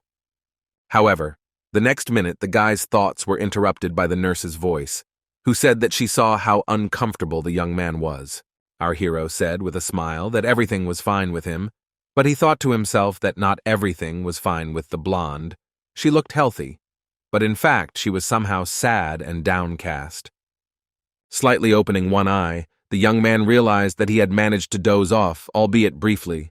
Looking around, he realized that Yan He had left, which meant it was time to apologize to Lee Hai Mi. The young man noticed that the girl was sitting and looking thoughtfully out the window. However, he still decided to approach her.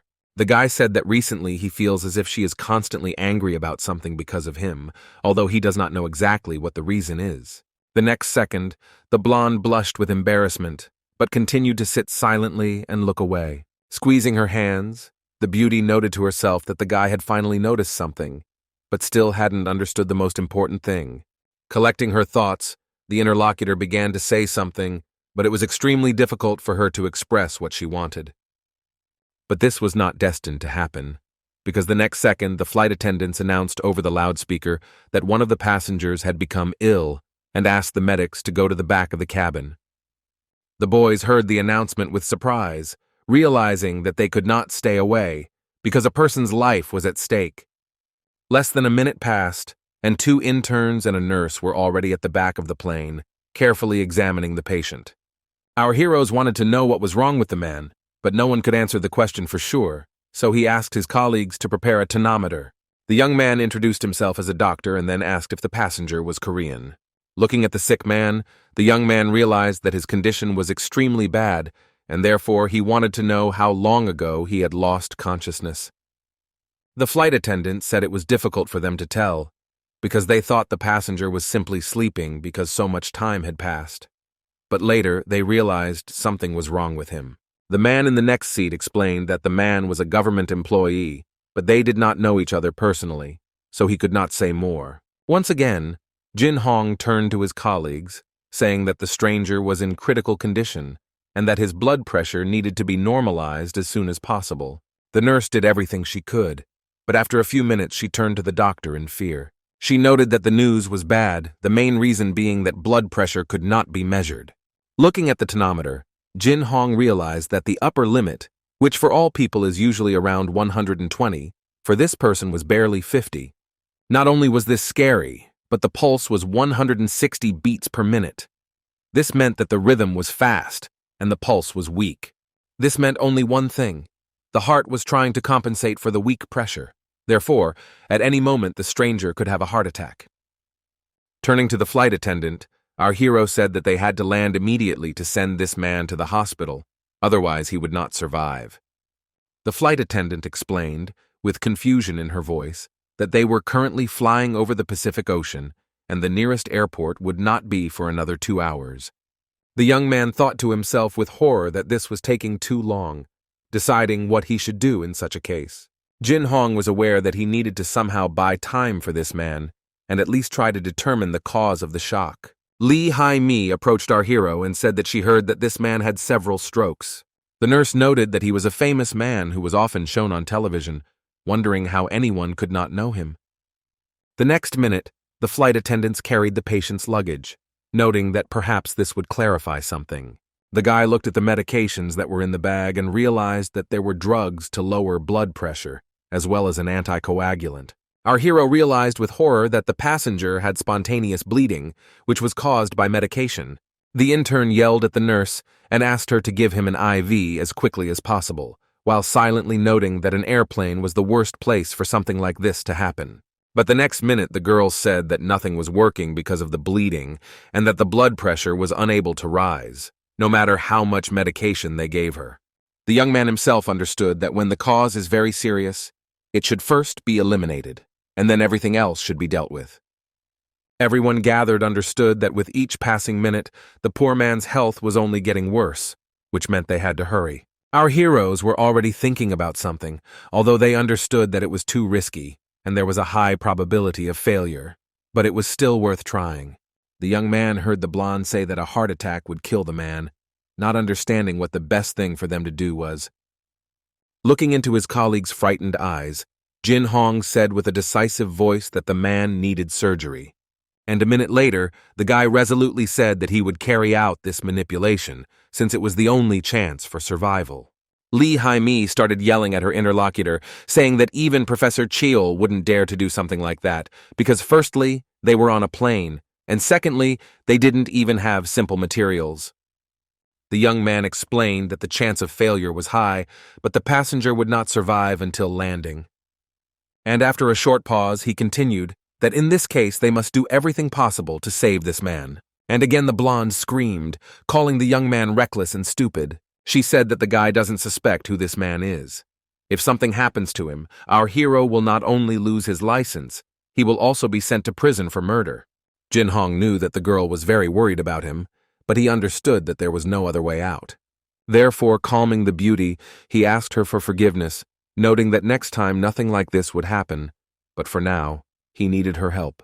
The guy didn't want to listen to his colleagues' reproaches because he didn't care, and every minute counted. Addressing the flight attendant, the young man explained to her that they were going to perform an operation and needed a secluded place. A few minutes later, the boys moved to the first class and began to prepare, although the guy was still worried, considering that they had practically nothing. While examining the man, Jin Hong noted the swollen abdomen, suspecting that the bleeding was already deep, which was a good sign. And while Lee Hai-mi was disinfecting, the young man tried to determine which artery was bleeding, realizing that this needed to be found out as soon as possible. Our hero knew that without CT, they would have to search on their own, and they would need to understand whether we were talking about the left or posterior gastric artery. The next moment, the young man was called out by a blonde woman who asked him to promise her something. The girl told the young man to try to take care of himself the same way he takes care of his patients. Our hero made a promise, and the next minute said that he wanted to get back to business, and therefore began the cut.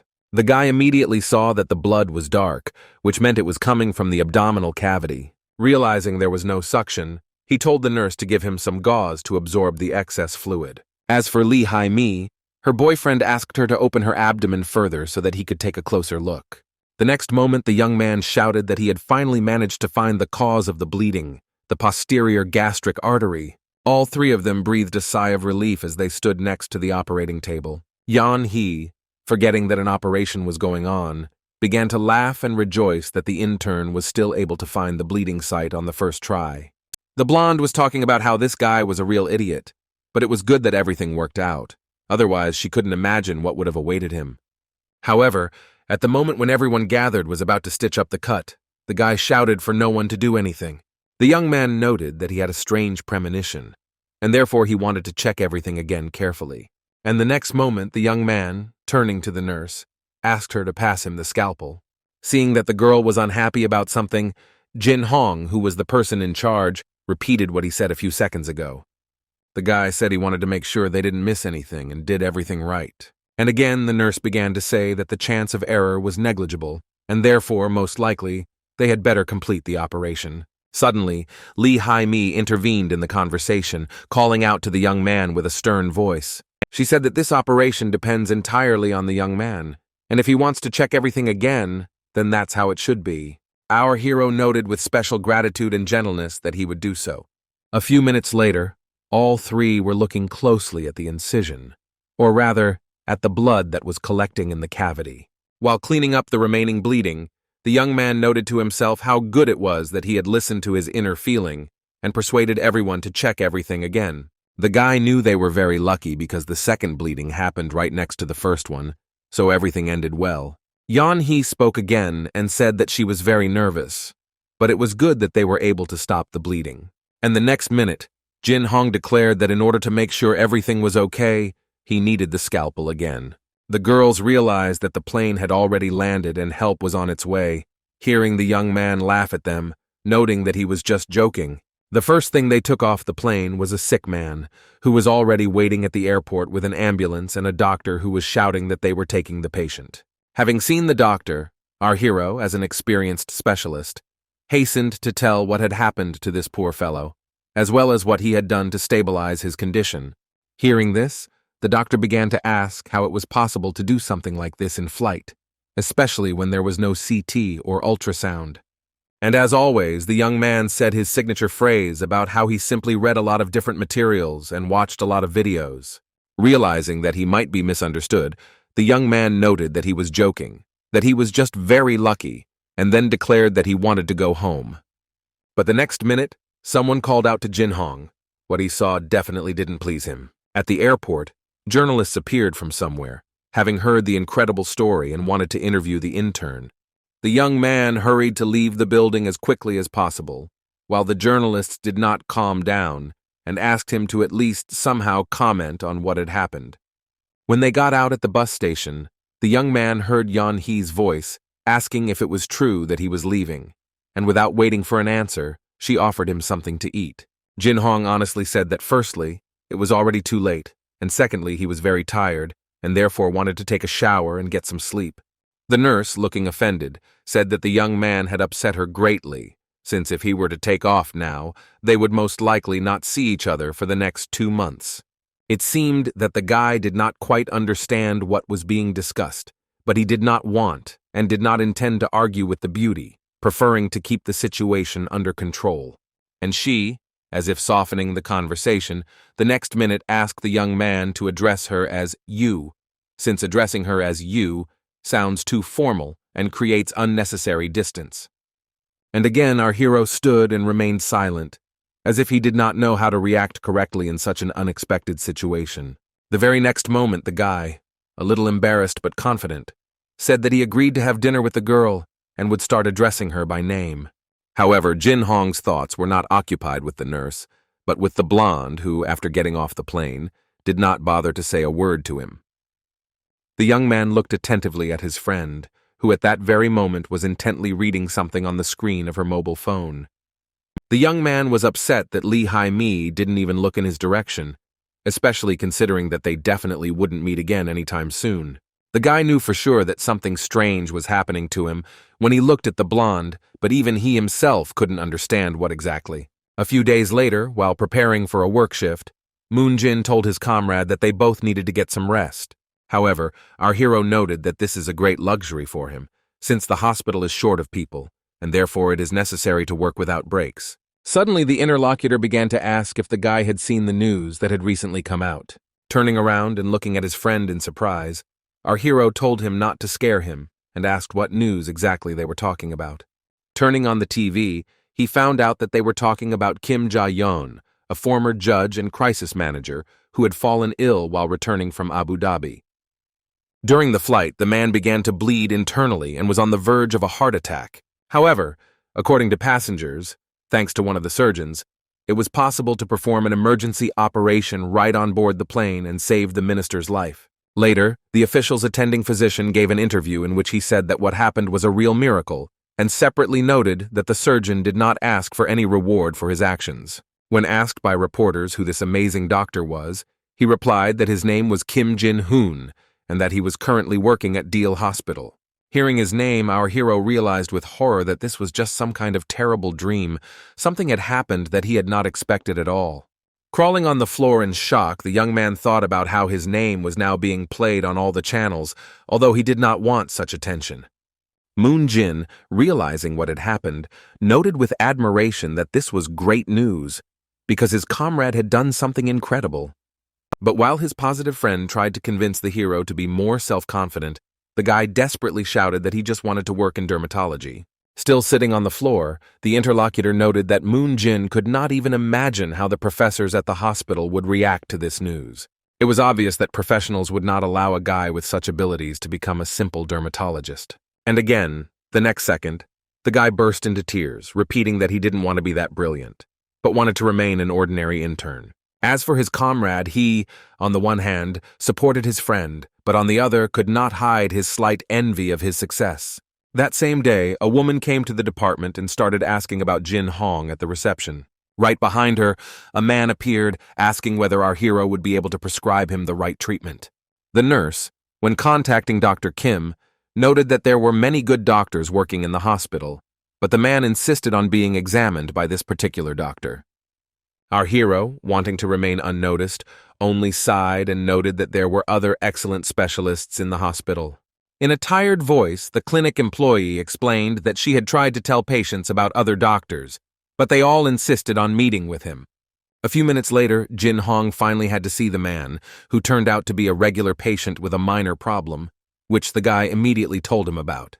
However, the patient, with a sincere smile, said that he was glad to see such a kind and attentive doctor, because otherwise, someone might have given him the wrong diagnosis. Moreover, he added that if he needed help again, he would definitely turn only to the young man and recommend him to all his friends. The guy thought that this would be the end of it, but as it turned out, this was just the beginning, because people kept coming and coming, persistently demanding his advice. Although the hospital mainly specialized in treating adults, patients began to bring children to him as well. While examining one of the children, the young man noticed that the child was most likely faking and advised the parents to send him to school to keep him busy with something useful. After the reception, opening the book, Jin Hong thought about how he needed to study more, despite the almost complete lack of free time. However, he understood that lack of time cannot be an excuse. If a guy wants to become a dermatologist, he must spend every free minute on self-development and training. The young man realized that his second life was given to him so that he could live it as worthily as possible, and he intended to achieve this. After some time, Jin Hong began to notice that he was feeling unwell, since his days consisted of either work or study. This regime was too dangerous, and the guy understood that with such a schedule, he could really undermine his health or even die. Dozing over books, he forced himself to concentrate and at least read a few pages of something new. Wiping away the blood that had started to flow from his nose due to fatigue, Jin Hong repeated to himself that once he got to the dermatology department, he would finally be able to relax and just enjoy life. Our hero thought about this for a long time, but suddenly someone knocked on the door of the office. An administrator came into the residency and announced that one person wanted to see the doctor. Tired of the influx of visitors, the guy replied that he was not expecting anyone and that perhaps it was a mistake. However, a second later, a male voice was heard from behind the door, asking if it was true that he was Dr. Jin Hong. Smiling, the stranger introduced himself and said his name was Kim Chang-yong. The man apologized for not being able to come earlier due to feeling unwell, but noted that he was glad to finally meet the person who saved his life. Bowing, the former judge thanked the doctor for saving him, saying that he was entirely indebted to him for his return to life. Jin Hong felt incredibly awkward and tried to explain that he was just doing his job and trying to do it as best as he could. However, the interlocutor objected, noting that the guy had shown exceptional courage by taking the risk and performing the operation without the patient's consent. Kim Chang-yong added that it was impossible to repay such a debt with words of gratitude, so he asked if the young man had any requests or wishes. Our hero was confused and again said that he was simply doing his medical duty, so the man should not worry. But Kim Chang-yong assured that he would never forget this incident and promised that if the intern ever needed help, he would definitely come to the rescue.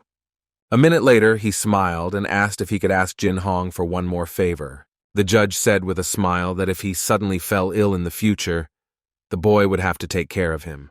Deciding to joke a little, our hero replied that he would do everything possible if it didn't happen on a plane. However, he thought to himself that he was helping people not because of their status or position, but he still did not give up his dream of becoming a dermatologist. The doctor again wished him luck and added that he hoped to meet him again, but under more pleasant circumstances. The young man looked at the closed door for a while, trying to comprehend what had just happened. It seemed to him that it had all been just a dream. Sitting on the floor in the office, the guy tried to come to his senses, but he realized that the last time he had been this nervous was a long time ago. Time passed, and at the beginning of December, according to the staffing schedule, our hero was transferred to a hospital in Busan. Finally, the enthusiastic patients stopped pursuing him. The young man thought that now he could relax a little, but he realized that it was time to apply for dermatology, and for that he needed to go to Seoul. Jin Hong knew that he didn't want to do this at all, and so he would have to ask someone for help. Moon Jin was also busy, and trusting Sang Min didn't seem reasonable. Just the thought of the blonde man began to anger Jin Hong. He considered him a friend, but after the last conversation, he showed a completely different side of himself. Deciding that it was worth calling Lee Hai-mi, the only person he could truly rely on, the guy dialed her number. For the first few minutes, they chatted casually, sharing their impressions of how they had settled into their new jobs. However, realizing that time was running out and things were not going to wait, Jin Hong got to the point and asked his friend for a favor. Hearing the offer, Lee Hai-mi asked with a smile what she would get for it. When the guy promised to invite her to a barbecue, she laughed and said that she couldn't refuse. If such a miser as a young man offers a treat, then the girl should definitely agree. Getting down to business, the young man explained that he wanted her to apply for a dermatology residency on his behalf. Sensing a slight doubt in her voice, the guy again tried to diffuse the atmosphere with a joke, saying that he completely relied on her in this matter. Realizing the seriousness of the request, the colleague promised that she would do everything, knowing how important dermatology was for her friend, and she did not intend to let him down. Realizing that the conversation had dragged on, the young man apologized, saying that it was time to go to the appointment, and wished her all the best. Lee Hai-mi hung up and looked at the phone for a few more minutes, lost in thought. Looking out the window, she thought that she hadn't planned on getting closer to this guy anymore, but it turned out to be a lot more difficult than she had expected. Time passed, and finally the day of the residency exams arrived. All interns took a difficult test, which included sections on therapy, surgery, gynecology, and pediatrics.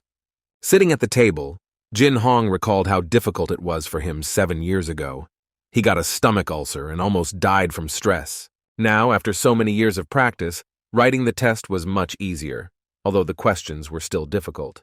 Despite his confidence in his knowledge, the young man understood that the result depended not only on his answer, but also on the opinion of the professors. A few hours later, Moon Jin, beaming with joy, asked his friend how he had done on the exam, noting that it had been especially difficult this time. As usual, our hero answered with restraint that everything went well, although it was not easy. Hearing this, his comrade laughed, reminding him that he always says this, but invariably passes better than everyone else. To celebrate the passing, the friends decided to go to a cafe, eat well and drink, at least a little celebrating the end of student life.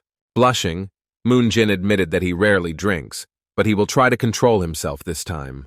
At one point, he asked Jin Hong what he would do if he suddenly failed the test. Then he added that sometimes professors have enough personal animosity to lower grades, regardless of knowledge. The guy replied that he had given it his all over the last 11 years, and now all he could do was wait. In any case, the guy didn't want to think ahead, deciding that he would deal with problems as they came. The guys decided that now was the time to relax and enjoy a well-deserved rest, because there could be new difficulties and challenges ahead that no one knew about yet. Moon Jin sat at the table, nervously tapping his fingers on the surface, remembering how just a few days ago they celebrated passing their exams. Now it was time to find out the results, and he couldn't bring himself to look at the laptop screen. The young man felt excitement mixed with impatience. It seemed to him that finding out whether he had passed or not was the most difficult test of this entire period. Suddenly, one of their colleagues informed them that there would be no interview for those working in Busan because that hospital was short-staffed. Instead of a face-to-face interview with management, the evaluation would be based on their current performance. This news greatly encouraged Jin Hoon. Firstly, he wouldn't have to waste time and energy traveling to Seoul, and secondly, he knew that the hospital staff treated him well, which meant his chances were high. If an intern is showing his best side and performing his duties well, why ask him unnecessary questions? But the guy's thoughts were interrupted by Moon Jin's joyful cry. The results had already been posted on the site, and he couldn't wait to check them. Jin Hong saw his friend's eyes widen and realized that something unexpected was waiting for them ahead. With tears in his eyes, the comrade loudly announced that he had done it because the intern had been accepted into the surgical department. His dream had finally come true. Our hero felt proud of his friend. Until recently, Moon Jin could barely cope with his studies, but now he not only successfully passed the exams, but also entered one of the best surgical departments in the city. The guy, happy for his friend, thought that the young man had come a long way and now received his reward. After coming to his senses, Moon Jin turned to Jin Hoon and told him not to hesitate and to check the results as well. The young man, clutching the computer mouse, nervously made his way to the necessary tab. He tried not to think about the possible failure, but the tension was felt in every cell of his body. Finally, looking at the screen, the guy froze, his eyes widened, as if he saw something completely incredible. And the interlocutor shouted that the young man scored 48 out of 50 points, which was an incredible result. While his friend continued to congratulate Jin Hoon on his brilliant scores, the young man couldn't take his eyes off the screen. But after a minute, his face changed. The guy was admitted to the surgical department, and it was a complete shock, because his goal had always been dermatology. Worried, he immediately called Lee Hai-mi to find out what happened. The blonde was as surprised as her friend. She explained that she had filled out the application, indicating dermatology, as he had requested, but for some reason there had been a mix-up, and he had been sent to a completely different department. The girl upsetly made excuses, saying that she didn't know how this could have happened. Jin Hong, trying to calm his friend down, assured her that she was not guilty of anything, that it was just a system error, and therefore there was no need to worry. He would figure everything out himself, although he did not understand how exactly. Without wasting any time, the young man called the teaching department of Deal Hospital. The consultant explained that there had been a mix-up. They thought that our hero had accidentally indicated surgery instead of dermatology and transferred him there. Unfortunately, it will be difficult to fix anything now. The exam results have already been transmitted, and it is almost impossible to change anything in the system.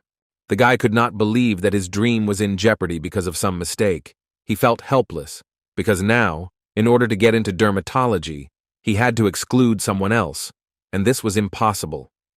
After several days of waiting, without receiving any encouraging news, the young man finally realized that his chances of getting into the dermatology department were zero. Our hero thought that he had done everything he could, but sometimes circumstances develop in such a way that nothing can be done about them.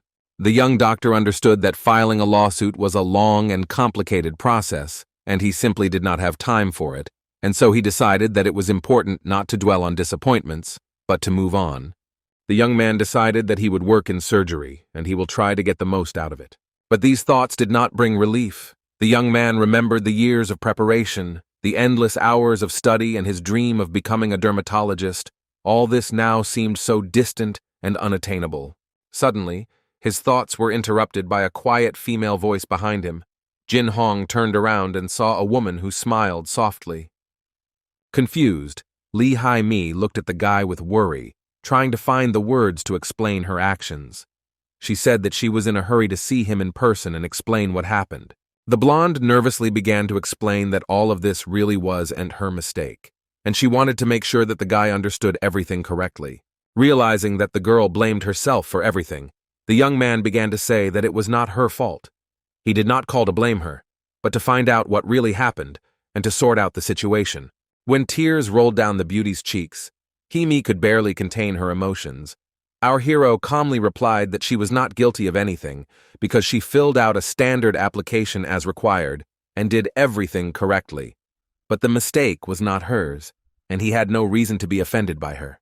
Having embraced his interlocutor, Jin Hong began to calm her down, trying to find words of support.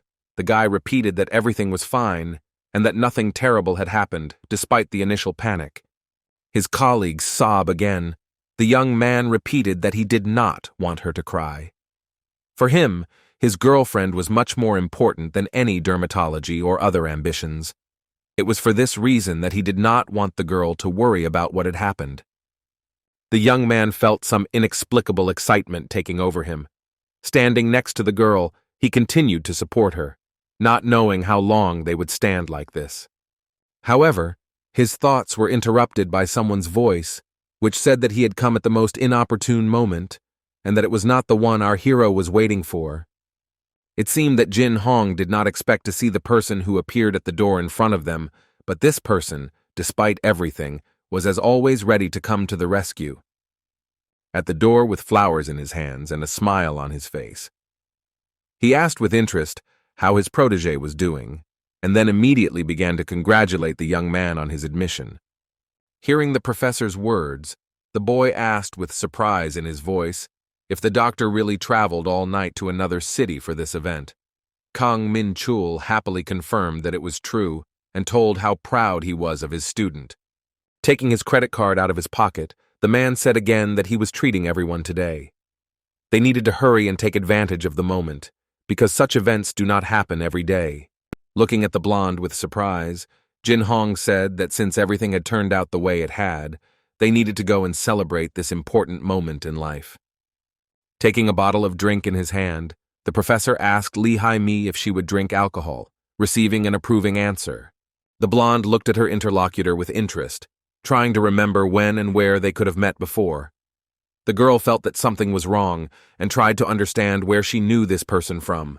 With surprise in his voice, the professor said that he and her father had studied together at the surgical faculty when the girl was still a child. The man remembered how he used to ride her on his back and could not help but notice how she had matured over the years. Suddenly, Lee Hai-mi actually remembered bits and pieces of the past and decided that it was one of the happiest times in her life. And then the man asked what kind of relationship the guys had and whether they were dating, which put the youth in an awkward position, forcing the guys to say that this was not the case. Kang Min-chul continued by saying that he didn't just come to congratulate Jin-hoon, but he also had his own business. With determination in his voice, the young man began to explain that he had never actually intended to go into surgery, but had always wanted to become a dermatologist. Hearing this, the professor responded in surprise that everything could turn out for the best. Surgery is also a great opportunity, and it is important to go where fate leads. He added that the guy should have called him as soon as he found out about his enrollment to clarify everything and discuss further steps. With determination in his voice, the young man said once again that surgery was not for him, although the whole situation with this enrollment seemed incredibly complicated and confusing to him. Looking at his interlocutor, the doctor realized that the guy had always wanted to become a dermatologist and was only considering this department. His dream was connected with skin diseases and cosmetic procedures. After hearing the boy's apology, the man replied that in fact, everything had not turned out so badly, because surgeons were also needed, and this was a good opportunity for the young man, which could prove to be fateful. Jin Hong felt like the professor was probably saying this to reassure him, but he himself wasn't entirely sure that his decision was correct. Carefully picking up the meat, Kang Min-chul continued that if it was not his destiny to be a dermatologist and get into this department, then it was necessary, and he could try himself in surgery. Why go so blindly where your heart doesn't call, just to run away from something? A minute later, he went on to explain that those who did well in university often open private clinics to make more money. But in the end, it collapses because they cannot handle the responsibility. Listening to the professor with horror, our hero began to think about why the man was talking so confidently about failure. Because there are also cases when everything ends well, when everything works out for the best. Kang Min-chul continued that when you open your own clinic, it becomes a personal business, and all the problems fall on your shoulders. Even rest becomes a luxury, since there is no time for vacation. The man made a reasonable argument, and said that in a few years, the young man himself would be able to become a teacher, and would be given the chance to pass on knowledge to new generations of doctors. In the meantime, he needed to go into surgery and not be afraid, because Kang Min-chul would be there to take care of him. On the one hand, the young man understood that the professor was saying very correct things. But on the other hand, the young man had been striving for so long to get into dermatology that it was very difficult for him to accept defeat. He felt that this path was not his choice, and it seemed unfair to him. With some resignation in his voice, the boy thanked his mentor for all the support and guidance, but still, in his soul there remained a longing for an unattainable dream. It was very late. When the guys left, Jin Hong walked his companions to the hotel and waved to them, feeling an inner emptiness but realizing that life goes on. On his way back home, the young man received a congratulatory SMS from Professor Choi Taiwan, who wrote that although she regretted that the boy did not enter dermatology, she was sure that he would do better in surgery. At the same time, the woman noted that the surgical department is a place where the young man will reveal his potential, and she believes that he will be able to do a lot. This was followed by a congratulation from our hero's mother, who proudly wrote that she was very proud of her son and believed that he could achieve everything he dreamed of and become an outstanding doctor. Also wrote some nice words, noting that he's the best and most talented guy, that everything will work out, and that he just needs to believe in himself and keep moving forward. Looking at a large number of messages from different people, the guy thought about what to do next. His family and friends were so happy that he would become a surgeon and supported him in this decision, despite his doubts. Walking through the city at night, Jin Hong thought about how he longed for a different life, a life without failures, where success and recognition awaited him. The guy dreamed of something different, wanted to change his destiny to be the best, and achieve what he always thought about. Our hero was very afraid of repeating the failures he experienced in his past life, and therefore subconsciously avoided them in every possible way. However, if you put all doubts and fears aside, you just need to move forward and achieve success. And if everything works out, then surgery is not such a bad prospect at all. Although every day is like a battlefield, of course, the work will be very different from dermatology, but there is nothing terrible about it. The main thing is to work towards your goal, to become better, and with each day all the difficulties will seem less significant. After all, he who does not take risks cannot expect great results. At the same time, somewhere else, a man was sincerely congratulating Lee Sang-min on his admission to the surgical department and asking if he needed anything else. Smiling, the young man said that it was thanks to the clinic employee that he was able to falsify the results so easily and simply. The interlocutor seemed to feel embarrassed, but still continued to answer the blonde. Well, that everything didn't go so badly, because he didn't do anything special. And the next minute, the stranger was wondering why Sang-min needed to send his colleague, Jin-hoon, to the surgical department. It was strange and not entirely clear, considering that he could have chosen a different path for him. The young man was silent for a few seconds. He seemed to be thinking about his answer, intending to answer in such a way that his words would not become another reason for misunderstandings that could explain this whole complicated situation. And then finally he asked if it had ever happened to a clinic employee that, over the course of 11 years, he constantly lost to someone. The man didn't understand what was being discussed, but he said out loud that he probably shouldn't have asked such things. The next moment, the blonde said that most likely the clinic employee was too busy and that he could go. It was a polite but firm offer to leave the office. Picking up the documents from the table, the young man said out loud that the stupid man was asking why he had brought his colleague to this department. In fact, everything was extremely simple. If Jin Hong went into dermatology, then his competitor would have no chance of defeating him in the future.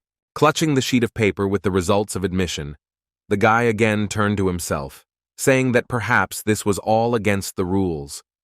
But deep down, he understood that all these rules were just conventions that only complicated his path. A few days later, standing in the clinic courtyard, Moon Jin, with an embarrassed voice, told Lee Hai-mi that she was pretty and that he liked her. For a few seconds, the girl looked attentively at her interlocutor, thinking about what would be best to tell him because everything that was happening was too unexpected. The very next minute, the beauty replied that she knew all this perfectly well and that the young man should not have said so. It was more of an excuse to avoid an awkward conversation. Suddenly, the guy himself noted that he knew how the blonde would answer and that it was not difficult for him either to guess how much she liked his friend. These words threw her off balance, and she realized that her feelings had long since become obvious. And again, embarrassed and blushing, the girl did not know what to answer to such a remark. Her thoughts were confused, and her feelings were so complex that she could not find the right words. The young man noticed that she was starting to get angry, but decided not to make the situation worse, and explained that from her reactions and facial expressions, it was immediately obvious that she was not very happy with what he said. The guy continued the conversation, expressing his thought that if he were in his friend's place, he probably wouldn't miss the chance to be with such a smart and attractive girl as Lee Hai-mi. The beauty felt her heart begin to beat faster, and a little embarrassed, she admitted that she really liked Jin Hong, but he seemed to not notice her feelings. To lighten the mood a little and make the conversation easier, the blonde suggested that her interlocutor go to a bar and just relax, have fun, and forget about all the problems. At this very time, at the airport, Professor Kang Min-chul was telling Jin-hoon to be careful on the way home, as the trip could be tiring. The young man said that he had taken a few days off and was in no hurry. He had time to rest and prepare for the next part of his work. He assured the professor that he was in no hurry because he had everything under control. The next second, the young man added that last time the professor had traveled such a long way from Seoul to Busan for him, and that he really appreciated this gesture. Smiling, Kang Min-chul said that when he returns, Jin-hoon will be working non-stop, adding that the young man should already be mentally prepared for the upcoming workload. As he left, the professor said that there was nothing special about exchanging professors, that he himself had always been results-oriented and wanted the young man to work less, but still remain productive. Hearing these words, the guy thought, looking after his mentor, he felt a strange uncertainty inside, as if he needed to change something in his life. A few weeks later, when he returned to the hospital, Jin Hong noted to himself that many of his old friends from school had now become surgeons at this hospital. Although one of his friends became a policeman, although he looks like a bandit, but in fact he keeps order and does important work that is not always noticeable to others. When Professor Choi Taiwan learned that Lee Hai-mi was now working in her department, was very happy about this news. Of course, it wasn't Jin Hong, but she was still sure that the girl would become an excellent doctor. However, despite all the successes, our hero couldn't get the conversation with San Min, who suggested that he work together, out of his head. The guy said out loud that he didn't mind working with him, but he thought to himself that after that unpleasant incident, his feelings of wariness only increased. Despite all these thoughts, the work in surgery continued, and although it was not easy, Jin Hong gradually began to adapt to the harsh conditions that he had to endure. Few could imagine how much work is required to work in this industry. 100 hellish days of work, and all this in order to stay afloat, survive in this system, and hope for at least some result. But sometimes the fatigue was so strong that the guy felt like his body refused to move, and he just wanted to fall down and forget about everything. Sitting in the hospital and observing the patients, our hero wondered why people continue to get sick even on holidays. He thought about how he wanted them to recover faster and be able to return to normal life. At times when things became especially difficult, the young man regretted not choosing dermatology. He understood that the workload there was much lighter and the work schedule was completely different. But more and more often, the guy realized that the more he thought about dermatology, the worse his mood became. Time flew by so quickly that our hero didn't even notice how the month of team swaps had arrived. He realized that it was time to move on and focus on his current role, and not on what was or could have been. In the hospital corridor, the guy met the professor of surgery and vice chief physician of the department, Go Yun Chang, noting to himself that he did not have any special impressions of this man. The most important thing for Jin Hong was to do his job well, which he intended to do, although he knew that he could handle it easily since he already had experience in surgery. The young man was confident that he would be able to do his job well and cope with the rest of the difficulties.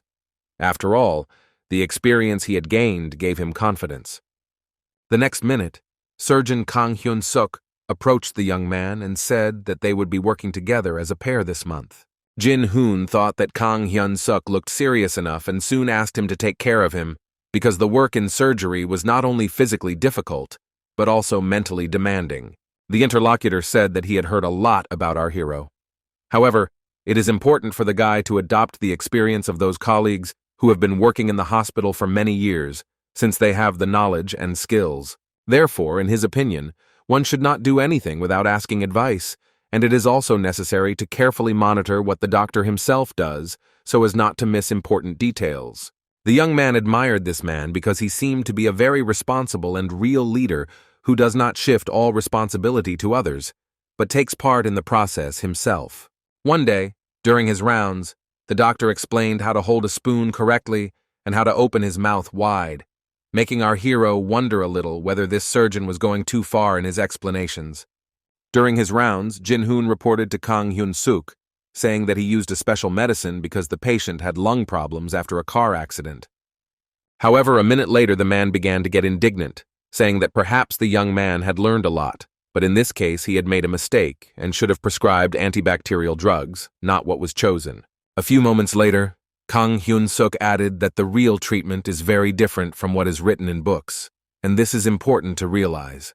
Despite the objections of his superior, our hero did not believe that the patient's symptoms resembled pneumonia and remained confident in his diagnosis. At this moment, Professor Go Yun Chang entered the office and announced that soon there would be a rotation of not only the staff, but also the patients. However, despite his business, the professor decided to stay for a while to see how things were going with the young doctor's patients. Approaching one of the beds, the professor addressed our hero as the attending physician and asked him to tell about the patient's condition. In the first few minutes, Jin Hong hesitated a little, even though he was well aware of the patient's condition. Suddenly, Kang Hyun-suk intervened in the conversation, saying that he would tell everything in detail himself, and began reporting on how the operation went. The professor turned to Kang Hyun-suk with a stern voice, emphasizing that he was not addressing the senior doctor in the department, but the attending physician, so he should be the one to answer. Looking over his boss's shoulder, Jin Hong noted that he understood everything and would do as he was told. A moment later, he said that 4 days had passed since Kim Soo-min's surgery, his wounds were in good condition, and the inflammation level was 8.34. As for the number of leukocytes, it is 13,400. The professor asked about the level of anemia, and the young man answered with ease.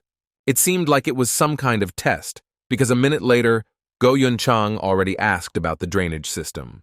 Jin Hong immediately reported that about 120 milliliters of seroma had accumulated over the past 8 hours. The professor, examining the patient's card, noted to himself that the young man had not made a single mistake. A few days later, Mr. Lee called in Professor of Surgery Go Yun-chang, and, as if casually, began to tell the story of how our hero ended up in their department completely by accident. He then hinted that the man might be in line for the position of head of the department, but that was not a fact, and the situation was far from resolved. Again, with a hint, he added that the clinic employee should keep a close eye on his subordinate, since anything could happen. The next day, when Jin Hoon went to the ward, he greeted patient Kim Soo-min, who asked if he was his attending physician. At this time, our hero was talking with the patient's wife, who noted that they were lucky with the doctors who do their job well. Hearing the guy ask the patient not to say too much, he replied that it was indeed quite difficult for him, but he was trying. Suddenly, the young man became alert, noticing that the oxygen level in the patient's blood was 92%, although in a healthy person this figure is usually around 97%, and this worried him greatly. As he was leaving the room, Jin Hong was stopped by the patient's wife. The woman wanted to know details about her husband's condition, noting that his recovery was very slow and difficult. The guy honestly admitted that the condition of Mr. Soo-ming's lungs was getting worse and worse, and the situation was not the best, and therefore anything could happen. The interlocutor looked attentively at the young man with a doomed look, but hope still glimmered in her eyes. The woman began to cry, explaining that she so wanted to take care of her husband, so dreamed of him getting better, and so she began to ask the young doctor to do everything in his power for the sake of their children. The guy was nervous. He didn't like such situations.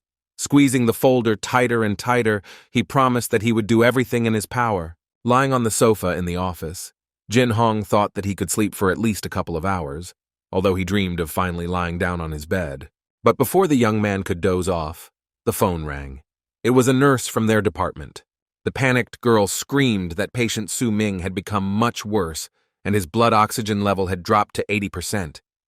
Jumping up from the couch, the guy commanded that the test be carried out immediately, and he said that he would come to the ward immediately.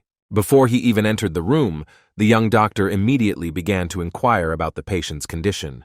Yeon-hee said that everything was really bad. She was not satisfied with the patient's breathing. Jin Hong, on one hand, addressed his patient, trying to find out if he could hear him, and on the other, asked if the tests were ready. The doctor understood that the man had trouble breathing, and this was extremely dangerous, as he could die. The next minute, the nurse said she had brought the test results. Reading through the papers, the guy realized with horror that there was too much carbon dioxide in the patient's body, and now the situation was developing for the worse. There was no chance. Turning around, Yeon-hee informed him that there was almost no time and ordered the girl to immediately prepare everything for intubation. But before the young man could do anything, a male voice was heard behind him, asking what he was going to do. It was Kang Hyun-suk who said that they needed to talk immediately about what was happening in the ward. With horror in his voice, Jin Hong asked if now was the time for such a conversation. Kang Hyun-suk explained that during an emergency, when a patient's condition worsens to such an extent, senior and more experienced doctors should be called. In a firm voice, he declared that he would do the intubation, and that the young man should simply stand and learn. The young man did not know what to answer or how to react to such a remark. It seemed that he was simply in shock. However, the next moment he noted to himself that at such moments, hierarchy loses all meaning, every minute counts. Hearing the nurse's cries that everything was bad, Kang Hyun-suk turned to his subordinate and told him not to repeat such mistakes next time. A minute later, the head doctor ordered the boy to remove the oxygen mask correctly. He noted that due to the temporary lack of blood flow to the brain, serious damage could be caused, so intubation must be carried out very carefully. Jin Hong noted to himself that his boss was talking too much instead of doing his job, but the man continued to explain about panic and mistakes. However, Kang Hyun-suk suddenly fell silent, thinking that his airway was blocked and he couldn't do anything. At that moment, the nurse screamed that the oxygen level had dropped to a critical level, to 50%. The man was nervous. He was sure that no one but him could carry out this procedure properly, but even he could not do it. The panic increased, and the nurse shouted again that the oxygen level had dropped to 40%, and the doctor needed to hurry. The young man, under the pressure of emotions, could not pull himself together and perform intubation correctly, which drove him into a rage. Yan-hee raised her voice sharply, accusing her boss of making a mistake by trying to insert the tube into her esophagus instead of her airway. Hearing the man ask our hero to call Lee Tae-soo, the guy replied that more than 30 minutes had already passed, and it would be too late. Realizing that every second counted, Jin Hong said he had performed intubation many times, and was now willing and able to perform the procedure. However, the interlocutor did not want to listen. He continued to assert that the young man was only in his first year and knew too little. Suddenly, our hero screamed that it didn't matter how long he worked at the hospital because the patient was about to die. A moment later, the guy began to apologize, saying that he had been too emotional, but the patient's life was much more important. Taking the intubation machine, Jin Hong noted that the patient's airway was too narrow, and it would be incredibly difficult to perform the procedure. One of the nurses screamed again, saying that the patient's oxygen level had dropped to 0, meaning that he would have a heart attack in 5 seconds. The young man knew that haste would not help in such a situation. Time was of the essence, but it was important to act as carefully as possible. Our hero heard that there were only 2 seconds left, and a code blue was called for an emergency medical team to arrive in the room immediately. The patient's wife stood before the young man's eyes, and he understood that he had to do the impossible to save the unfortunate man. The next second, the nurse counted down the last second, and it seemed all was lost. But a moment later, a joyful Yan-hee reported that the oxygen level began to rise rapidly, indicating that the tube was inserted correctly. Jin Hong apologized to his boss again, noting that he would book an intensive care unit and prepare a ventilator. Having caught his breath a little, the young man noted that his heart was beating like crazy, but the main thing was that everything worked out. Just a few minutes later, a professor from the intensive care unit was already standing in the room, asking what had happened and who the attending physician was. Lee Hai-mi immediately recognized her colleague and the nurse, but immediately pulled herself together when she realized that they were working together. Jin Hong, as the attending physician, said that the patient was at risk of a heart attack due to respiratory failure, but thanks to successful intubation, everything went well. The woman, having examined the patient, noted that the anatomical features of his nasopharynx make this case extremely difficult even for an ENT doctor. Our hero immediately realized that the doctor was a specialist from the therapeutic department and immediately gave the correct assessment of the situation. Kang Hyun-suk intervened in the conversation and asked the professor to look at the patient's lung image. The woman immediately said that this was not ordinary pneumonia, and it was good that the treatment was chosen correctly. Listening to the specialist's opinion, the young man became more and more surprised, because he was sure that it was pneumonia. The guy was horrified to hear that the symptoms were more likely to indicate congestion in the lungs, which was probably due to acute damage to them, and he remembered the words of his colleague. The woman noted that not only antibiotics but also diuretics were used for treatment. Overall, the doctors did everything in their power. A minute later, she added that if the patient's condition worsened, there was nothing they could do to help him. The next moment, the professor switched to Lee Hai-mi, noting that they were done with the blue code, and it was time to move to the wards of the therapeutic department. Winking at our hero, the blonde whispered that the young man was doing a great job and should continue in the same spirit. The young man was pleased by such attention, and he waved to the girl, wishing her all the best. The boy knew he had done everything he could, gave the instructions to the nurse, and left. Standing in the doctor's office, the young man noted to himself that the sun was rising. The night had been difficult, but it was good that the worst was behind him. The next moment, Kang Hyun-suk walked in. The guy decided to act proactively, so he immediately stated that he had done everything exactly according to his boss's instructions. The young man began to apologize, admitting that he was wrong when he ignored the opinion of the young doctor, and also delayed the intubation. Jin Hong told the boss not to worry about it, since he had done everything right anyway and received his approval. But the man still began to object, admitting that if it weren't for our hero's knowledge and talent, their patient would no longer exist. When asked how the young doctor performed intubation so well, the young man, as always, answered that he simply read a lot of books. Thanks to continuous monitoring, the patient was able to return to a regular ward after being disconnected from the ventilator. All this time, the man was watched over by his caring wife, who could not be happier with the doctors. A few days later, the woman found our hero and, right in the hospital corridor, began to bow to him and sincerely thank him. Upon hearing that the patient could be discharged as early as next week, the patient's wife again began to say the kindest words about the guy. Watching this, Go Yun Chang thought that he had no reason to call the young doctor to his place, and he didn't know what to do. The professor knew that he had to leave this young man behind in order to later drive him out of the hospital in disgrace. The man remembered Mr. Lee's words about how everything came too easy for Jin Hong, but the young man had not planned to go into surgery. Go Yun Chang knew that he was trapped, and it would not be easy to get out of it. The president of the hospital ordered him to leave the young man, so he could not disobey, otherwise he would not get a promotion or even be fired. The next day, the chief informed our hero that he was being temporarily transferred to the emergency department. The guy didn't understand why this was happening to him. It seemed like there were enough doctors in the hospital, but if there weren't enough, they could hire new ones or appoint interns. Covering his head with his hands, the young man thought about how he could relive all that horror again. At that time, Kang Hyun-suk assured him that it was all because he was the best in his class. Arriving at the department, he saw how everyone had gathered to greet him, noting that he had been gone for a long time. The doctors and nurses asked if the boy was having any trouble in the surgical ward, and said that he should have stayed with them, where they treated him so well. But a minute later, everyone remembered that work awaited them, and the conversation stopped. There was an endless stream of patients ahead. The young man realized with horror that he had never expected to find himself in this department again, not knowing what to do next. However, the doctors were happy to have him back and joked that if Jin Hoon were sent to them from time to time, it would be a great solution. A few days later, the nurse at the reception praised our hero, saying that for the first time in a long time, there were more letters of thanks than complaints. However, this did not make the young man feel any better. Lying on the couch, he dreamed of at least 3 hours of sleep. The guy understood that people were coming to him because he had cured Mr. Su Ming. But at the same time, he hoped that the patients would choose another hospital. Our hero dozed off from fatigue, but soon jumped up in a cold sweat. It turned out that he was awakened by a phone call. The nurse from the reception room said that they had brought in a man who had been injured during a hike. As he made his way down the corridor, the boy couldn't understand who would go hiking in such bad weather, especially in pouring rain.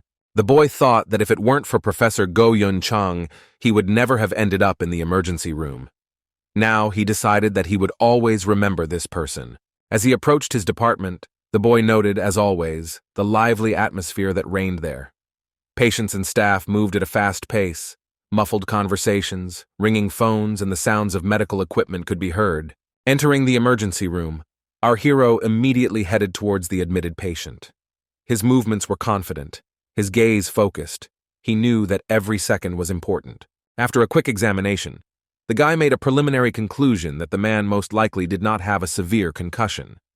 But severe bleeding in the abdominal area indicated the need for urgent surgery. As the young man listened to the nurse's report on the patient's condition, Jin Hong noticed signs of injury, suggesting that the man might have hit a sharp rock during his fall. Having thought about the situation, our hero immediately declared that the operation should be started immediately. However, this meant the need to explain the situation to the patient's guardian or relatives. Suddenly, the nurse interrupted the young doctor, saying that there was a complication, and they were not sure of the identity of the victim. Firstly, the man had no identification documents. Secondly, he had no telephone. Thirdly, he looked like a homeless person who probably had no relatives or guardians. Jin Hong understood that the hospital's internal rules prohibited performing surgery without permission. This was a serious violation that could have consequences not only for him, but also for the hospital. This meant that he had to immediately contact the professor in charge to get approval to perform an emergency operation At this time, Go Yun Chang was sitting in the office of the president of the Deal Clinic. He heard his mobile phone ringing, but he decided to ignore it, pretending to be completely focused on the conversation. However, the Lee family representative present in the office commanded the professor to pick up the phone, emphasizing that the situation might be urgent. Go Yun Chang reluctantly obeyed, took out his phone and answered the call, asking irritably what happened. The man expected that it might be a small thing, but his voice betrayed hidden tension. Jin Hong was on the line. In a reserved but confident voice, he briefly explained the situation, that the patient was in critical condition, and without immediate intervention the consequences would be irreversible. Hearing this, the professor could not restrain himself and began to shout, accusing the young doctor of taking responsibility for the homeless man.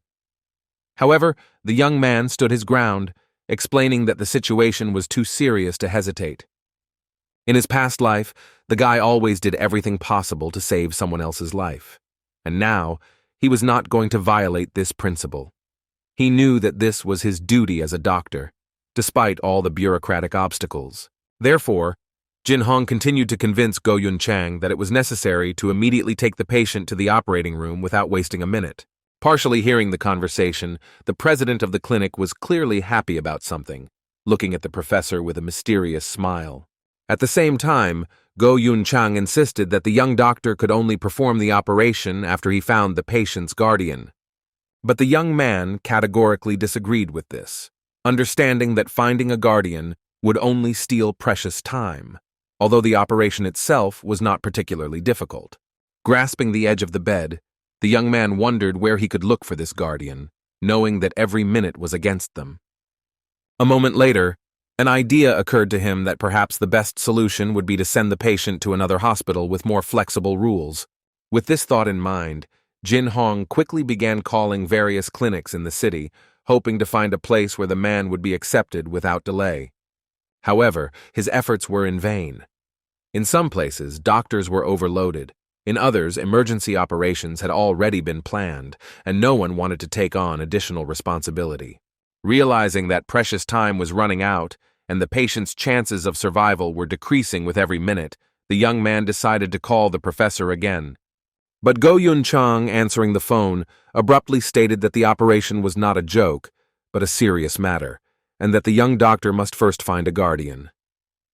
His voice was firm, and he repeated again, "It is strictly forbidden to start the operation without the consent of the guardian."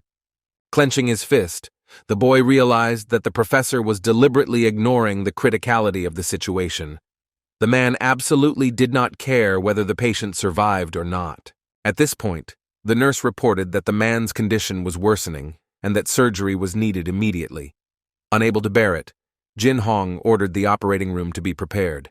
After a short pause, he added that he would take full responsibility and asked the nurses to prepare everything necessary.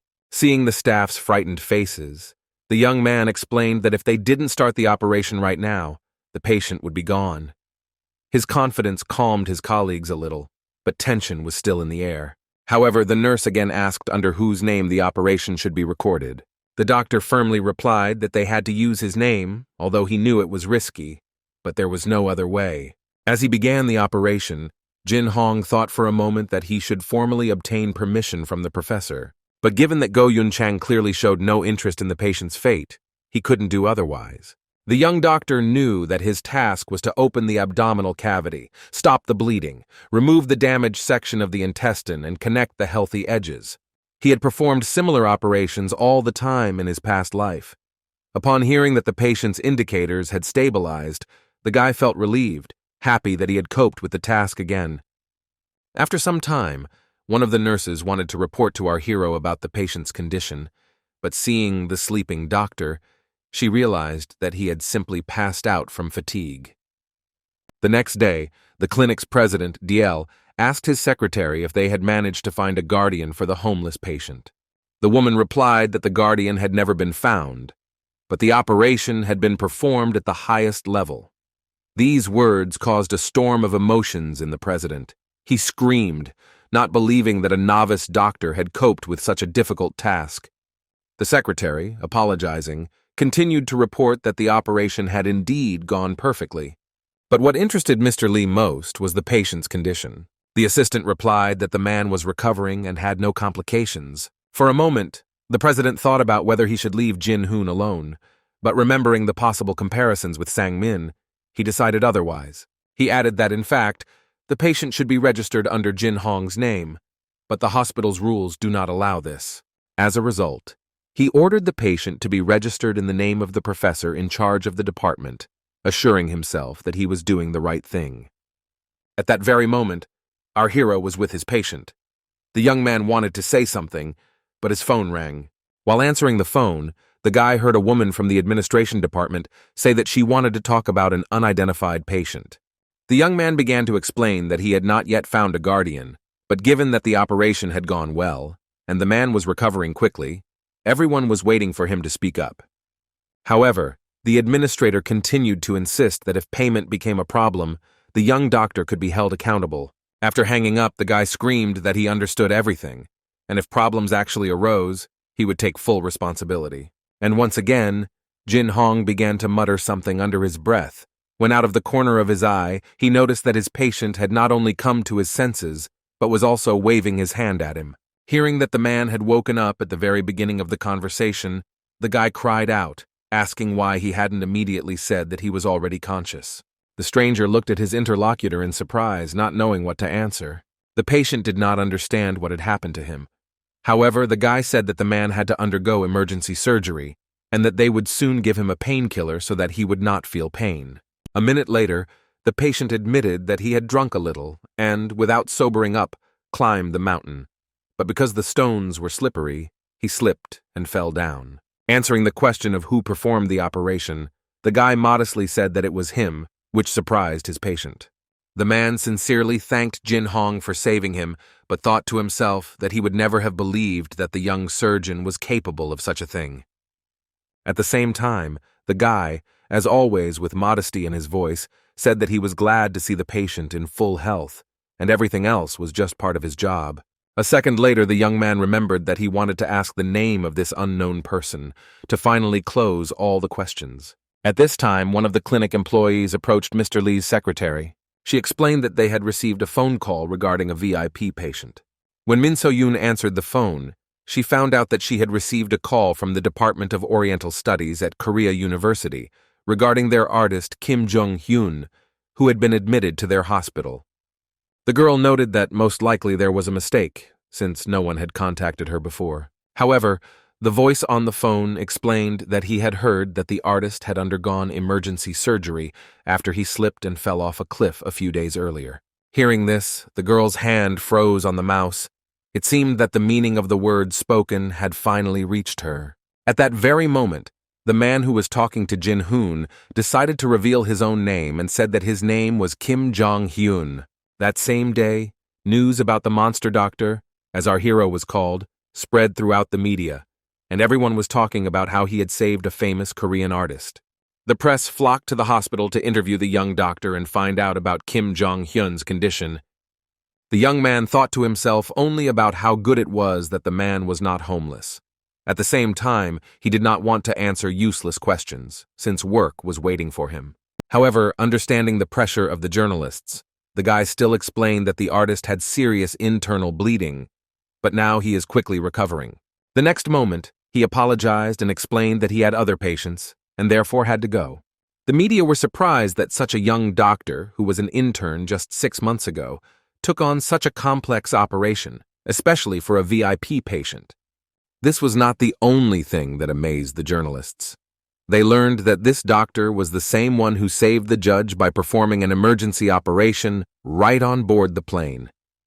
Once again, everyone started discussing the young genius doctor who saved the great artist who was looking for inspiration on the mountain in the rain. The young man became the subject of discussion again, and news about him graced the front pages of newspapers. While some admired, others were dissatisfied. Among the latter was Mr. Lee, who did not understand why the guy was so lucky. A few minutes later, Go Yun Chang, who was with the president of the clinic, asked why they allowed a trainee doctor to perform such a complicated operation. With calmness in his voice, the interlocutor replied that everything was fine for now, and the professor should not worry about it. A minute later, He added that Jin Hong's boss should change the artist's attending physician, since it was strange that such a famous person was being treated by a doctor with 6 months of experience. Go Yun-chang did not argue and stated that he would treat the patient himself. The next day, the artist approached our hero and asked if he really was Dr. Kim. The young man did not understand why everyone in the hospital knew him. However, the man noted that the news continued to cover the events of recent days. All this made our hero very angry. He considered himself a good surgeon, but he did not understand why the press was endlessly discussing the same thing. The next moment, the guy's thoughts were interrupted by a phone call. It was the professor who asked him to come into his office. A few minutes later, the boss asked the guy if he would mind if he treated the artist himself, explaining that he was a special patient.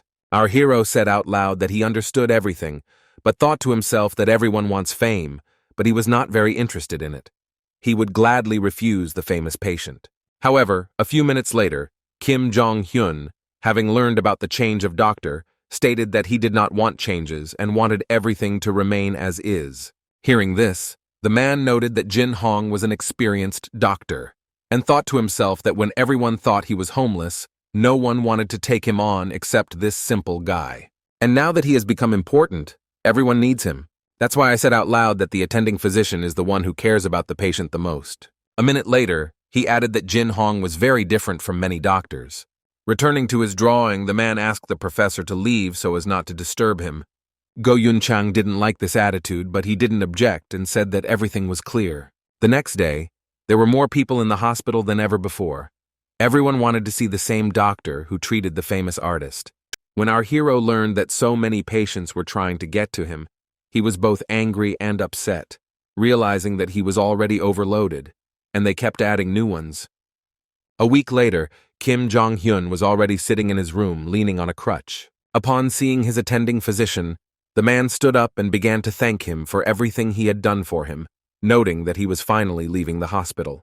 The guy smiled, saying that he was pleased to hear kind words, and thought to himself that because of the artist he had even more work. A few minutes later, Kim Jong-hyun and his guardian left the hospital and headed home. Answering the guardian's question about his health, the artist said that everything was fine, thanks to the young and talented doctor. However, the young man still could not understand what kind of insight the artist was talking about, even despite all his attempts to comprehend it. But within a moment he was shouting, enthusiastically noting that the great Kim Jong-hyun had experienced true enlightenment, especially after he had come close to death, having almost fallen off a cliff. Hearing such nonsense, the man hit the young man with disappointment and said that, watching the people working around him, he understood one important thing. The fall from the mountain and all his suffering had nothing to do with it. It was not the main thing. A minute later, he added that he remembered something important. He needed to return the drawing, which was to become a gift, and asked the young man to come back and do it instead. Him to finish what he started. It seemed that the guardian did not fully realize what a generous gift he was about to give, but he was not going to argue with the great artist. I thought to myself that after some time, this work of art would be worth at least 1,000,000 won, so the gift would be truly valuable and generous. A minute later, the young man was already standing at the reception, giving the administrator a gift and explaining that Kim Jong-hyun had especially noted the young doctor Jin-hoon for his attention and professionalism.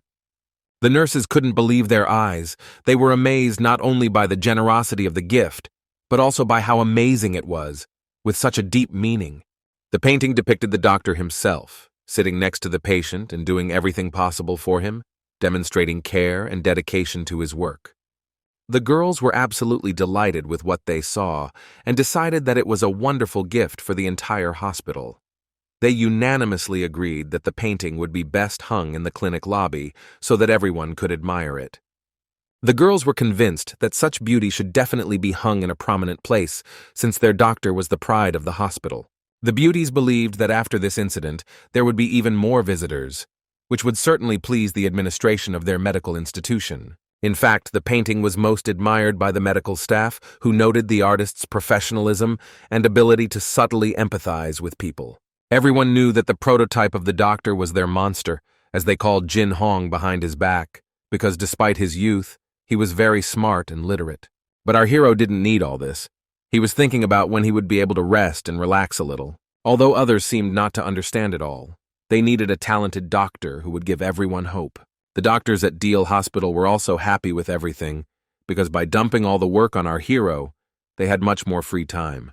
However, for the young man, all this was a real punishment. He was on duty continuously for 100 days. All the patients wanted to be treated only by him, in addition to everything else. He was in the emergency room. Suddenly, Professor Yu Yeon-soo met the young man. The man asked in horror what Jin-hoon was doing in their department. Barely standing on his feet, the boy noted that they had met for the first time since Professor Chal's departure to the States, and began asking how the doctor was feeling. However, the doctor was not worried about this, but about why the young man was in the emergency room. Listening to the explanation that second-year residents have a lot of work, the man thought that in their hospital, even they are not always forced to work on duty. The professor knew that 2 months of duty was already too much, and they were going to leave the young man for a third, and in the most difficult department of the clinic. Therefore, the man said in a stern voice that things would not go this way, because at this rate the guy would soon die. A minute later, he added that he would immediately go to the head of the department and demand that the young man be immediately removed and transferred to his surgical department. Our hero was so tired that he became emotional in front of his senior colleague, thanking him for the help he had provided and noting to himself that this was the best gift possible. Meanwhile, in the staff room, Lee Hai-mi and her colleague Soo-yeon were changing clothes, talking about how they needed to go somewhere to sit after work. The blonde was tired, but she didn't want to talk about it, especially since her friend told her that she had broken up with her boyfriend and therefore wanted to relax a little. Smiling, the girls decided that after hard days they really deserved to have a drink and a tasty dinner, just to switch from work to something else. When asked about Jin-hoon, Lee Hai-mi said that firstly, she and the guy are just friends, and secondly, he likes another girl. The colleague immediately understood which one was being discussed, because she knew that the young man in the surgical department communicated with only one nurse. On the other hand, the girl didn't understand whether they were really dating, and so she asked the blonde about it again. The beauty didn't know for sure, since the guy sat at work all day long, but at the same time she was sure that the guys were seeing each other. Soo-yeon thought for a moment and again asked if Yeon-hee really liked the young man. Without waiting for an answer, she began to reason that the nurse definitely liked the young man. But as for the guy being interested in the girl, that was another question. And then she said that she had a good instinct, and that instinct told her that Jin-hoon liked Lee Hai-mi. The blonde began to remember how one day a young man patted her on the head, but it was not just something friendly but something more. Seeing the blonde's indecision, the colleague said that if she were in her place, she would have tried to confess or hint something a long time ago. The girl asked directly if it was true that her friend was afraid of losing a friend, but to herself she thought that her colleague and the young surgeon were the same. And again, without waiting for an answer, Soo-yeon noted that in any case, even if Jin-hoon starts dating someone else and does not distance himself, therefore there is nothing to worry about. And I had to convince my interlocutor to be more confident and open up to the guy, hoping that they would date in the future. As Head continued to hear her friend's words about our hero liking her, but the fear was still stronger. As she walked outside, Lee Hai-mi noted to herself that this was the first time in 3 months that she had left the hospital. What was interesting was that many people were walking around in t-shirts, but she was still wearing a coat. Returning home, the beauty thought about how the guy was feeling. She knew that he had been on duty in the ambulance for 100 days and had lost a lot of weight. That's why our heroine came up with the idea of making a bento for the young man, because it's not only tasty but also healthy. But the very next minute, the girl began to scold herself for such an idea, deciding that she was not going to admit anything to the young man. Although, on the other hand, Lee Hai-mi still wanted to surprise Jin-hoon somehow, especially since they had already known each other for many years, and there was nothing strange in the fact that she would cook something for him. Standing in front of the supermarket, the girl firmly decided that she would cook something to please her friend. Professor Yu-ha kept his word, so that same day he went to his colleague to ask on what grounds the young man had been on duty in the emergency room for 3 months. The man noted that first-year residents cannot be in such a department at all, especially since the guy was assigned to surgery. And a minute later, he added that this kind of duty is difficult even for an experienced doctor, not to mention a young man who can barely stand on his feet. Go Yun-chang noted with a dissatisfied tone that he understood everything and would deal with it himself. However, the colleague did not calm down and continued to ask how it could happen that there were many second-year students in the hospital, but it was Jin Hong who was sent on duty. The head of the department started shouting and saying that he would sort things out in his department himself and that there was no need to tell him how and what to do. So he repeated what he had said a minute ago, explaining that he personally wanted to check everything and put everything and everyone in their place. However, the interlocutor was very interested in the last words, concerning the fact that the professor wanted to figure everything out, not understanding how he had not thought everything through in advance. Go Yun-chang shouted that there was no need to conduct an investigation. If colleagues interfered and knew too much, they themselves might get hurt.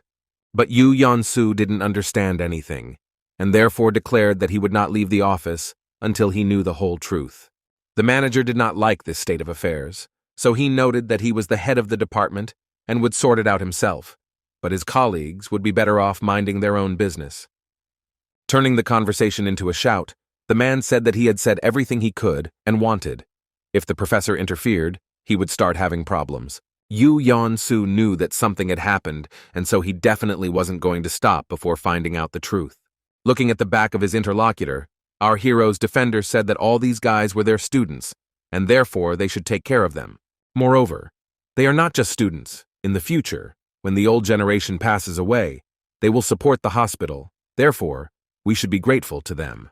And in a calmer tone, he asked his colleague to tell him everything in detail, without hiding anything. Returning to his chair, Go Yun-chang asked the man if he really wanted the truth.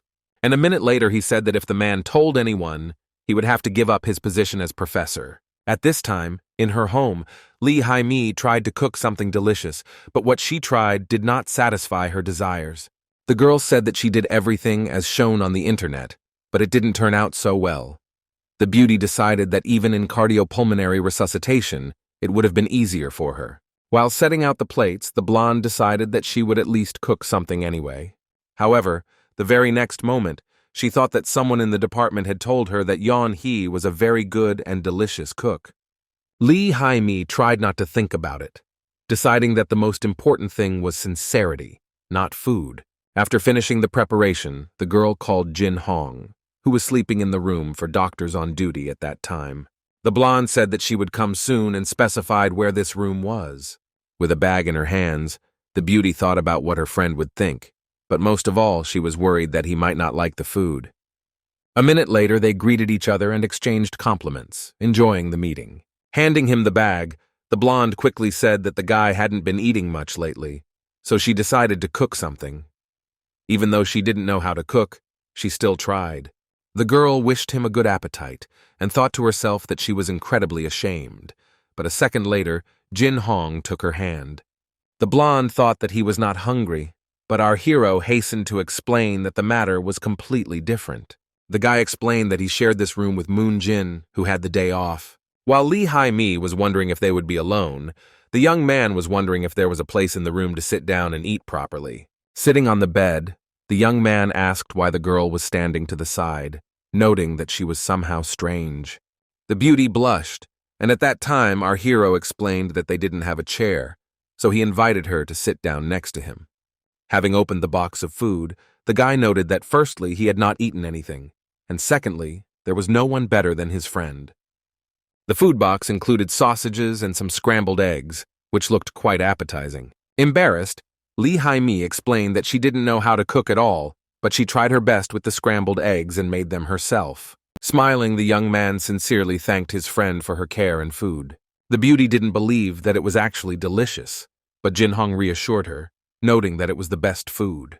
And again he thanked his colleague and thought to himself that the prepared food could not be tasteless. On the other hand, the girl tried very hard. A minute later, the guy added that he had eaten very well, showering her with compliments again, and noted that he would always eat food like that. The blonde noted that a guy should say similar words to his future wife, so that she always cooks so well. The very next second, the interlocutor decided to change the subject, so she said that although it was difficult in the emergency room, one must not forget about nutrition. However, the young man remained silent, his head falling on our heroine's shoulder. The girl asked out loud what had happened, and to herself she noted that the young man was simply too tired and lost in thought about something on the go. The next second, the young man was already lying on the blonde's shoulder, and she thought with horror that she should have put on a longer dress. The girl felt sorry for her colleague. She understood that he had been so tired over the past month that he had earned himself chronic sleep deprivation. Looking at the sleeping guy, Lee Hai-mi thought about why she fell in love with this man. Her feelings were so strong, and she couldn't understand how it happened that she became so deeply attached to him. Getting as close to the young man as possible, the blonde whispered under her breath that she had been trying to hint to him about her feelings all the time, but he seemed unable to understand them. Flashed through her mind that she really loved Jin Hong very much, even though he would probably never know about it. It was painful, but she couldn't get rid of these feelings. However, the very next moment, realizing that our heroine could kiss him, Lee Hai-mi abruptly pulled herself back. She knew that she was not ready to confess her feelings right now. The girl looked at the tired, exhausted guy and felt deep affection. She wanted so much to be near him, to take care of him, to be his support, especially when he looked so tired and exhausted. After some time, after the guy had slept a little, our hero opened his eyes, realizing that he had at least been able to rest a little. He felt light, but realized that he still had a lot to catch up on. Sitting on the bed, the guy thought about how quickly Lee Hai-mi left, and wondered how he fell asleep so quickly, but didn't even have time to really talk to her, although there was a lot that he wanted to say. The young man noted to himself that he was very pleased to meet the blonde, and he was glad that he saw her, even for a minute. But unfortunately, they were never able to communicate properly. A moment later, the young man pulled himself together, realizing that he wanted to meet his colleague again. He caught himself thinking that he was drawn to her, and this made him think about what was hidden behind these feelings. Suddenly our hero's phone rang. It was Professor Yu Yan-su, who asked how the young doctor was doing, how he was feeling, and what was new in his life. Without waiting for an answer, the man said that he would like to meet with the young man if he had time. Our hero, hanging up the phone, thought that the professor had never invited him to lunch before, and could not understand what could have happened. Half an hour later, the men were already sitting in the restaurant, and Yu Yan-su, pouring alcohol for his colleague, told him to drink and relax, since he didn't have a shift for the next 24 hours. Hearing the good news, Jin Hong agreed, thinking to himself that he hadn't had a rest for a long time. The professor began the conversation by praising the guy, noting that he had recently saved an artist, whom everyone had mistaken for a homeless person, and that he was the only one who had provided him with comprehensive assistance. And a minute later he continued, emphasizing that he had high hopes for the young man. The professor added that it was no wonder that all the departments wanted to get him, and at the same time asked where he planned to go next. Our hero honestly admitted that he himself does not know yet. Of course, his direction is surgery, but he can choose something else. The interlocutor continued to tell that Professor Chul has big plans for Jin Hoon. He would like the young man to become a liver transplant specialist. The young man noted to himself that in his past life he first went into vascular surgery, and then moving to the DL clinic, I chose the liver and bile ducts direction. Interrupting the boy's thoughts, the professor explained that Jin Hong would have done well in any department, but he was personally inviting him specifically for a liver transplant. In response to the young doctor's question about why they had gathered, Yu Yan-su noted that the young man had been working too much lately. But after a minute, he fell silent, as if not knowing what to say next. After hesitating for a moment and putting the glass on the table, the man began to address the hero, and then abruptly asked what kind of relationship he had with the director. Jin Hong asked again what the man meant, since the question was extremely strange. After a short pause, the professor admitted that he had been deciding for a long time about this conversation, but had finally decided that the guy should know the truth.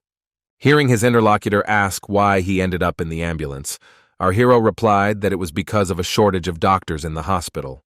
But the next moment the doctor explained that this was a lie. In fact, the reason was that the young man was not allowed to become famous, and also that the director wanted to destroy Jin Hong. Listening with horror to the words of his senior colleague, our hero did not understand why the director needed him, and the interlocutor continued to explain that the head of the clinic did not want the young man to continue working in the surgical department. The guy was angry, but he couldn't understand what he had done wrong and why they were treating him so unfairly. Our hero understood that there was a clear hierarchical difference between him and the top management, and if so, then who could need him? The young man believed that there had been some kind of mistake, but Yu Yan-su confirmed that the manager himself had given him this information. The next moment, Jin Hoon thought that perhaps the main reason was Lee Hai-mi. Maybe her father didn't like them communicating. Although our hero knew that after the death of her older brother, the girl stopped communicating with the family, which means the reason must be something else. The interlocutor replied that he did not know why the director treated the guy that way. However, the man had a hunch, and it was that the son of the clinic's director was San-min. The young man listened attentively, but given his gentleness and kindness, he could not believe that anyone was capable of plotting anything bad against him. However, the professor said Mr. Lee had risen quickly through the ranks, and his son had gone into surgery to follow in his father's footsteps. As for our hero, he is too good, so much so that he overshadows Sang-min, who is practically unnoticed in the clinic. Yu Yan-su thought to himself that if Kong Min-chul hadn't left, he would have definitely protected the boy, and he said out loud that he would do everything possible to ensure that the young man would no longer be bullied. Sitting alone, Jin Hong felt extremely depressed and abandoned. The next day, Moon Jin, noticing that something was wrong with his comrade, began to ask our hero what happened. The guy believed that the main reason for his condition was that his colleague had hardly slept in recent months, so he advised the young man to get a good night's sleep. Hearing his friend's remark, the young man assured him that he was actually fine. But the very next moment, Moon Jin asked if his interlocutor would go to the ceremony scheduled for next week. Knowing that all the doctors, professors, and hospital management would be there, Jin Hong said that he couldn't go.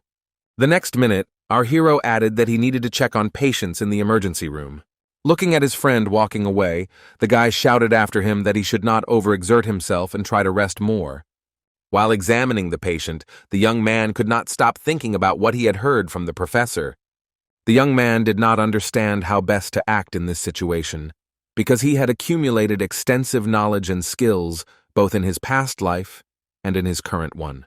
Behind his back, everyone calls him a monster, noting his talent and wonderful attitude towards people, but this will not change the director's opinion. Jin Hong has been working hard all his life. First school, then college, then internship and residency. There was not a single day that he could just relax. The young man was rejected twice in dermatology, and when he finally settled into surgery, things again ended badly. The guy's thoughts took him so far that he began to think about getting a job in some other hospital. But the next moment, Jin Hong pulled himself back, not understanding why he had to run if he hadn't done anything wrong. Suddenly, a familiar voice called out to the young man, calling him a nerd, which was the only name our hero was called by Kim Chul. The young man said that he became a police officer, and therefore changed his life by taking responsibility. Although our hero thought to himself that his former classmate looked like a gangster and still looked like one. Answering the young doctor's question about what he was doing there, the boy said that his father had some minor health problems, and he was his guardian. The next second, he added that there was nothing serious with the parent, although the doctor looked very serious when he spoke about the need for an operation. The guy explained that while his father was sent for CT, he decided to go outside and have a little smoke. Jin Hong was curious about the diagnosis, but from his friend's words, it became clear that the problems were related to the abdominal aorta. Kim Chul asked his interlocutor what exactly was wrong with this aorta, explaining that he did not really understand anything from what the professor said, since he spoke in an incomprehensible language. He added that, most likely, an operation would be required, but neither he nor his father see anything terrible in this. The next second, our hero spoke up and explained that an aneurysm is when the walls of the aorta begin to stretch. At first glance, it may seem that there is nothing to worry about, but it is very dangerous, since the aorta can rupture at any moment. The interlocutor, who until this moment looked happy and smiling, now had a radical change in his face. The young man continued to explain that while the walls were not too thin, there was no threat, but in the future it could pose a serious danger to life. The next second, the former classmate asked the boy if he had time to look at his father's test results to clarify the situation a little. Not much time passed, and Jin Hong was already sitting at the computer, reading over what was written. With each passing second, his gaze changed, and unfortunately not for the better. Answering the young doctor's question, Kim Chul said that the operation was originally planned to be performed earlier, but due to his father's work, it was postponed a little. Our hero stated out loud that the operation should be performed as soon as possible, since the diameter of the aorta exceeds the critical 8 centimeters.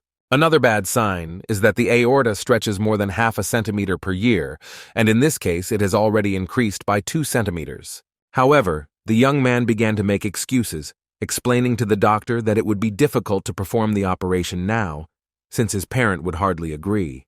The next minute, he noted that he trusted his friend's words and asked if there was anything else to worry about. The guy added that if a man feels any pain, he should immediately go to an emergency center. There will be no time to think. Hearing the phone ring, Kim Chol told his interlocutor that most likely his father's examination was already finished, which meant it was time for him to go. Looking after his departing comrade, our hero reflected on the fact that he believed the worst would not happen. While buttoning up his buttons, Kang Hyun-suk remarked that he felt sorry that the young man couldn't go with them, even though he worked harder than anyone else. However, Jin Hong smiled and said that they could meet another time and have a drink together somewhere. The young man was more concerned about whether he would really be left alone in the entire hospital. At this time, the head of the clinic, DL, asked the secretary what time the tables were booked for and where the meeting was planned. Hearing that it would be Itaewon again, the man asked how Jin Hoon was doing. Closing her eyes, his interlocutor realized that she did not know what to answer and collected her thoughts. The girl noted to herself that this guy was not just doing well, he was doing great. Some even called him a monster of the emergency room outpatient surgery. Professor Go Yun Chang's plan to load the young man with work by sending him to the emergency room had completely failed. Out loud, she added that because of his duty, the young man would not be able to attend the upcoming meeting. Mr. Lee asked if it was true that everyone except Dr. Kim would participate. Hearing that there would even be an emergency surgery team, the man wondered where this monster came from, since he didn't have a single flaw. The clinic manager hoped that during Jin Hong's shift, a person in some critical condition would appear. At this time, the young man was thinking that the director probably had nothing against him as long as the others were at the celebration. Kang Hyun-suk reassured his subordinate, noting that he himself was not going to drink alcohol and could come at any time. The young man was quite happy with this, since it was a maximum of an hour's drive from the restaurant to the clinic, and most patients, even in critical condition, would be able to last that long, with the exception of rare cases. A minute later, the chief added that he believed that nothing special would happen, although serious patients were encountered every day. A thunderstorm broke out outside, and the young man, looking out the window, thought that in such weather nothing terrible usually happens. Statistically, fewer people always go to work in bad weather than on sunny days, so you can breathe a sigh of relief and relax. Moon Jin, sitting at the computer, noted out loud that he needed to hurry up and leave the hospital as soon as possible. Our hero told his friend to just get his act together and finish all his business. Jin Hong sincerely wanted to help his colleague draw up a treatment plan, but the young man refused, explaining that he was the attending physician and therefore had to cope on his own. This statement made the interlocutor very happy. He thought that sometimes his friend seemed irresponsible, but in fact this was not the case at all. At the same time, leaning back in his chair, it seemed that the young man was not in a hurry to go to Itaewon. It was clear that he did not want to go there. Without finishing the conversation, our hero noticed the ringing phone. Seeing that it was an emergency center, there was no reason to expect anything good. After answering the phone, the young man heard the voice of a nurse who demanded that he come immediately. The next second, she shouted that they had a patient with an aortic aneurysm. At this moment, Jin Hong remembered the conversation with his former classmate that had happened the day before, and his premonition told him that this was serious. Grabbing his robe, the young man hurried to the emergency room. Less than a minute later, the young man was already standing in the corridor and heard Kim Chul's plaintive voice. While the guy was trying to say something to our hero, a nurse was screaming at the same time, demanding that the doctor immediately examine the patient. Jin Hong had studied the man's test results the day before, so he had a rough idea of what to expect when he looked at this unfortunate man. The young man immediately stated that the patient had an aortic aneurysm, and therefore his condition left much to be desired.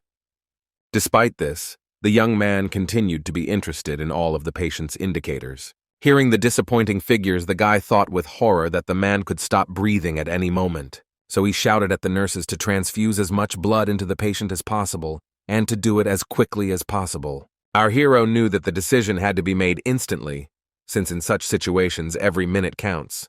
Looking at his comrade, the young man gave the order to immediately send the patient to the operating room and prepare as many bags of blood as possible. Grabbing Jin Hoon by the collar of his robe, Kim Chul began to shout that he should have forced his father to undergo surgery, but he didn't. However, our hero, with surprising calmness in his voice, said that his father would survive and advised the boy to wait a little in the corridor. The next moment, he picked up the phone to contact the professor and tell him that they had a difficult case. The boy knew that he could start the operation on his own, but the procedure was extremely complex, and he would definitely need the help of a team. The patient was in critical condition, and the worst part was that he had very low blood pressure and was unconscious. Our hero knew they couldn't let this man die. Within a minute, the young man contacted his boss, who asked what had happened. The young man, unable to control himself, shouted into the phone, briefly explaining that they had received a patient in critical condition and that doctors needed to come immediately. Kang Hyun-suk assured that he would come as soon as he could, after informing the professor in charge of today's duty. The guy was happy, because a professor specializing in the circulatory system was supposed to be on duty now, and he would probably drop everything and come to the hospital. While Jin Hong was waiting for help, he said that he would start the operation, and then the experienced doctors would come. A minute later, his boss called him, but his voice was both sad and determined. He said that, unfortunately, they cannot leave Itaewon at the moment. Upon hearing this news, the guy even sat down right on the floor in the hallway. But what angered him most was not this, but the fact that Kang Hyun-suk suggested sending the patient to another hospital, despite the patient's critical condition. As for the professor, he's a little drunk, and therefore will not be able to perform the operation. The guy's boss explained that the doctor was indeed unable to perform the surgery. Although he had not originally intended to drink alcohol, the situation turned out quite differently. The man simply sat down next to the director, who began to treat him to various alcoholic drinks, and each time poured more and more. This left the professor in such a state that he could barely sit in his seat, and certainly could not take responsibility for carrying out the operation. A minute later, he added that if it was truly an emergency, it would be best to send the patient to the nearby Christiana Hospital, where qualified assistance could be provided. Kang Hyun-suk wanted to do something to help his subordinate, but he was not an expert in such operations, so he himself did not know how to act correctly in this situation. However, the boss noted that he would look for another doctor, although he knew that it would not be easy, since most of the professors were probably already drunk, and not all of them would be able to help. Confused and angry, the young man realized that the director had done everything possible to ensure that there would be no help at the hospital if something happened, and that most likely no one would come to provide real help. Clenching his fist in anger, our hero understood that he had to do something in the current situation. However, what could he do if he needed a professor? The guy thought to himself that most patients with various diseases can hold out for a long time and tolerate transportation well, but now is not the case. Suddenly, Jin Hong was called by a nurse who reported that the man's blood pressure was rapidly dropping. A second later, the girl handed the young doctor the results of the patient's blood test. The nurse herself understood what was written on the sheet, and therefore added that if they did not immediately perform the operation, the patient's heart would not withstand it. At that very moment, the young man remembered both the director and Sang-min, not understanding how one could be so heartless as to play with the fates of sick people for his own purposes. Having heard the words of our hero, who said that they were starting the operation, the interlocutor asked if it was true that reinforcements were already on the way. With despair in his voice, the young man declared that no one was coming and that he would take full responsibility. Looking into the nurse's uncomprehending eyes, the boy noted that he would explain everything in detail to his guardian, and then they would begin the operation. A second later, Jin Hong was already calling Moon Jin, who fortunately was dressed but had not yet managed to leave, and therefore asked the guy to immediately come to the operating room. Our hero explained that the man who came to them was Chul Woo's father. The operation should be carried out immediately, however. There are not enough people, and so he asked a friend to help. At that very time, the young man was explaining to his former classmate that his father's aorta had ruptured, and they needed to perform surgery immediately. Listening to his friend with horror, the interlocutor wanted to know what would happen to his dad after this. Our hero honestly explained that without surgical intervention, he would 100% die, and if the operation was performed, the chance of success was about 10%. Kim Chul began to cry, thinking to himself that his father was probably already dead. However, Jin Hong remembered his past history and decided that he couldn't let this man die, just like he couldn't let his father die. And so, with confidence in his voice, the young doctor said that he would make sure that everything was okay with his patient. And the next moment he added that numbers and statistics mean nothing. The most important thing is the attitude with which you go into the operating room. The man's guardian cried and asked his former classmate to do everything to keep his father alive. At this very time, in Itaewon, everyone, including the vascular surgeon, had no idea what was going on in the hospital. The men discussed the most banal, everyday matters, laughing and enjoying life. At the same time, the director thought to himself that he was going to force Jin Hong to make a mistake. But who would have thought that the guy would get a patient with an aortic rupture?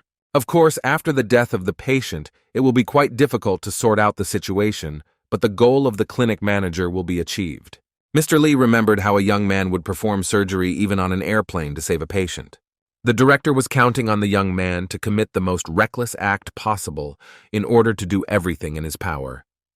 And this is exactly what Sangmin's father wants with all his heart, to finally promote his unloved son. Of course, everyone calls Jin Hoon a monster, but he still won't be able to perform an aortic operation. Most likely, the patient will die on the operating table. Therefore, the guy will have to take full responsibility for what happened. The very next moment, the clinic director stood up to drink to all the doctors who had gathered for the meeting. Standing in the operating room, our hero thought that if he could do endovascular repair of the aneurysm, it would be much better. However, the young man's thoughts were suddenly interrupted by Moon Jin, who said that he had come immediately after a friend's call. The young man looked at Jin Hong in horror, and he explained that all the professors were at the celebration. Moreover, they were all drunk. However, these words did not inspire hope in the interlocutor. He began to say that they had no experience at all to carry out such a complex operation. Although it didn't matter at all to our hero, the young man said that they would do everything possible, everything in their power. Comrade didn't want to upset Jin Hong, but he objectively understood that reading books and studying well was one thing, but carrying out the most difficult operation was quite another. As if reading his friend's thoughts, the young man noted that they had the father of a mutual classmate in the operating room, and therefore they could not just sit idly by.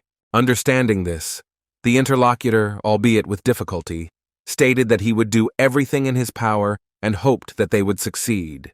At this point, the nurse intervened in the conversation and asked for the last time whether the young doctor would really be able to perform the operation, and she added that during this time, 30 bags of blood had already been used on the man. If the man dies in the operating room, then they will have no blood left at all. The young man understood that this was a bad indicator, since it indicated that the blood in the body had already changed 3 times. The young man also noted to himself that he would not like everything to end tragically, and said out loud that they would carry out the operation. There was no choice anyway. The woman understood this perfectly well, and therefore stayed to encourage the doctor, saying that the entire anesthesiology team would help the young man. Jin Hong was more scared than ever, but he still made up his mind and began to inquire about the blood pressure level. Having heard that everything was still within normal limits, the doctor announced to everyone gathered that he was beginning the operation. The next second, the guy turned to the nurse and asked her to hand him the electric scalpel. Suddenly, a strong stream of blood splashed on our hero. At that very moment, one of the employees screamed that they should stop. Something was wrong with the pressure. Jin Hong walked away from the operating table, while the resuscitation team shouted something about blood pressure. After just a few seconds, one of the doctors said that the pressure was dropping very quickly. They were trying to restore it, but they were having little success. Our hero was only thinking that once they made the incision, it would be good if the aorta were in a visible place. A few seconds later, the guy happily thought to himself that he had found her. The young man knew he needed help, so he turned to Moon Jin. The young man showed his colleague to hold his hand in a certain place. This should help stop the bleeding. And to make it clear, the guy showed how to do it. Our hero thought to himself that it was very important to work in a coordinated manner. The assistant must do everything quickly and on command. At the same time, Moon Jin is a newbie, and therefore it may be difficult for him. The hardest part is to find the tear along the aorta. Then it needs to be captured from above with clamps. The operation is very similar to repairing a hose that has burst under the pressure of water. But the difficulty is that the aorta is a blood vessel that is located deep in the body, and to capture it, you need to go through a number of internal organs. Considering that at this stage the pressure was at 60, an inevitable shock could have occurred, and if this continued, a heart attack was guaranteed. But the young doctor, although he had not tried to seal the ruptures, had moved the organs many times to clear the way, and so he had to cope. In the next step, Jin Hong especially needed the help of his comrade and colleague, so he said to pull on a certain area. Seeing that the assistant was doing something wrong, the guy began to correct him. The next moment, our hero was distracted to check the pressure level and realized with horror that it barely reached 40 divisions. Moon Jin, realizing that everything was serious, began to ask for forgiveness and thought to himself that his comrade did not know that he was being scolded for being slow in the operating room. Suddenly, the nurse screamed that the heart rate was slowing down. The resuscitator, turning to her colleague, told him to immediately bring all the remaining anesthesiologists.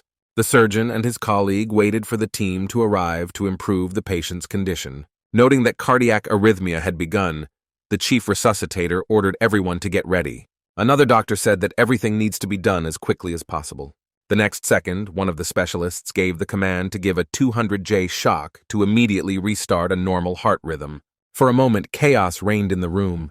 The nurses shouted that they had run out of blood. The medics were at their limit, turning to Jin Hong. They asked how soon he would finish, because they were not able to delay any longer.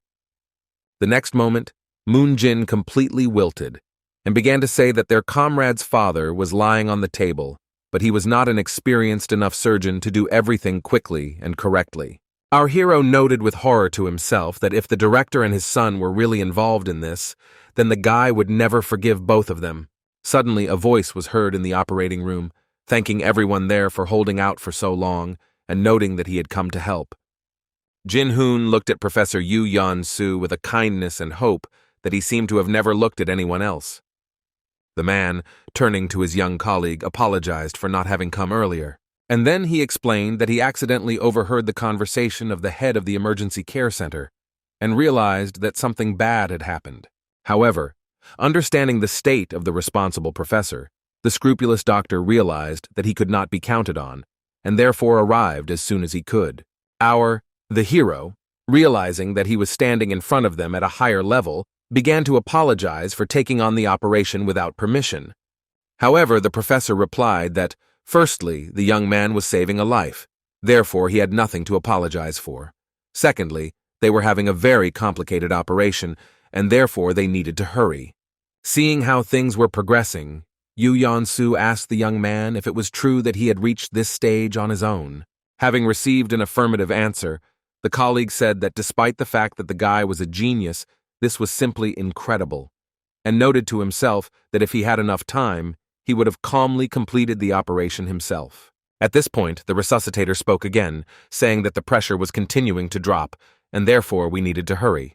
The professor, turning to our hero, asked whether he would continue to conduct the operation. The guy didn't understand how a famous surgeon could ask a first-year resident who would be performing the operation.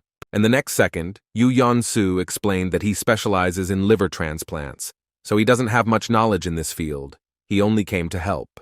And he added that the young man must decide who will be the lead surgeon and who will be the assistant. Although he noted for himself that after what he saw, he understands that Dr. Kim is more professional in matters of blood vessels. Jin Hong gave the lead to his mentor, but decided that now was not the time to be shy. And so he said that he would continue the operation until they stopped the bleeding. Everyone gathered was thinking about the fact that a first-year resident was leading the operation, and the professor was the first assistant, which was something incredible. However, the two worked so harmoniously that it seemed as if they had carried out dozens of similar operations together. The professor did absolutely everything that the leading surgeon told him to do, without trying to take the lead. A few minutes later, the resuscitator happily announced that she had finally noticed how the pressure was gradually increasing. She added that doctors must do their job, and for their part, the team of anesthesiologists and resuscitators will do everything in their power. Yu Yan-su, looking at our hero with joy, thought that the guy had succeeded, although it didn't seem strange because he, while still an intern, had performed a liver transplant operation. Jin Hong heard a question from a colleague about whether he had ever participated in an aortic surgery. It seemed that he had never done so. The professor noted to himself that, of course, how could he doubt it? The young man had only been working at the clinic for a few months, stay at their hospital at all costs, and become a famous professor.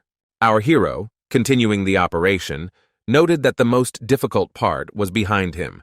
However, they still needed to replace the stretched aorta with an artificial blood vessel.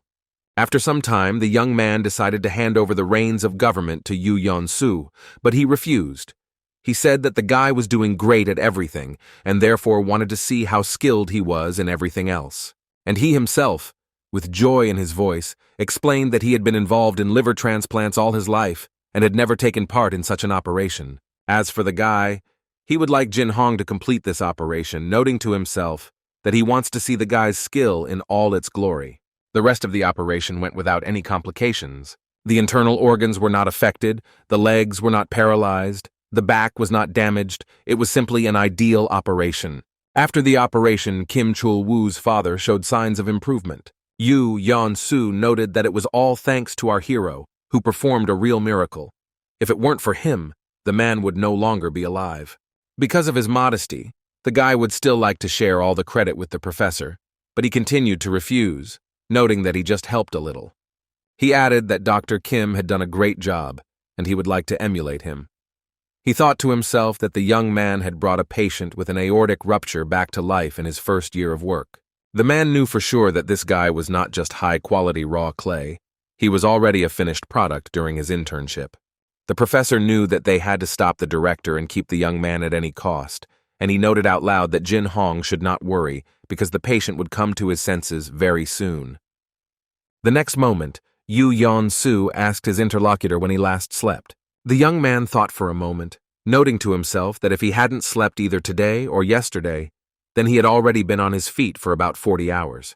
Smiling, the young man thought that it was not so scary and turned his attention to his colleague, who also noted to himself that this doctor was behaving like an average medical professional.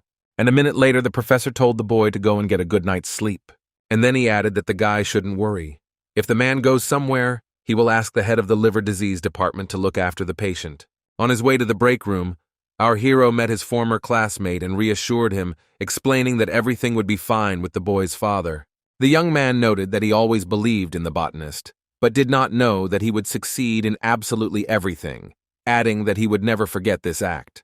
Jin Hong looked at his friend and was glad that the biggest problem was behind him. And soon he said that he needed to stop crying because the problem had already been solved, and added that someday he too could ask for help. A moment later, Kim Chul asked the boy if he knew what Sang-min was up to, explaining that he had been calling him, but he hadn't answered. Listening to his interlocutor with horror, our hero asked again if it was true that he, the guy, had called their mutual classmate the night before.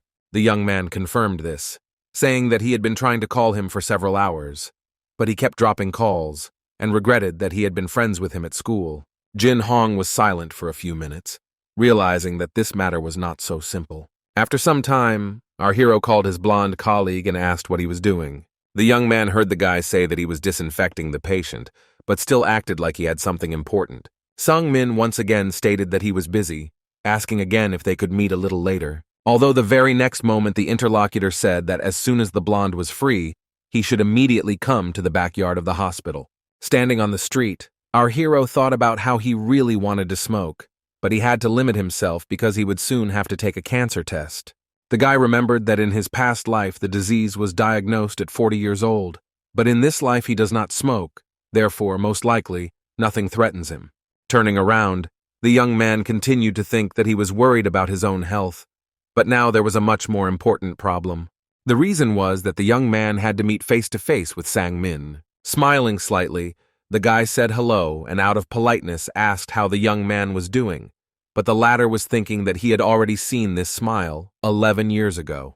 Yes, it was a beautiful smile, but it was not at all attractive because it looked like a mask. The guy was angry because the blonde never showed his true face in high school. They had fun, but he always wanted to be first. Later, this side of the young man disappeared, and before Jin Hong realized it, only an empty shell remained of his so-called friend. In response to his colleague's question, The young man simply began repeating the word yesterday, although the very next moment he began to explain that Kim Chul had called him the day before. After thinking for a moment, the interlocutor pretended that he actually remembered that the father of their former classmate had ended up in an emergency room. However, our hero, not having waited for a sensible answer, began to shout at the blonde that he did not know what friendship was. The young man called him, hoping for help, but he simply ignored him. It seemed that San-min didn't care at all.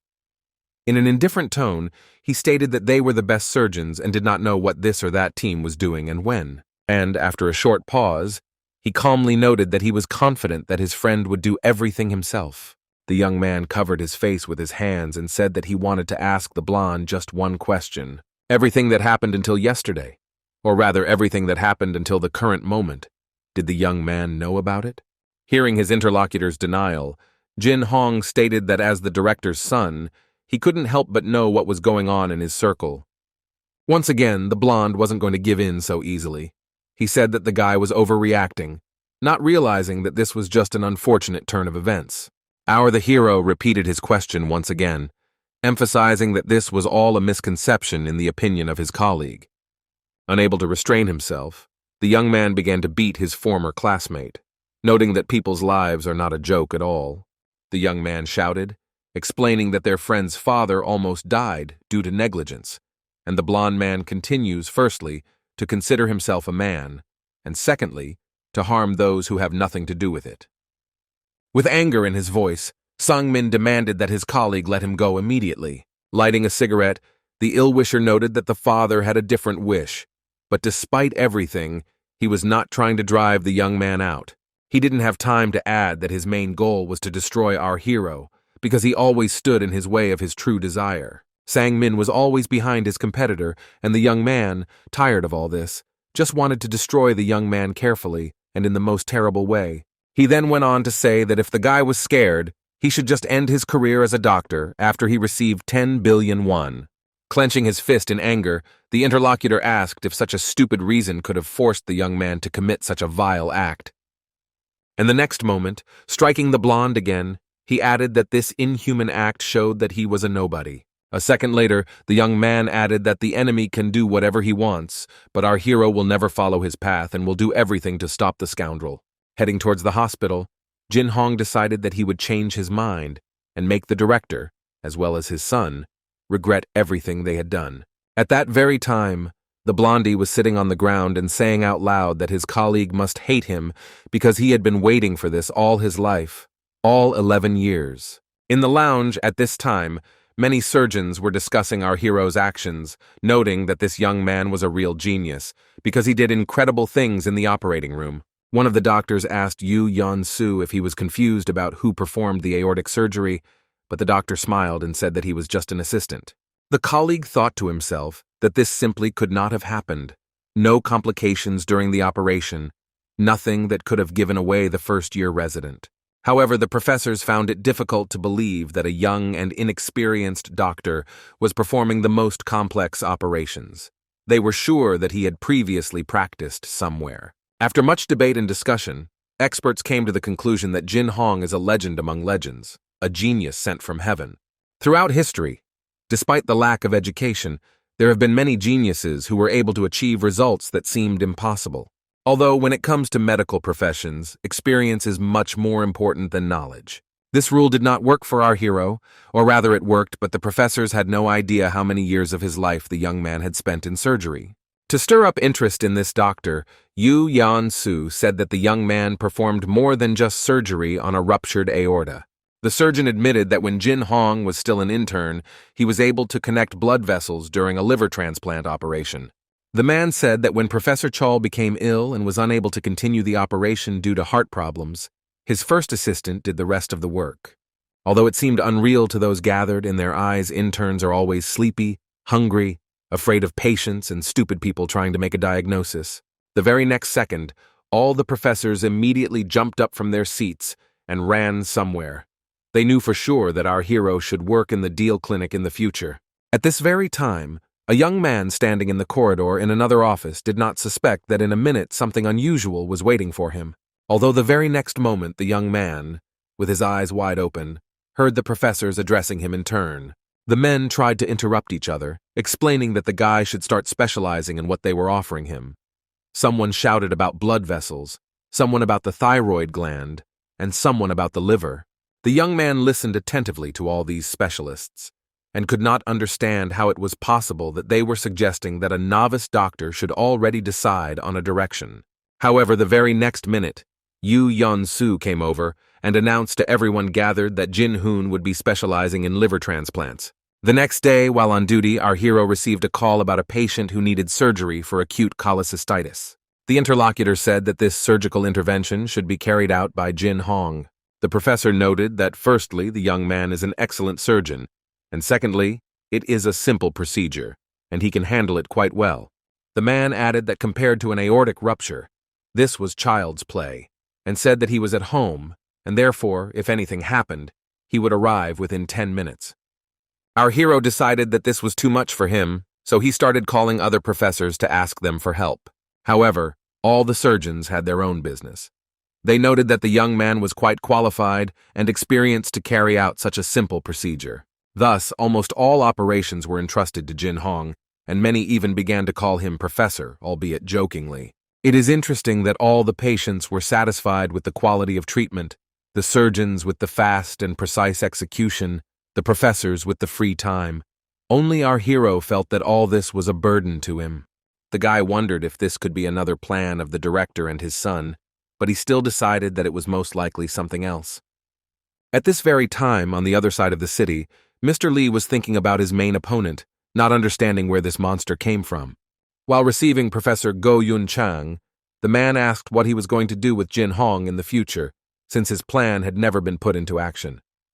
The very next moment, the director began to yell at the medic for the fact that time had passed and nothing had been done. Bowing his head, the doctor noted with horror to himself that he had absolutely no idea what to do with the guy, and he couldn't fire him out of the blue.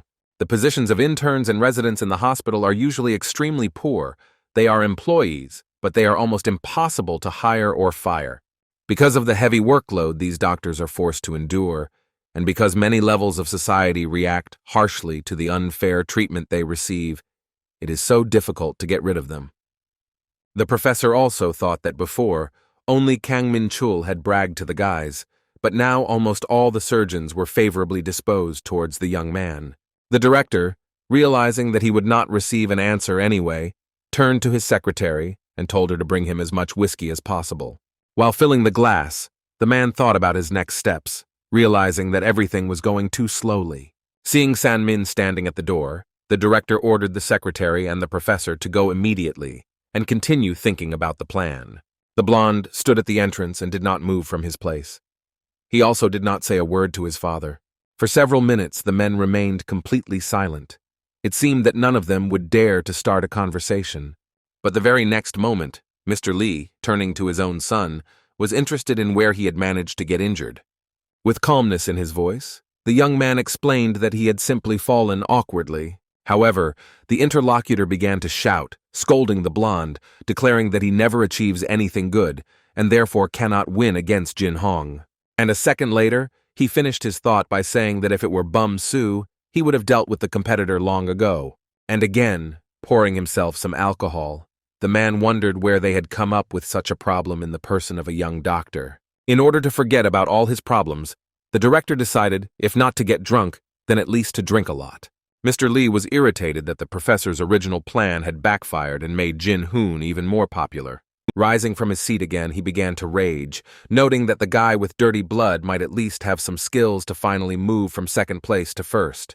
The man was going to open the way for his son to become a professor, but the board of directors did not agree with this, since they see Jin Hong in this position. After a short pause, the father declared with sarcasm in his voice that his son was a real nobody. Although, after a minute, the blonde noticed that everything would end if Jin Hong disappeared forever. Smiling, he added that he would win, and then his opponent would never recover from the shock. The man didn't understand what kind of insult he was talking about, but he said out loud that it would be so, but only if San-min succeeded.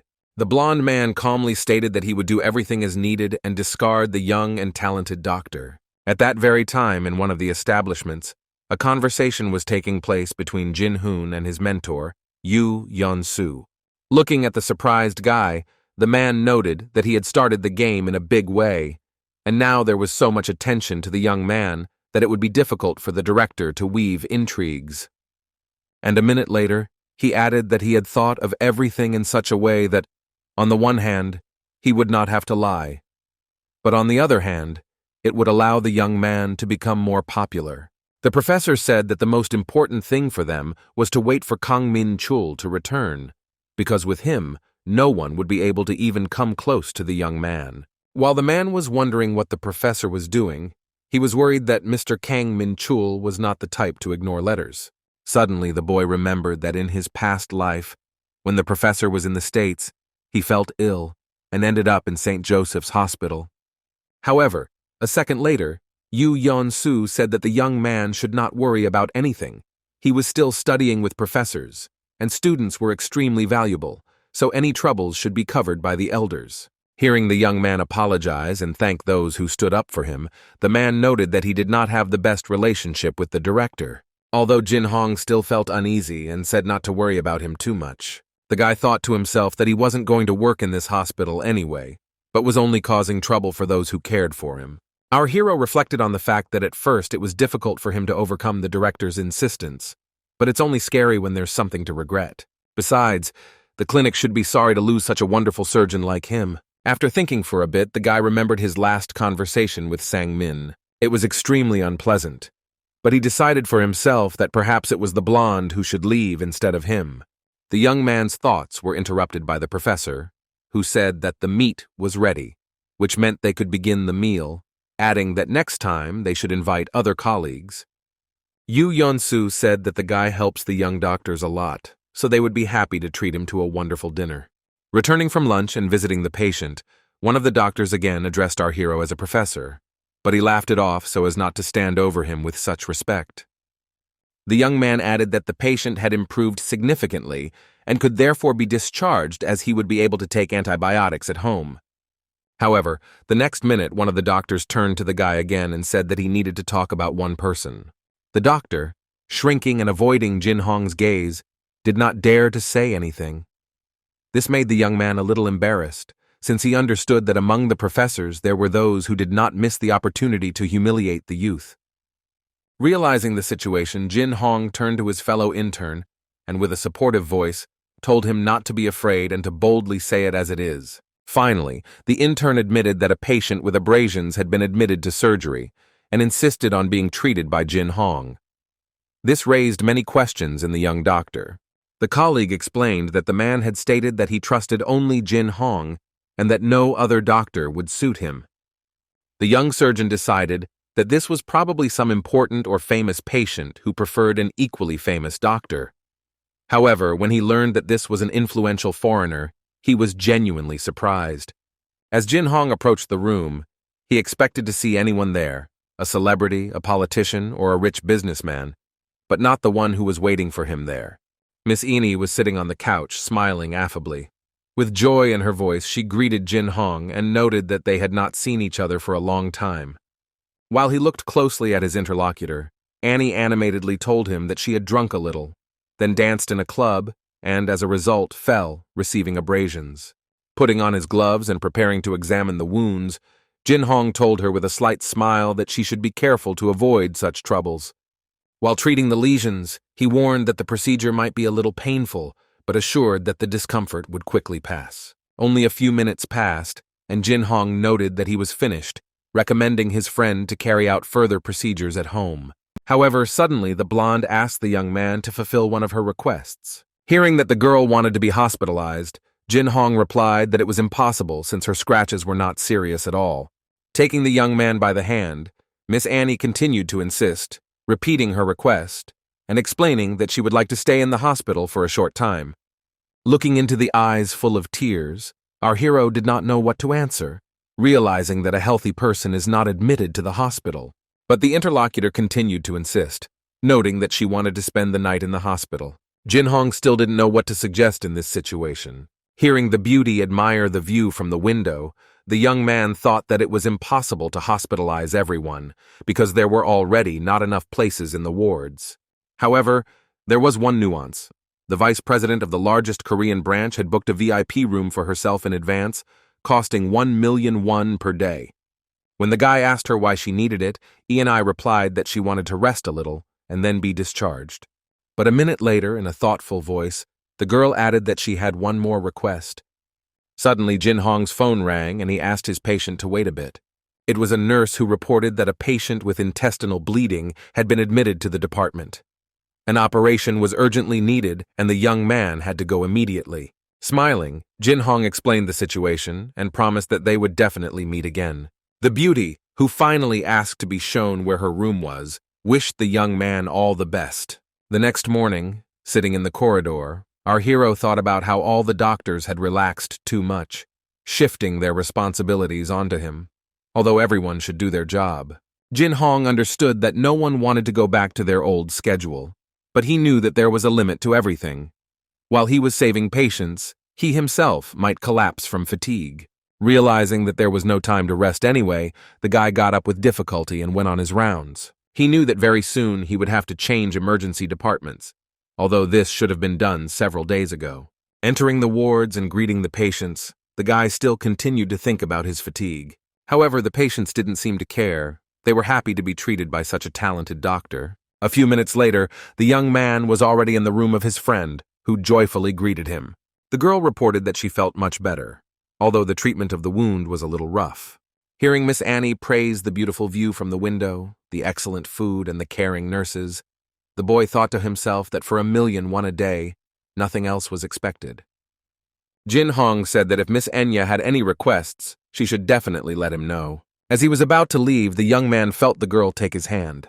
With some horror in her voice, the beauty asked the young man to sit with her for a while, noting that it would only take 10 minutes. Realizing that his friend wanted to discuss not the beautiful view from the window, but something more serious, the guy immediately asked what happened.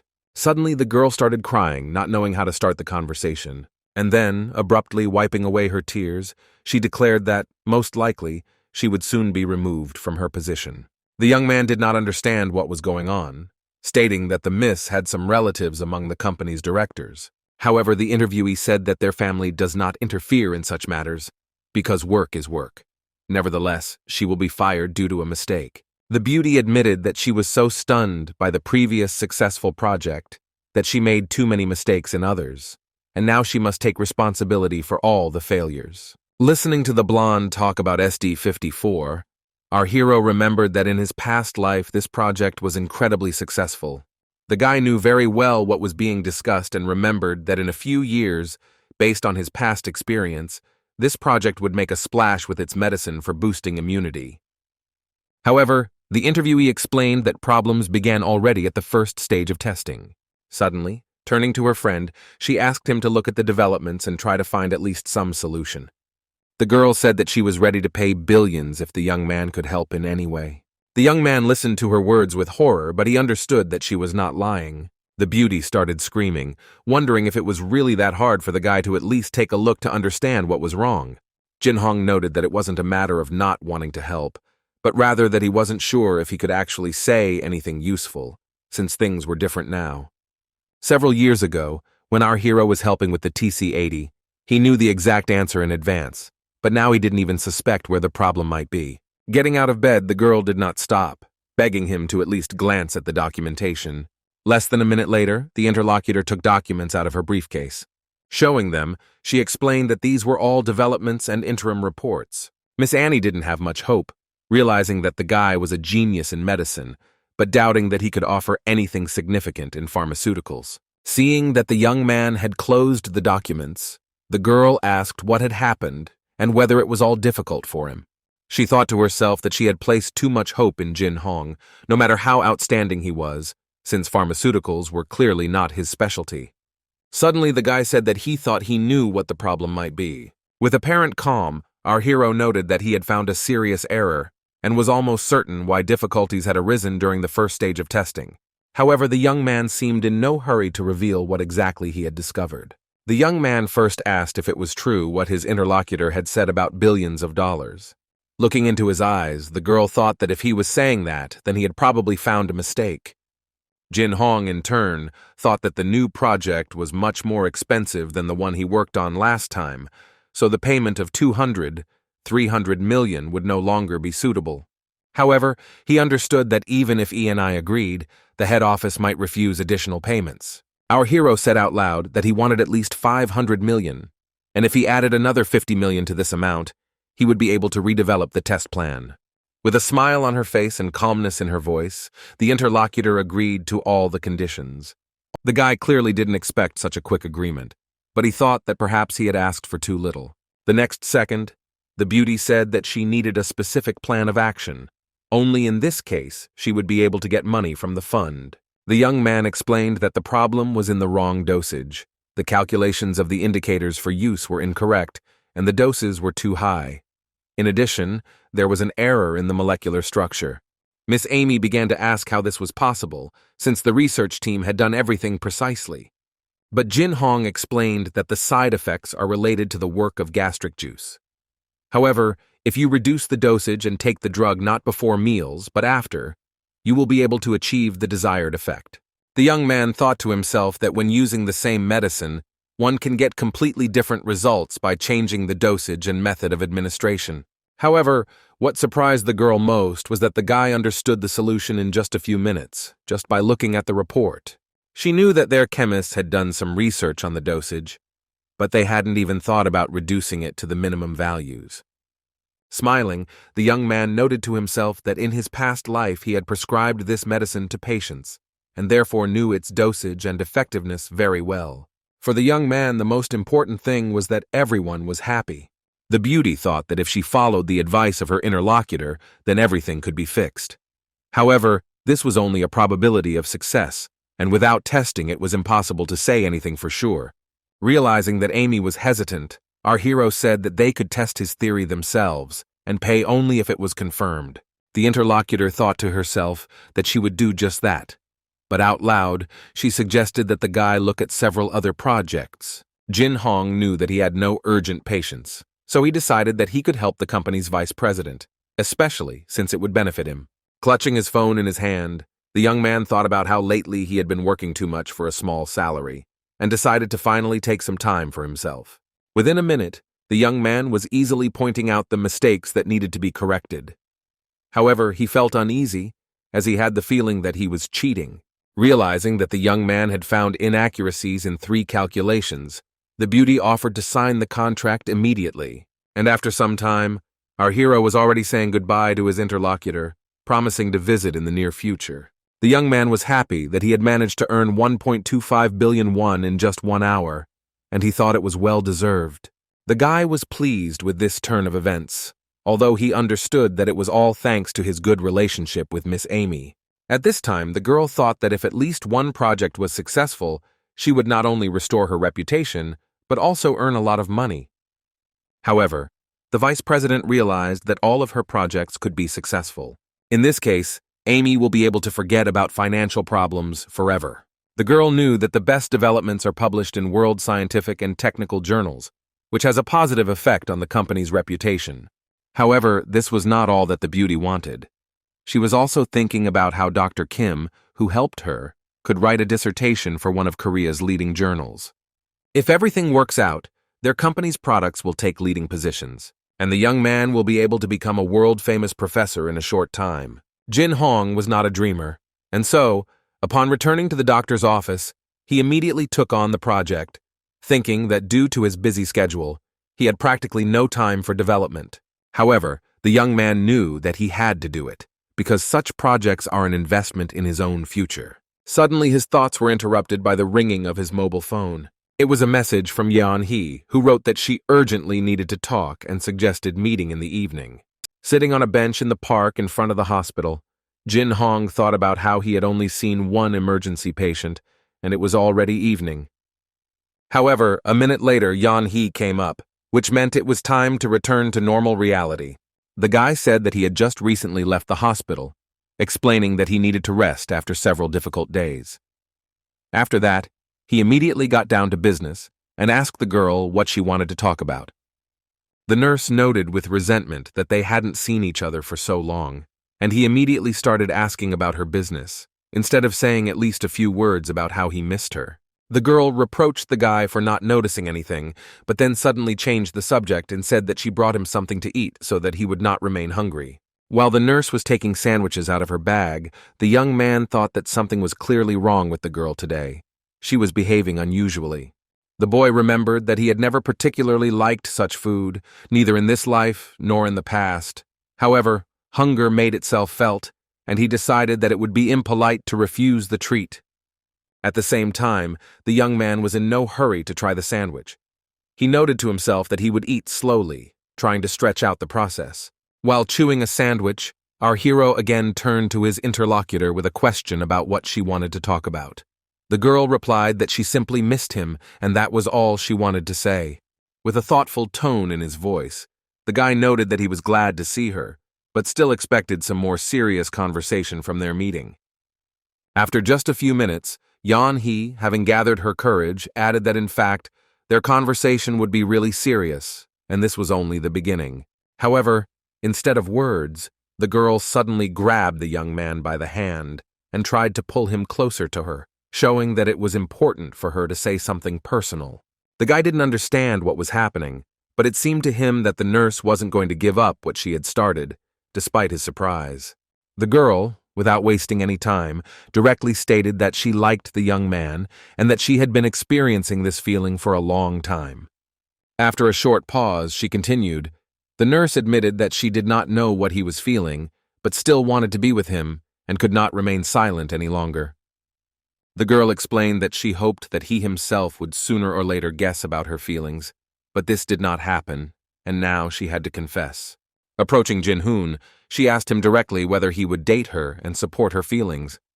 But the next second, our hero removed his hand, thinking that in a past life they had already been married, but nothing good came of it, and he did not want to repeat past mistakes. The guy apologized to the girl, realizing that she was not the one he was meant to be with, and saying that he did not want to give false hope. A moment later, the young man added that all this was too difficult for him, since the past had left its mark. However, it was not only about this. The guy admitted that he was in love with a completely different girl, and this prevented him from reciprocating her feelings.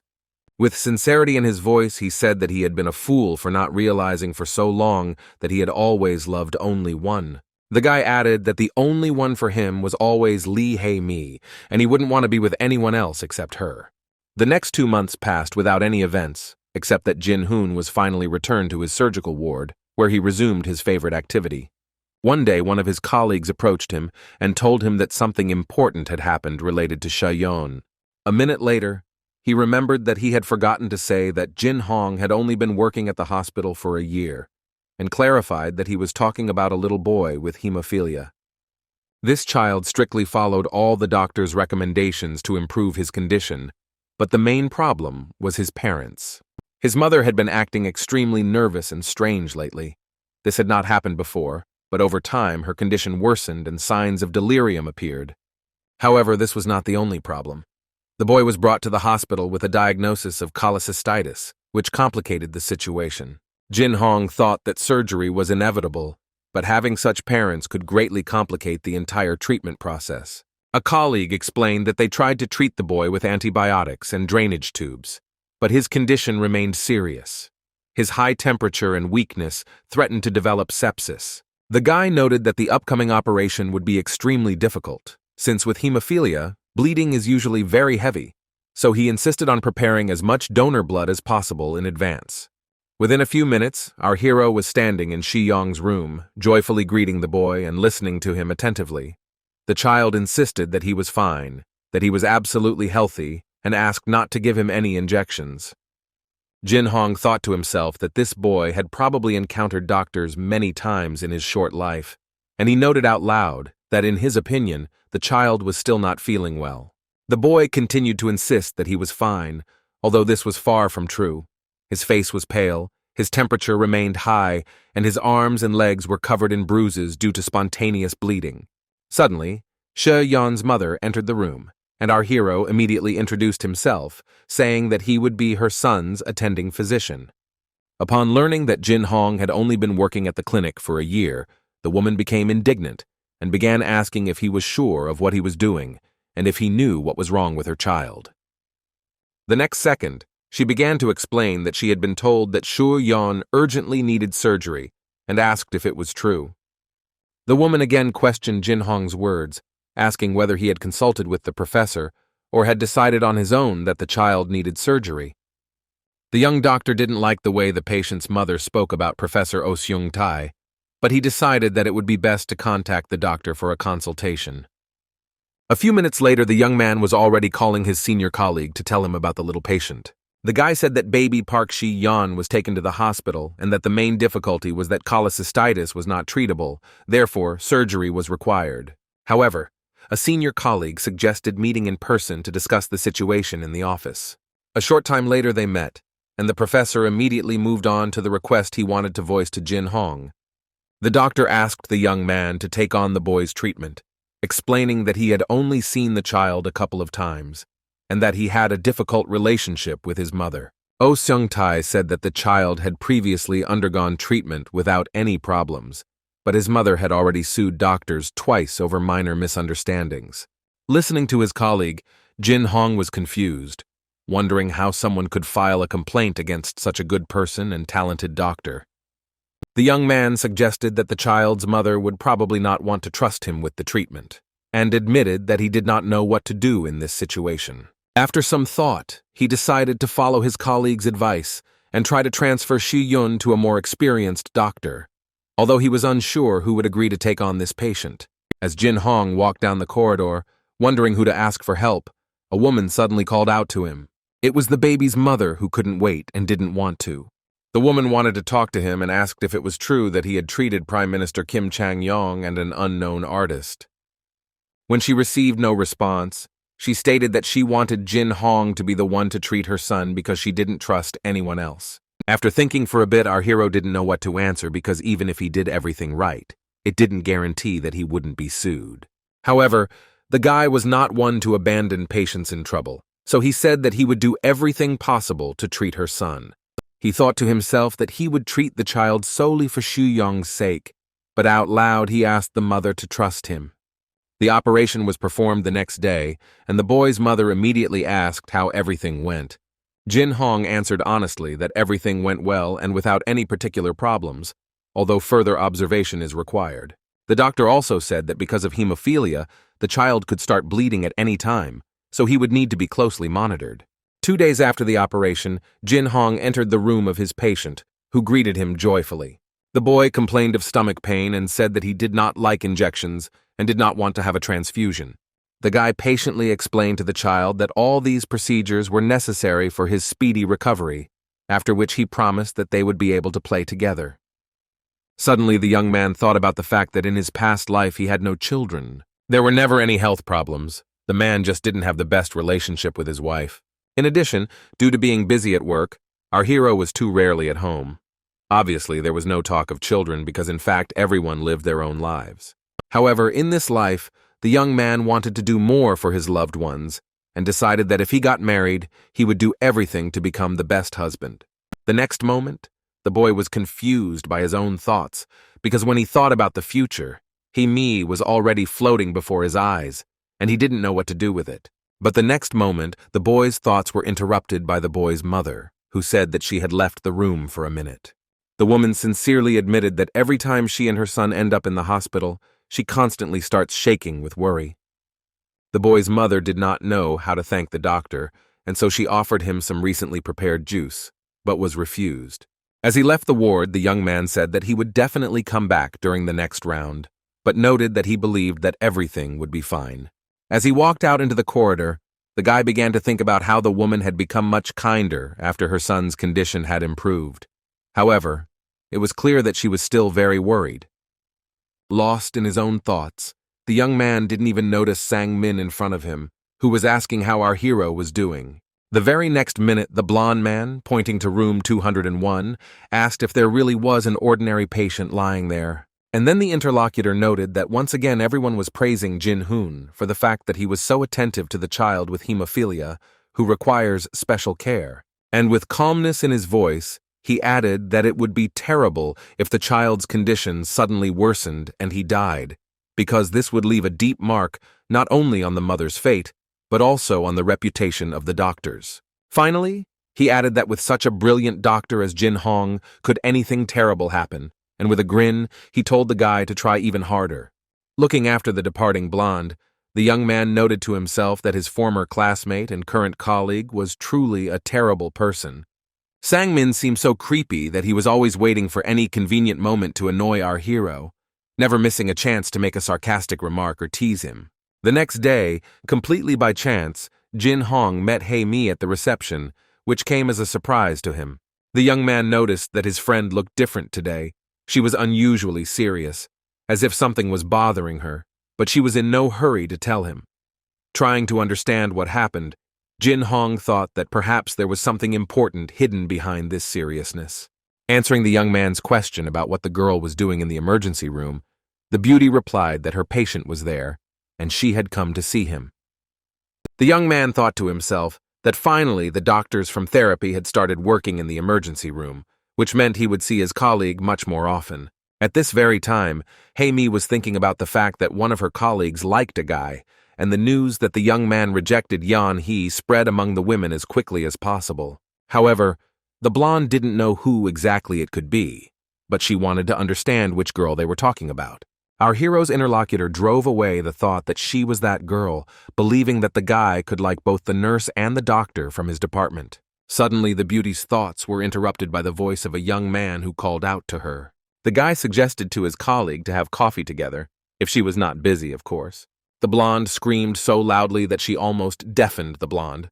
She was glad that the young man invited her somewhere.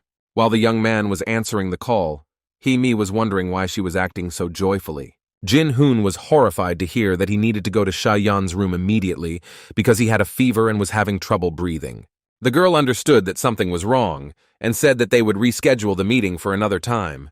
The blonde once again emphasized that she would definitely look forward to having lunch together. In turn, the young man, with some melancholy in his voice, said that he would definitely treat the girl, but a little later. Looking at the little child who was having difficulty breathing and had yellow phlegm, the boy thought that the boy was worse than he thought. Listening to the nurse's report, the doctor noted to himself that Shi-yeon most likely had pneumonia, so he asked for a mobile X-ray machine to be brought immediately. Before the young man had time to give all the instructions, the baby's mother began to wonder what was wrong with her son. Our hero explained that, firstly, the operation had nothing to do with it, and secondly, the child had pneumonia, which arose as a result of treatment for another disease. Sometimes this happens. The young man convinced the girl that after taking antibacterial drugs, there would be improvements, but he thought to himself that he was more concerned about Shu-yeon's physical condition. The next second, a nurse screamed and reported that the boy had blood in his stomach. But the worst thing was that Sha-yeon's hemoglobin level began to drop sharply, which was a bad sign. While examining the boy, our hero could not determine exactly in which area the bleeding began. However, when he reached his leg, the young man realized that the spontaneous bleeding was more serious than he thought, although Jin Hong was worried about how much suffering this child had endured and why he had been given this. Suddenly, the boy ordered the nurses to perform a blood transfusion and to closely monitor the blood clotting. Pressing on his leg, our hero heard the boy say that it hurt, but the doctor promised that it would not last long. At that very moment, an enraged mother was screaming nearby, blaming the doctor for everything and saying that she should not have trusted her son to the young specialist. The wisest of all was Shi-yeon, who, while reassuring his mother, said that he trusted his doctor and knew that he was doing everything possible. Jin Hong was pleased with this attitude and promised his little patient that he would definitely be okay. A minute later, the young man turned to the woman and asked her to wait a little in the corridor, noting that he was also worried about the baby.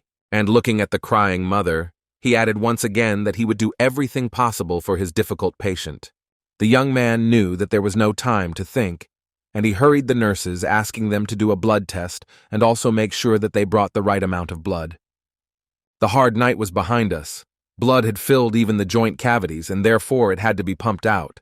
Now it was necessary to constantly monitor the pressure. The young man personally kept watch at the boy's bedside until his condition began to stabilize, and in the morning, Shi-yeon's mother approached the young man. With a trembling voice, the girl asked if they could talk alone. The next moment, the young woman began to bow and thank our hero for everything he had done that night and had done before. Suddenly, the brunette apologized for her behavior, noting that she had crossed the line when she started yelling at the doctor. The interviewee said that just the thought of losing her son makes her furious and desperate. The young woman noted that she always trusted her doctor and knew that he would do everything possible to help her baby. It's just that when she, Yan, is sick, the unhappy mother feels like the doctors aren't doing everything they can. Consequently, she has forgotten how to trust people. And again, the interlocutor began to talk about how she had crossed all permissible boundaries, and therefore decided that she would not act like that in the future. The woman said that since her son fell ill, her whole life had turned upside down. She could not work normally, and in the end she was fired from her job. In order to live on something, they had to sell their house and car. In addition, she constantly argued with her husband, and eventually he left the family. However, now she pays alimony, and a minute later she admitted that her boy was always afraid of doctors.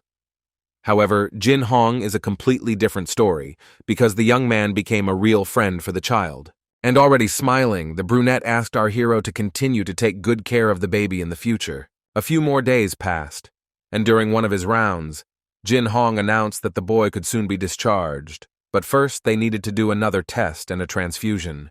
The young mother told her son that he should listen to the doctors, as they were doing everything to ensure that Shi Yan returned to his previous life as soon as possible. Suddenly the baby joyfully announced that, as soon as he recovered, our hero would definitely have to play with him outside. On his way to see another patient, the young man met Sang Min in the corridor, who continued to act as if they were good friends. Jin Hong thought that he didn't want to talk to this person, let alone cross paths with him, even if it was by accident.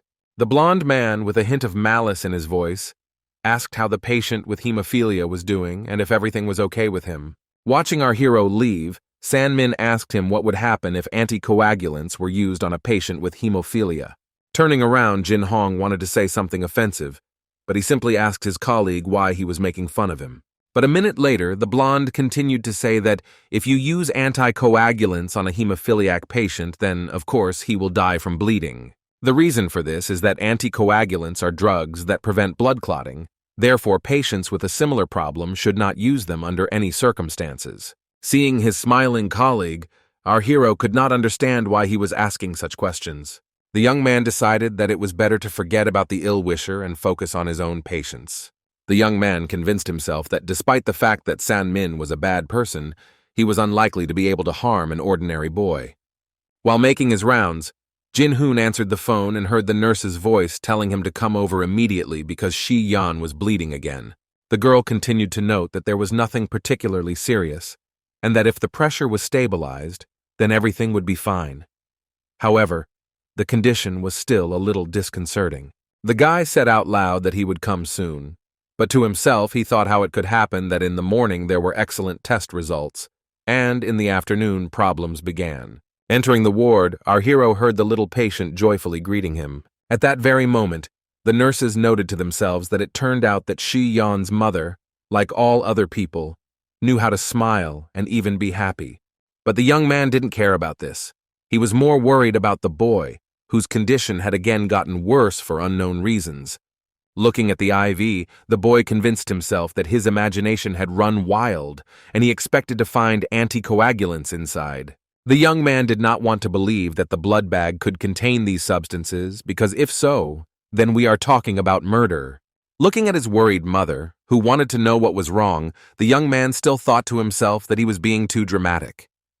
At the same time, the young doctor trusted his own intuition, and so he ordered the nurses to stop the transfusion immediately. The guy explained that he found it strange that the bleeding started right after the blood transfusion, and slowing down a little, he added that he just wanted to do the tests, and that stopping the transfusion was the most common precaution. The nurses looked at the doctor in horror, thinking that he had wrongly told the boy's mother about this. However, with calmness in her voice, the woman said that he was the attending physician and could do what he considered necessary. She trusted him completely. Jin Hong was surprised by this reaction because he expected accusations or some other comments from the patient's mother. The very next minute, our hero turned to the boy, saying that they would take a little more blood from him, but it would not hurt at all. Not much time passed, and the young man was already at the reception, and asked the administrator to check something for him. Just half a day later, our hero received a call from an unfamiliar number. The voice on the phone said that he was calling from the lab. The man reported that the results of the coagulogram test for patient Park Shi-yeon were incorrect. The level exceeded the norm. As Jin Hong walked down the corridor, he knew for sure that there was no mistake, and that the increased levels of substances were not due to the machine breaking down. Clenching his fist, the young man knew that Sang-min had done something bad, which meant that he was a real criminal and a murderer. Hearing the nurse's comments, the young doctor said that the anticoagulants should be removed from the boy's body immediately, and that would be the end of the problem. Fortunately, our hero's intuition did not fail him. If the correct treatment had been a little late, the child would not have been saved. The next moment, Jin Hong was already in his enemy's office.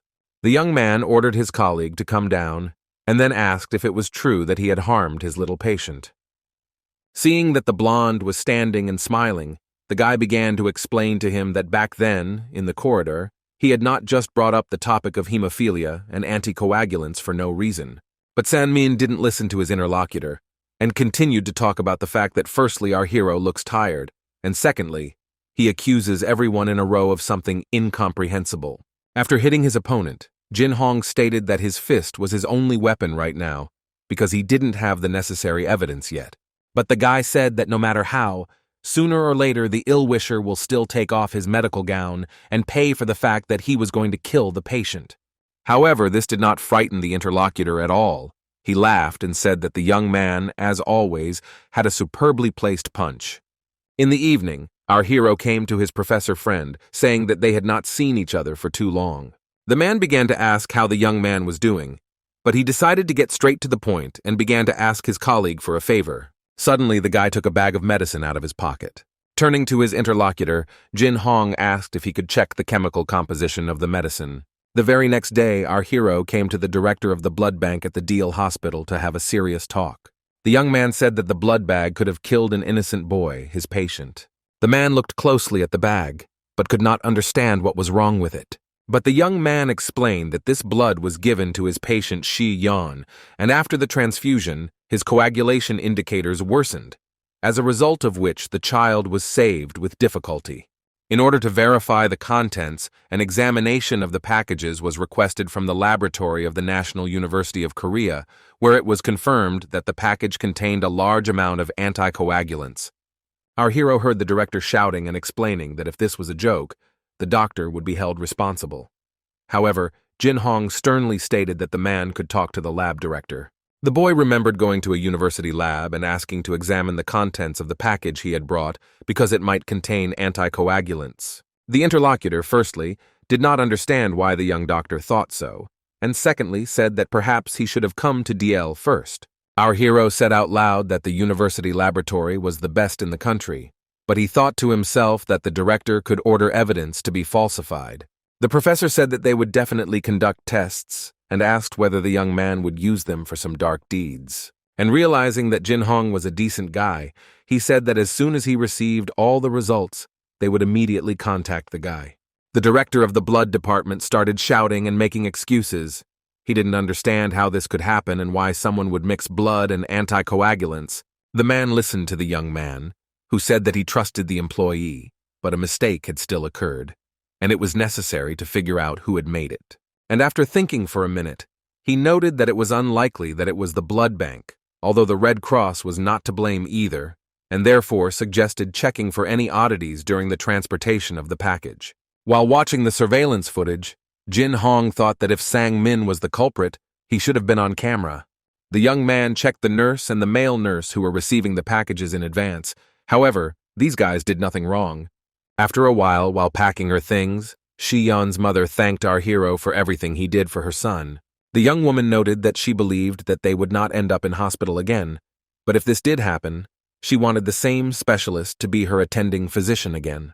To his great surprise, the boy who was so eager to return home as soon as possible was now crying and worried that he wanted to stay with Jin Hong. However, the guy tried to calm the baby down and said that if he was a healthy child, he would visit him often. The blood story caused a lot of noise in the hospital. The woman made serious accusations against the staff, as a result of which 3 employees, including the director of the blood bank, left for another clinic. Unfortunately, our hero noted for himself that he did not find any traces of the blonde man's involvement in this case, although he knew that the organization of the entire process lay with him. At the same time, Mr. Lee, receiving his son, asked whether it was true that he had caused anticoagulants to appear in the blood. The young man, as always, pretended that he didn't know anything, but the man didn't stop and continued asking questions.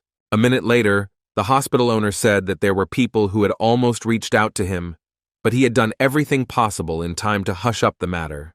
After a short pause, John Jen added that the board of directors were starting to act up, and if he made one wrong move, Sang-min would no longer work at the hospital.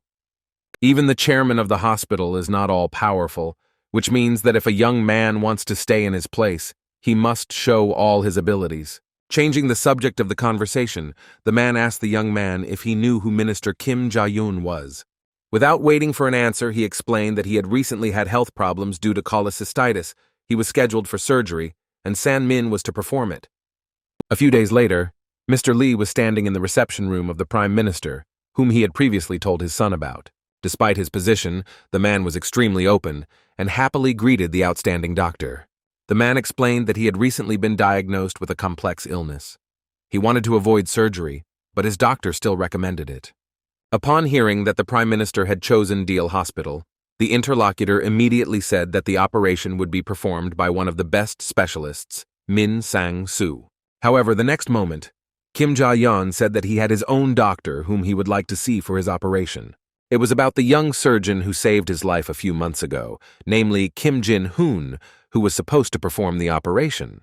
Listening to his interlocutor with horror, the man began to shout that this doctor was not a professor, and not even a specialist in his field. However, the Prime Minister was adamant.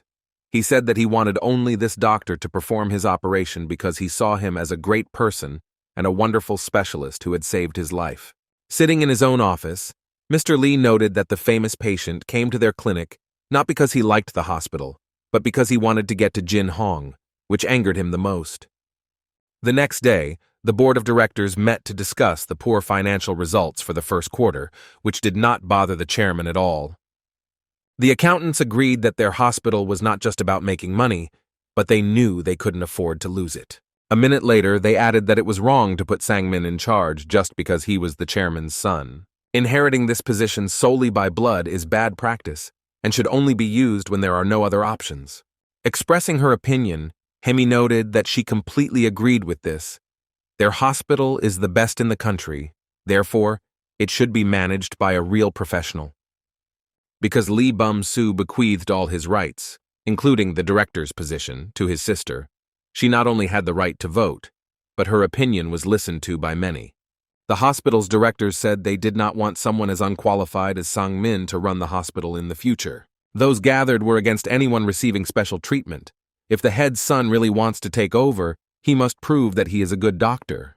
Sitting in his seat, the hospital director Diel was angry, realizing that everyone was working against him. Having come to his senses, the man realized that his daughter was leaving and hastened to stop her, offering to talk a little. He immediately began to explain that Sang-min was the girl's older brother, therefore she should be kind to him. Standing half-turned, the beauty answered with a grin that this was not a brother but a real killer. Hearing Hae-mi say that she wanted nothing to do with their family, the director grabbed her arm and began to threaten her, but the blonde calmly asked what he would do if she didn't do as he wanted. Would he really hit her like he did in childhood? As she left, the girl said that she herself was going to shed light on Bum-soo's death, but she couldn't do it yet because too much work had accumulated. The man, left completely alone, was angry that no one wants to listen to him, not even his daughter. He was annoyed because none of his plans were working, and if this continued, Sang-min would simply be thrown out of the hospital. At the same time, Jin Hong, addressing someone, said that he could not believe that he was being asked to perform an operation on the Prime Minister. The official's secretary explained that his boss himself had asked that this young man, and no one else, carry out the operation. The young man said that in general he was not against it, since the operation was quite simple. But he did not understand why they did not turn to a professor or a more experienced specialist. The brunette calmly replied that the Prime Minister was an ordinary man, and he trusted the guy who risked everything to save his life. Closing his eyes, the young man said that now everything was clear to him, and asked whether the man had really thought it all through and wanted to trust the resident. Smiling, the secretary added that Kim Ja-yeon had thought everything through carefully, and she had come to voice his decision. A minute later, the girl said that the operation was scheduled for the following Tuesday. The news that Jin Hong would be operating on the Prime Minister spread throughout the hospital faster than the boy expected.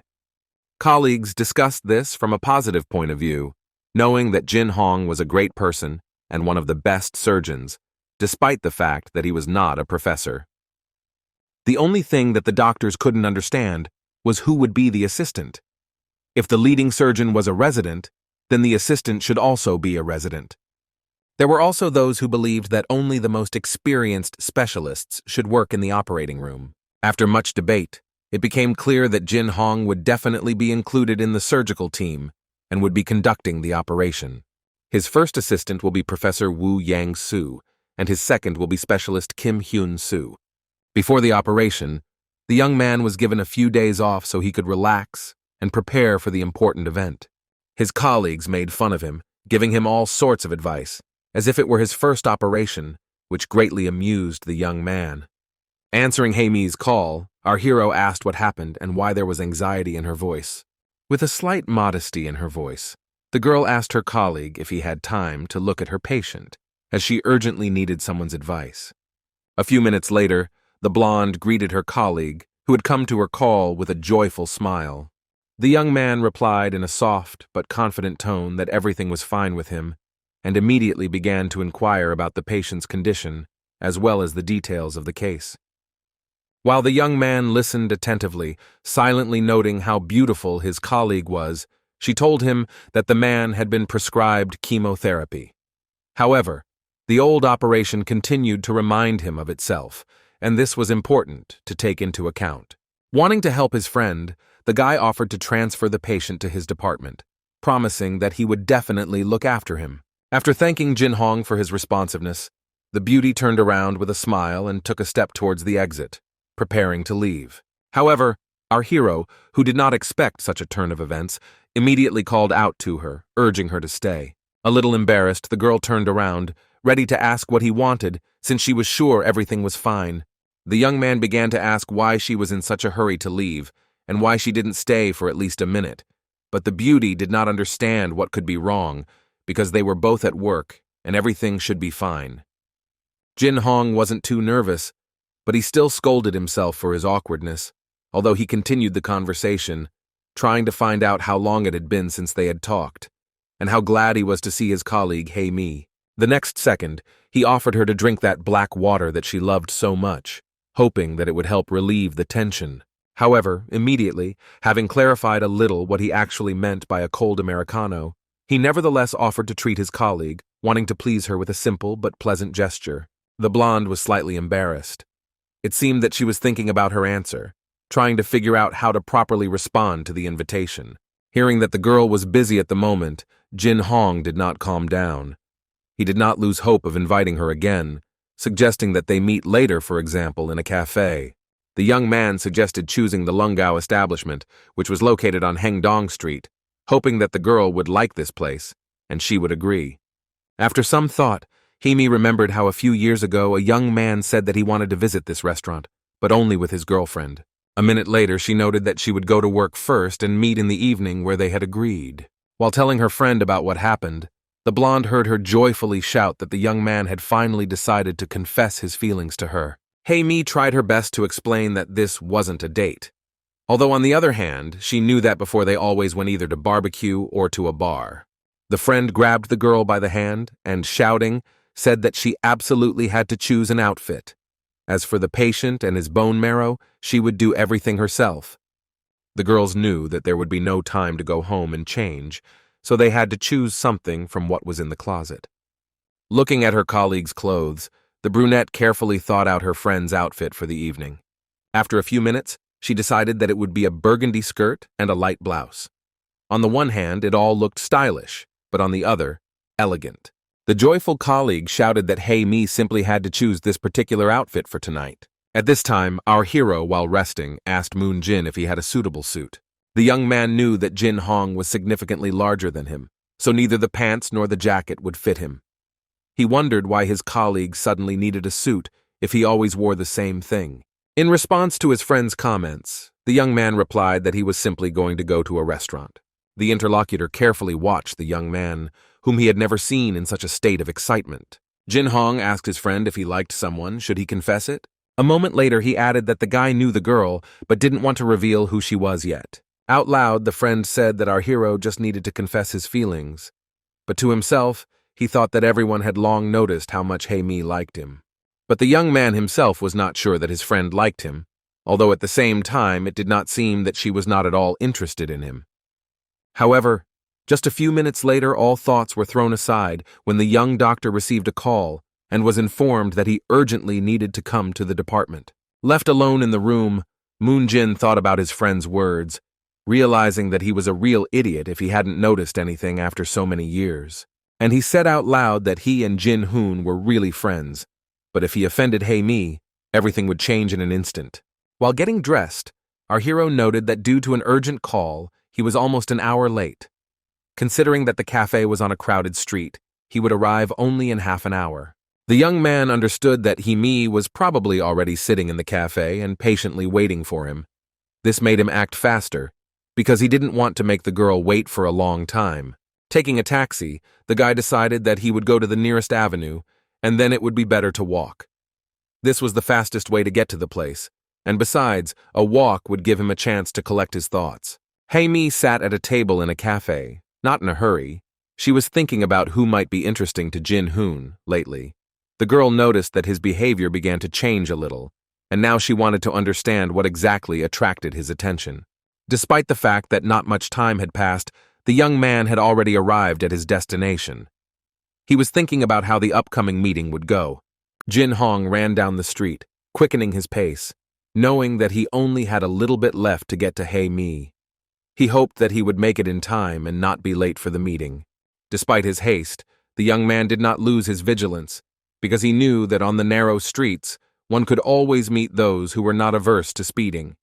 He was ready for any unexpected situations, although he hoped that this would not happen.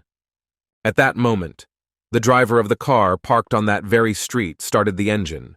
Jin Hong, not expecting danger, continued to move forward, not noticing that he was about to face danger. Suddenly, the car picked up speed and started moving towards our hero. The guy didn't have time to realize what was happening when the car was rushing straight at him. Time seemed to have stopped.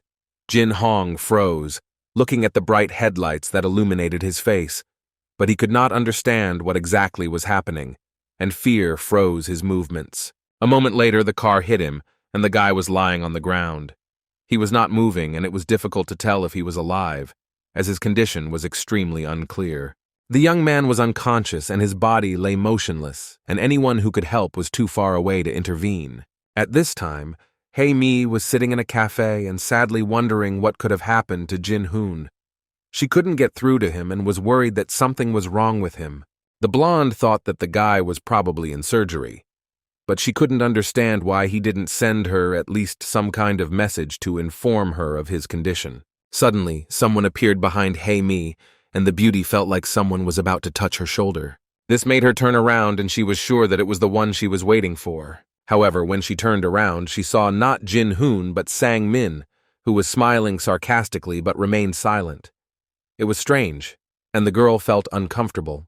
Sang Min sat down next to her, still smiling, and immediately began to inquire about how his sister was doing. He asked questions as if trying to get into her personal affairs, but remained mysterious and cold. Our heroine was in no hurry to answer the question, but still said that something was wrong with the guy because he looked extremely strange. Hae-mi didn't understand how the young man knew where she was, but he calmly said that he was just passing by and decided to come say hello. The beauty replied that he should continue on his way because she had no desire to talk to him. But Sang Min was in no hurry to leave and asked why his sister was throwing mud at him in front of all the members of the board, and completely unfairly. Once again, Hae-mi was in no hurry to answer, knowing that it was better not to mess with this person. After some time, she announced that her brother did not have long left to work at the hospital, and she would take care of it. The guy didn't seem to care. With calmness in his voice, he simply wished her luck. Getting up from his seat, the young man explained that he was indeed just passing by. But if the girl did not want to talk to him, then he would go. But then he asked in an icy tone if his sister had just come to the cafe or if she was waiting for someone. And he added that the guy was very late, hinting that Hey-mi should not worry, but look for her friend to make sure that everything was okay with him. Left alone, the blonde began to think over all the words of the young man, not understanding what had happened to Jin Hong. But the next second she realized that something bad could have happened to the guy because it was not for nothing that Sang-min was here. He-mi refused to believe the worst, but the facts spoke for themselves. A few minutes later, she was already calling Moon Jin, who was asking his colleague if she had met their mutual friend. The young man did not understand why the girl was screaming so loudly and forcefully and where Jin Hong was. Hearing that the guy had left to meet her more than an hour ago, the blonde dropped her phone and fell to the floor. Meanwhile, the interlocutor continued to ask what happened and why the girl was so excited. When he came to his father, Sang-min again began to listen to moralizing about how the board of directors would never agree to him taking his father's place. The man wanted to push the blonde into the prime minister's operation, but even in this matter, Jin Hong beat them to it. But the worst thing was that all the newspapers would start writing about the fact that the resident had performed the operation, and after that, this doctor could become the official's personal physiotherapist. John Jen was angry that our hero was rising in status without making any effort, and after the presentation, he would have to be made a professor. Sang-min listened carefully to his father, but he didn't understand why he was so angry. Listening to the blonde explain that the operation had not yet happened, the man did not understand what it all meant. However, the interlocutor explained that something could happen to the competitor if he could not come to introduce the operation. Mr. Lee didn't want to listen to the guy and continued to stand his ground, explaining that the young doctor would not be able to be late for the prime minister's operation. Suddenly, the man fell silent, the meaning of his interlocutor's hints finally reaching him. In turn, the young man asked if his father could arrange for him to perform the operation if Jin Hong did not come to it. At that moment, he remembered how, while sitting behind the wheel, he thought that everything that was happening could ultimately work against him. The young man was curious about how things would have turned out if the hero behaved much more simply and could have made concessions. The blonde noted to himself that, in general, he liked the young man, but Sang-min himself could not achieve anything and would never be able to do so. And so, accelerating, he did what he did and does not regret it at all. Standing next to the cafe, Hey-mi cried, not thinking about the fact that she had first lost her older brother, and now Jin Hong had disappeared somewhere. The girl heard Moon Jin's words that everything would be fine, just as Sang-min called. The beauty answered, calling the young man by name, but he did not dare to say anything. The phone was lying on the table, while the blonde was sprawled in a chair and simply looking at his mobile. The guy was smoking. At first glance, it seemed that he was not thinking about anything or anyone, being in his own world. The young man knew that his colleague had been searched for everywhere, but had never been found. Jin Hong had simply disappeared. The next day, at 6 a.m., everyone who was supposed to participate in the operation gathered and waited only for the chief surgeon. Moon Jin, who wanted to help in any way, explained that he called his friend, but his phone was turned off and she had no idea where he could have gone. With sadness in his voice, Kang Hyun-suk said that they needed to prepare for the operation, not knowing what the best way to handle this situation was. At this time, the secretary explained to the prime minister that none of the doctors could contact his attending physician. Standing in his office, Mr. Lee asked his son if he was in any way involved in the disappearance of their colleague. Hearing the young man deny it again, the man thought to himself that this was not a man, but a snake. Even his mother was not so scary. The next moment, the director remembered his daughter's words that Sang-min was not her brother, and that he was the real killer. While the blonde was arguing that they needed to go and prepare for the operation, John Jen didn't believe that the guy was capable of committing a crime, especially since Hey-mi and the police had no evidence. Realizing that something had to be done, the director ordered the boy to follow him, noting that they should greet the prime minister. Suddenly, Secretary Mi turned to the chairman, informing him that Dr. Lee Hey-mi was holding a conference and wanted Sang-min to attend. Having heard her boss's refusal, the girl wanted to say something in response.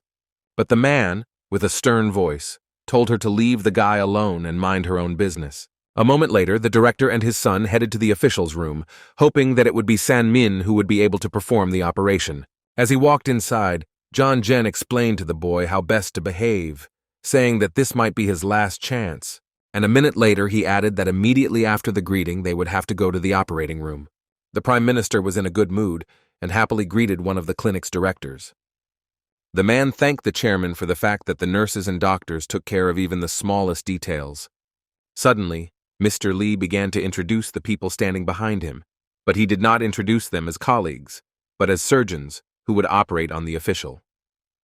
The interlocutor looked at the director with horror and asked where his attending physician was. In a lower tone, the director explained that they had been unable to contact Jin Hong, but the operation would proceed as planned, although other surgeons were involved. Quite unexpectedly, a silhouette appeared in the doorway and said that everything remained in force. A second later, he added that he would perform the operation on the Prime Minister and that he should not worry about anything. A minute later, Jin Hong stood before the assembled group in all his glory. Looking at the ill-wishers, the young man noted that they were probably the ones who were most worried, but he could not let the official down. Sang-min was shocked and couldn't believe his eyes. The young man didn't understand how after the accident, this man was able to get up and come to the hospital to start his working day. As he entered, our hero heard reproaches from his superiors for being late for the operation. But the young man, with his characteristic calm, looked at his watch and said that it was only 6:40 in the morning, which meant he had arrived on time. Smiling, the Prime Minister turned to the young man, noting that he completely trusted the young doctor, knowing that everything would be done at the highest level. The young man heard the blond man sarcastically remark that he didn't look well, but he replied that he was fine and there was nothing to worry about. Jin Hong was alarmed by this question, since no one knew what had happened to him the day before. The offender looked at our hero with horror, but did not know what else to do in such a situation, realizing that all his plans might be falling apart. So, after a minute of tense silence, everyone began to disperse to their workstations, trying to concentrate on their duties. While in the operating room, Yu Yeon-soo asked the boy with obvious concern what had happened to him, since no one had been able to contact him the day before. A moment later, he added that Jin Hong looked pale and noticeably tired, and warned him that if he suddenly felt ill, he should not remain silent, but be sure to inform his colleagues. Jin Hong once again calmly assured everyone that he was fine, and suggested that they begin the operation immediately so as not to waste precious time. The professor smiled slightly, but noted to himself that the guy really did look bad, and decided to be ready to replace him if necessary. The next moment the operation began. Despite all the worries of his colleagues, the young man confidently and professionally coped with his tasks. Everyone present again and again noted Jin Hong's high level of professionalism and his special, thoughtful approach to work, which always brought excellent results. Our hero's boss, who was watching him work in the operating room for the first time, wondered whether the guy was really always so good at his profession, or was only now showing himself so brilliantly. The work was not only smooth, but also surprisingly fast. Jin Hong explained to his colleagues that he had managed to quickly detect the inflammation, and the operation should soon come to a successful conclusion. Kang Hyun-suk continued to think that even an experienced professor did not have such outstanding skills as his subordinate, and he couldn't help but admire the young man's skill in his heart. At this point, our hero announced that all the affected tissue had been removed, and apparently there was no other inflammation, which meant he was going to complete the operation. The boss wanted to praise his colleague for his brilliant work, but the next moment, Jin Hong suddenly collapsed to the floor, losing consciousness. Finding himself in some strange, ghostly place, our hero tried to understand what had happened to him. He vaguely remembered being hit by a car and tried to understand how he ended up here. For the first few moments, the young man thought he was dead, but for some reason this did not frighten him. He believed that he had lived a worthy and fulfilling life. However, the guy did not want to delve into these thoughts as he felt very tired, and even thinking was difficult for him. Suddenly, a beautiful young girl appeared in space. It was the same stranger who helped him to be reborn in his past life. As she approached him, the girl held Jin Hong in the air, preventing him from touching the floor, as if protecting him. A moment later, she gently touched his cheek with her hand, as if trying to bring him back to reality. The stranger sadly asked how this good man could make the same mistake again, then turned to the heavens with a request to protect this poor soul. Holding Jin-hoon in her arms, the girl addressed the universe, saying that they had not yet repaid their debt to this man and that he deserved more. A minute later, she placed her hand on Sang-min's stomach and said that the blonde's sinful soul was again trying to harm human life. The stranger stated that the blonde man dared to touch their savior and must be punished for his actions. Until Sang-min's sins are atoned for, he will not be freed from the consequences. Suddenly, Jin Hong opened his eyes and realized that he had had an extremely strange dream. He realized that the Prime Minister's operation was being completed without him. However, the most unpleasant thing was not this thought, but the fact that his whole body ached with pain, as if he had suffered a severe shock. After examining himself, the boy concluded that his wounds, although serious, were not fatal. Therefore, he would survive. The symptoms indicated a broken collarbone, damaged ribs, and internal bleeding. But all thoughts instantly disappeared when he noticed that Hae-mi was sleeping on the cot next to him. Looking at her, Jin Hong thought with warmth that the blonde was always there for him in joy and sorrow, no matter what. The guy remembered that he was going to talk to her before the operation, but he didn't have time, because he almost died. At that moment, the beauty opened her eyes and our hero quietly greeted her. Jin Hong wanted to suggest that she go home and rest, but he noticed that his colleague had started to cry. The girl screamed at him through tears, telling him how much she was afraid for his life. A moment later, the blonde hugged the young man, and although he was surprised, he liked it. The young man looked at her and saw that her worries about him were sincere, and her tears said more than words. She admitted that she had thought the worst and asked what she would do without him. Jin Hong felt pleased to hear such words. He realized that he had been stupid for not noticing earlier how much she cared for him. Suddenly, the guy decided that the moment was right, and plucking up his courage, said that he wanted to tell her something. Without further ado, the young man admitted that he liked Hae-mi. Moreover, he liked her very much. Jin Hong didn't expect much, but what he heard the next second shocked him. The beauty declared that she hated him. Embarrassed, the young man began to retreat, asking the blonde to forget his words and never again remember what he said. However, the interlocutor, flushed with emotion, began to scream, explaining that she hated him not just like that, but because he made her wait for 7 whole years, causing mental pain. Suddenly, Hae-mi began to cry again, but now her tears were accompanied by a confession that, despite all this, she loved the young man. The next day, Moon Jin came into our hero's room and, frowning, began to scold his comrade for deciding to perform a complex operation on the Prime Minister in such a state. After some time, Professor Yu Yeon-soo joined in the moralizing. He strongly advised Jin-hoon to take better care of his own health. The young man just smiled, thinking to himself about how many people were worried about him and genuinely cared about what was happening in his life. The interlocutor said that everything is fine with the Prime Minister. He has already been discharged, and Jin-hoon himself is in the VIP ward thanks to Professor Kang Min-chul. Our hero listened attentively to his colleague, but his thoughts wandered away, believing that, despite the accident, he had the opportunity to rest a little. However, there remained an important unresolved question of how exactly he got into the accident, because the young man did not remember anything about that evening.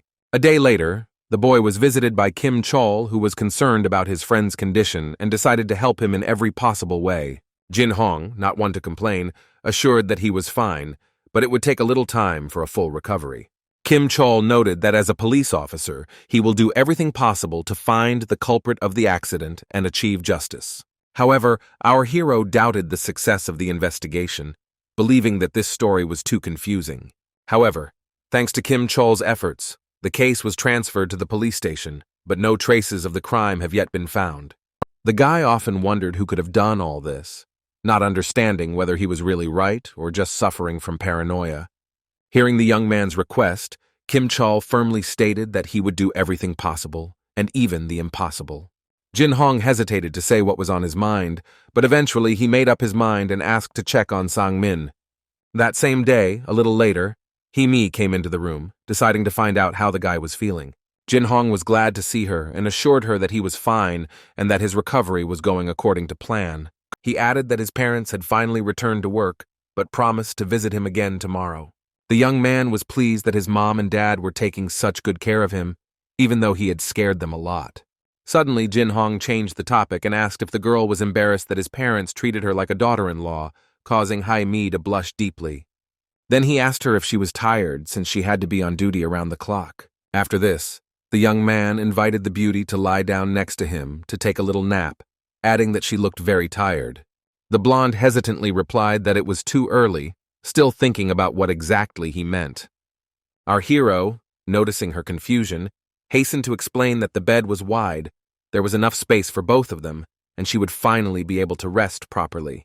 Lying next to Jin Hoon, Hai Mi thought that she had never allowed herself to dream of something like this before. She looked at the guy, remembering her friend's words that he had always liked her, and continued to like her. The blonde felt incredibly happy, because the long-awaited day had finally arrived. However, something still bothered her, and after a few minutes she turned to her interlocutor. The beauty said that she wanted to say something very important. Hai Mi, embarrassed, admitted that the guy might not believe her, but she still hoped that he would listen to her words. The very next moment, the blonde shared her assumptions about who might be at fault for the accident. Having raised himself a little, our hero asked again whether he had really understood correctly what she had said. Hai Mi began to tell that on that fateful evening, Sang-min appeared in the cafe where she was. He talked to her as if he knew all the details of the accident. What struck her most was his words about it being too late, which clearly hinted at his involvement. In her heart, the girl understood that she had no evidence other than her own assumptions, which meant that no one would believe her. After hearing the story, Jin Hong confirmed that he understood everything. She asked if he believed her. With tenderness in his voice, the guy assured that, of course, he believed it, because this was the story of his beloved. Jumping out of bed, the girl began to argue how one could trust ordinary conjectures, because it could only be a figment of her imagination. Then the blonde asked directly if Jin Hong knew who Sang-min really was. The young man replied that he did not know all the details, but he was sure that the blonde was capable of terrible deeds. The boy remembered how Sang-min almost took the life of a little boy, simply because he turned out to be an unwanted competitor for him. Everyone knew that this man was vile, but no one suspected how serious it was. The young man also recalled how, during his school years, Sang-min put herbs in his tea, which once led him to the hospital. His friend Moon Jin is still sure that this incident was the reason why his friend became seriously ill. Hai Mi mentioned that once a man was brought to their hospital who drank some herbal tea and got a stomach ulcer because of it. She also said that her father has some Chinese medicinal tinctures in his possession, and if they are not diluted correctly, they can cause serious problems. Our hero asked the girl directly if she had had a conflict with Sang-min. Hai Mi firmly stated that she held him responsible for the death of her older brother, Bum-soo. She remembered how, on the day of his death, Sang-min had asked her what would happen if she overdosed on potassium, and then told her that she would soon see it for herself. The most terrible thing happened that day, but it was definitely not a suicide, as many believed. The girl blames herself for not understanding the hints in time. Perhaps her brother would still be alive.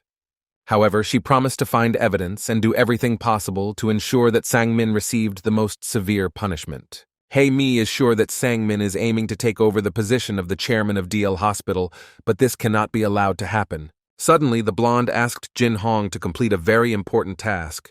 When he asked her what exactly she meant, Hai Mi demanded that he give her his word of honor first and then tell her. With tears in her eyes, the girl begged him to leave their hospital as soon as possible. She explained that if Jin Hong stayed, her criminal brother might try to harm him again. No one knew what he would plan this time. The beauty added that if the guy asks the professors, they will gladly take him to any hospital, for example, to the dermatology or surgery department.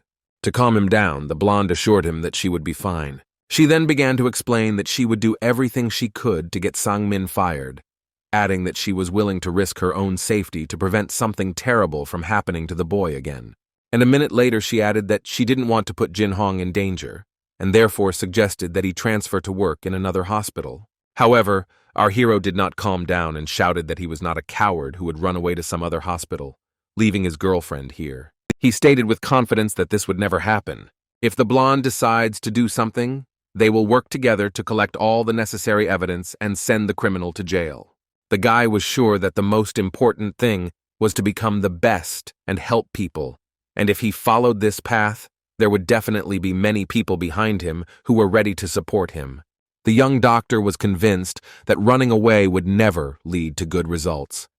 If Sang-min wanted to take revenge, he would do it by using other people and acting from afar. After Hee-mi listened to her interlocutor's constructive proposal, she agreed with it, but added that she had one condition.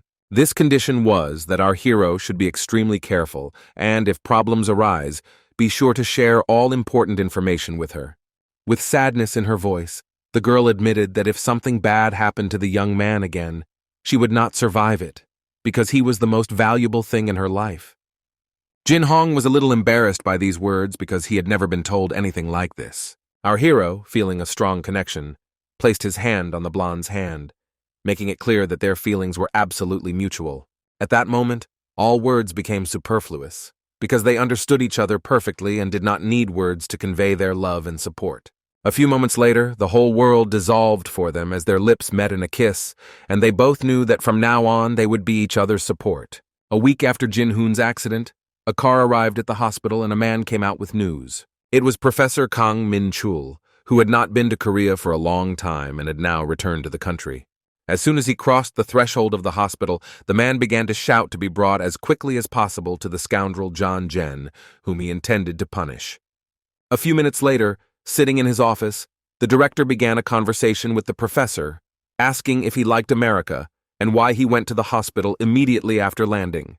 With hatred in his voice, the interlocutor explained that he was fine in the States, since he was unaware of the chairman's crimes, which he now learned about. And the next moment, the professor noted that John Jen was trying to promote his son to a leadership position in the hospital. But everything had its limits. The man slammed his fist on the table and continued shouting that Jin Hong's situation was understandable, but his behavior almost cost the child his life, and that was unacceptable. Kang Min-chul stated that the chairman was neither a director nor a doctor, but was in fact a murderer, and this was something that everyone needed to understand. And adding menacingly, he said that if even once Mr. Lee or his son did something against Jin Hong, he would not stand aside and would take action. As he was about to leave, he repeated once again everything he had said a minute ago. Still sitting motionless and without saying a word, the director looked after his former friend. The man slammed his fist on the table and shouted that the professor had arrived at the wrong time. While walking down the hallway, the young man and Hei-mi met Kang Min-chul and greeted him happily, saying that he looked rested. The interlocutor was very pleased with this, and he greeted the guys with the same warmth. However, the very next moment he began to ask Jin Hong for forgiveness for everything he had done. The man noted that even in his worst nightmare, he could not imagine what was happening in the clinic. Suddenly, the professor grabbed the young man by the shoulders and told him not to worry under any circumstances. Firstly, from that day on he would protect him, and secondly, the experienced surgeon was going to make our hero his own successor. Indeed, after Kang Min-chul's return, Jin Hoon's life became much easier. Moreover, thanks to his merits, he was written about in an article in JAMA magazine. All his colleagues envied the young man, realizing that as soon as he completed his residency, he would immediately be made a professor. While some were actively envious, others were hunting for the young man and still hoped to take him into their department, although he was no longer happy there. One day, the chief professor of the surgery department at Korea University Hospital invited Jin Hoon to join them as a professor when his residency contract in DL ended. However, any attempts by competitors were immediately stopped by Professor Kang Min-chul, explaining that the young man would not go anywhere. Be that as it may, our hero was flattered by all this, because in his past life he could not even dream of such an attitude. The young man was often offered work, but he was concerned with completely different problems. The main one was San-min, who continued to work at the hospital. Despite all of Kang Min-chul's efforts, the blonde's guilt in the accident could not be proven. However, the guy still continued to follow his enemy. Although the ill-wisher made no further attempts to harm since then, it seemed that he had simply become exhausted. Standing over Sang-min's bed, some people told him that everything happened because of him. The young girl, with drops of blood visible on her face, was crying but remained silent. Another woman asked the boy's name, and then stated the fact that he looked like some girl. Despite this, he was a young man with dirty blood. Covering her face with her hands, the young stranger, not noticing the little boy around the corner, began to blame someone for what happened. Hearing the woman swear, the boy walked up to the table and picked up a small knife lying on it. The next moment, the two strangers screamed, and Jin Hong, who was standing between them, simply watched everything that was happening. Suddenly, the young man opened his eyes, full of horror and fear. Sitting in his own bed, he realized it was just a bad dream. The guy said out loud that it was all funny, but to himself, he thought that he had started having such dreams about a year ago, after the accident. While sitting at the bar, the blonde heard an employee addressing him, saying that he had not been seen for a long time, and asking what he would like for a drink. While serving the guest a glass of alcoholic drink, the bartender noted to himself that the young man looked bad, and most likely, something had happened to him. And he said out loud that those who seek consolation often come to them. He then asked Sang-min if he knew the girl sitting on the other side of the counter. After talking to her, the employee learned that the beauty worked at Deal Hospital. The next moment, the nurse recognized her colleague and greeted him. The blonde man, coming closer to the girl, greeted her. The beauty said that she couldn't sleep, and so she decided to come to get a little distraction. A minute later, the nurse continued to explain that she couldn't forget one guy, even though more than a year had passed since their last meeting. Without waiting for her interlocutor's answer, she offered him a little drink, noting that it was too sad to do it alone. Studying the nurse carefully, San-min replied that he didn't mind at all. After some time, the blonde man was already standing in his father's reception room, and the secretary said that he wanted to see him. The young man stood in front of the door for a few more seconds and then decided to enter. However, right from the doorway, the disgruntled director began asking where the guy was hanging out, noting that if he had so much free time, it could be spent usefully. The young man didn't want to argue, so he decided to get straight to the point and ask the man why he had called him. John Jen began to tell that the young man was in bad standing with the hospital, and that they decided to give the place to Jin Hong after all, especially since no one was against it. He explained that if the guy was elected, then San-min could pack his things, because once his residency term ended, no one would hold him back. The director thought to himself that his son was pathetic. But out loud he said that this year the Deal Research Center would be presenting awards, and he would make sure that the boy was included in the list of candidates. But it seemed that the interlocutor didn't care much about this. He understood that if someone mentioned him, first place would still go to his competitor. At the same time, Hae-mi suggested that her boyfriend write a dissertation, pointing out that Professor Kang Min-chul would definitely help him. However, the guy said that firstly, he doesn't have any outstanding research results, and secondly, he's too busy because of operations. The very next moment, our hero changed the subject and began asking what the blonde was doing this coming weekend. Suddenly, the hospital administrator DL received a call from a stranger who asked if Dr. Kim Jin-hoon worked there. The employee did not understand English well, but was able to understand that the callers were asking for permission to publish the young man's research in collaboration with the Haynes Company. The young man did not understand how this was possible, so he decided to ask again who had submitted the dissertation to their journal. Within a few days, everyone knew that a resident from DL Hospital had published a scientific dissertation in the famous journal Najem. This created a real sensation, and the medical community resembled a disturbed beehive. A young doctor was publishing a full-fledged scientific material. The clinic's renowned professors could not understand how a young man could do such a huge amount of work and send it to the most popular medical journal. For colleagues, this was a real shock. They knew that our hero worked around the clock, and it remained a mystery when he managed to write an article. Jin Hong didn't believe it was possible. He knew that E&I was going to publish somewhere, but he didn't think it would be Najem. Most of all, the young man wanted to know to what other publications his other works had been sent. He recalled a conversation a year ago when they not only signed contracts, but the deputy prime minister also stated that all these projects would be published. Most shocked by this news was the hospital director. He thought that no matter how many professors supported Sang-min, it would never compare to being published in a scientific journal. A whole year of research by the surgical department of the Deal Hospital could not compare with the article in Najem. If, upon completion of residency, one manages to get into a study with a citation index of 2 points, the doctor will be considered a genius.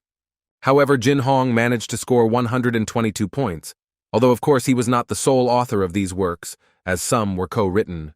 But this was of no importance, since it was already an unimaginable achievement, and nothing could compare to it, not even a research award.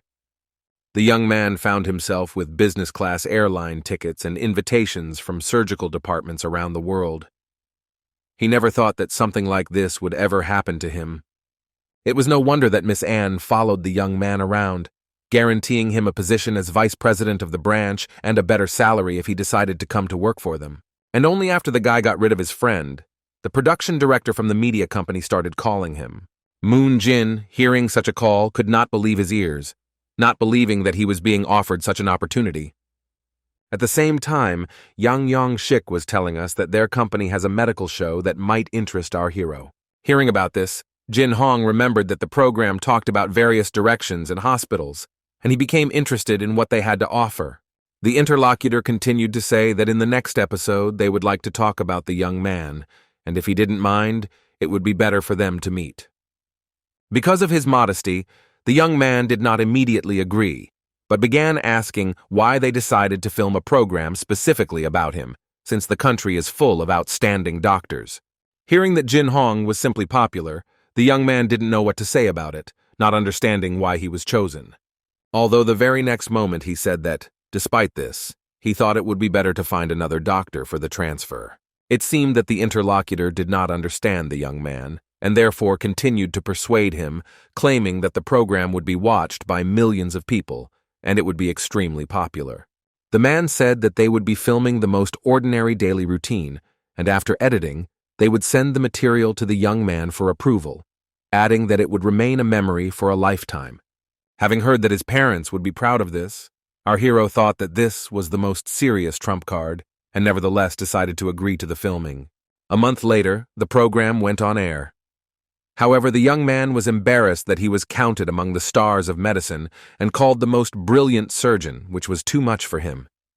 The boy's parents, however, not only did not feel embarrassed, but on the contrary, rejoiced at his successes and achievements. As always, the woman turned to her husband, saying that their son took after her not only in beauty, but also in intelligence and determination, and this made her especially happy. And the very next minute, the guy's mother switched to the fact that their neighbor wanted to get an appointment with Jin Hoon. However, realizing that their son was too busy, they decided to tell their neighbor to look for another doctor, because their son was now a real star, and he didn't have enough time for appointments. San Min-si noted that if the guy had a little more time, he would definitely look at the man, but for now, it was better not to disturb him, because he was really busy. After this, there were even more people wanting to see our hero. We even had to set aside a separate registration desk to avoid crowding. At medical seminars, they actively analyzed the records of Jin Hong's operations, although at the same time, professors from the therapeutic department were unhappy that our hero was transferred to surgery. The young man knew that everything was going as planned and that his work would be appreciated, but he still felt that something was wrong, and it bothered him. The young man always remained wary because he had a strange premonition that something might not go according to plan. As he walked down the hospital corridor, the boy called Hae-mi, reported that he had finished work, and suggested meeting, hoping to distract himself from his worries. At the moment when the guys were discussing the place, some stranger pulled the guy by the sleeve. The elderly man began to ask our hero where the storage room was. The young man told the blonde that he would call back, listening to the other man's story about how he got lost and fell behind the group. Jin Hong looked at the VIP elevator next to the warehouse area and thought that there was probably a relative of that man working there. He noted again to himself that he had never seen this elevator for special persons working. Suddenly emerging from his thoughts, the young man told the stranger that he would take him to his destination. As he moved forward, the boy texted Hae-mi on the go, asking her to come to the warehouse. While the gray-haired man was telling something, the guy again plunged into his thoughts, thinking that the stranger's face seemed familiar to him. There was nothing strange about this after all. How many people in the world know famous people, but Jin Hong does not recognize them? While the young man was explaining to his interlocutor how to get to the warehouse, the man said that he would go on by himself. Turning around, the elderly man boldly walked towards the VIP elevator. The young man realized that there had been a mistake and began to shout to the stranger that he had gone the wrong way. But just at that moment, the blonde called out to him. Hearing a familiar voice, the old man addressed the girl by name. The next minute, there was an awkward silence in the corridor, and the next moment, Hae-mi screamed, turning to her grandfather. The guy looked at this scene carefully and could not believe his eyes. It was his girlfriend's grandfather.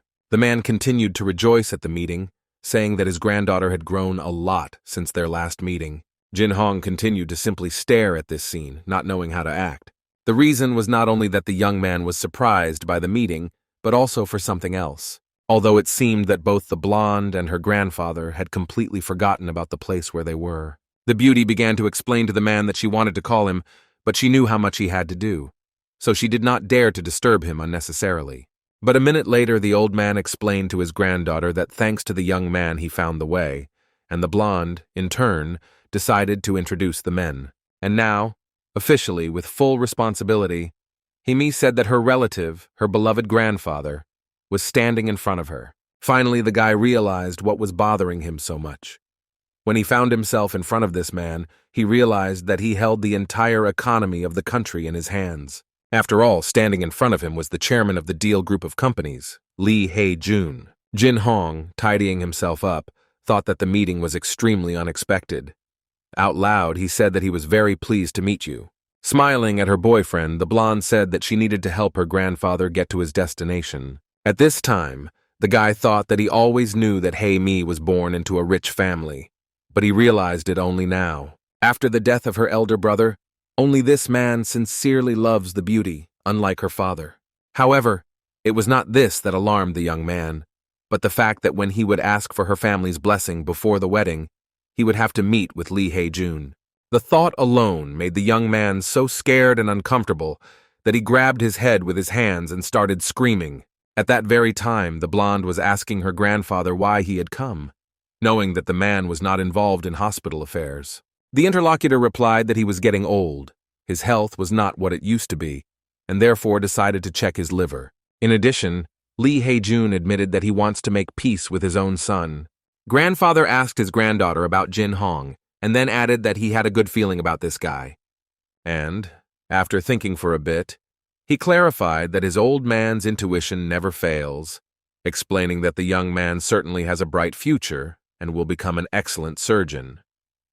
Himi did not go into details and say that she was dating this young man, although from the way the grandfather spoke about our hero, one could understand that he himself understood everything perfectly well. At this time, one of the hospital's directors was nervous about what lay ahead. In the evening, when she went to the restaurant, Yeon-hee asked Sang-min how long he had to wait for her. The young man, noting that he had arrived recently, offered to order something, adding that he had been hungry almost all day.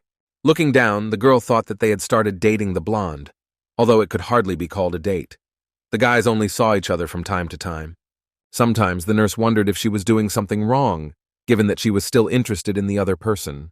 However, the next minute Yeon-hee returned to reality, noting to herself that her interlocutor looked much better than before. Looking out the window, the young man noticed that this was probably because he had just met a girl. But she objected that these things were hardly connected, and explained that she saw how he was losing weight before her eyes and was suffering from nightmares. Suddenly, with a thoughtful tone in his voice, Sang-min admitted that these were not nightmares at all. However, the nurse continued to compliment him, noting that his upcoming plans would most likely come true. The young man said that he is currently making maximum efforts and thinks that everything will finally go well, without specifying what exactly he is working on.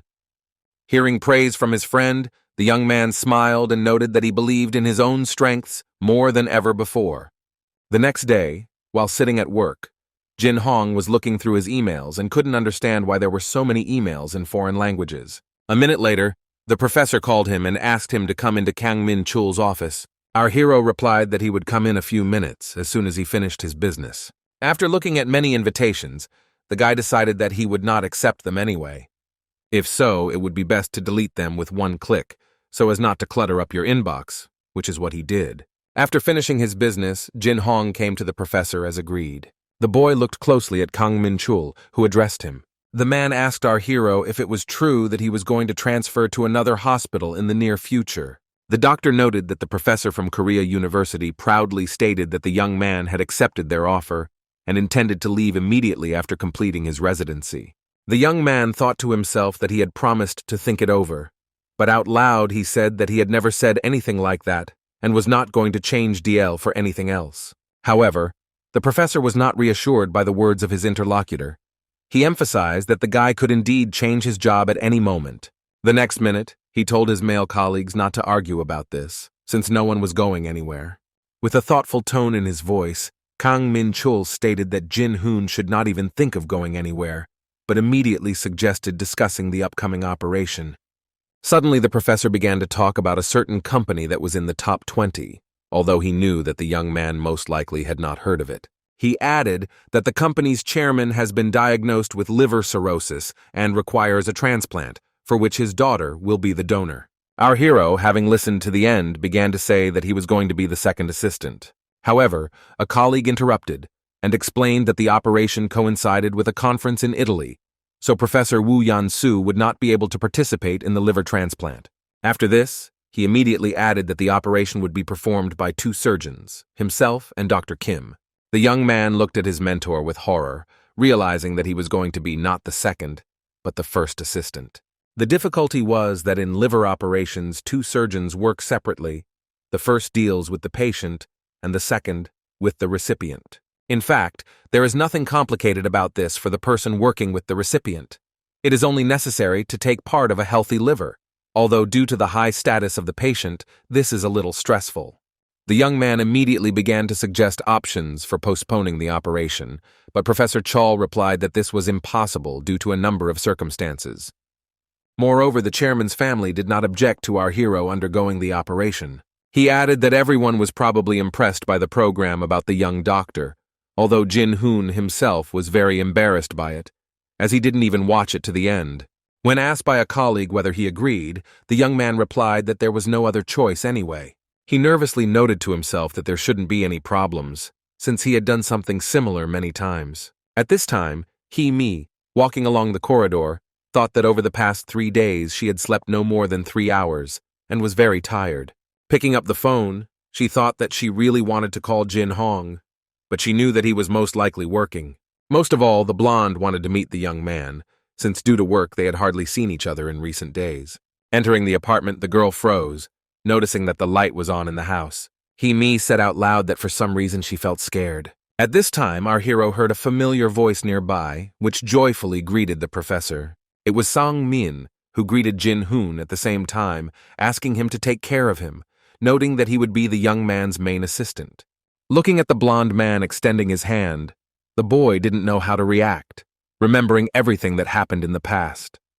On the other hand, the young man did not want a repetition of what had already happened, hoping that no problems would arise in the future. So after a few seconds, the young people, like old friends, shook hands. Our hero said that he hoped for a successful operation and that everyone would be happy. At the same time, Jin Hong still couldn't relax, wondering if his competitor was planning something bad.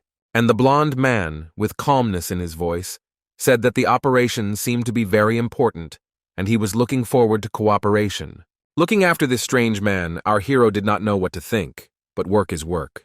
The young man thought again that this guy was unlikely to do anything wrong during an operation on a VIP patient, but he still decided to remain vigilant. A few days later, Kim So-yeon came to Professor Chul's office and honestly admitted that she was a little worried about the upcoming surgery. The young man heard himself being praised and told out loud that everything would go well, although at that moment there was real chaos in his head, as he was very nervous. Kim Jong-guk honestly admitted that he is very worried about his daughter and hopes that nothing terrible will happen to her. The man tried to dissuade his daughter, but she insisted on becoming a donor, explaining that there was nothing complicated about it. The girl noted that she had read a lot about the procedure for removing a donor organ and knew that it always happens quickly and without complications. Intervening in the conversation, Professor Kang Min-chul remarked that Jin-hoon's skills were simply amazing, so the man had nothing to worry about. The businessman seemed to relax a little and tune in to a positive note. That evening, while sitting in a restaurant, Jin Hong told Hae-mi that they had been eating pork too often lately, so he decided to spice things up a bit. The beauty was a little worried that they had come to an expensive restaurant, but the young man assured her that he had money and could pay.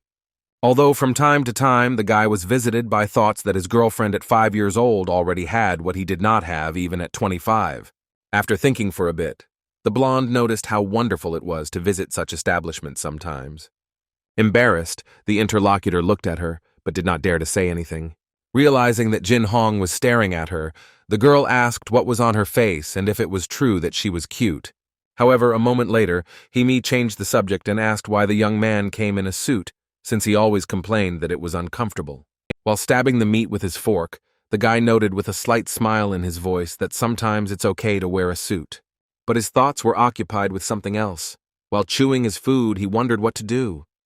Jin Hong had already bought an engagement ring and knew what he had decided, but he still wondered if it was too early to propose. The blonde, noticing how thoughtful the young man was, noted that he was worried about something and asked if he wanted to say something. The girl thought to herself that when the guy invited her to this restaurant, she immediately understood everything. Besides, Jin Hong had never been as confused and serious as he was this evening. They spent the rest of the dinner in almost complete silence, and soon found themselves standing outside. Hee-mi understood that her companion was shy, but she herself did not know how to directly ask about his intentions. At the same time, the young man, on the one hand, scolded himself for his indecision, and on the other hand, thought that perhaps now was the time to say what he had planned. Realizing that the silence had dragged on, the beauty said that everything was fine and asked if it was true that the guy was going to return to work. Having received an affirmative answer, the blonde said that she would walk home because she lived very close. Jin Hong watched her go, scolding himself for his indecision. Suddenly, Hee-mi called out to the young man, who no longer expected anything. She said she knew something was bothering him, but he shouldn't worry about it. For some reason, the young man thought that she was looking at her work schedule, while the blonde was irritatedly thinking about the fact that she had gotten a slow-witted guy. However, the next moment, Jin Hong grabbed his lover's hand and told her not to rush to leave. Looking attentively at his interlocutor, the young man was about to tell her something important. But it turned out that Hee-mi was not at all happy with this. She did not want the young man to propose to her in the middle of the street. Discouraged by her behavior, he simply looked at her without taking his eyes off her. The beauty did the same, looking attentively at the guy. Suddenly, the long pause was interrupted by Jin Hong, who suggested that the girl go and eat. The young man raised his hand and pointed to the building they had left a few minutes ago. A little embarrassed, Jin Hong said that they should go back there again to have dinner. Smiling, the blonde thought that she was dating a man who didn't understand anything about romance. However, she said out loud that the restaurant was too expensive. Then the beauty hugged her beloved and kissed him tenderly. Hearing the guy trying to say something, the girl noted that she had to go and added that he didn't have to propose to her at that particular place. As she walked away, she happily added that the most important thing was that it wasn't a barbecue. Jin Hong noted out loud that he understood everything and thought to himself that the beauty realized everything. For the young man, the most important thing was that the blonde looked happy, which meant, in principle, she didn't mind. It was then that everything our hero had been thinking about became reality for him. However, the next second he pulled himself together. Catching a taxi, the guy decided that he would think about it later, but now he needed to go to the hospital.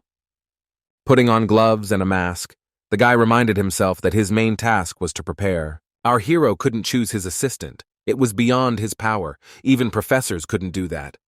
But since everything coincided like that, Jin Hong promised himself to be as attentive as possible. He decided that he had to check all the equipment and medicines.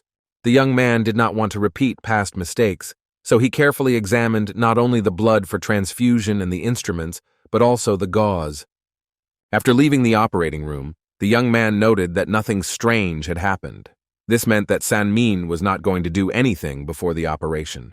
This made the task a little more difficult, since special care was required in the operating room. The next morning, at the appointed time, the donor asked our hero to take care of her. The young man squeezed his patient's hand, showing that he would do everything possible. Then he told the girl not to worry, as this was a standard procedure, which, if not safe, was not difficult. While Kim So-yeon was saying something, it seemed like something was bothering her a lot. The man apologized for his persistence, and turning to the hero, asked him to take care of his daughter once again, saying that if something happened to her, he would not survive it. Hearing her father's concerns, the girl tried to cheer him up, saying that they would meet very soon after the operation. Suddenly, the businessman, turning to So-yeon, admitted that he was uneasy and suggested postponing the operation to another day. She didn't answer, but thought that her father should worry about himself, since the donor was not in any danger. However, the girl began to encourage the man, explaining that the clinic had a tight schedule, and in that case they would not be able to get the operation for several more months. Kang Min-chul, who also witnessed the conversation, assured everyone that there was nothing to worry about. This is a standard operation and will be handled by professionals with many years of experience. With a heavy sigh, the company chairman quietly added that he was probably just getting old and becoming overly sentimental. A little time passed, and the man and his daughter were already in the operating room where a team of doctors were waiting for them. Jin Hong, clutching the scalpel in his hands, thought about something personal for a moment but quickly returned to reality. At that moment, he turned to Sang Min and asked him to be especially attentive. Hearing in response a confident remark that there was no need to worry, everything would be as it should. However, the blonde suddenly asked a strange question, asking if Jin Hong felt like the air in the room was somehow heavy. The young doctor did not immediately understand what his colleague meant, but he internally agreed that there was indeed tension in the operating room. The guy was puzzled by what had come over Sang Min and why he was asking about such trivial things at such a crucial moment. It was a little annoying, but Jin Hong tried to focus on the task at hand. To redirect his attention, the young man asked the anesthesiologist whether it was time to begin the procedure. Less than a minute later, the doctor confirmed that everything was ready and the first incision could be made. Our hero was a true professional who not only did his job, but did it with the utmost precision and attention to detail. At the same time, he understood that he needed to not only concentrate on the table, but also keep an eye on his assistant, who could not always be trusted 100%. This created additional stress, but he reminded himself that the main thing was to do his job well. From time to time, he would steal glances at Sang Min and wonder what he might be hiding or planning. However, quickly realizing that he was being distracted by unnecessary thoughts, Jin Hong pulled himself back every time so as not to lose concentration. Once the incision was complete, the boy breathed a sigh of relief, knowing that he could now focus on working with the organ for transplant. Suddenly, a frightened nurse burst into the room. Gasping for breath, she began asking what stage the operation was at. Upon hearing that stage, one of the treatments was completed, the woman asked Jin Hoon to go to the adjacent operating room as quickly as possible to see his colleague Kang Min Chul. The employee explained that the patient's vital signs were in critical condition and his heart had almost stopped. It was only by a miracle that the worst was avoided, but the professor urgently needed an assistant. Our hero, trying to keep his voice calm, said that he would come as soon as he finished working with the current patient, trying not to make a single mistake. Our hero, looking at the instruments, realized that the girl's blood pressure and pulse were normal. There were no visible problems, which meant that she needed to be taken to intensive care as quickly as possible. Suddenly, San Min spoke up, suggesting that the guy go to his colleagues for surgery while he took the patient to the ward. And a minute later, he added that good surgeons are needed in operating rooms to save lives, and not in recovery rooms. Jin Hong himself knew that transportation was the intern's responsibility, because there was nothing complicated about it. But he said out loud that he would personally watch So Yeon until resuscitation, especially since everything was almost finished. However, the blonde did not stop mocking our hero about the fact that the leading surgeon, instead of helping the patient, was transporting the sick on a gurney. The next second, the nurse ran into the room again. Turning to Jin Hoon, she asked when he would join Professor Chul, adding that the patient was in critical condition. The young man understood that he had to hurry, otherwise they could lose the man. The anesthesiologist also noted that the patient was doing well, but it was still too early to transport her. The young man wanted to stay with his donor, but he knew that the professor would not forgive him if the boy delayed even for 1 minute, because it could cost the patient his life. If it weren't for Sang Min, the guy would have left long ago, although on the other hand, the guy won't be the only one who delivers the girl to the ward. There is also an anesthesiologist, a second assistant, and a nurse. In the presence of so many people, the blonde won't be able to do anything bad, and the next second, our hero asked everyone gathered to make sure that there would be no problems with the transportation, hinting that this was not an ordinary patient. And, as he left, he added once again that So Yeon should be transported very carefully. A few seconds later, the young man was already standing in the operating room, where work was in full swing. As usual, Professor Kang Min-chul yelled at everyone gathered for doing things wrong. Taking a break from the operation, the surgeon asked Jin Hong why he was so late. While getting dressed, the young man shouted that he would come and help. Only a few minutes had passed, and our hero had already actively joined the operation and was quickly doing everything he was told to do. The situation was difficult, and therefore it was necessary to act in a coordinated and quick manner. Although the professor praised his assistant, noting that as soon as he arrived, not only did it become easier to work, but excellent dynamics also emerged. And he said out loud that things were bad with cirrhosis and weren't getting any better, and therefore it was necessary to continue the operation. And, after a pause, he added that our hero should not forget about the nearest vein. Suddenly, an alarm went off in the operating room and a voice from the speaker announced a code blue, indicating that something had happened in the intensive care unit. Kang Min-chul asked with anger in his voice why someone in the intensive care unit had cardiac arrest right after the operation and who performed the intervention. Our hero didn't answer, but immediately tensed up. He had a very unpleasant premonition. The young man did not believe that anything bad could happen to his patient. During the operation, everything was fine, except for this, the intervention was not serious, since the girl was only a donor. Considering that Sang-min wasn't transporting So-yeon alone, he couldn't have done anything bad. Suddenly, a nurse ran into the operating room and started asking where Jin-hong was. The professor, looking at his colleague, could not understand what she wanted from his assistant. And then the nurse shouted loudly that VIP patient So-yeon had inexplicably stopped having a heart attack. She added that the young man urgently needed to go to intensive care. The guy's hands dropped after hearing this. He didn't even remember how he dropped all his tools and ran. Running down the corridor, our hero tried to understand what had happened, but his thoughts were confused. Upon entering the room, the surgeon immediately began asking how his patient was feeling and why she had suddenly become ill. In the first seconds, no one answered the guy because everyone was busy massaging the heart. The women bustling around the patient shouted for the nurses to bring more aspirin. So Yeon was unconscious, while the doctors, cursing, tried to bring the young lady back to life. Jin-hong felt like he was in some kind of terrible dream. The guy looked at the girl and thought about how she was smiling just this morning.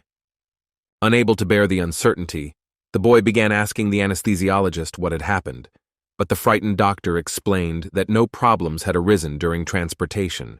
And a minute later she added that there was nothing unusual when the girl was brought to the ward, the oxygen level dropped sharply, and heart problems began.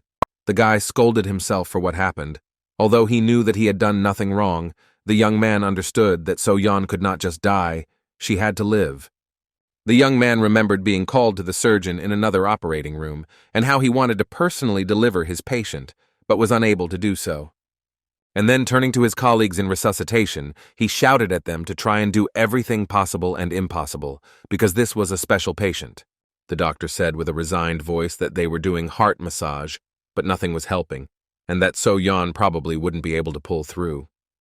Our hero thought with horror that the team was doing everything they could for 10 minutes, which was a long time. Even if the heart starts, the brain has not received oxygen for 10 minutes, which means that due to severe damage to the brain, the person will remain a vegetable. And while the young man was silently asking for help, the resuscitation specialist approached him and honestly told him that they could not do anything more. Jin-hong didn't want to accept this fact. As a doctor, he understood everything. But as an ordinary person, he wanted to believe in some incredible miracle, in the miracle that helped him reincarnate. This did not happen to So-yeon, and the next moment, the resuscitation team declared her dead, although they still tried to bring the girl back to life for another 10 minutes, but only broke her ribs. The beautiful daughter who gave part of her father's liver to save him did not survive the operation. This event became a real tragedy for the man, who screamed throughout the ward so loudly that he could be heard even on the neighboring floors. Roaring like a wounded animal, Kim Jong-guk accused the doctors of making a mistake during the operation. Our hero was no less upset than So-yeon's father, because he felt like he was to blame for what happened, even though he had done nothing wrong. At this time, Mr. Lee was wondering whether our hero would be accused of murder, realizing that, judging by the records, he did everything right. But would the grief-stricken father believe it? The man didn't care about the patient. He was glad that the young doctor had finally gotten into a situation from which he could no longer get out, given the status of his family. Hee-mi stood outside with tears in her eyes, waiting for her beloved man and not believing what the whole hospital already knew. The young man stood and smiled slightly, not understanding how he should behave in such a situation. Suddenly, the beauty ran up to the guy, hugged him, and started asking what they should do now, how to solve the problem that had arisen. Hugging the girl, the guy thought about how just a couple of days ago he wanted to propose to Hee-mi, and was glad that he didn't have time, because he could be condemned. Crying, The blonde said that this was probably her brother's doing, because he had already wanted to harm her in the past, but only found the opportunity now.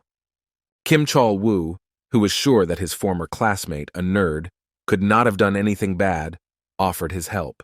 The police officer did his best. He questioned everyone, including the employees who were involved in transporting So Yeon, and if there was anything suspicious, he would investigate further.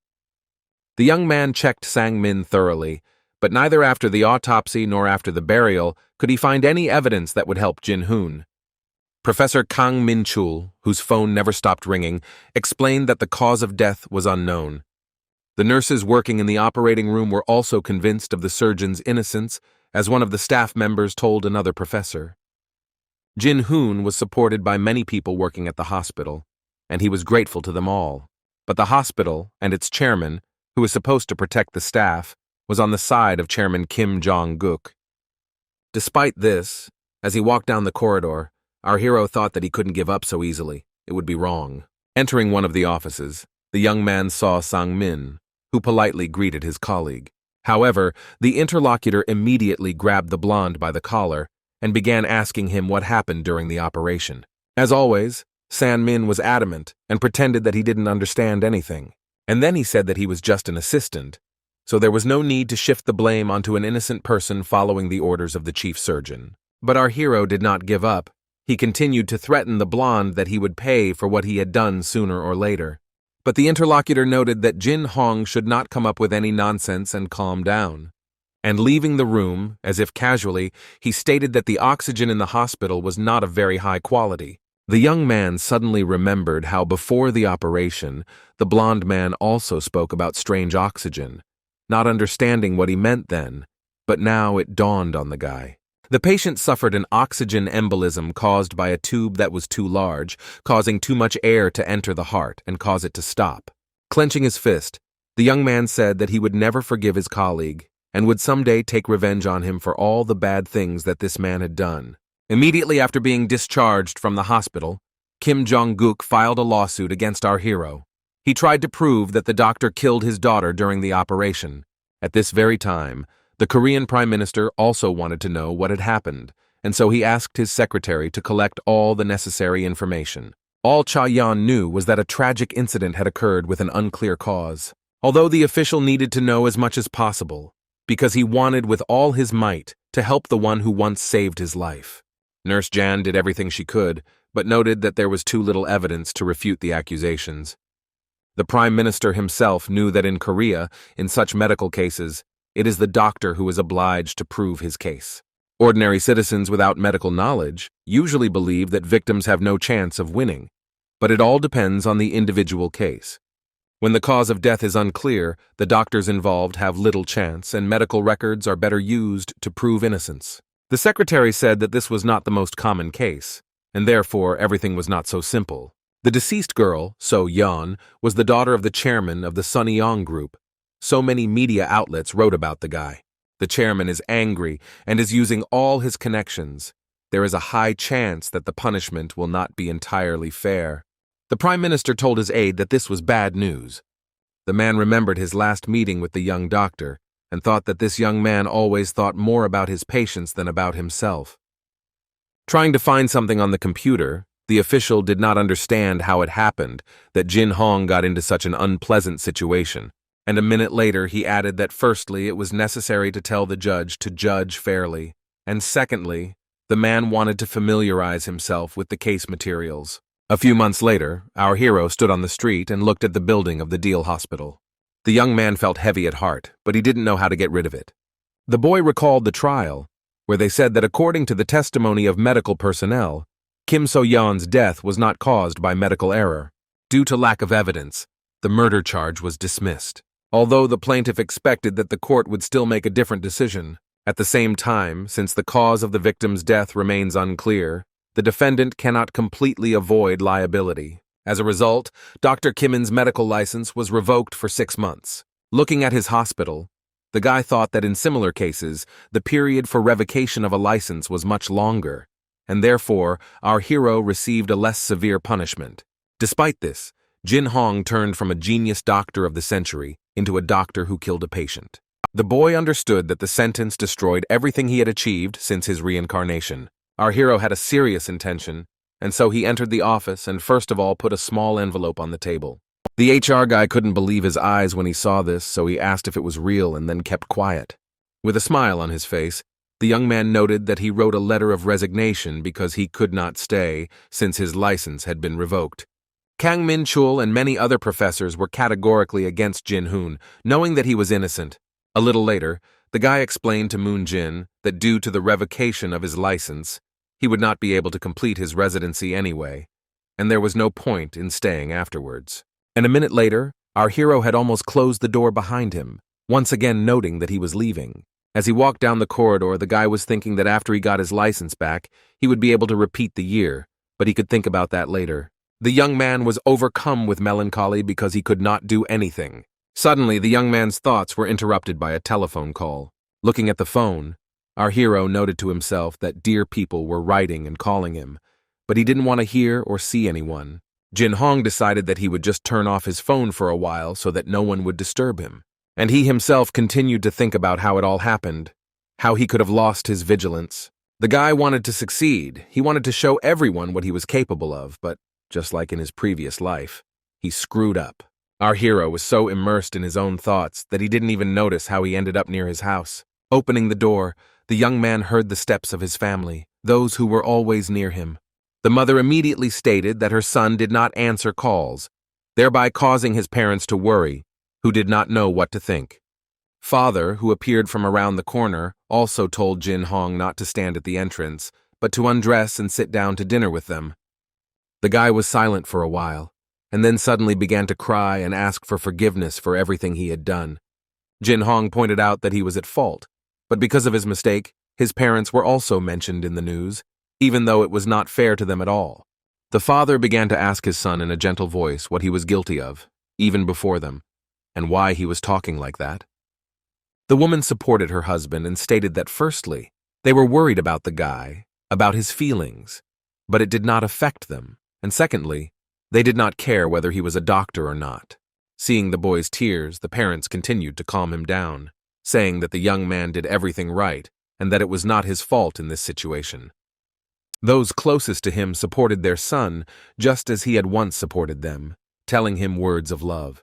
Our hero himself understood that this was not a final failure. He simply became a victim in a malicious way. Jin-hoon no longer needs to worry about his own reputation, but there is something he cannot forget.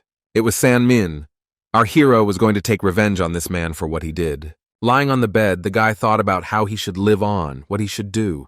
The young man understood that he had enough savings to not worry about money, but he couldn't be lazy for 6 months. For a moment, the young man thought that he could take up tutoring, but immediately thought that it would be a disgrace for him, and therefore it would be better to abandon the idea. Suddenly, Jin Hong's thoughts were interrupted by a phone call from Miss Ani. Although the young man did not understand why she decided to contact him, believing that the girl did not know anything about what happened. The very next minute, the girl was talking about how she had a proposal for the young man that would allow the guy to earn $400,000 a year. To discuss all the details, the deputy prime minister suggested that the guy meet in an hour at a restaurant. The interlocutor began the conversation with banal questions about how our hero was doing, considering that they had not seen each other or communicated for a very long time. The guy didn't want any preamble, so he got straight to the point and asked why he was being offered such a high salary, considering that his license had been revoked. The girl explained that she would like the young man to work for them at Haynes, but unfortunately the offer did not come from them. The beauty looked attentively into the eyes of her interlocutor, who could not understand what was going on and what kind of work he was being offered. And then she added that this was an offer from one of her friends. He sent the offer to the young man by email, but to be on the safe side, he asked to meet in person to discuss all the details. Raising her glass, Miss Annie announced that the location was New York, St. Joseph's Hospital. While the girl was asking Jin Hong if he had heard of such a thing, the guy's eyes widened in surprise with each passing minute. It was the best hospital in New York, a clinic that was located in the Manhattan area. It was an amazing place that many people dream of. Our hero didn't understand what he had to do with all this. The young man knew very well that Deal Hospital was considered the best in Korea, but it will never compare to St. Joseph's Hospital, which is known throughout the world. However, the young man could not understand why such a medical institution was inviting him, what the guy had done to deserve this. A moment later, Jin Hong began to ask his interlocutor if she had mixed anything up. Smiling, the beauty said that there was nothing strange or unusual about this. The salary could be higher if the guy tried and showed himself. Hearing that our hero's license had been revoked, the girl said that it was not a problem because she could get another one in the US. And a minute later, she added that she asked her uncle, who said that it was just a formality and besides, the hospital doesn't pay attention to such trifles. After a short pause, Miss Annie continued to explain that her uncle was merely the mayor of New York, causing surprise to appear in the young man's eyes. The guy folded his arms and thought about something. It seemed like he didn't believe that such a thing was even possible. Jin Hong wanted to know who the acquaintance was who asked him to come to the States, hearing that he was the president of St. Joseph's Hospital. And then the girl explained that she could call this man Uncle. Looking at his interlocutor, our hero noted to himself that this beauty was even richer and more influential than me. The young man watched Miss Annie eat and did not want to disturb her, but his curiosity was much stronger. And so the guy asked if it was true that the Deputy Prime Minister herself had recommended him for the position at this hospital. Slowing down a bit, the girl noted that everything was not like that at all. The main reason was that Mr. Kim for some reason completely underestimated himself and did not understand what an amazing person he was. The interviewee said that the research that the young man conducted together with their company is not an ordinary project that anyone can repeat. Not all professors could do this, and realizing that long explanations were unnecessary, she simply said that the young man was doing incredible things. Everything the girl said was true, because thanks to articles in scientific journals, the value of Haynes increased several times, and people started talking about the company a lot. And looking at the smiling guy who had finally started eating, she added that the research had caused a furor in academic circles. The next minute, Miss Annie said that representatives from St. Joseph's Hospital had sent the boy an offer by email, which he had not seen because he had deleted everything immediately. The conversation about Jin Hong came up at one of the family dinners, and the first to talk about the young man were influential people who wanted to meet the talented doctor. The only thing the Deputy Prime Minister did not admit was that the men asked their relative to do everything to ensure that the guy accepted their proposal. Once again immersed in his own thoughts, our hero decided that this was an amazing proposal. But he again flew away in his memories to the day when his patient died, a person who died out of stupidity. The guy was a little tense. He was worried whether everything would be okay when he decided to go to the USA. Jin Hong didn't know if he could accept such a wonderful offer after everything that had happened to him, if he was worthy of it. Miss Annie looked at the boy, but did not dare to say anything. Although a minute later the girl decided to invite her companion to get some fresh air, saying that the weather was wonderful outside. Pointing to the mountains, the beauty noted that there was a wonderful view from there, and then she went on to say that it wasn't that far, but lately she liked to walk there. The young man did not understand why he should go to the mountains at such a late hour, but it was awkward to refuse, considering how this girl helped him. Not much time passed, and the guys were already approaching the Dobong Mountains. The guy noted that the last time he was in these places was a long time ago when Mi invited him for a walk, and since then everything has changed a lot. The young man's physical fitness also changed. If before he could easily climb the stairs, now he could barely walk up them. Miss Annie, looking down at our hero, asked him if he was tired, realizing that the climb was very difficult for the guy. Trying to catch his breath, the young man replied that he was fine, but to himself he thought that he had only done kickboxing in high school, and then abandoned the sport because the doctors had no time for anything. The gambling girl smiled, and said that since that was the case, she suggested picking up the pace to get to the top faster. The young man was not pleased with this idea. Moreover, he did not understand why his companion had chosen this particular place, but he knew that it was too late to refuse, and therefore he should pull himself together and go. As Jin Hong stood up, he saw a girl sitting on a rock enjoying the beautiful view. Barely standing on his feet, our hero heard Miss Annie offering him some soji, but he knew he just wanted to sit down and rest. And the beauty continued to tell that tourists have a tradition of drinking this alcoholic beverage when they go up to the top. But suddenly the interlocutor changed the subject of the conversation, noting that this place offered a stunningly beautiful view of the city. And after a pause, she told me that when things are bad in her life, she comes here, although she still goes to clubs more often. Suddenly, turning to our hero, the girl declared that the young man should let go of everything. The guy didn't understand how this was possible, because he became a victim in a criminal scheme. As a result, an innocent person died, the young man did everything, but it all fell apart in an instant. Miss Eni asked if Jin Hong thought that from this place everything looked so small and insignificant. Some giant companies shout that they are the best in the country, but from here you can't tell who is where. From this place you can't see any hotels, office buildings, or hospitals. Our hero listened to his interlocutor, looked around, and felt how he was getting better. He realized that among a million lights he could not tell which hospital deal belonged to and where it was located. And the beauty spoke again, saying that the young doctor should not give up, because many believe in him. Jin Hong smiled, and it was sincere. And then he thanked the vice prime minister from the bottom of his heart for everything she did for him. Although the very next second, the young man encountered everything that the girl had told him a couple of hours ago. The guy understood that his friend had done everything to help him, and he asked the girl out loud to tell him more about the proposal. The beauty noted that first there will be a residency. It will last a year. Then with the guy, if he proves himself well, they will sign a contract, and he will become a professor. Sometimes it takes up to 5 years, but sometimes less. Jin Hong knew that the status of a professor at DL Hospital would never compare to that of a professor at St. Joseph's Hospital. And if so, then there is no doubt.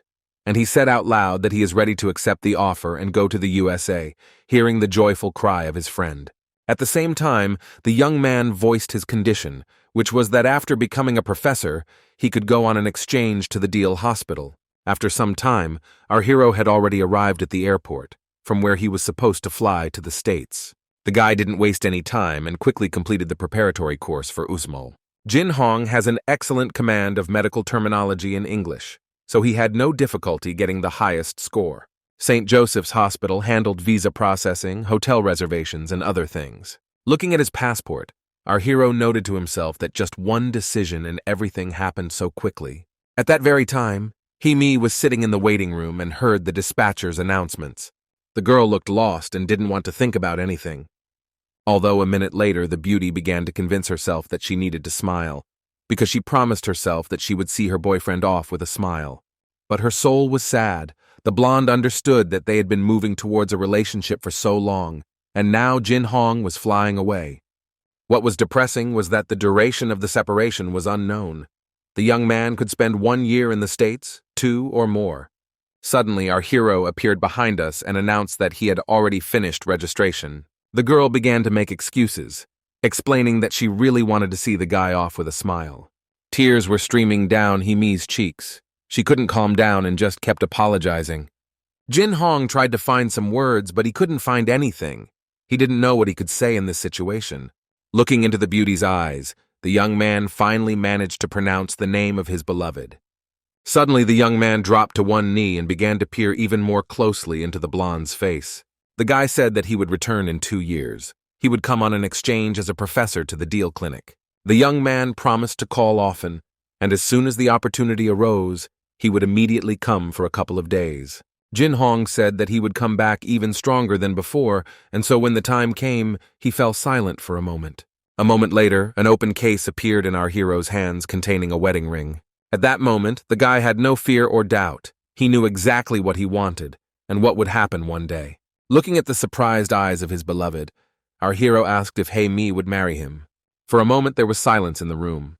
The young man held the case with trembling hands while the girl sat in her place, clasping her hands. Suddenly, the beauty stood up and started yelling at the young man, calling him an idiot, and not realizing that the guy had started thinking about being dumped. Hee-mi said that she didn't try to cry, but the young man made her cry and throw a real tantrum. The next minute, the boys were already hugging, realizing that from now on they would be with each other forever. The idyll did not last long. In a frightened voice, the guy began to ask his bride if she was going to cheat on him while they were separated by distance. The blonde said that the guy should promise her that he will definitely come back even if things are very good in the USA. If the young man does not do this, the beauty will hate him. Only a moment passed and the boys were already hugging and sealing their promises with a kiss. Sitting on the plane, Jin-hoon told himself that he would come back. They would get married. He would become successful not only for himself, but also for Hee-mi. and also to make Sang-min pay for everything. Our hero was expected, they were hoping for him, and therefore he had business class tickets as a sign of their excellent attitude. Flight attendants served lunch, noting that guests were being offered pasta, salad, and champagne. Looking at the plates of food, the young man thought to himself that the lunch was like in the best restaurant in Korea, which was especially nice. But the guy's thoughts immediately moved to his parents. Jin Hong thought about how they were, whether his relatives ate. The family had had a good time the night before, so much so that the father drank too much out of joy, and the mother swore all evening. San Min-si was worried about his son, so he told him to eat well, and if he missed Korean food, it would be better to find time and cook everything himself. These memories made the young man smile, and he said that he already wanted home-cooked food. A trip to the USA is necessary in order to return in 2 years as a completely different specialist, experienced and mature. Finally, the flight came to an end. The flight attendants asked all passengers to collect their belongings and make sure they had not forgotten anything. Not much time passed, and our hero found himself on a completely different continent. The slightly tired young man reflected on the fact that even in business class, long-distance travel seems tiring. A few minutes later, Jin Hong was already passing through passport control. The young man was a little worried, although everything went quite well. Standing in the hall, the young man thought about the fact that there are many people in this city, all of them foreigners. Therefore, it will be quite difficult to get used to it, considering that our hero has never been abroad. Suddenly, in this whole crowd, Jin Hong saw a familiar face. Right in front of him stood Miss Annie, holding a welcome sign and smiling. The girl greeted the guy, worried that he might pass by. The young man looked at what was happening with horror. It was unclear what surprised him most, his friend, or the fact that someone had decided to meet him at the airport. Understanding her friend's surprise, the Deputy Prime Minister immediately began to explain that she had decided to meet the young man so that he would not accidentally get lost. The beauty happily declared that she would give the guy a ride, especially since she had recently been promoted to head of the New York branch, and therefore she was constantly in the city and could do whatever she wanted. The young people drove along beautiful streets lined with huge skyscrapers. Despite the late evening, the city was as lively and vibrant as possible. Finally, Jin Hong broke the silence and thanked his friend for helping him. While the young man was pondering how many years he had known Eni, she asked her companion about his first impressions of the city. There were a variety of feelings in his soul, but our hero declared that he would quickly get used to it and fit into this society. And a minute later, he added that there would be many differences with the Korean hospital, and therefore everything needed to be studied and adapted. The girl suddenly changed the topic of conversation, apologizing to Jin Hong in advance. The head of the branch stated that at first it would be simply unbearable for a young foreign doctor to work. There were many people who did not want to see a Korean in their home. Despite his amazing merits, foreigners without citizenship are not welcome, although her uncle will do everything possible to help the guy. Our hero was prepared for this. He knew that St. Joseph's Hospital was the best in the world. There were many difficult doctors and the same patients, so he needed to adapt. The guy honestly admitted that the girl didn't need to justify herself. Everything met his expectations. Only a few minutes passed, and the guys had already arrived at the place where Jin Hong would live. Standing in front of the building, the young man reflected on the fact that this city is known for its exorbitant prices, realizing that the rent for an apartment is also high. The apartment was amazing. Our hero understood that he was not a professor, but they treated him so well. The girl rolled her eyes and said that the apartment was a bit cramped. She wanted something better and fell silent. And then she suddenly said that it was already late and she had to go, hearing gratitude from her friend. Handing over the key to the owner, the beauty noted that she liked to help. And as she left, she added that Jin Hong should rest and sort out his things. She would call him later and give him instructions about returning to work. Watching his interlocutor press the button for the top floor, the young man asked why she was going up and not down, since they were on the 6th floor. Turning around, Miss Annie explained that she had moved into the penthouse here, which she had forgotten to mention. And suddenly, winking, she declared that living in the same building would make it much easier for her to seduce our hero. From the closing door, the beauty wished the guy a final good night. Lying on the bed, Jin Hong, firstly, thought about how strange America's humor was, and secondly, realized how tired he was, even though he was just sitting on a plane. However, when he picked up the phone, the guy started to smile. He received a message from Hey Mi, who wrote that they had only recently broken up, but she already missed him and kissed him very hard. The young man understood that it was daytime in Korea, but he was pleased that his girlfriend had found the time to write to him, and he also said many nice words to her in response.